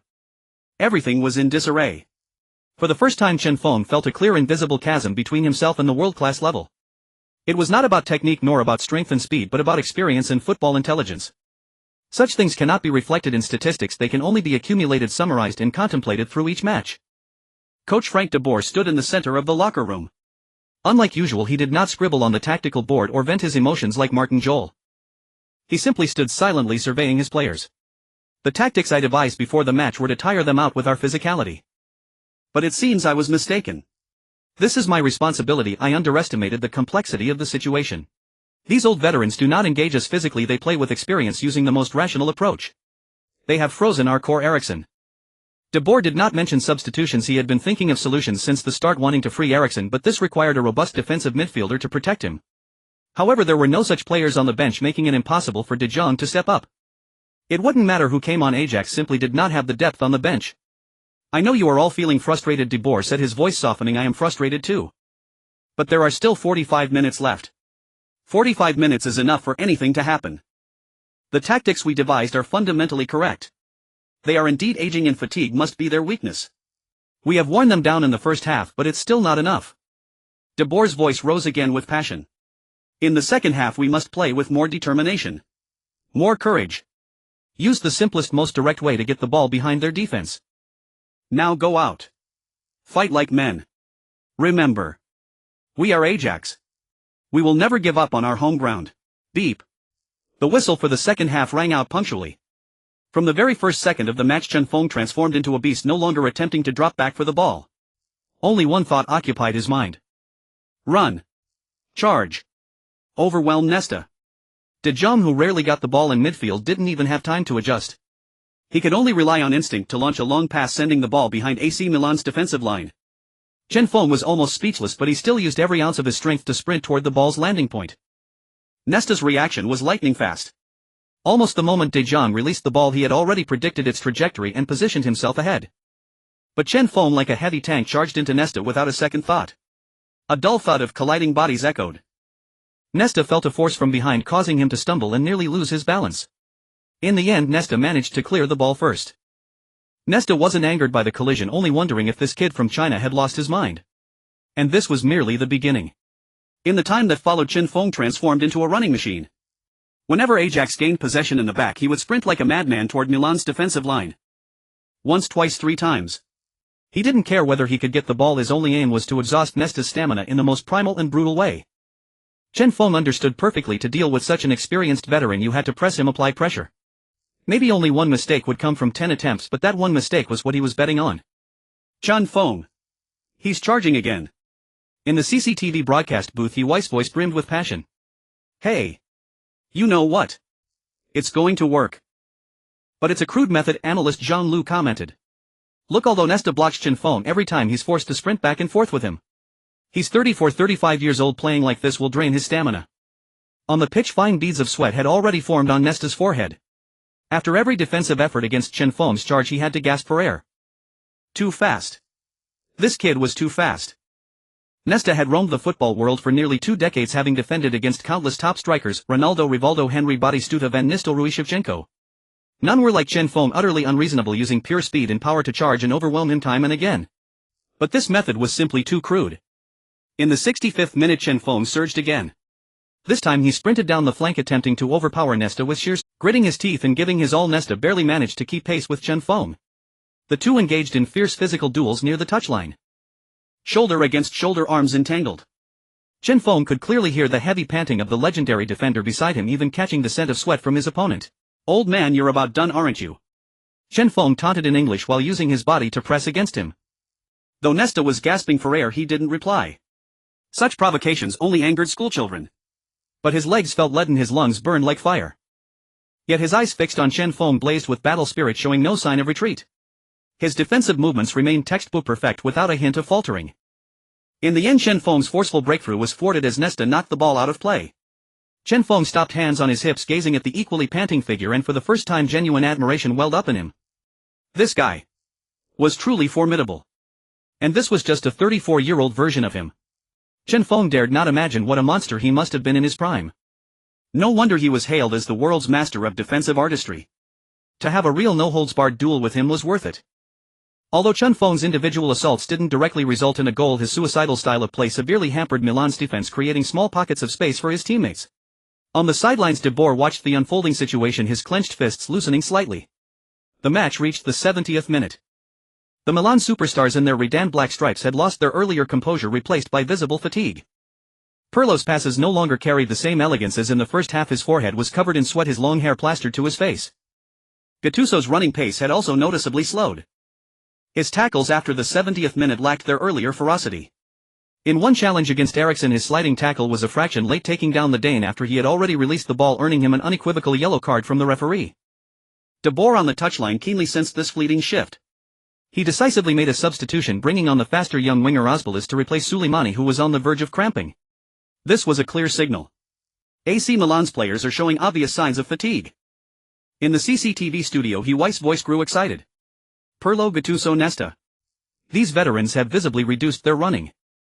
In the 72nd minute, Gattuso's pass in midfield was intercepted by De Jong.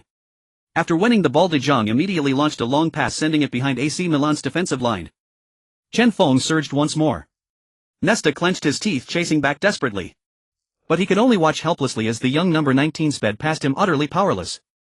Thiago Silva's covering run was also a step too late. Chen Feng. Unknown. This is an absolute unknown chance. Yi's voice roared. Chen Feng drove the ball into the box. Before him stood only AC Milan's last line of defense, goalkeeper Abbiati. Abbiati decisively charged out, spreading his arms like a giant bird, attempting to block all possible shooting angles. At full sprint, Chen Feng used the inside of his left foot to gently cut the ball to the right, a simple yet effective feint. He rounded the goalkeeper. A gentle push. The ball nestled into the net.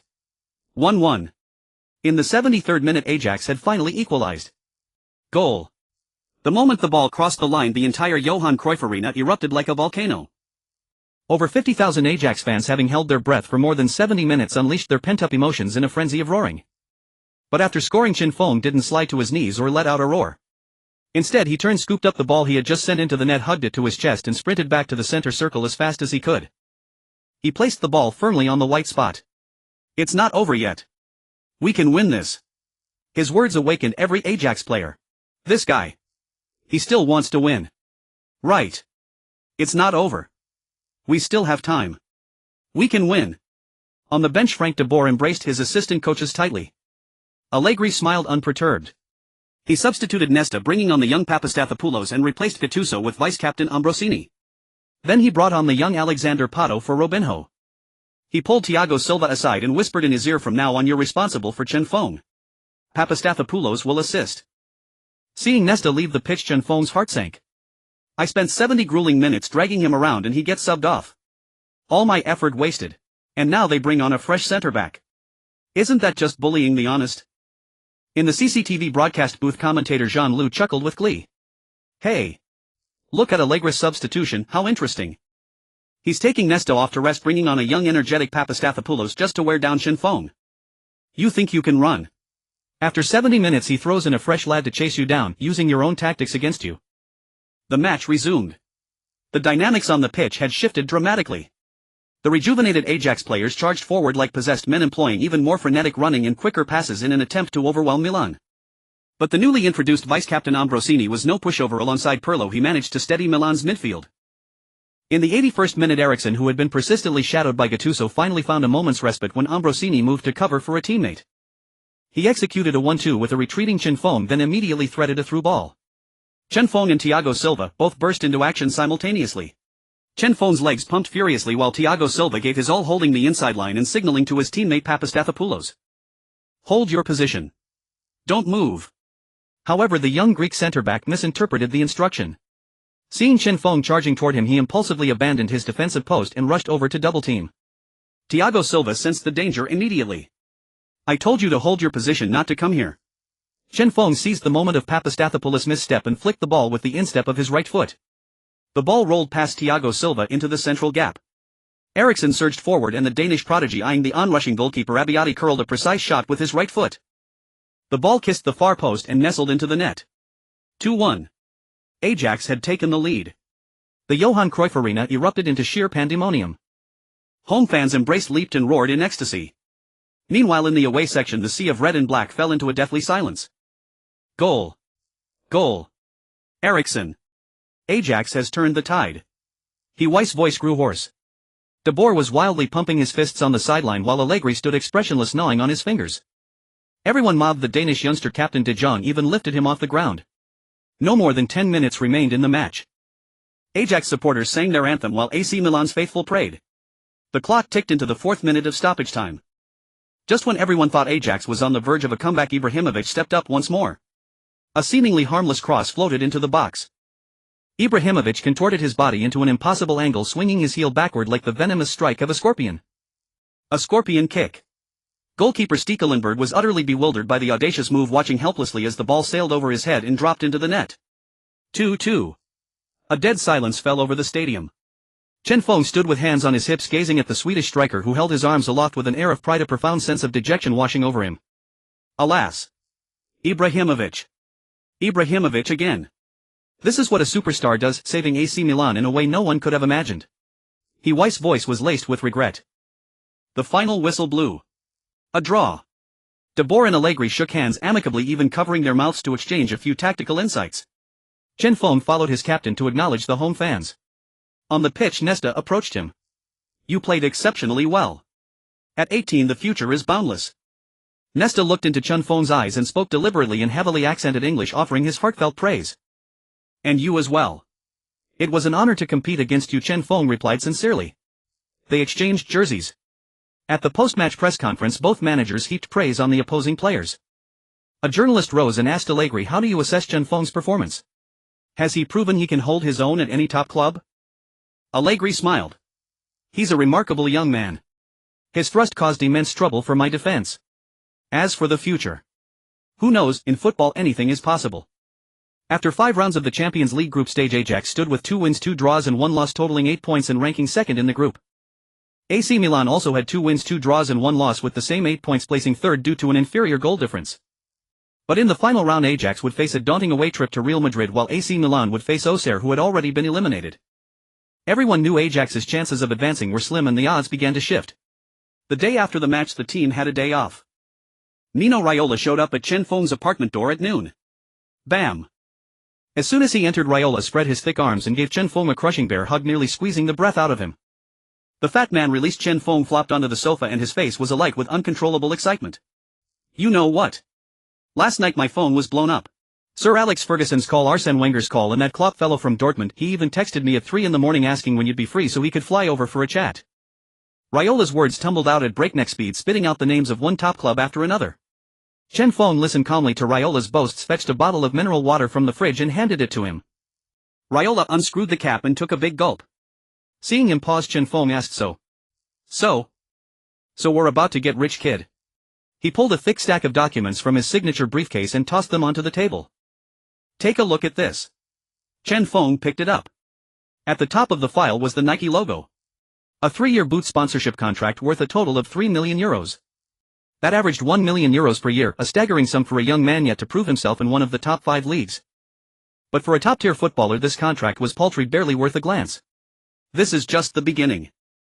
Raiola looked at Chen Feng with a satisfied smile. Once you land on a bigger stage, these numbers will have at least another 0 tacked on. Now let's talk business. Raiola's expression grew serious. I turned down Ajax again, he said. They raised their offer trying to lock you in with a weekly wage of 180,000 euros, they must be dreaming. Next, all you need to do is maintain your current form until the end of the season, keep scoring, and then... Raiola leaned forward, lowering his voice. And then? Chen Feng looked puzzled. And then what? And then the Premier League, La Liga, Bundesliga, Serie A, your choice. Raiola's lips curled into an exaggerated grin. Chen Feng found him somewhat amusing. So my choice. It was as if you were picking cabbages at a market. Just then the doorbell rang again. Your lunch is here. Raiola flashed a mysterious smile, his bulky frame rising from the sofa to answer the door.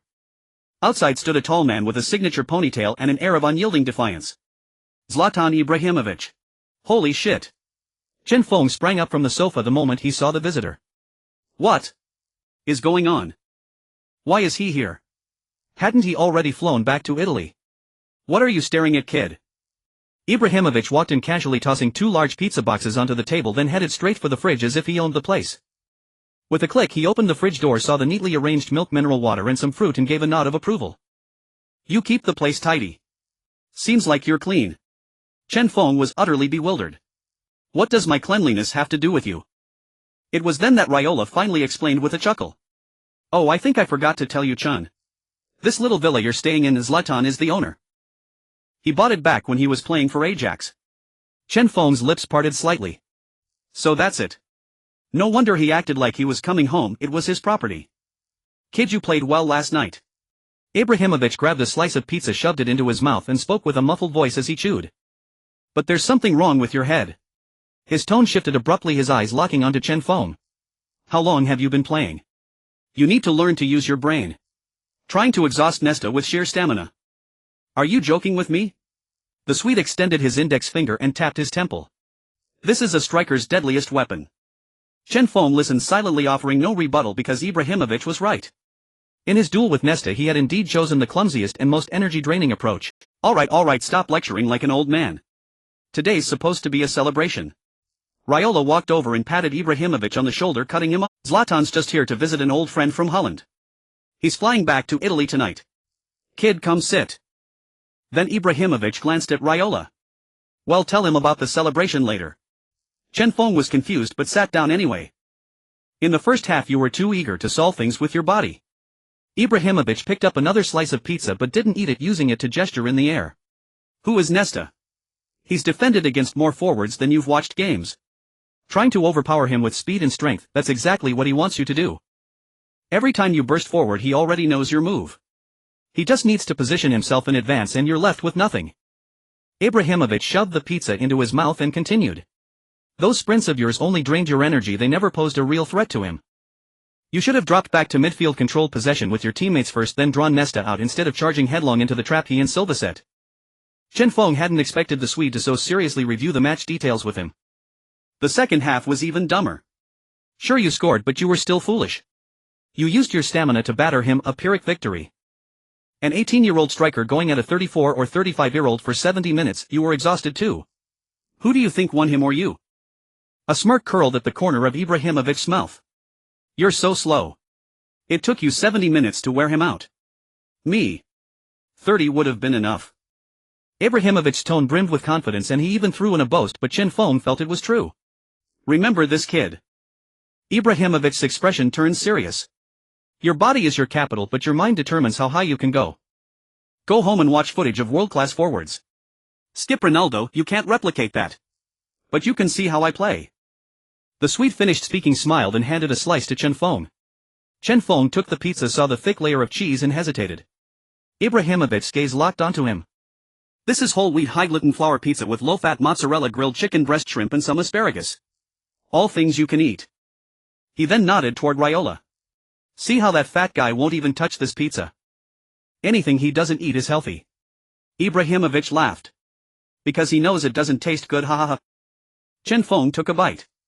The dough was rough and dry with little oil, the cheese flavor faint, the chicken and shrimp almost tasting of nothing but their own essence, accompanied by a slight bitterness from the asparagus. Indeed, it wasn't good, just barely edible. Raiola snorted, clearly unfazed by Ibrahimovic's mockery. He pulled a beautifully crafted envelope from his worn shiny briefcase. Congratulations, kid. The fat man's smile now seemed much more sincere. You've made the 40-man shortlist for the 2010 Golden Boy Award. Golden Boy Award. Chen Feng had no concept of this award in his mind, or rather he had never thought about it. He was just a player climbing up from the Belgian Pro League, his goals being to score, win and reach bigger stages. His mind was filled with the Golden Boot League titles, Champions League trophies, the Ballon d'Or, completely forgetting the Golden Boy Award. Now it had suddenly landed in front of him. The feeling was peculiar, not ecstasy or excitement but a solid sense of fulfillment. His efforts had been recognized. 2 days later, Tuttosport officially announced the 40-man shortlist for the 2010 European Golden Boy Award. When Chen Feng's name appeared alongside already renowned prodigies like Coutinho, Götze, Wilshere and De Gea, the entire Chinese sports world erupted. Light of China. Chen Feng makes Golden Boy shortlist. Making history. Shocking. At just 18 he stands shoulder to shoulder with Europe's top talents. The sports sections of major web portals simultaneously pushed the news to every user's phone with the most exaggerated and eye-catching headlines. In an instant, news of Chen Feng's Golden Boy nomination spread like wildfire. Fans who had been following him were overjoyed. Holy shit. Awesome. The Golden Boy. This is the Golden Boy. I know winning is unlikely, but just being nominated is a huge honor. Look at the freaks on this list. Haha, don't be so pessimistic, buddy. What if? Don't jinx it. Seeing Chen Feng's name alongside Götze and Wilshere is enough for me. I'm having a drink tonight. In their exhilaration, the reveling fans on Weibo naturally sought out the long silent account that had dared not show its face. The Chinese Football Association. Once again they were dug out from the pile of news by the furious yet helpless fans and paraded for public humiliation. Chinese Football Association, come out and see God. I suggest the FA immediately issue Chen Feng an outstanding overseas athlete banner, then take a photo at his apartment doorstep. I've already drafted the press release under the brilliant guidance and warm care of the FA. Our young player Chen Feng has achieved glorious success. Ha ha ha, the one above you truly understand propaganda. Don't joke too harshly. What if they think Chen Feng lacks social grace and refuses to be disciplined, slapping him with a punishment? The comments section was filled with sharp satire and mockery. Faced with this overwhelming public pressure, the FA once again chose their most adept response: playing dead. No response, no comment, no stance, as if it had nothing to do with them. In European media circles, whether in Belgium or the Netherlands, the headlines of major sports newspapers frequently mention Chen Feng's name. The Champions League group match between Ajax and AC Milan, coupled with the Golden Boy nomination, made him an overnight minor sensation. For a time Chen Feng's name reached a modest peak of exposure in European football, thanks in no small part to Mino Raiola's behind-the-scenes maneuvering. The agent's hefty figure, laden with stacks upon stacks of thick contracts, shuttled between the office buildings of Europe's top clubs. At every meeting he would present highlights of Chen Feng's stellar performances in the Eredivisie and Champions League, pitching this uncut gem to the club's directors. Amid all this, Chen Feng remained remarkably calm. On his phone, news notifications about him came one after another with flashy headlines and lively comment sections. After training, he merely glanced at the notifications on his phone before tossing it aside. He then opened his computer to search for match footage. On the screen, a robust forward charged forward with an imposing aura, dribbled past several defenders and unleashed a powerful shot. That was Adriano, the man once hailed as the Emperor. Chen Feng watched the slightly blurry images on the video, a man who was a perfect fusion of strength and skill. Every time he touched the ball there was a wildness to it, every shot was a thunderous blast aimed to destroy. That explosive power, maximizing strength in tight spaces, made Chen Feng's gaze grow intense. He recalled Ibrahimovic tapping his temple and saying, "Here, this is the striker's strongest weapon." Chen Feng returned his focus to the screen. The video was blurry, but it didn't hinder his learning. He had once thought Adriano had retired, only to discover that the man was still playing for Roma in Serie A. He quickly searched for the latest news on Adriano, only to find a series of regrettable reports. The most recent news was from November 2011. According to La Gazzetta dello Sport, Adriano had been drinking late at a bar in central Rome and had failed to show up for team training for 3 consecutive days. The next morning, when Chen Feng entered the locker room, he was immediately surrounded by a group. "Hey, golden boy. Good morning." Captain De Jong rushed up first, a mischievous grin plastered on his face. "Congratulations, Chen. You're now on the same level as Gotze and Cruz." Eriksson also walked over with a smile, his eyes carrying sincere congratulations. Chen Feng looked at Eriksson's feigned surprise and couldn't help but smirk. "Why are you congratulating me?" he asked with amusement. "Aren't you on the list too?" Eriksson blinked with feigned confusion. "What? Me?" A look of exaggerated delight instantly spread across his face. "I'm a golden boy too, ha ha ha." He burst into laughter, completely unbothered by the presence of other teammates. Vertonghen and Alderweireld, the two Belgians, as if on cue, began imitating Chen Feng's direct commercial move, prompting roars of laughter from the surrounding teammates. Chen Feng's face darkened instantly. "Piss off," he cursed with a laugh, lifting his foot to land a solid kick on Vertonghen's backside. Vertonghen yelped, clutching his rear as he jumped away, his face still wearing that insufferable grin. Though he cursed under his breath, a warm current surged through Chen Feng's heart. This was just how his teammates expressed congratulations and closeness, supporting each other while also teasing one another. The uproar over the Golden Ball award was like a passing shower, swift to arrive and swift to fade. As the media frenzy gradually subsided, Ajax entered their final sprint.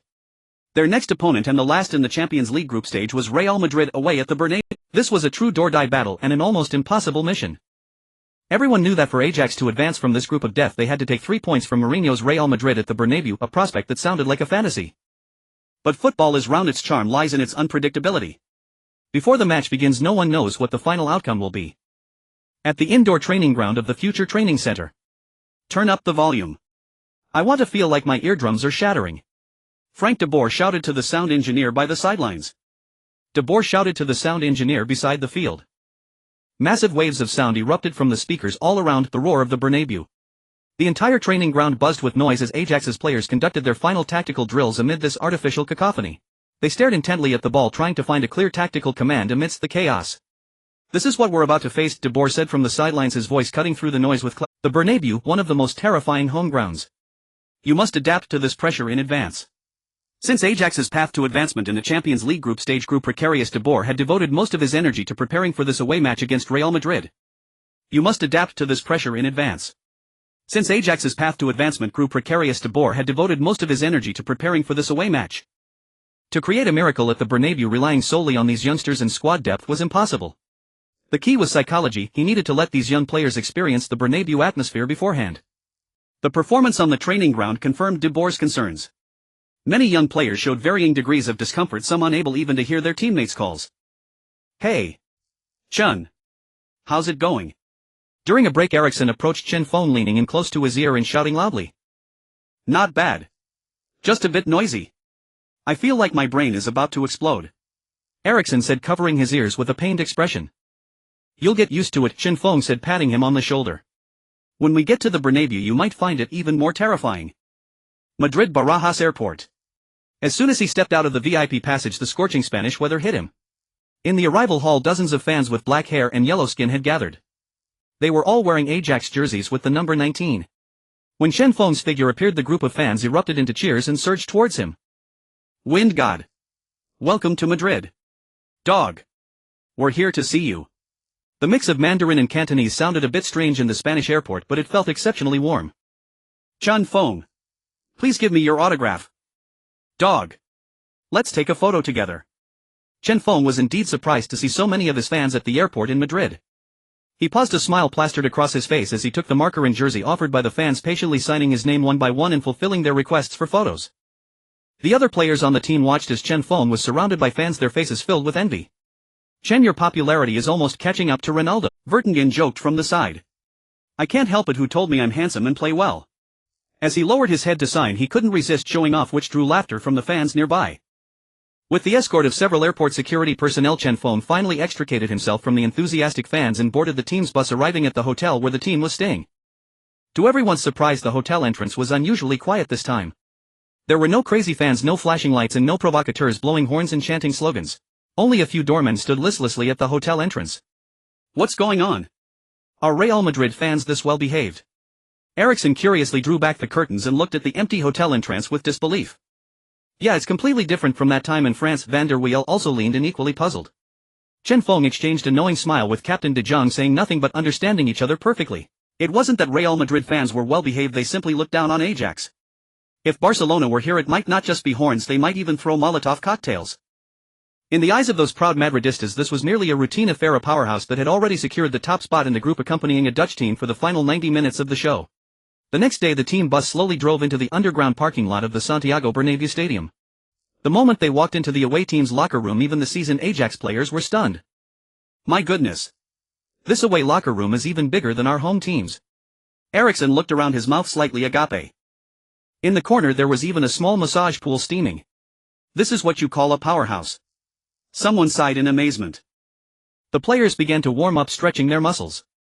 Back in the locker room, De Boer was making the final tactical arrangements at the board. The bell rang and all the players, led by De Jong, walked out of the locker room. In the player tunnel, the Real Madrid players appeared relaxed. Ronaldo spotted Chen Feng and surprisingly came over to greet him with a smile in English. "Hey kid, you look good, see you on the field." Marcelo, with his trademark wild hair, also leaned in, mumbling something in Spanish, thinking Chen Feng could understand. Chen Feng could only smile awkwardly and turned to look behind him. He noticed Real Madrid's captain Casillas quietly chatting with their goalkeeper, laughing together. Everything felt so harmonious, so natural, as if they were not rivals about to engage in a life-and-death battle, but rather a group of old friends who hadn't seen each other for a long time. Beep. With the referee's whistle, this highly anticipated Champions League group stage finale officially kicked off at the Bernabéu. No probing, no holding back. As the match began, Real Madrid, dressed in pure white, launched a fierce attack toward Ajax's half. We see that Real Madrid has deployed their most favored 4,231 formation today, and Mourinho's intent is very clear: to kill the game as quickly as possible. In the live broadcast room, commentator Hui's voice reached the homes of watching fans. Jean-Louis adjusted his glasses and chuckled. Normal, this is a normal tactic. A group of 20-something youngsters playing at the Bernabéu for the first time, facing superstars like Ronaldo, Kaká and Alonso. It's a miracle if they don't get nervous. Look, they're even burning the ball when they get it. The situation on the pitch was even worse than what Zhang Lu described. Ajax's two midfield cores, Ericsson and De Jong, were tightly shackled by the defensive duo of Xabi Alonso and Khedira. Almost 10 minutes into the game, they hadn't created a single decent opportunity. The ball barely stayed at their feet for a second before being seized by fierce pressing, leaving them no time to think. As for Chen Feng, who was at the front, to be honest, the pressure wasn't particularly high, he just couldn't get the ball. Before the match, almost all media predicted that Pepe, who had been headbutted by Chen Feng from a free kick in the last game, would seek brutal revenge during this match. But unexpectedly, Pepe pulled his thigh muscle during the last training session before the match, causing him to miss this game. Thus the task of marking Chen Feng fell to Real Madrid's vice-captain Sergio Ramos. This future captain of Real Madrid was still a fierce but somewhat reckless centre-back at this moment, and as the match began, he started to keep a close watch on Chen Feng. At the moment you start, he subtly tugged at your jersey. When you prepared to receive the ball, he would knee you in the back from behind. As you turned, he tripped you with his foot. Various little tricks came one after another, yet they all managed to evade the referee's eyes. Chen Feng was getting increasingly annoyed by him, but there was no time to get entangled with him now. He tried to drop back to the midfield, hoping to help his teammates stabilize possession. However, Real Madrid's attacks were just too sharp, especially on the left where Ronaldo played, which had become a nightmare for Ajax's right flank. In the 18th minute of the match, Ronaldo received a pass from Marcelo on the left, facing Ajax's right back Van der Wiel. Suddenly he performed a bicycle kick followed by a sudden stop and change of direction, effortlessly gliding past him.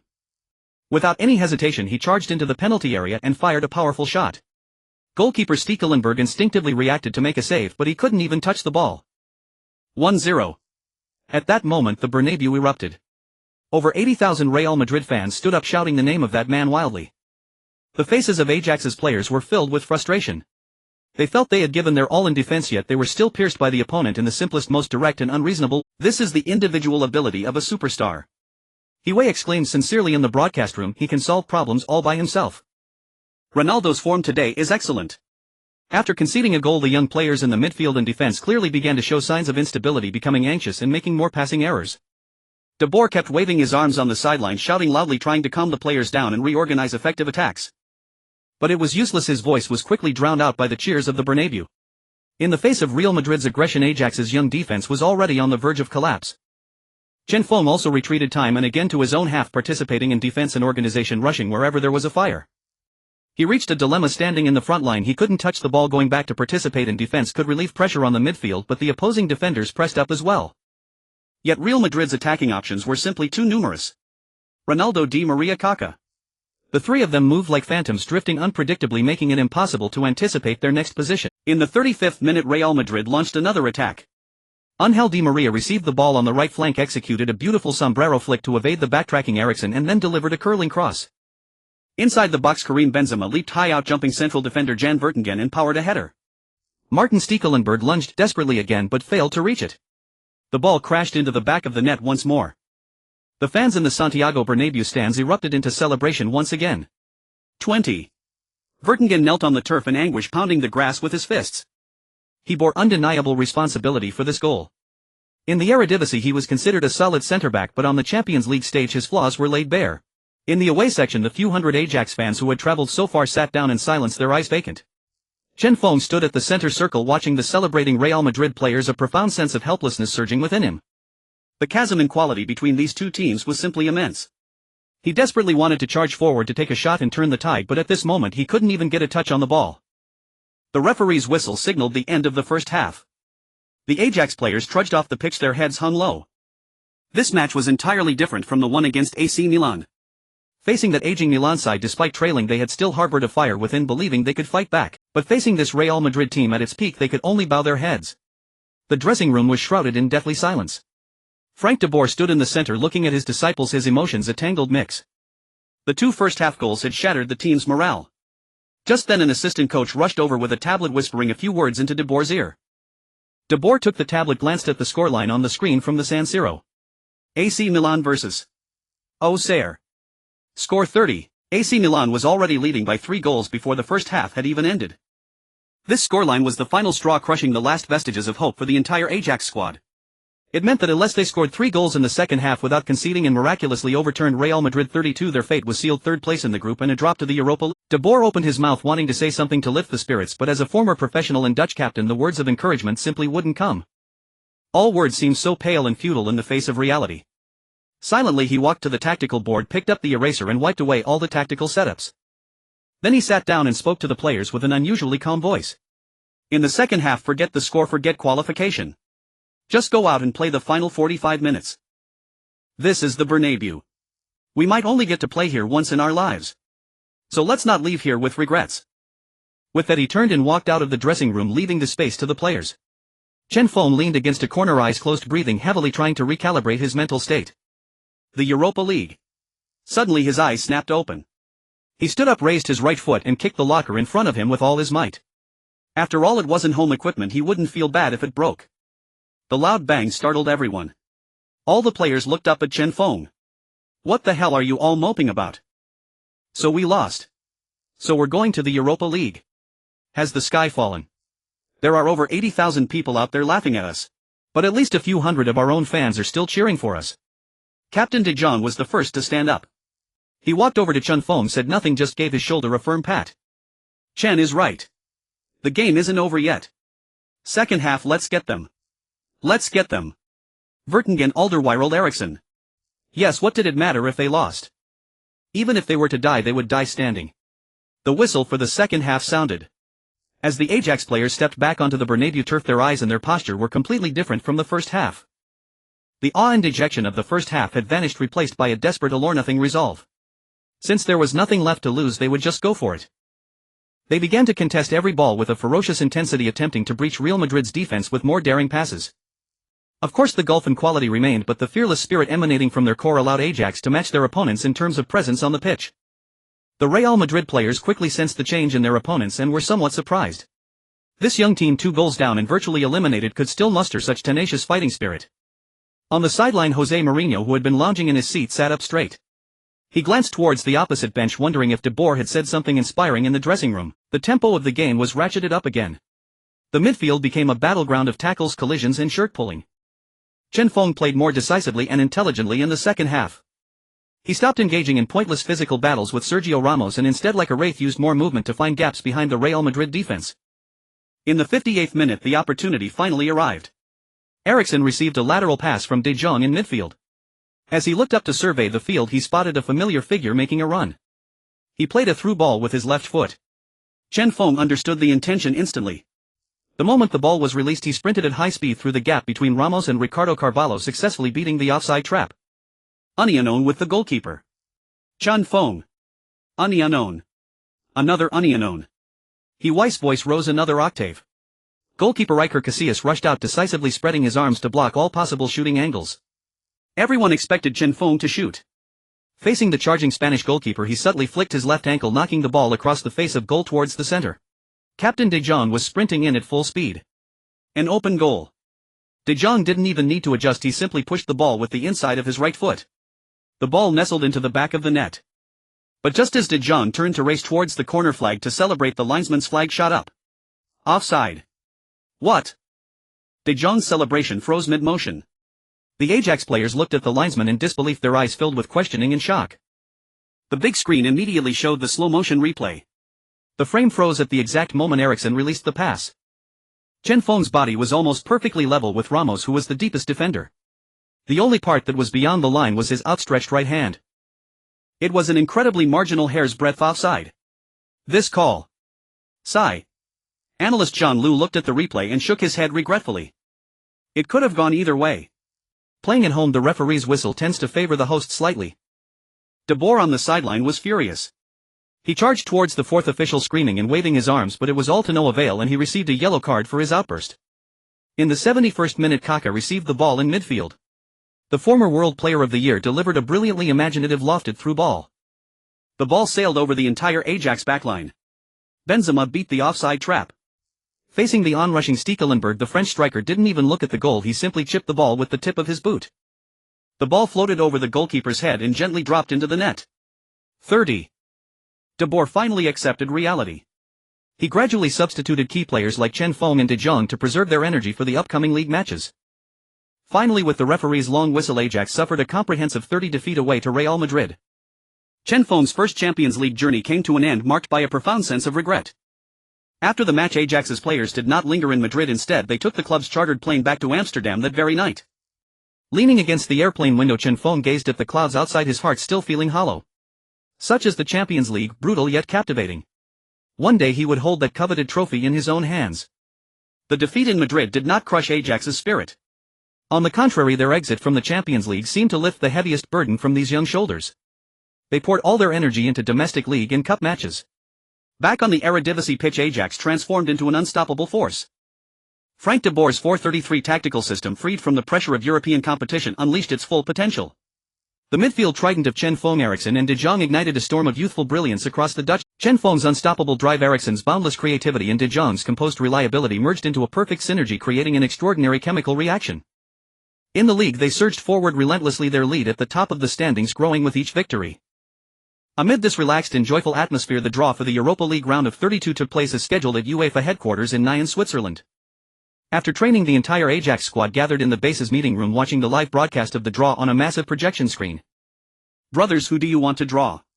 Vertonghen asked, munching on an apple. "Anyone, as long as it's not those Premier League teams." "Those guys play too rough," Alderweireld chimed in with a look of disdain. "I'd rather draw Porto or Benfica, a chance to soak up some sun in Portugal wouldn't be bad." Eriksen smiled, his expression wistful. Chen Feng remained silent, quietly eating a banana, his eyes fixed on the screen. For him, it didn't matter who they drew. On the screen, the draw proceeded methodically. One club name after another was pulled from the crystal bowl by the guest. Napoli versus Villarreal. Sevilla versus Porto. When the draw guessed former German international Karl-Heinz Rummenigge pulled the slip with Ajax's name from the container, everyone held their breath. The chatter died instantly. Rummenigge reached into the other container for the unseeded teams and drew a ball. He opened the ball and unfolded the slip inside. Cenk. As the name left Rummenigge's lips, a roar of cheers erupted. Whoa! It's Cenk! We drew Cenk! Ha ha ha! A dream draw! Vertonghen and Alderweireld, both Belgians, jumped up from their chairs in excitement, high-fiving each other vigorously. Oh my god, we get to go home and play. This is brilliant. The best possible outcome. In their eyes, Cenk from the Belgian Pro League was undoubtedly the weakest of all the unseeded teams. It felt like a guaranteed ticket to the round of 16. Everyone buzzed with excitement, discussing what Belgian delicacies they could try and where they might visit. Only one person remained frozen in place. Chen Feng. His mind went blank. Cenk. We drew Cenk. Was this fate's design? Or some cosmic joke? He thought of the place where had fought an entire season, the Sea of Blue at the Sajika Arena. He remembered Coach Van Heesbroek, Captain Molly. And more importantly, the two brothers had risen with from the U19 squad. De Bruyne and Courtois. Now they would meet as opponents on the pitch. The feeling was both incredibly strange and utterly maddening. Hey Chen, what's wrong? Not happy. Eriksson noticed the complex expression on Chen Feng's face and leaned in to ask quietly. It's nothing. Chen Feng shook his head, forcing a faint smile. Just a bit surprised. What's there to be surprised about? This is great news. Eriksson patted his shoulder excitedly. Cenk is the weakest opponent we could have drawn. Well, breeze through. Breeze through. Chen Feng shot him a glance, sneering inwardly. You have no idea what monsters lurk in that team. He pulled out his phone, unlocked the screen and opened the WhatsApp group chat. Had never left named Cenk brothers. The group was in chaos. Holy crap. We drew Ajax. Time to face that freak Chen. Crush them. Let them know the Belgian champions aren't pushovers. Watching the familiar yet strange messages scroll by, Chen Feng's heart churned with mixed emotions. Just then a system notification popped up on his screen without warning. You have been removed from the group by group owner Mile Molly. Chen Feng froze. His finger hovered motionless over the screen. Captain Molly kicked me out. A private message followed instantly from Mile Molly. Chen, don't misunderstand. We're still brothers. But now we're opponents. I'll add you back after the matches are over. Reading the message, Chen Feng couldn't help but laugh. That Serbian tough guy was still so direct. Okay. He replied with just one word, then turned off his phone and tossed it aside. Back home, as he was about to sleep, his phone vibrated on the table. The screen lit up with a name he knew all too well. Kevin De Bruyne. Chen Feng picked up the phone and swiped to answer. Hey Kevin. Chen. Did you see? We drew you. De Bruyne's voice on the other end was brimming with barely contained excitement. I saw it earlier. Chen Feng's voice was calm, betraying no emotion. Haha, awesome. We've been itching to have a real showdown with you, you bastard. You'd better watch out, I'm way better than before. De Bruyne laughed loudly. Oh really? Chen Feng leaned back on the sofa, raising an eyebrow. From what I've read, Cenk's only fourth in the league right now. Piss off, De Bruyne shot back with a laugh. That's because we're saving our energy for the cup. Just wait, we'll give you a big surprise. A surprise? Chen Feng's lips curled into a slight smile. I'll be waiting. They traded taunts over the phone, the atmosphere light and easy, just like the old days on the Cenk training ground when they'd bicker every day. Scarcely a few minutes after hanging up, the phone rang again. This time it was Thibaut Courtois. Chen, my friend. We can finally meet again. Courtois' booming voice nearly shattered Chen Feng's eardrums. You lunatic, keep your voice down. Chen Feng frowned. Ha ha ha, alright. You'd better be prepared, my goal isn't so easy to breach. Is that so? A certain image from the training ground surfaced in Chen Feng's mind and he chuckled with mischief. As I recall. Someone was particularly easy to score on in the small goal. Damn. Courtois instantly lost his composure, his voice rising an octave. You dare bring that up? I tell you that was an accident, an accident. The me of now is not the me of before. Impregnable. Oh. Really? Chen Feng's voice dripped with provocation. Then on the pitch you'd better keep yourself well covered. A flurry of exasperated curses came from the other end of the line and then Courtois hung up in a huff. Hearing the call in, Chen Feng could no longer suppress his smile. An opponent it is. To have a true contest with a close friend on the pitch, that itself was something to look forward to. In the following days the Belgian and Dutch media began a frenzied build-up for the upcoming clash. Chen Feng didn't need to think twice to know that the fat guy had a hand in it. Homecoming. Chen Feng to lead Ajax back to Belgium. Former teammates now rivals. The love-hate saga of Chen Feng, De Bruyne and Courtois. The reports even portrayed the three as former teammates turned bitter foes, claiming they had quarreled on the training ground, leading to Chen Feng's departure to join Ajax. Chen Feng was speechless reading it. The editor would be wasted not writing novels. This trend even reached China. Countless fans, upon learning that Chen Feng's Europa League opponent would be his boyhood club Genk, flooded the official Weibo account of CCTV Sports, begging for a live broadcast. "We want to see Fengshan return home. Chen Feng battles his old club, what a script. It must be aired. The three prodigies from Genk are about to face off. Isn't this better than the Spring Festival Gala?" The fans' enthusiasm was extraordinary. Soon CCTV's official Weibo updated with a positive response. The match would be broadcast live. On Ajax's training ground, the atmosphere had also grown subtly tense due to the draw. After training, De Boer specifically called Chen Feng to his office. "Chen, you know Genk better than any of us," De Boer said, sitting behind his desk with his hands crossed, getting straight to the point. "Give us some intelligence." Chen Feng nodded, organizing his thoughts. "Genk is a resilient team. Their home atmosphere is excellent and the players tackle fiercely. Last season tactically they mainly played counterattacking football. Coach Van Heesbroek's philosophy is very pragmatic." As for the players, the faces of De Bruyne and Courtois immediately flashed through Chen Feng's mind. Their midfield core is now Kevin De Bruyne. His passing and long-range shooting are both very threatening. He must be tightly marked, truly tightly marked. And their goalkeeper is Thibaut Courtois, very tall, quick reflexes, solid goalkeeping technique. His only weakness is that he's a bit slow to close his legs when guarding the goal. But leave him to me. Chen Feng wore a sly smile. "Ha ha." De Boer laughed at his remark. "Anything else?" "Well." Chen Feng pondered for a moment, recalling their conversation when they visited the Netherlands. "Oh, coach. It seems they have a striker returning this season named Bentik. Kevin and Thibaut mentioned him, said he's very physically strong, excellent in the air, a bit like Lukaku's type." "Christian Bentik, I know him." De Boer immediately wrote the name in the notebook beside his tactical board. "He'll focus on analyzing their match footage." Having conveyed the intelligence, Chen Feng left the office. That was all he could offer. In the end, football matches are decided by performance on the pitch. What he needed to do now was to tune his form to its peak before the game. In the 20th league round hosting Willem II, Chen Feng scored a hat-trick to seal the victory, with Ajax winning 50. In the 21st league round away against Heracles, Ajax conceded first but scored 3 goals in the second half to complete a comeback. Chen Feng scored 1 goal and assisted Eriksson. In the 22nd league round hosting NAC Breda, Chen Feng scored a brace. Feyenoord PSV 20. All former title rivals were left far behind. By the 24th league round, Ajax held a commanding 9-point lead over second-placed Feyenoord. The Dutch media were lavish in their praise. De Boer's Red Storm. Ajax has already booked the title. The unstoppable 433. Beautiful football reborn in Amsterdam. Chen Feng's goal tally was soaring wildly: 24, 25, 26. This statistic firmly placed him at the top of the Eredivisie scoring charts and made him one of the most efficient goalscorers in Europe. Amid the team's unstoppable momentum, Chen Feng never slacked in his personal training. He began spending more task points in the immersive training ground to learn tight-space dribbling from the masters. He initially sought Maradona but found it impossible. Maradona was only 165 centimeters with an extremely low center of gravity, while Chen Feng was now 191 centimeters. After much deliberation, he opted to learn from the 195 cm Zlatan Ibrahimovic or the 188 cm Ruud van Nistelrooy.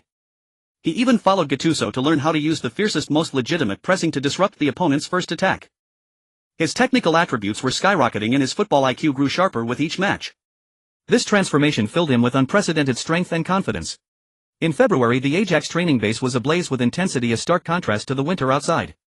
For the Europa League knockout match was imminent. Ajax vs. Genk. The so-called Chen Feng derby. "Are you ready, Chen?" Captain De Jong approached him after training, smiling. "Of course, I've been ready for ages." Chen Feng's eyes gleamed with excitement. "Thinking about personally eliminating your old club, that must feel great, huh?" De Jong remarked. "Great." Chen Feng chuckled. "They'll give it their all. Don't underestimate them." In February, in the city of Genk, Belgium. As the Ajax team bus slowly rolled into this familiar city, a peculiar sensation surged within Chen Feng's heart. The scenes along the streets were still so familiar. Everything seemed unchanged. Yet everything felt different. He was no longer that naive youth full of uncertainty about the future. He was now the star striker of the Dutch giants Ajax. When the bus arrived at the hotel, the sky had already darkened. The night passed without incident. The next afternoon, a large crowd of Genk fans had already gathered outside the stadium.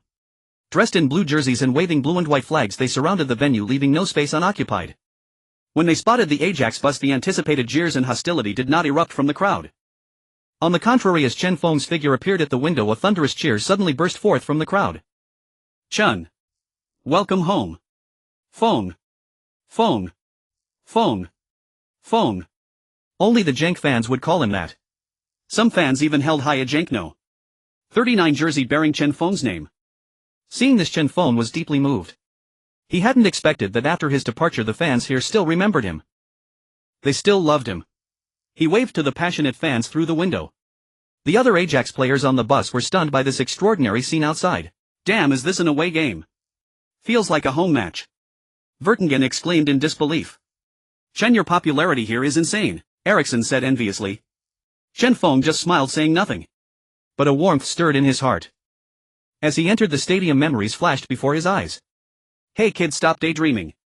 Time to warm up. De Jong's voice sounded from behind. Coming.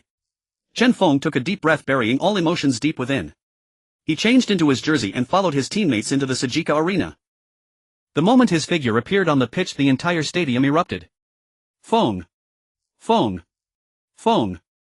Over 20,000 Genk fans rose to their feet, welcoming their former player back in the most familiar and affectionate way. In CCTV's broadcast studio, Hui's voice carried a hint of emotion. We can see that the home fans of Genk are not booing Chen Feng, instead they are greeting their former hero home with the warmest cheers. This scene is truly touching. The unified roar echoed like war drums. Standing on the pitch, gazing at the familiar sea of blue in the stands, listening to the chants for him, Chen Feng's eyes glistened with tears. He faced the stands on all four sides, patted his chest with his right hand and raised his left hand in a wave. Thank you. The warm-up began. Chen Feng quickly spotted two familiar figures in the Genk lineup. De Bruyne, with his signature blonde hair, wore a slight smile. Courtois had grown even taller, his long arms waving in the air like two giant matchsticks. Their gazes met in the air. No words were exchanged, only knowing smiles. Everything was understood without speaking. Beep. With the referee's whistle, the highly anticipated Chen Feng derby officially kicked off at the Sajika arena. At the start of the match, Ajax did not rush to attack. Instead, they employed possession play, passing on hurriedly to control the tempo. In the 8th minute, De Bruyne received a pass from a teammate in midfield. Before he could lift his head to survey the field, a dark shadow emerged from behind him. Thud. The sound of a collision rang out. De Bruyne felt a sharp pain in his shoulder, his balance instantly disrupted, and the ball escaped his control.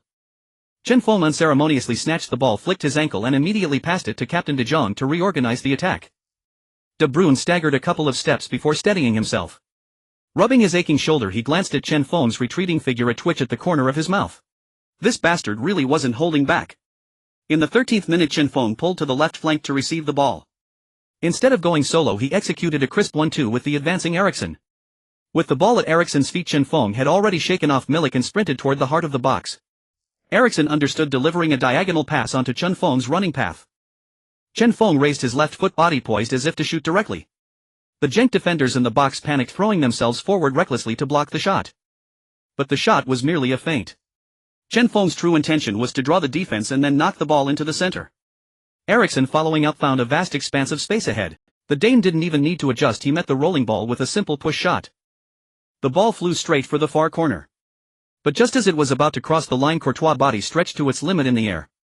With his fingertips he tipped the certain goal over the crossbar. Wow! The entire stadium of over 20,000 fans erupted in a massive gasp. In the CCTV studio, Hui's voice was filled with disbelief. My God! Courtois! A world-class save! He denied Eriksson's shot from point-blank range. Eriksson clutched his head, falling to his knees, his face a mask of incredulity. He had practically been shooting at an open goal. How could that ball have been saved? Chen Feng watched Courtois, who was pumping his fists on the goal line and roaring with excitement, a smile curling at the corner of his lips. That guy had really improved. Corner kick. Stick to Chen. Mark him tight. Don't let him go. Courtois stood at the goal, arms outstretched, shouting at his nearby teammates, directing the defense. His meaning was clear. He wanted his two centre-backs, Joao Carlos and Torben Jonlight, to keep a close eye on Chen Feng. But that was exactly what Chen Feng wanted. Being surrounded by defenders didn't faze him. Captain De Jong's corner kick curved and seemingly aimed at Alderweireld in the center of the box. Just as everyone's attention was drawn to the ball, Chen Feng first took a step back. That single step allowed him to shake off Joao Carlos' tight marking. Then he bypassed Alderweireld at the near post and arrived at the ball's landing point. The startled Torben Jonelight instinctively grabbed Chen Feng's jersey, but it was too late. By then Chen Feng had already leaped high, carrying the defender on his back. Spotting Courtois' position in the air, he met the ball and nodded it. The ball changed direction, heading for the other side of the goal. 0-1. Courtois watched the ball fly into the net, slamming his fist against the goalpost with a roar. Fuck. Even if it was his best friend, he didn't want to let him score. In the away stand, the few hundred Ajax fans erupted into ecstasy, wildly waving their scarves. After scoring, Chen Feng did not celebrate. He stood still, slowly raising his hands to salute the Genk fans, the highest respect a professional player could show his former club. Goal. Chen Feng. In his return to Genk, he opens the scoring for Ajax with a brilliant header. We can see Chen Feng did not celebrate after the goal. In this way he shows respect for his old club. The Ajax players rushed excitedly toward Chen, surrounding him and patting his back vigorously. De Bruyne watched Chen Feng surrounded by teammates and shook his head. Nearby, Genk captain Miro Malik silently observed the celebration, sighing at how the young man had risen to a height he could only look up to. On the coaching bench, Van Heesbroek shook his head helplessly and sat back down. The match resumed and Chen Feng dropped deep into midfield. He and De Bruyne engaged in a direct duel in the middle of the pitch. De Bruyne executed a beautiful Marseille turn to shake off a pressing Ajax player. The next second, Chen Feng delivered a fierce yet clean sliding tackle, knocking the ball out of play for a throw-in. Just as De Bruyne looked up to send a lethal through ball, Chen Feng appeared in the passing lane, infuriating De Bruyne so much that he roared to the sky, "Damn it!" The two fought for every inch of the pitch, neither giving an inch. As the first half neared its end, De Jong lofted a long ball over the top from midfield. Chen Feng sprinted at full speed, leaving Miro Malik, who had been marking him, in the dust. Centre-back Torben Jonelight immediately stepped up, trying to shoulder Chen Feng off and tugging his shirt to throw him off balance. But Chen Feng was too strong. Even as his shirt tore, Jonelight lunged forward and Chen Feng kept charging ahead. Unknown. Chen Feng has a unknown chance. His voice rang out in the studio. Haha, in all my years of watching football, this is the first time I've seen a bare-chested player on a breakaway. Analyst Jean Lu chuckled. Facing the advancing Courtois, Chen Feng glanced at the goalkeeper's crotch. Courtois instinctively squeezed his legs together, lowering his center of gravity, all his focus locked on Chen Feng's feet and his own nether region. He wouldn't let Chen Feng nutmeg him. But Chen Feng had no intention of doing so. This was a Europa League knockout match. He wound up his left foot with all his might and smashed the ball with ferocious power. Boom! The moment Chen Feng struck the ball, Courtois felt as if a missile had flashed past his eyes. 0-2. Chen Feng scored a brace. In the stands of the Sajika Arena, the home fans fell silent at first, then erupted into applause, suppressed yet tinged with nostalgia. This was the Chen Feng they knew, the one who loved the beauty of raw power. On the coaching bench, Genk manager Van Heesbroek watched the bare-chested figure on the pitch and could only shake his head helplessly before sitting back down. Genk striker Bentik looked at the home fans applauding the opponent, his face full of confusion and displeasure. Were they insane? That's the enemy. By the goal, Courtois slowly got up from the turf, a wave of helplessness washing over him. That shot was something no human could save. The referee ran over and showed a yellow card to Torben Jonelight, who had torn Chen Feng's shirt to shreds. Chen Feng still didn't celebrate. Bare-chested, he sheepishly jogged to the sideline, took a new jersey from a staff member and put it on. The second half began. In the 61st minute, spurred on by the home fans, Genk finally created a chance. They earned their first corner of the match. Bentik rubbed his hands together in the box, ready to make his mark. But as he found his position and prepared to jostle for space, he found an unexpected figure beside him. Chen Feng. Worse still, Chen Feng's 1.91-meter frame was slightly taller than his, and he couldn't outmuscle him. De Bruyne stood at the corner flag, surveying the box, his eyes locked on Bentik.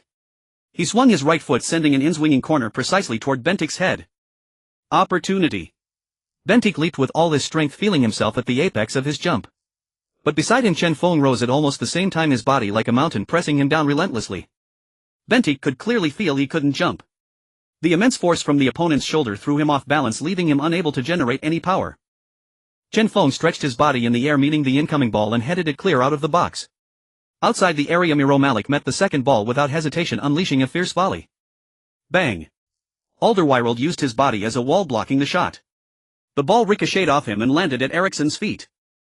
As everyone still processed the transition, Chen Feng had already turned and sprinted forward. Counter-attack. Seeing Chen Feng's lightning-fast reaction, Bentik, who had just contested the header, also chased after him with long strides. Not far away, De Bruyne abandoned his position, running desperately to catch up to Chen Feng. The moment Eriksen looked up, he spotted the figure sprinting ahead and launched a long pass with his right foot. It all depended on whether Chen Feng could reach it. All eyes were fixed on that speeding silhouette. He made it. Chen Feng controlled the ball steadily on the right flank with left back Daniel Pudel, who hadn't joined the attack, standing before him. Behind him De Bruyne and Bentique were closing in to form a pincer. Chen Feng didn't slow down. He nudged the ball forward with his left foot and accelerated toward the byline. Just as Daniel Pudel was about to catch up, Chen Feng used the inside of his left foot to cut the ball inward, executing a sudden stopantern to slice inside. De Bruyne had caught up and slid in from the side, but Chen Feng pulled the ball back, evading him. He beat two men. He had burst into the edge of the box. With open space before him, Chen Feng didn't hesitate. He wound up his left foot and blasted a powerful shot. Courtois pushed off with both legs, launching himself into the air and punched the thunderous strike away with his fists. What a save! But Chen Feng had not stopped moving the moment he shot. He had already anticipated the ball's likely landing spot and sprinted toward the second ball. The saved ball bounced high, dropping near the edge of the box. Bentique gave chase. But Chen Feng was faster. Bracing against Bentique, he met the falling ball before it hit the ground, stretching his body in the air for a volley. Courtois, who had just made a world-class save, was still on the ground. He could only turn his head in despair, watching the ball fly into the net behind him once more. 3-0. Hat-trick. World-class goal. World-class goal. Hat-trick. Chen Feng scores a hat-trick in his return to his old club. From defensive work in the back to the counterattack to individual brilliance and finally an unbelievable volley to seal the match. This is a one-man show by Chen Feng. Swift as the wind through layered defenses, a thunderous volley cleaves the sky. In the CCTV studio, Poet he Weiss roar echoed through the air. On the sideline, Ajax manager De Boer held his head in his hands, his expression pure shock. On the other side, Van Heesbroek slowly rose and applauded the extraordinary goal. It was the purest tribute to a genius player. De Boer swiftly made a substitution, sending in a reserve player to replace Chen Feng, who had already sealed the victory. As Chen Feng slowly walked off the pitch, the entire home crowd of over 20,000 at the Sajika Arena rose to their feet. Feng! Feng! Feng! Feng! As the final whistle blew, Ajax claimed a resounding 30 victory away at Genk. Chen Feng pulled on a thick Ajax coat and returned to the field. He first approached the away supporters section, applauding and thanking the several hundred traveling fans. Then he circled the pitch, waving and clapping to the three homestands. Afterward, he walked up to Van Heesbroek and gave his former head coach a warm embrace. Van Heesbroek looked at Chen Feng before him, feeling a surge of pride, yet he asked with a wry smile, "Could you possibly sit out the next match?" Chen Feng burst into laughter, pointing towards De Boer not far away. "Then you'll have to talk to him." Returning to the pitch, he found a breathless De Bruyne. They exchanged a firm high-five and swapped jerseys. He glanced around but couldn't spot the tall figure. "Where's Thibaut?" De Bruyne looked towards the dressing room, a mischievous grin spreading across his face. He said, "You scored a hat-trick past him alone and he's furious." He went back to the locker room early. Hearing this, Chen Feng could no longer contain his laughter. Back in Amsterdam, the team was granted a precious day off. The Europa League triumph, coupled with their commanding lead in the league, kept the club's atmosphere relatively relaxed. As always, Chen Feng declined his teammates' invitations to celebrate at the nightclub and returned home alone. He had just finished showering and changed into some comfortable loungewear, ready to turn on his computer and study Ruud van Nistelrooy's footage, when the doorbell rang. "Who is it? So late?" Chen Feng peered through the peephole. "Mino Raiola." Letting out a resigned sigh, Chen Feng opened the door anyway. "Oh, my champion, my golden boy!" Raiola exclaimed, wrapping Chen Feng in a crushing bear hug the moment he stepped inside. Chen Feng pushed him away with a look of disgust. "Kid, brilliant work." Raiola plopped down onto the sofa, pulled a document from his iconic briefcase and tossed it carelessly onto the table. "Take a look, the latest offer. Nike raised their price again, but I haven't agreed yet. I think we can wait a little longer." Chen Feng couldn't be bothered to even glance at it. He knew that the fat man would handle these matters 1,000 times better than he ever could. He grabbed a bottle of mineral water from the fridge and tossed it over. "All right, spill it. What's the occasion for showing up in the dead of night?" Raiola unscrewed the cap, took a long gulp, and a mysterious smile suddenly crept onto his face. "Get changed, kid. I'm taking you to meet a very important person." "An important person?" Chen Feng raised an eyebrow. "Who?" "The Queen of the Netherlands." "Dream on," Raiola said, getting to his feet and patting his belly. "Hurry up, don't dawdle. Their time is precious." Seeing the serious look on Raiola's face, Chen Feng knew he wasn't joking. Without further questions, he turned and went back to his room to change into a neat casual outfit. "Isn't this a bit much?" Chen Feng couldn't help but complain when Raiola handed him a baseball cap and a pair of sunglasses that covered nearly half his face. It was nighttime. Wearing sunglasses in Amsterdam would make him look like a complete lunatic. "Just do as I say. Put them on." Raiola's tone was unyielding. "Tonight's meeting is confidential for now." Chen Feng had no choice but to put on the cap and sunglasses, following Raiola out of the apartment. A black Mercedes business van was already waiting at the entrance. The driver respectfully opened the door when he saw them approach. Where exactly are we going? Chen Feng's curiosity finally got the better of him. The Sofitel legend, the Grand Amsterdam. Raiola answered succinctly. To see who? Raiola turned his head and looked at Chen Feng. Sir Alex Ferguson. Who? Chen Feng thought he had misheard and asked instinctively. Ferguson. Which Ferguson? There were plenty of people named Ferguson in the world. It couldn't be the one he was thinking of, could it? Raiola looked at Chen Feng's expression and rolled his eyes in exasperation. Alex Ferguson. The old man from Manchester United. Got it. Raiola almost shouted. It really was him. The man widely regarded as the greatest football coach of all time, a figure already on his pedestal. Why? Why does he want to see me? Why? Raiola spread his hands theatrically as if he had just heard the most ridiculous joke. Because you're the hottest talent in all of Europe right now, kid. Your performances in the Champions League and the Eredivisie have captivated every club, including that stubborn old Scot. The car slowly came to a stop in the underground parking garage of the Sofitel legend, the Grand Amsterdam. Before getting out, Raiola suddenly grabbed Chen Feng's arm, his expression turning very serious. Listen, son. When you go in there, you don't have to worry about a thing. Chen Feng looked at him, remaining silent. Ferguson will talk to you about a lot of things, your future at Manchester United, his plans for you, how he intends to use you, playing time, and so on. You just need to listen carefully and then make your own judgment. Remember. The most important thing. Raiola looked Chen Feng straight in the eye, his expression intensely earnest. Don't concern yourself with a single word about money, contracts, salary, or bonuses. Leave all of that to me. I will fight for the absolute best conditions for you, trust me. His tone was resolute and final. But Raiola's tone shifted, his expression growing more severe. If you're not satisfied with his plan, or if you don't like United, or if you don't like him, if you feel even the slightest bit uncomfortable, you have my full permission to say no. Don't be embarrassed, and don't ever think you have to give Sir Alex Ferguson face just because of who he is, Raiola said, pointing a finger at Chen Feng's chest. This is your future, kid. You must never sell yourself short, understand? Chen Feng looked at Raiola's chubby face etched with utter seriousness and felt a wave of gratitude. He knew he had chosen the right agent. Raiola might be greedy and reek of money, but in this critical moment he truly treated him like one of his own. His words were a safety net, offering him the utmost respect and freedom. Chen Feng nodded solemnly. I understand. The two took a private elevator straight to the top floor of the hotel. A stern-faced middle-aged man in an impeccably tailored suit was already waiting for them by the elevator. Me no, mister. Chen, this way please. The gaffer is already waiting for you. The man finally stopped in front of the wooden door to a private meeting room. He pushed the door open. Then he stepped aside, making an inviting gesture. The light in the meeting room was soft, with a faint aroma of red wine lingering in the air. An elderly man with silver hair and gold-rimmed glasses sat quietly at the conference table, his gaze fixed intently on the laptop screen before him as he listened with great focus to a report from a man in a suit beside him. Chen Feng recognized him at once. That commanding presence exuding authority without anger was impossible to mimic. Hearing the door open, Ferguson slowly lifted his head, his eyes immediately bypassing Raiola to settle on Chen Feng. The suited man beside him, around 40 years old with an ordinary face, wore a professional smile. Ah, sir, we meet again. Good evening. Raiola broke the silence first, his trademark grin plastered on his face. Ferguson merely grunted, paying little heed to Raiola. He turned to Chen Feng, rose from his seat of his own accord, and extended his hand. Hello, Chen Feng. Welcome. Hello, sir. It's an honor to meet you. Chen Feng quickly reached out and clasped the hand of this Manchester United patriarch.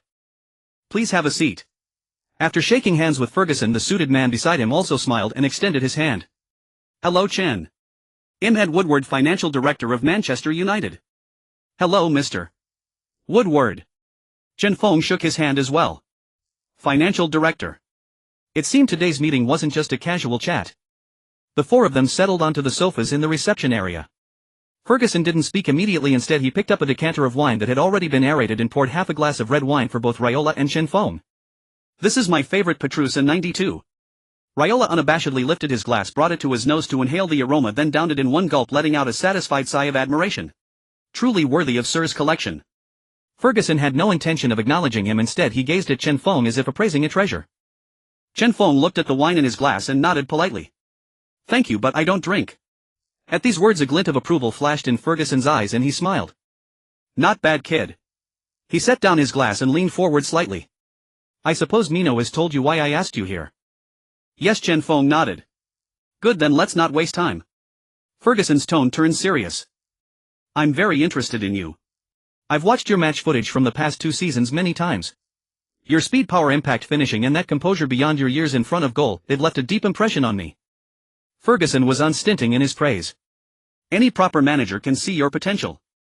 This lavish compliment left even Chen Feng with his resolute mind feeling a bit lightheaded. Being praised to his face by such a legendary coach, few players in the world could avoid feeling a surge of pride. You flatter me. No, I never praise players lightly. Ferguson waved a hand, still fixing his eyes on Chen Feng. I've asked you here today to formally invite you to wear the red jersey next season and play for our Manchester United. Here it comes. Finally, the main topic. Of course, I know you might have some reservations about our club. Ferguson seemed able to read Chen Feng's thoughts, especially concerning the development of Chinese players at Manchester United. He was about to mention that name Dong Fengjue. He was always a very talented player with physical attributes among the best I've ever seen. But unfortunately injuries and some off-field reasons prevented him from succeeding at United. It was a great regret for me, for him and for all the fans. Ferguson's tone carried a genuine sense of lament. But you're different from him, Chen. Ferguson shifted his tone abruptly. From your matches I see many different qualities, a thirst for victory, a relentless tenacity, and more importantly we know you're very disciplined and know how to integrate into a team. Also your English is decent, at least you can understand my Scottish accent. Ferguson even added a small joke.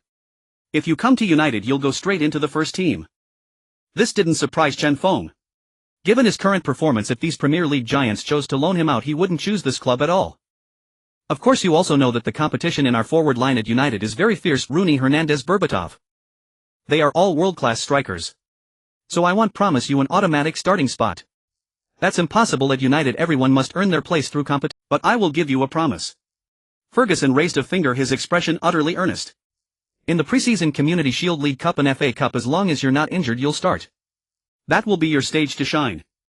As for the League and Champions League, as long as you perform well enough and training opportunities won't be lacking. We need players like you to break through opposing defenses and bring more tactical variety to me and the team. You're only 18 now, Chen. Ferguson's voice seemed to carry a kind of magic, painting a picture of the Red Devils' blueprint that was indeed quite alluring. Your future has infinite possibilities. Under my guidance at Old Trafford you'll have the best environment to grow. You'll train and play alongside the best players in the world. Ferguson raised 2 fingers. 2 years. I only need 2 years to mold you into the Premier League's top striker. Chen Feng felt this was the dream scenario for any young player, under the tutelage of a legendary coach, with the cheers of the Theatre of Dreams fans fighting alongside players like Rooney, Scholes and Ferdinand. He could even fly down the wings with Giggs. Chen Feng couldn't help but imagine these scenes. Ferguson's reputation in the industry was beyond doubt. If he said he could do it he would. If he promised opportunities he would deliver. These terms sounded incredibly tempting.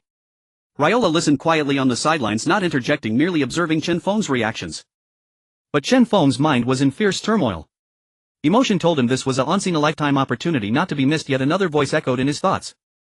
Your body is your capital, but your mind is what determines how high you can go. The blueprint Ferguson painted, the vision of galloping across the hallowed turf of Old Trafford, was undoubtedly the dream of many a young footballer. Yet a thought struck him, a crucial, even fatal concern. Chen Feng lifted his head, meeting Ferguson's imposing gaze. Sir, I am profoundly grateful for your appreciation and the plan you've laid out for me. I can truly feel your sincerity, and I believe everything you've said. His voice was calm. But before I make this decision I must ask you a question. Ferguson smiled and nodded, a gesture of paternal indulgence, and motioned for him to proceed. Please go ahead. Chen Feng looked into Ferguson's eyes and asked word by word, Sir, do you have any plans for retirement in the near future? The moment the question left his lips everyone was stunned into silence. Even Raiola's polished commercial smile froze for a second before twisting into astonishment. But that astonishment was quickly overtaken by a barely suppressed grin. One thought echoed in his mind, damn, this kid's got some nerve. Ed Woodward, seated beside Ferguson, saw his smile vanish instantly, his expression darkening. Son, do you realize what you're saying? Woodward's voice carried a tone of reproach. First, you cannot speak to Sir Alex Ferguson that way. Second, this is not a question for you to ask. Focus on being a player. This question touched upon an extremely sensitive nerve within Manchester United. For Woodward knew better than anyone that in his last contract extension Sir Alex had explicitly informed the board of his intention to formally end his managerial career in 2 years. This was a secret among United's top brass and their greatest fear, for no one knew what direction a post-Ferguson Manchester United would take. So when an 18-year-old greenhorn in such a setting dared to ask this question directly to Ferguson's face, Woodward's first reaction was fury. In his view it was a disrespect to Manchester United and to Sir Alex himself. Chen Feng frowned, taken aback by the vehement reaction, and turned to look at Woodward. Mr. Woodward, I am merely concerned about my future, Chen Feng said, his tone utterly composed. If I choose to join Manchester United, my career will be inextricably tied to this club and its manager. So I wish to know my manager's plans for the next 2 or 3 years. Is that wrong? Chen Feng paused, his gaze sharpening as he turned back to Woodward. Or is it that at Manchester United a player is not allowed to care about his own future? You. Woodward was left speechless by Chen Feng's rebuttal, his mouth opening and closing without a word. What was wrong with a player caring about his future? The reasoning was impeccable, righteous. Raiola, watching from the side, nearly burst out laughing. He could only mask his amusement by taking a large sip of the expensive Petrus in his hand. He was growing fonder of Chen Feng by the minute, quick-witted, audacious and utterly unflinching under pressure from top club executives, firing back without hesitation. This personality was tailor-made for a client like him. All right, Ed. At that moment Sir Alex, who had remained silent, finally spoke. He raised a hand to halt Woodward, who was about to retort. Then he turned his gaze back to Chen Feng, a glint of newfound appreciation in his eyes. In his decades of coaching he had seen countless prodigies. Some were unruly, some humble and reserved, others slick and worldly. But an 18-year-old who could maintain respect while so calmly posing a core question about his own future. That was a first. This young man was more mature than he had anticipated. Ferguson let out a soft sigh, leaning back into the plush sofa instead of forward. He picked up his wine glass and took a sip. After a moment he spoke. Your concern is valid, son. My health and energy aren't what they used to be. I will likely retire after the 2013 season. When Ferguson uttered these words himself, Chen Feng's heart sank. It was as he had suspected. Though anticipated, hearing it confirmed was still disappointing. A Manchester United without Ferguson would lose much of its. He had no intention of squandering the most critical years of his career enduring the growing pains of a giant's reconstruction. Just as Chen Feng was about to speak, Raiola, who had been playing the part of a silent background fixture, suddenly stirred. Sir. Raiola set down his glass, leaning his bulky frame forward, his face still bearing that harmless professional smile, but his words struck at the heart of the matter. Since you might retire in 2013 to secure Chen's future, could we consider this arrangement? Manchester United signs Chen Feng to a 3-year contract ending in the summer of 2014. This allows him to develop under your guidance while retaining the right to choose his future after your retirement. Furthermore, Raiola's lips curled slightly, we could insert a reasonable release clause into this 3-year contract. If Chen has doubts about a post-Ferguson United, he can pay the clause and leave. Impossible. Woodward shot up from the sofa as if stung. Absolutely out of the question. Me no.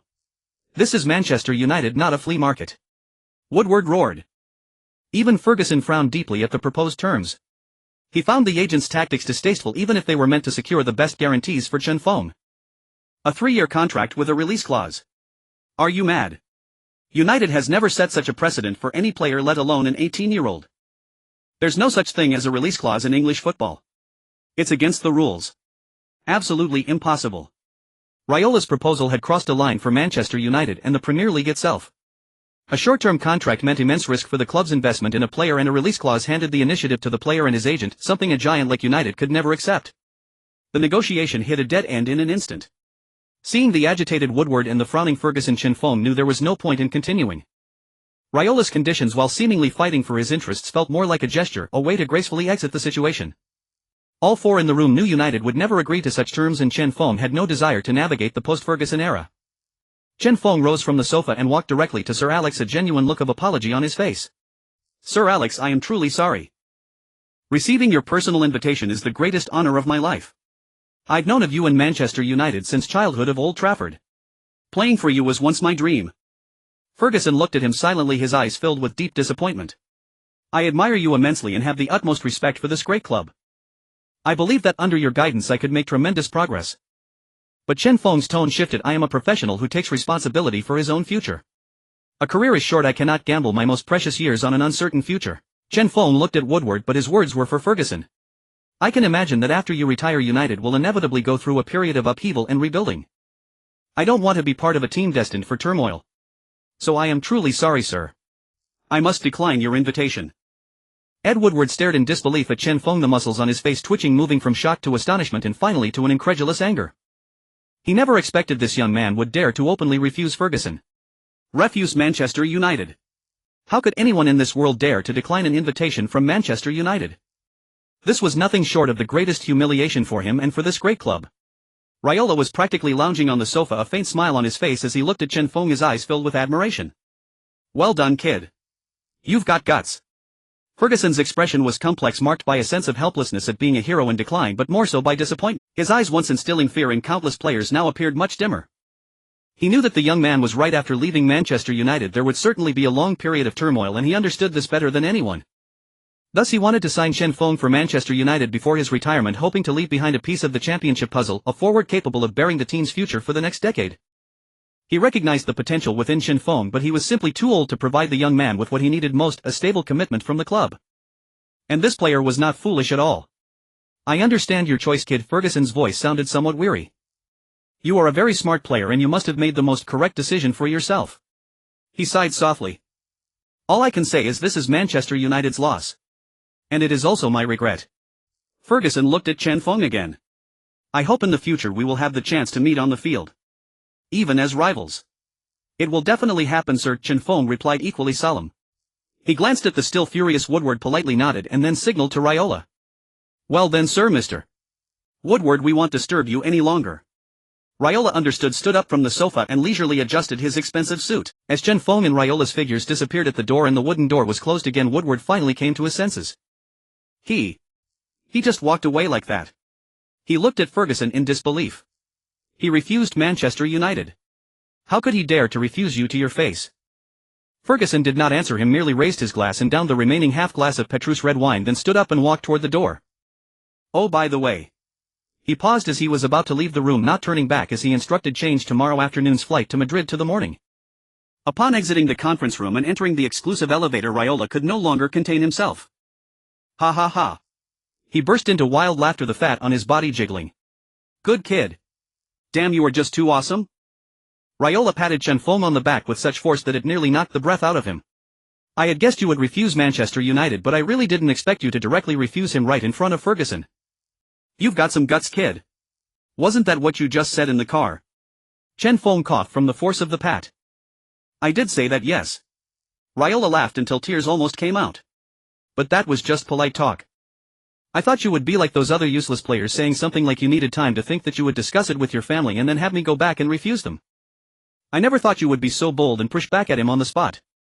Ha ha ha ha. Chen Feng was utterly speechless. So all that heartfelt and sincere talk from this fat guy in the car was just an act. But I truly appreciate what you did today. I appreciate it very, very much. Remember, kid, the initiative must always be in our hands. The two of them got into the black Mercedes business car. Your choice today was incredibly correct. Raiola leaned back in his seat and continued. Once Ferguson leaves, Manchester United will be in a huge pit for the next decade. Whoever jumps in will be doomed, and I cannot allow your bright future to be buried there. So what's next? Chen Feng asked. Next? Raiola took out his phone from his briefcase and began pressing something rapidly. Next, you just need to train well every day, score goals and maintain your form. I will temporarily stay in Amsterdam. You might be quite busy in the next couple of days. Raiola lifted his head and winked at Chen Feng. You need to be prepared, kid. Because you will be meeting with many club coaches. I told you before. Raiola's eyes sparkled. Premier League, Bundesliga, Serie A, La Liga, you can choose. The next morning Chen Feng had just made himself a latte with the coffee machine and hadn't even taken a sip before his phone on the table rang. The caller ID showed the Captain De Jong. Hey Captain, what's up? Chen Feng picked up the phone, his tone somewhat puzzled, as he usually didn't call, preferring to text. Did you meet with Ferguson yesterday? The captain's voice sounded very gossipy on the other end of the line. You quickly checked the news. All the sports headlines are about you. News. After hanging up the phone, Chen Feng looked at his phone, and as soon as he unlocked it, countless news notifications popped up. Build Manchester United's offer was rejected. Ferguson personally intervened and encountered a setback. Sky Sports shock. Ajax's genius Chen Feng directly refuses Manchester United's invitation. Marca Chen Feng clearly states he does not wish to join Manchester United. Chen Feng was completely dumbfounded. Hadn't they agreed to keep it confidential last night? How could the whole world know within a few hours? He clicked on the Sky Sports report, which exaggerated how he had resolutely refused Ferguson and expressed his concerns about Manchester United's future, making it seem like the reporter was hiding under the conference table at that. Damn. Chen Feng couldn't help but mutter a curse. He didn't even need to think to know who was responsible for this. Immediately he pulled up that fat guy's number and dialed it. The call was answered almost instantly. Raiola. What's going on with the news? Didn't we agree to keep it confidential? Chen Feng began questioning him furiously. On the other end, Raiola's voice sounded very relaxed and cheerful, and Chen Feng could even hear him chewing food. "Oh, I did say to keep it confidential, but that was for them, not for me. Shameless. Absolutely shameless." Chen Feng was so angry he nearly crushed his phone, thinking of the persona he had carefully crafted over time, his reputation. "Don't be mad, my child," Raiola said unhurriedly, as if completely unaware of Chen Feng's fury. "This is all part of the plan, trust me, it will only benefit you, not harm you." Without waiting for Chen Feng to speak again, he directly hung up the phone. Beep. Beep. Beep. Chen Feng listened to him hang up, feeling a mix of laughter and tears. The storm of public opinion stirred up personally by Raiola was only just beginning to ferment. If Chen Feng had rejected the head coach of any other club, it might not have caused such an uproar. But the one he turned down was none other than Sir Alex Ferguson. A godfather figure who had managed Manchester United for over 2 decades, revered as a deity throughout English football. When the news reached England, the entire English football world exploded. Especially the Manchester United fans, who felt themselves and their club subjected to unprecedented humiliation. On countless forums and social media platforms, abuse and attacks were heaped upon Chen Feng. Who the hell is Chen Feng? A brat playing in the Eredivisie. What right does he have to reject Sir Alex Ferguson? Who does he think he is? Maradona or Pelé? Does he not take Manchester United seriously? Old Trafford will never welcome. Countless enraged Manchester United fans flooded to Chen Feng's newly registered Twitter account, launching attacks and insults. This trend even quickly spread to Xia Kingdom. Xia Kingdom boasted an incredibly vast fanbase of Manchester United supporters in their hearts. Manchester United and Ferguson were their faith. When they learned that a player from their own country, the dog they had pinned their hopes on, had so ungratefully rejected the call of their idol, that disappointment erupted instantly. Is he crazy? Has Chen Feng lost his mind? That was Ferguson personally inviting him. He's gotten cocky. That kid is definitely full of himself. Just because he scored a few goals in the Eredivisie, he forgets who he is. Turning from a fan to a hater. From today I'm done with Chen Feng. On major forums, conspiracy theories also emerged. Some said he was after money, using Manchester United to drive up his price. Others claimed he was controlled by capital behind the scenes, not his own master. Still others said he had powerful backing. Faced with all this news, Chen Feng just wanted to laugh. He turned off his phone, tossed it aside casually, and as usual walked into the gym to begin his daily training. But this piece of news, to those truly knowledgeable insiders within European football circles, carried an unusual undertone. In the Borussia Dortmund club office, head coach Klopp stared at the news on his phone, his brow furrowed. This kid, he even dares to turn down Ferguson. He muttered to himself. Beside him, sporting director Zorc adjusted his glasses. This is trouble. It's clearly Raiola driving up the price. By leaking this, he's telling us all to get Chen Feng. You must offer terms more compelling than Manchester United. Klopp ran his hands through his hair. Of course I know that fat man's game. He stood up and paced back and forth in the office. Call all the directors back. We must reassess our offer. This kid definitely wants more than just a big contract. We need to study him and come up with a plan that can win him over. A similar scene was playing out in the Atletico Madrid office. Simeone, the newly appointed firefighting coach, stared at the newspaper, remaining silent for a long time. This 18-year-old youth, along with his greedy agent, was proving far more difficult to handle than they had imagined. After reading the news, Atletico Madrid coach Simeone understood directly what they wanted wasn't just money. They wanted a core position, tactical focus, promises for team building, and perhaps even future influence within the club. This was the real reason Raiola had made the news public. A transfer war over Chen Feng, under circumstances no one had anticipated, had entered its white-hot phase ahead of schedule. One seemingly crazy move had brutally filtered out those clubs who only wanted to develop Chen Feng as a promising rookie, forcing the clubs that truly wanted him to show their hands. For instance, Chelsea withdrew their offer as soon as the news broke. And the instigator of this storm, Raiola, was at that moment lounging leisurely in the jacuzzi bathtub of his top-floor hotel suite.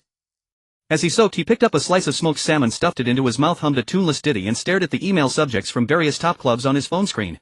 Let me see, what prices are you all willing to pay for Chen Feng? Logically, Ajax's upper management should have been furious over this public relations storm stirred up by Chen Feng. But quite the opposite. In the club office, the technical director was grinning from ear to ear, itching to rush to Raiola's hotel and give him a warm hug. Chen Feng refusing to renew his contract with only 1.5 years left was a sword hanging over their heads. If they couldn't sell him for a high price this summer, then in half a year, according to the Bosman ruling, Chen Feng would be free to sign a pre-contract agreement with any club. At that point, Ajax wouldn't get a single cent. Raiola's move was undoubtedly a huge favor to them. Before the second leg of the Europa League knockout tie against Genk at home, the atmosphere at Ajax's training ground was very relaxed. There was no helping it. The 30 aggregate lead from the first leg had almost killed all suspense. Everyone essentially believed this match at the Johan Cruyff Arena was just a formality. They just needed to hold on to advance. After training, head coach De Boer announced the squad list and starting lineup for the match in the tactical room. Considering we have a league game this weekend and our current aggregate lead. De Boer pointed at the tactical board. Well, rotate the squad to some extent for this match. Chen Christian Eriksen CM de Jong. You will rest on the bench tomorrow night. I need you to save your best form for the weekend's league game. Hearing this decision, Chen Feng felt a twinge of disappointment. He had been looking forward to testing himself against De Bruyne and Courtois in front of the home fans. But now he could only nod in acceptance. It was the coach's decision and had to be respected. Besides, the substitute teammates who had trained diligently all season also deserved their chance to prove themselves. On match night, the Johan Cruyff Arena was packed to capacity. Chen Feng, Eriksen, De Jong and other key players sat comfortably on the bench in their training gear. With the referee's whistle, the match officially began. However, the course of the game completely defied everyone's expectations. From the very first second, Genk displayed an intense will to fight. They pushed forward en masse from the kickoff, launching a frantic press on Ajax's backline. Ajax, fielding mostly substitutes and young players, clearly lacked cohesion. Faced with Genk's sudden high-intensity pressure, they struggled immensely to play the ball out from the back. Genk's spirit today is completely different from the first leg. In the CCTV broadcast booth, commentator He Weiss's voice carried a hint of surprise. They are playing very proactively, very aggressively. In contrast, Ajax playing at home seems somewhat unprepared. On the sidelines, De Boer also furrowed his brow. He rose from the coach's bench, walked to the edge of the pitch and shouted loudly, attempting to steady the rhythm of his players on the field, but Genk's offensive came in relentless waves, one after another. De Bruyne in particular was delivering a world-class performance in midfield today. In the 16th minute, De Bruyne received the ball in midfield. As Ajax's defensive midfielder approached, he executed a dragon turn, effortlessly shaking off the challenge, then immediately struck a through ball with his right foot that sliced through Ajax's entire defense, finding striker Bentik. Bentik used his physique to forcefully shove aside Ajax's centre-back, controlled the ball with the instep of his right foot, and as the goalkeeper rushed out, he slotted it home. The ball rolled into the far corner of the net. 0-1. Aggregate score 31. After scoring, Bentik excitedly sprinted toward the corner flag while Genk's players embraced in a frenzy. Chen Feng's gaze fell on De Bruyne. On the pitch, De Bruyne turned his head toward Ajax's substitute bench, his eyes precisely locking onto Chen Feng. Then a smirk curled at the corner of his mouth and he raised an eyebrow. The conceded goal completely shattered the composure of Ajax's young players. They grew impatient, desperate to equalize, but the more they rushed, the more mistakes they made. In the 38th minute, Genk earned a free kick on the right flank of Ajax's half. De Bruyne stood over the ball, took his rune up and struck it. His delivery curved in a massive arc, completely sailing over the heads of the defenders at the near post, finding a gap at the far post. Centre-back Joao Carlos, lurking there all along, burst forward, leaped high and powered a header. Once again the ball pierced Ajax's goal. 0-2. Aggregate score 32. From the stands of the Johan Cruyff Arena, murmurs of unrest among the fans began to stir. De Boer stood on the touchline, his face livid with rage. He waved his arms, incessantly shouting at the field, but the chaotic scene and the panicked eyes of his players told him it was all in vain. Just before halftime, De Bruyne delivered another dazzling display in midfield. He used two sharp stops and changes of direction to shake off two Ajax defenders, then unleashed a shot from just outside the box. But the ball crashed against the crossbar. Clang. Bleep. Bleep. The referee promptly blew the whistle to end the first half. In the locker room, a dead silence reigned. The starting players sat in their spots, heads bowed, not daring to breathe too loudly. Head coach Frank de Boer stood in the center of the locker room, his face flushed, crimson veins bulging on his neck as if he might burst a blood vessel at any moment. Chen Feng sat in his place, and seeing this, he knew de Boer was about to unleash his hairdryer treatment for the first time. And indeed. "Look at the crap you played in the first half," de Boer nearly roared. He grabbed a water bottle at random and hurled it with all his might against the tiles. Bang! The plastic bottle burst instantly, water splattering everywhere. 30. We were fucking 30 up away from home in the first. Are you professional players? You let them score 2 goals in one half. And almost let in a third. What did I tell you before the match? An opportunity. This is your chance to prove yourselves. And this is how you prove it. At home on our own turf. In front of tens of thousands of fans getting ground into the dirt like dogs. De Boer's roar was almost cracking. Do you even deserve those fans out there? Do you deserve the jersey you're wearing? The locker room remained deathly still. No one dared to speak at that moment, only de Boer's furious panting could be heard. Second half lineup change. Chen. Christian. Both of you warm up and get ready to go on. Van Rijn-Lekoki, you two get the hell off.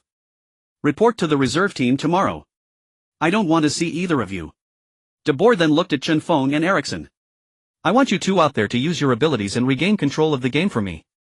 Speed up the attacking tempo. I don't care how the hell you do it, dribbling long shots or even fucking diving. Get the ball into their penalty area. I want to see goals. The rest of you. De Boer turned to the other players again. All of you wake the fuck up. If anyone is sleepwalking on the pitch again, get the hell off immediately. Report to the reserve team from now on, don't waste your time in the first team. Remember. This is our turf.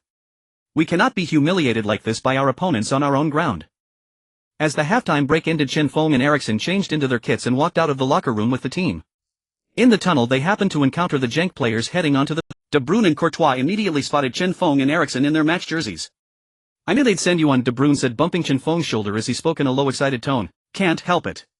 You guys played too well in the first half. Chen Feng shrugged his face, betraying no emotion. So they had to send me to finish you off. Hearing this, De Bruyne grinned widely and patted Chen Feng on the shoulder. Ha, you sure talk big. In the second half I won't go easy on you. You'd better watch out. Same to you. A faint smile also curled at the corner of Chen Feng's mouth. The moment Chen Feng and Eriksson stepped onto the turf, the entire Johan Cruyff Arena erupted in cheers. For they knew their backbone had returned. With a long whistle from the referee, the second half officially began. The introduction of Chen Feng and Eriksson was like refueling an engine that had stalled. As the engine ignited, the whole machine roared back to life.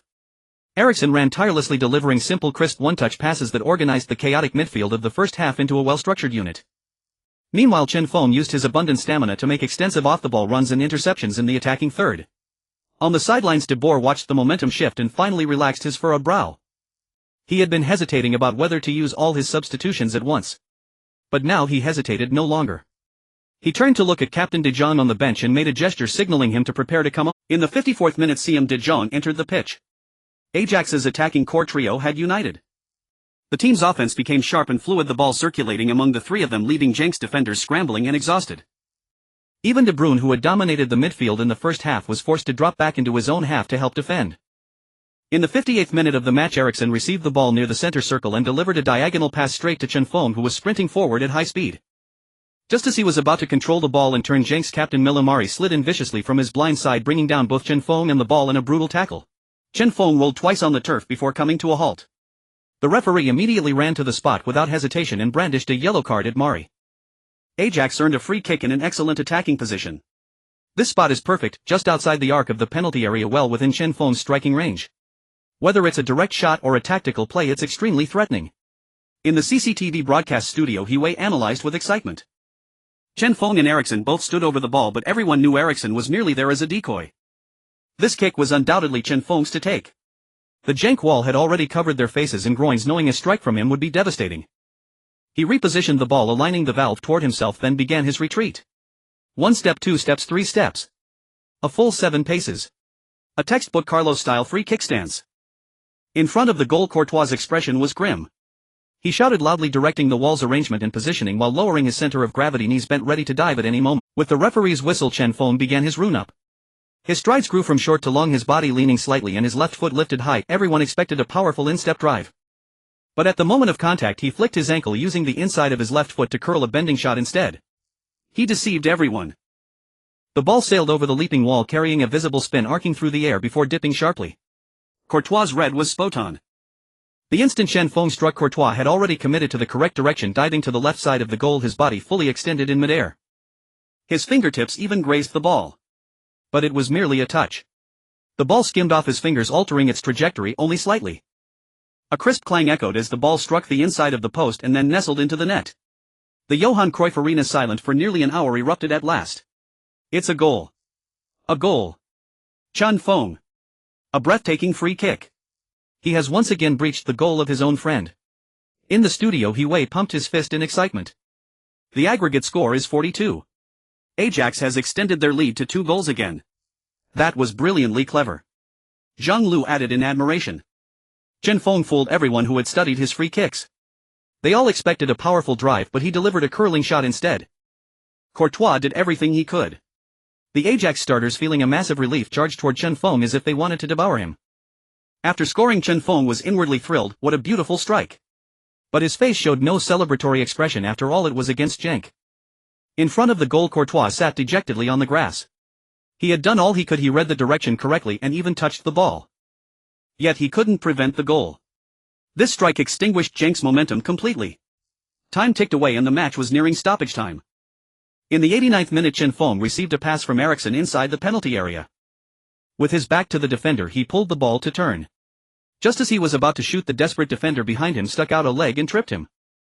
The referee blew his whistle, decisively pointing to the penalty spot. Not only that, but he pulled out a red card and sent off the offending Cenk defender. A red card and a penalty kick. A penalty. In the dying moments of the match, Ajax earns a penalty.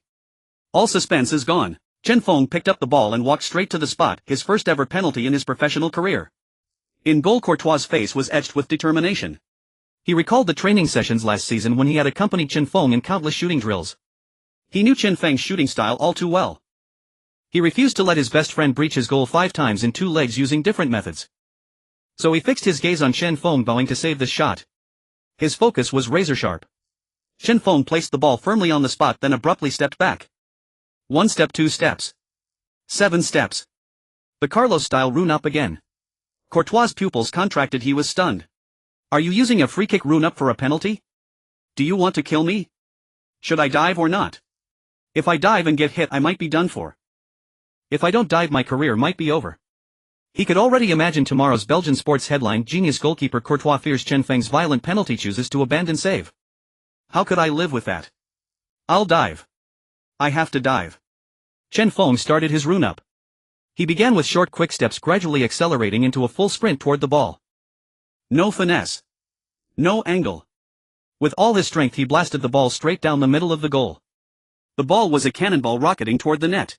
Fortunately, Courtois chose to dive to the bottom right corner at the last moment. The ball grazed just above his left thigh and smashed into the top of the net.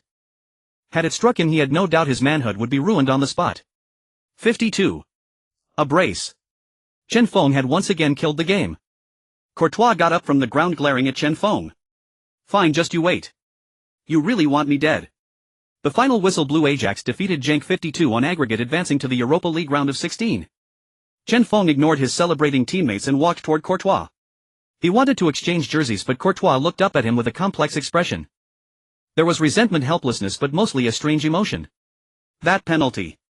You did it on purpose, didn't you? He asked sullenly. You really wanted to kill me. What do you mean on purpose?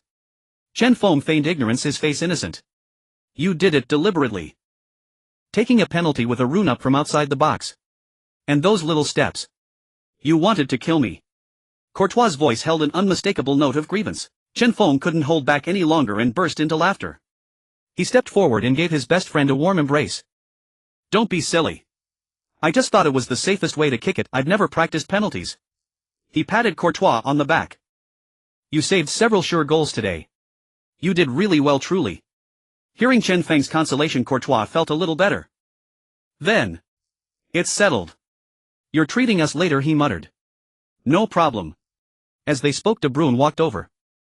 His face was etched with disappointment, but upon seeing Chen Feng, he forced a smile. Chen, congratulations, he said, extending his hand. Thank you. Chen Feng shook his hand. You guys played brilliantly today, especially in the first half. You nearly scared us to death. Chen Feng took off his jersey, exchanged it with Courtois, and walked off the pitch side by side with him, just as they had done in their Genk days. On the night following the match, Chen Feng fulfilled his promise. He found a famous steakhouse in the center of Amsterdam, treating De Bruyne and Courtois to a lavish meal while the Henk team did not return overnight, as their flight was scheduled for the next morning. From the moment Courtois sat down, he was sulking in silence, intently focused on the massive bone steak in front of him. Come on, Thibaut, is it really that serious? Why so angry? De Bruyne found his vengeful expression towards the food somewhat amusing. You have no idea. You don't understand. Courtois lifted his head, his mouth full of beef, mumbling indistinctly. That guy scored 5 against me. 5. He raised his palm. 1 header, 2 from open play, 1 free kick and 1 penalty. He used every trick against me. It's an utter disgrace. Chen Feng leisurely sliced his steak, unable to suppress a smile upon hearing him. Alright, next time I face you will only let in 2, definitely not 3.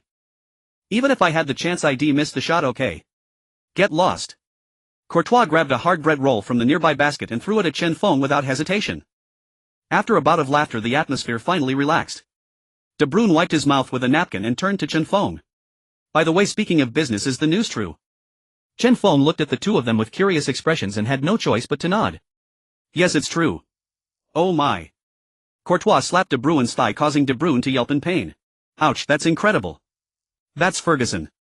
How dare you? Ouch. Tell us what happened exactly. Did Ferguson turn green with anger? De Bruyne gritted his teeth in pain. Chen Feng looked at these two characters and could only recount the process of their meeting at the hotel that night. So what are your plans next? De Bruyne took a sip of water and continued to ask. Besides Manchester United, which other teams are interested in you? Well. Chen Feng shrugged. I'm also waiting for news. Raiola said just to wait for him. From the day after the meal with De Bruyne and Courtois, Chen Feng's life fell into a peculiar kind of busyness. He felt less like a player and more like a fresh model. Basically every night without a match he would accompany Raiola to the most upscale hotels in Amsterdam to meet club managers or sporting directors. Every night changing locations and meeting different people. Gegen pressing. High pressing. Dortmund's coach Klopp pointed at the screen of his laptop showing the figures in yellow jerseys frantically pressing. This is my football philosophy: to regain possession the moment we lose the ball with the fastest speed. Then with the most direct and quickest approach to assault the opponent's goal. Neither Chen Feng nor Klopp sat on the sofa, instead they sat cross-legged on the carpet of his hotel room. Klopp's passion was indeed infectious and Chen Feng felt a bit excited. Chun. Klopp looked at Chen Feng with fiery eyes, his gaze somewhat intimidating. You are the perfect piece of my tactical puzzle. Your speed, your explosiveness, your relentless running and pressing. You are the player I want.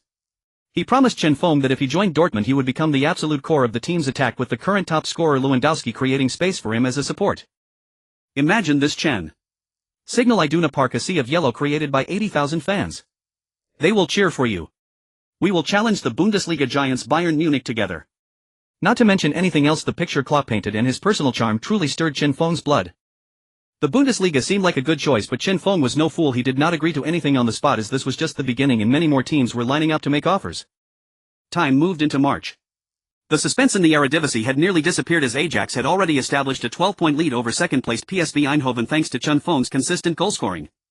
Moreover, during the draw ceremony for the UEFA Europa League round of 16, Ajax's next opponent was also revealed. The La Liga powerhouse Sevilla. This time Ajax's schedule was still a home and away format. The day before the match the team arrived in Sevilla, Spain, and the head coach De Boer had a very serious expression in the hotel conference room. I know we have reached the round of 16 and the team's morale is high, but now forget all of that. He pointed firmly at the tactical board. This team is much harder to deal with than you think. De Boer circled Sevilla's key players with a red marker. Chen Feng was set to face a defensive line composed of the French veteran Sebastian Squillaci and the Uruguayan international Martín Cáceres. De Jong and Eriksen would have to go head-to-head against a technical midfield featuring Ivan Rakitic, Jesus Navas and Diego Perotti. Meanwhile, the pressure on Vertonghen and Alderweireld was the greatest, as they would be facing the Spanish international Álvaro Negredo and the Brazilian forward Fabiano. The next evening at the Ramon Sanchez Pizjuan Stadium. The match had yet to start, but over 40,000 spectators had already filled the stands and even their boxes were shining with stars tonight. As the camera swept over, familiar faces appeared. Atletico Madrid's head coach Diego Simeone donned his signature black suit, arms crossed. Beside him was Valencia's head coach Unai Emery, who was chatting incessantly with his assistant. Everyone knew they weren't there to watch a League Cup knockout match. They were there to watch Chen Feng. Beep. With a long whistle from the Italian referee, the first leg of this Europa League round of 16 match officially kicked off at the home of Sevilla, the Ramon Sanchez Pizjuan Stadium. From the start, the match was inexplicably filled with tension, ignited completely by the sound of the referee's whistle. There was no probing, no conservatism, not even the most basic pulling. The Sevilla team, dressed in white jerseys, launched a fierce attack on Ajax, who were wearing black away kits, buoyed by the cheers of their home fans. They knew that against an attacking team like Ajax they had to establish an advantage at home as quickly as possible to extinguish any suspense in the match. Interestingly, Ajax did not show any awareness of being the away team either. Coach De Boer's tactical philosophy since his player days had been one of total attack and defense.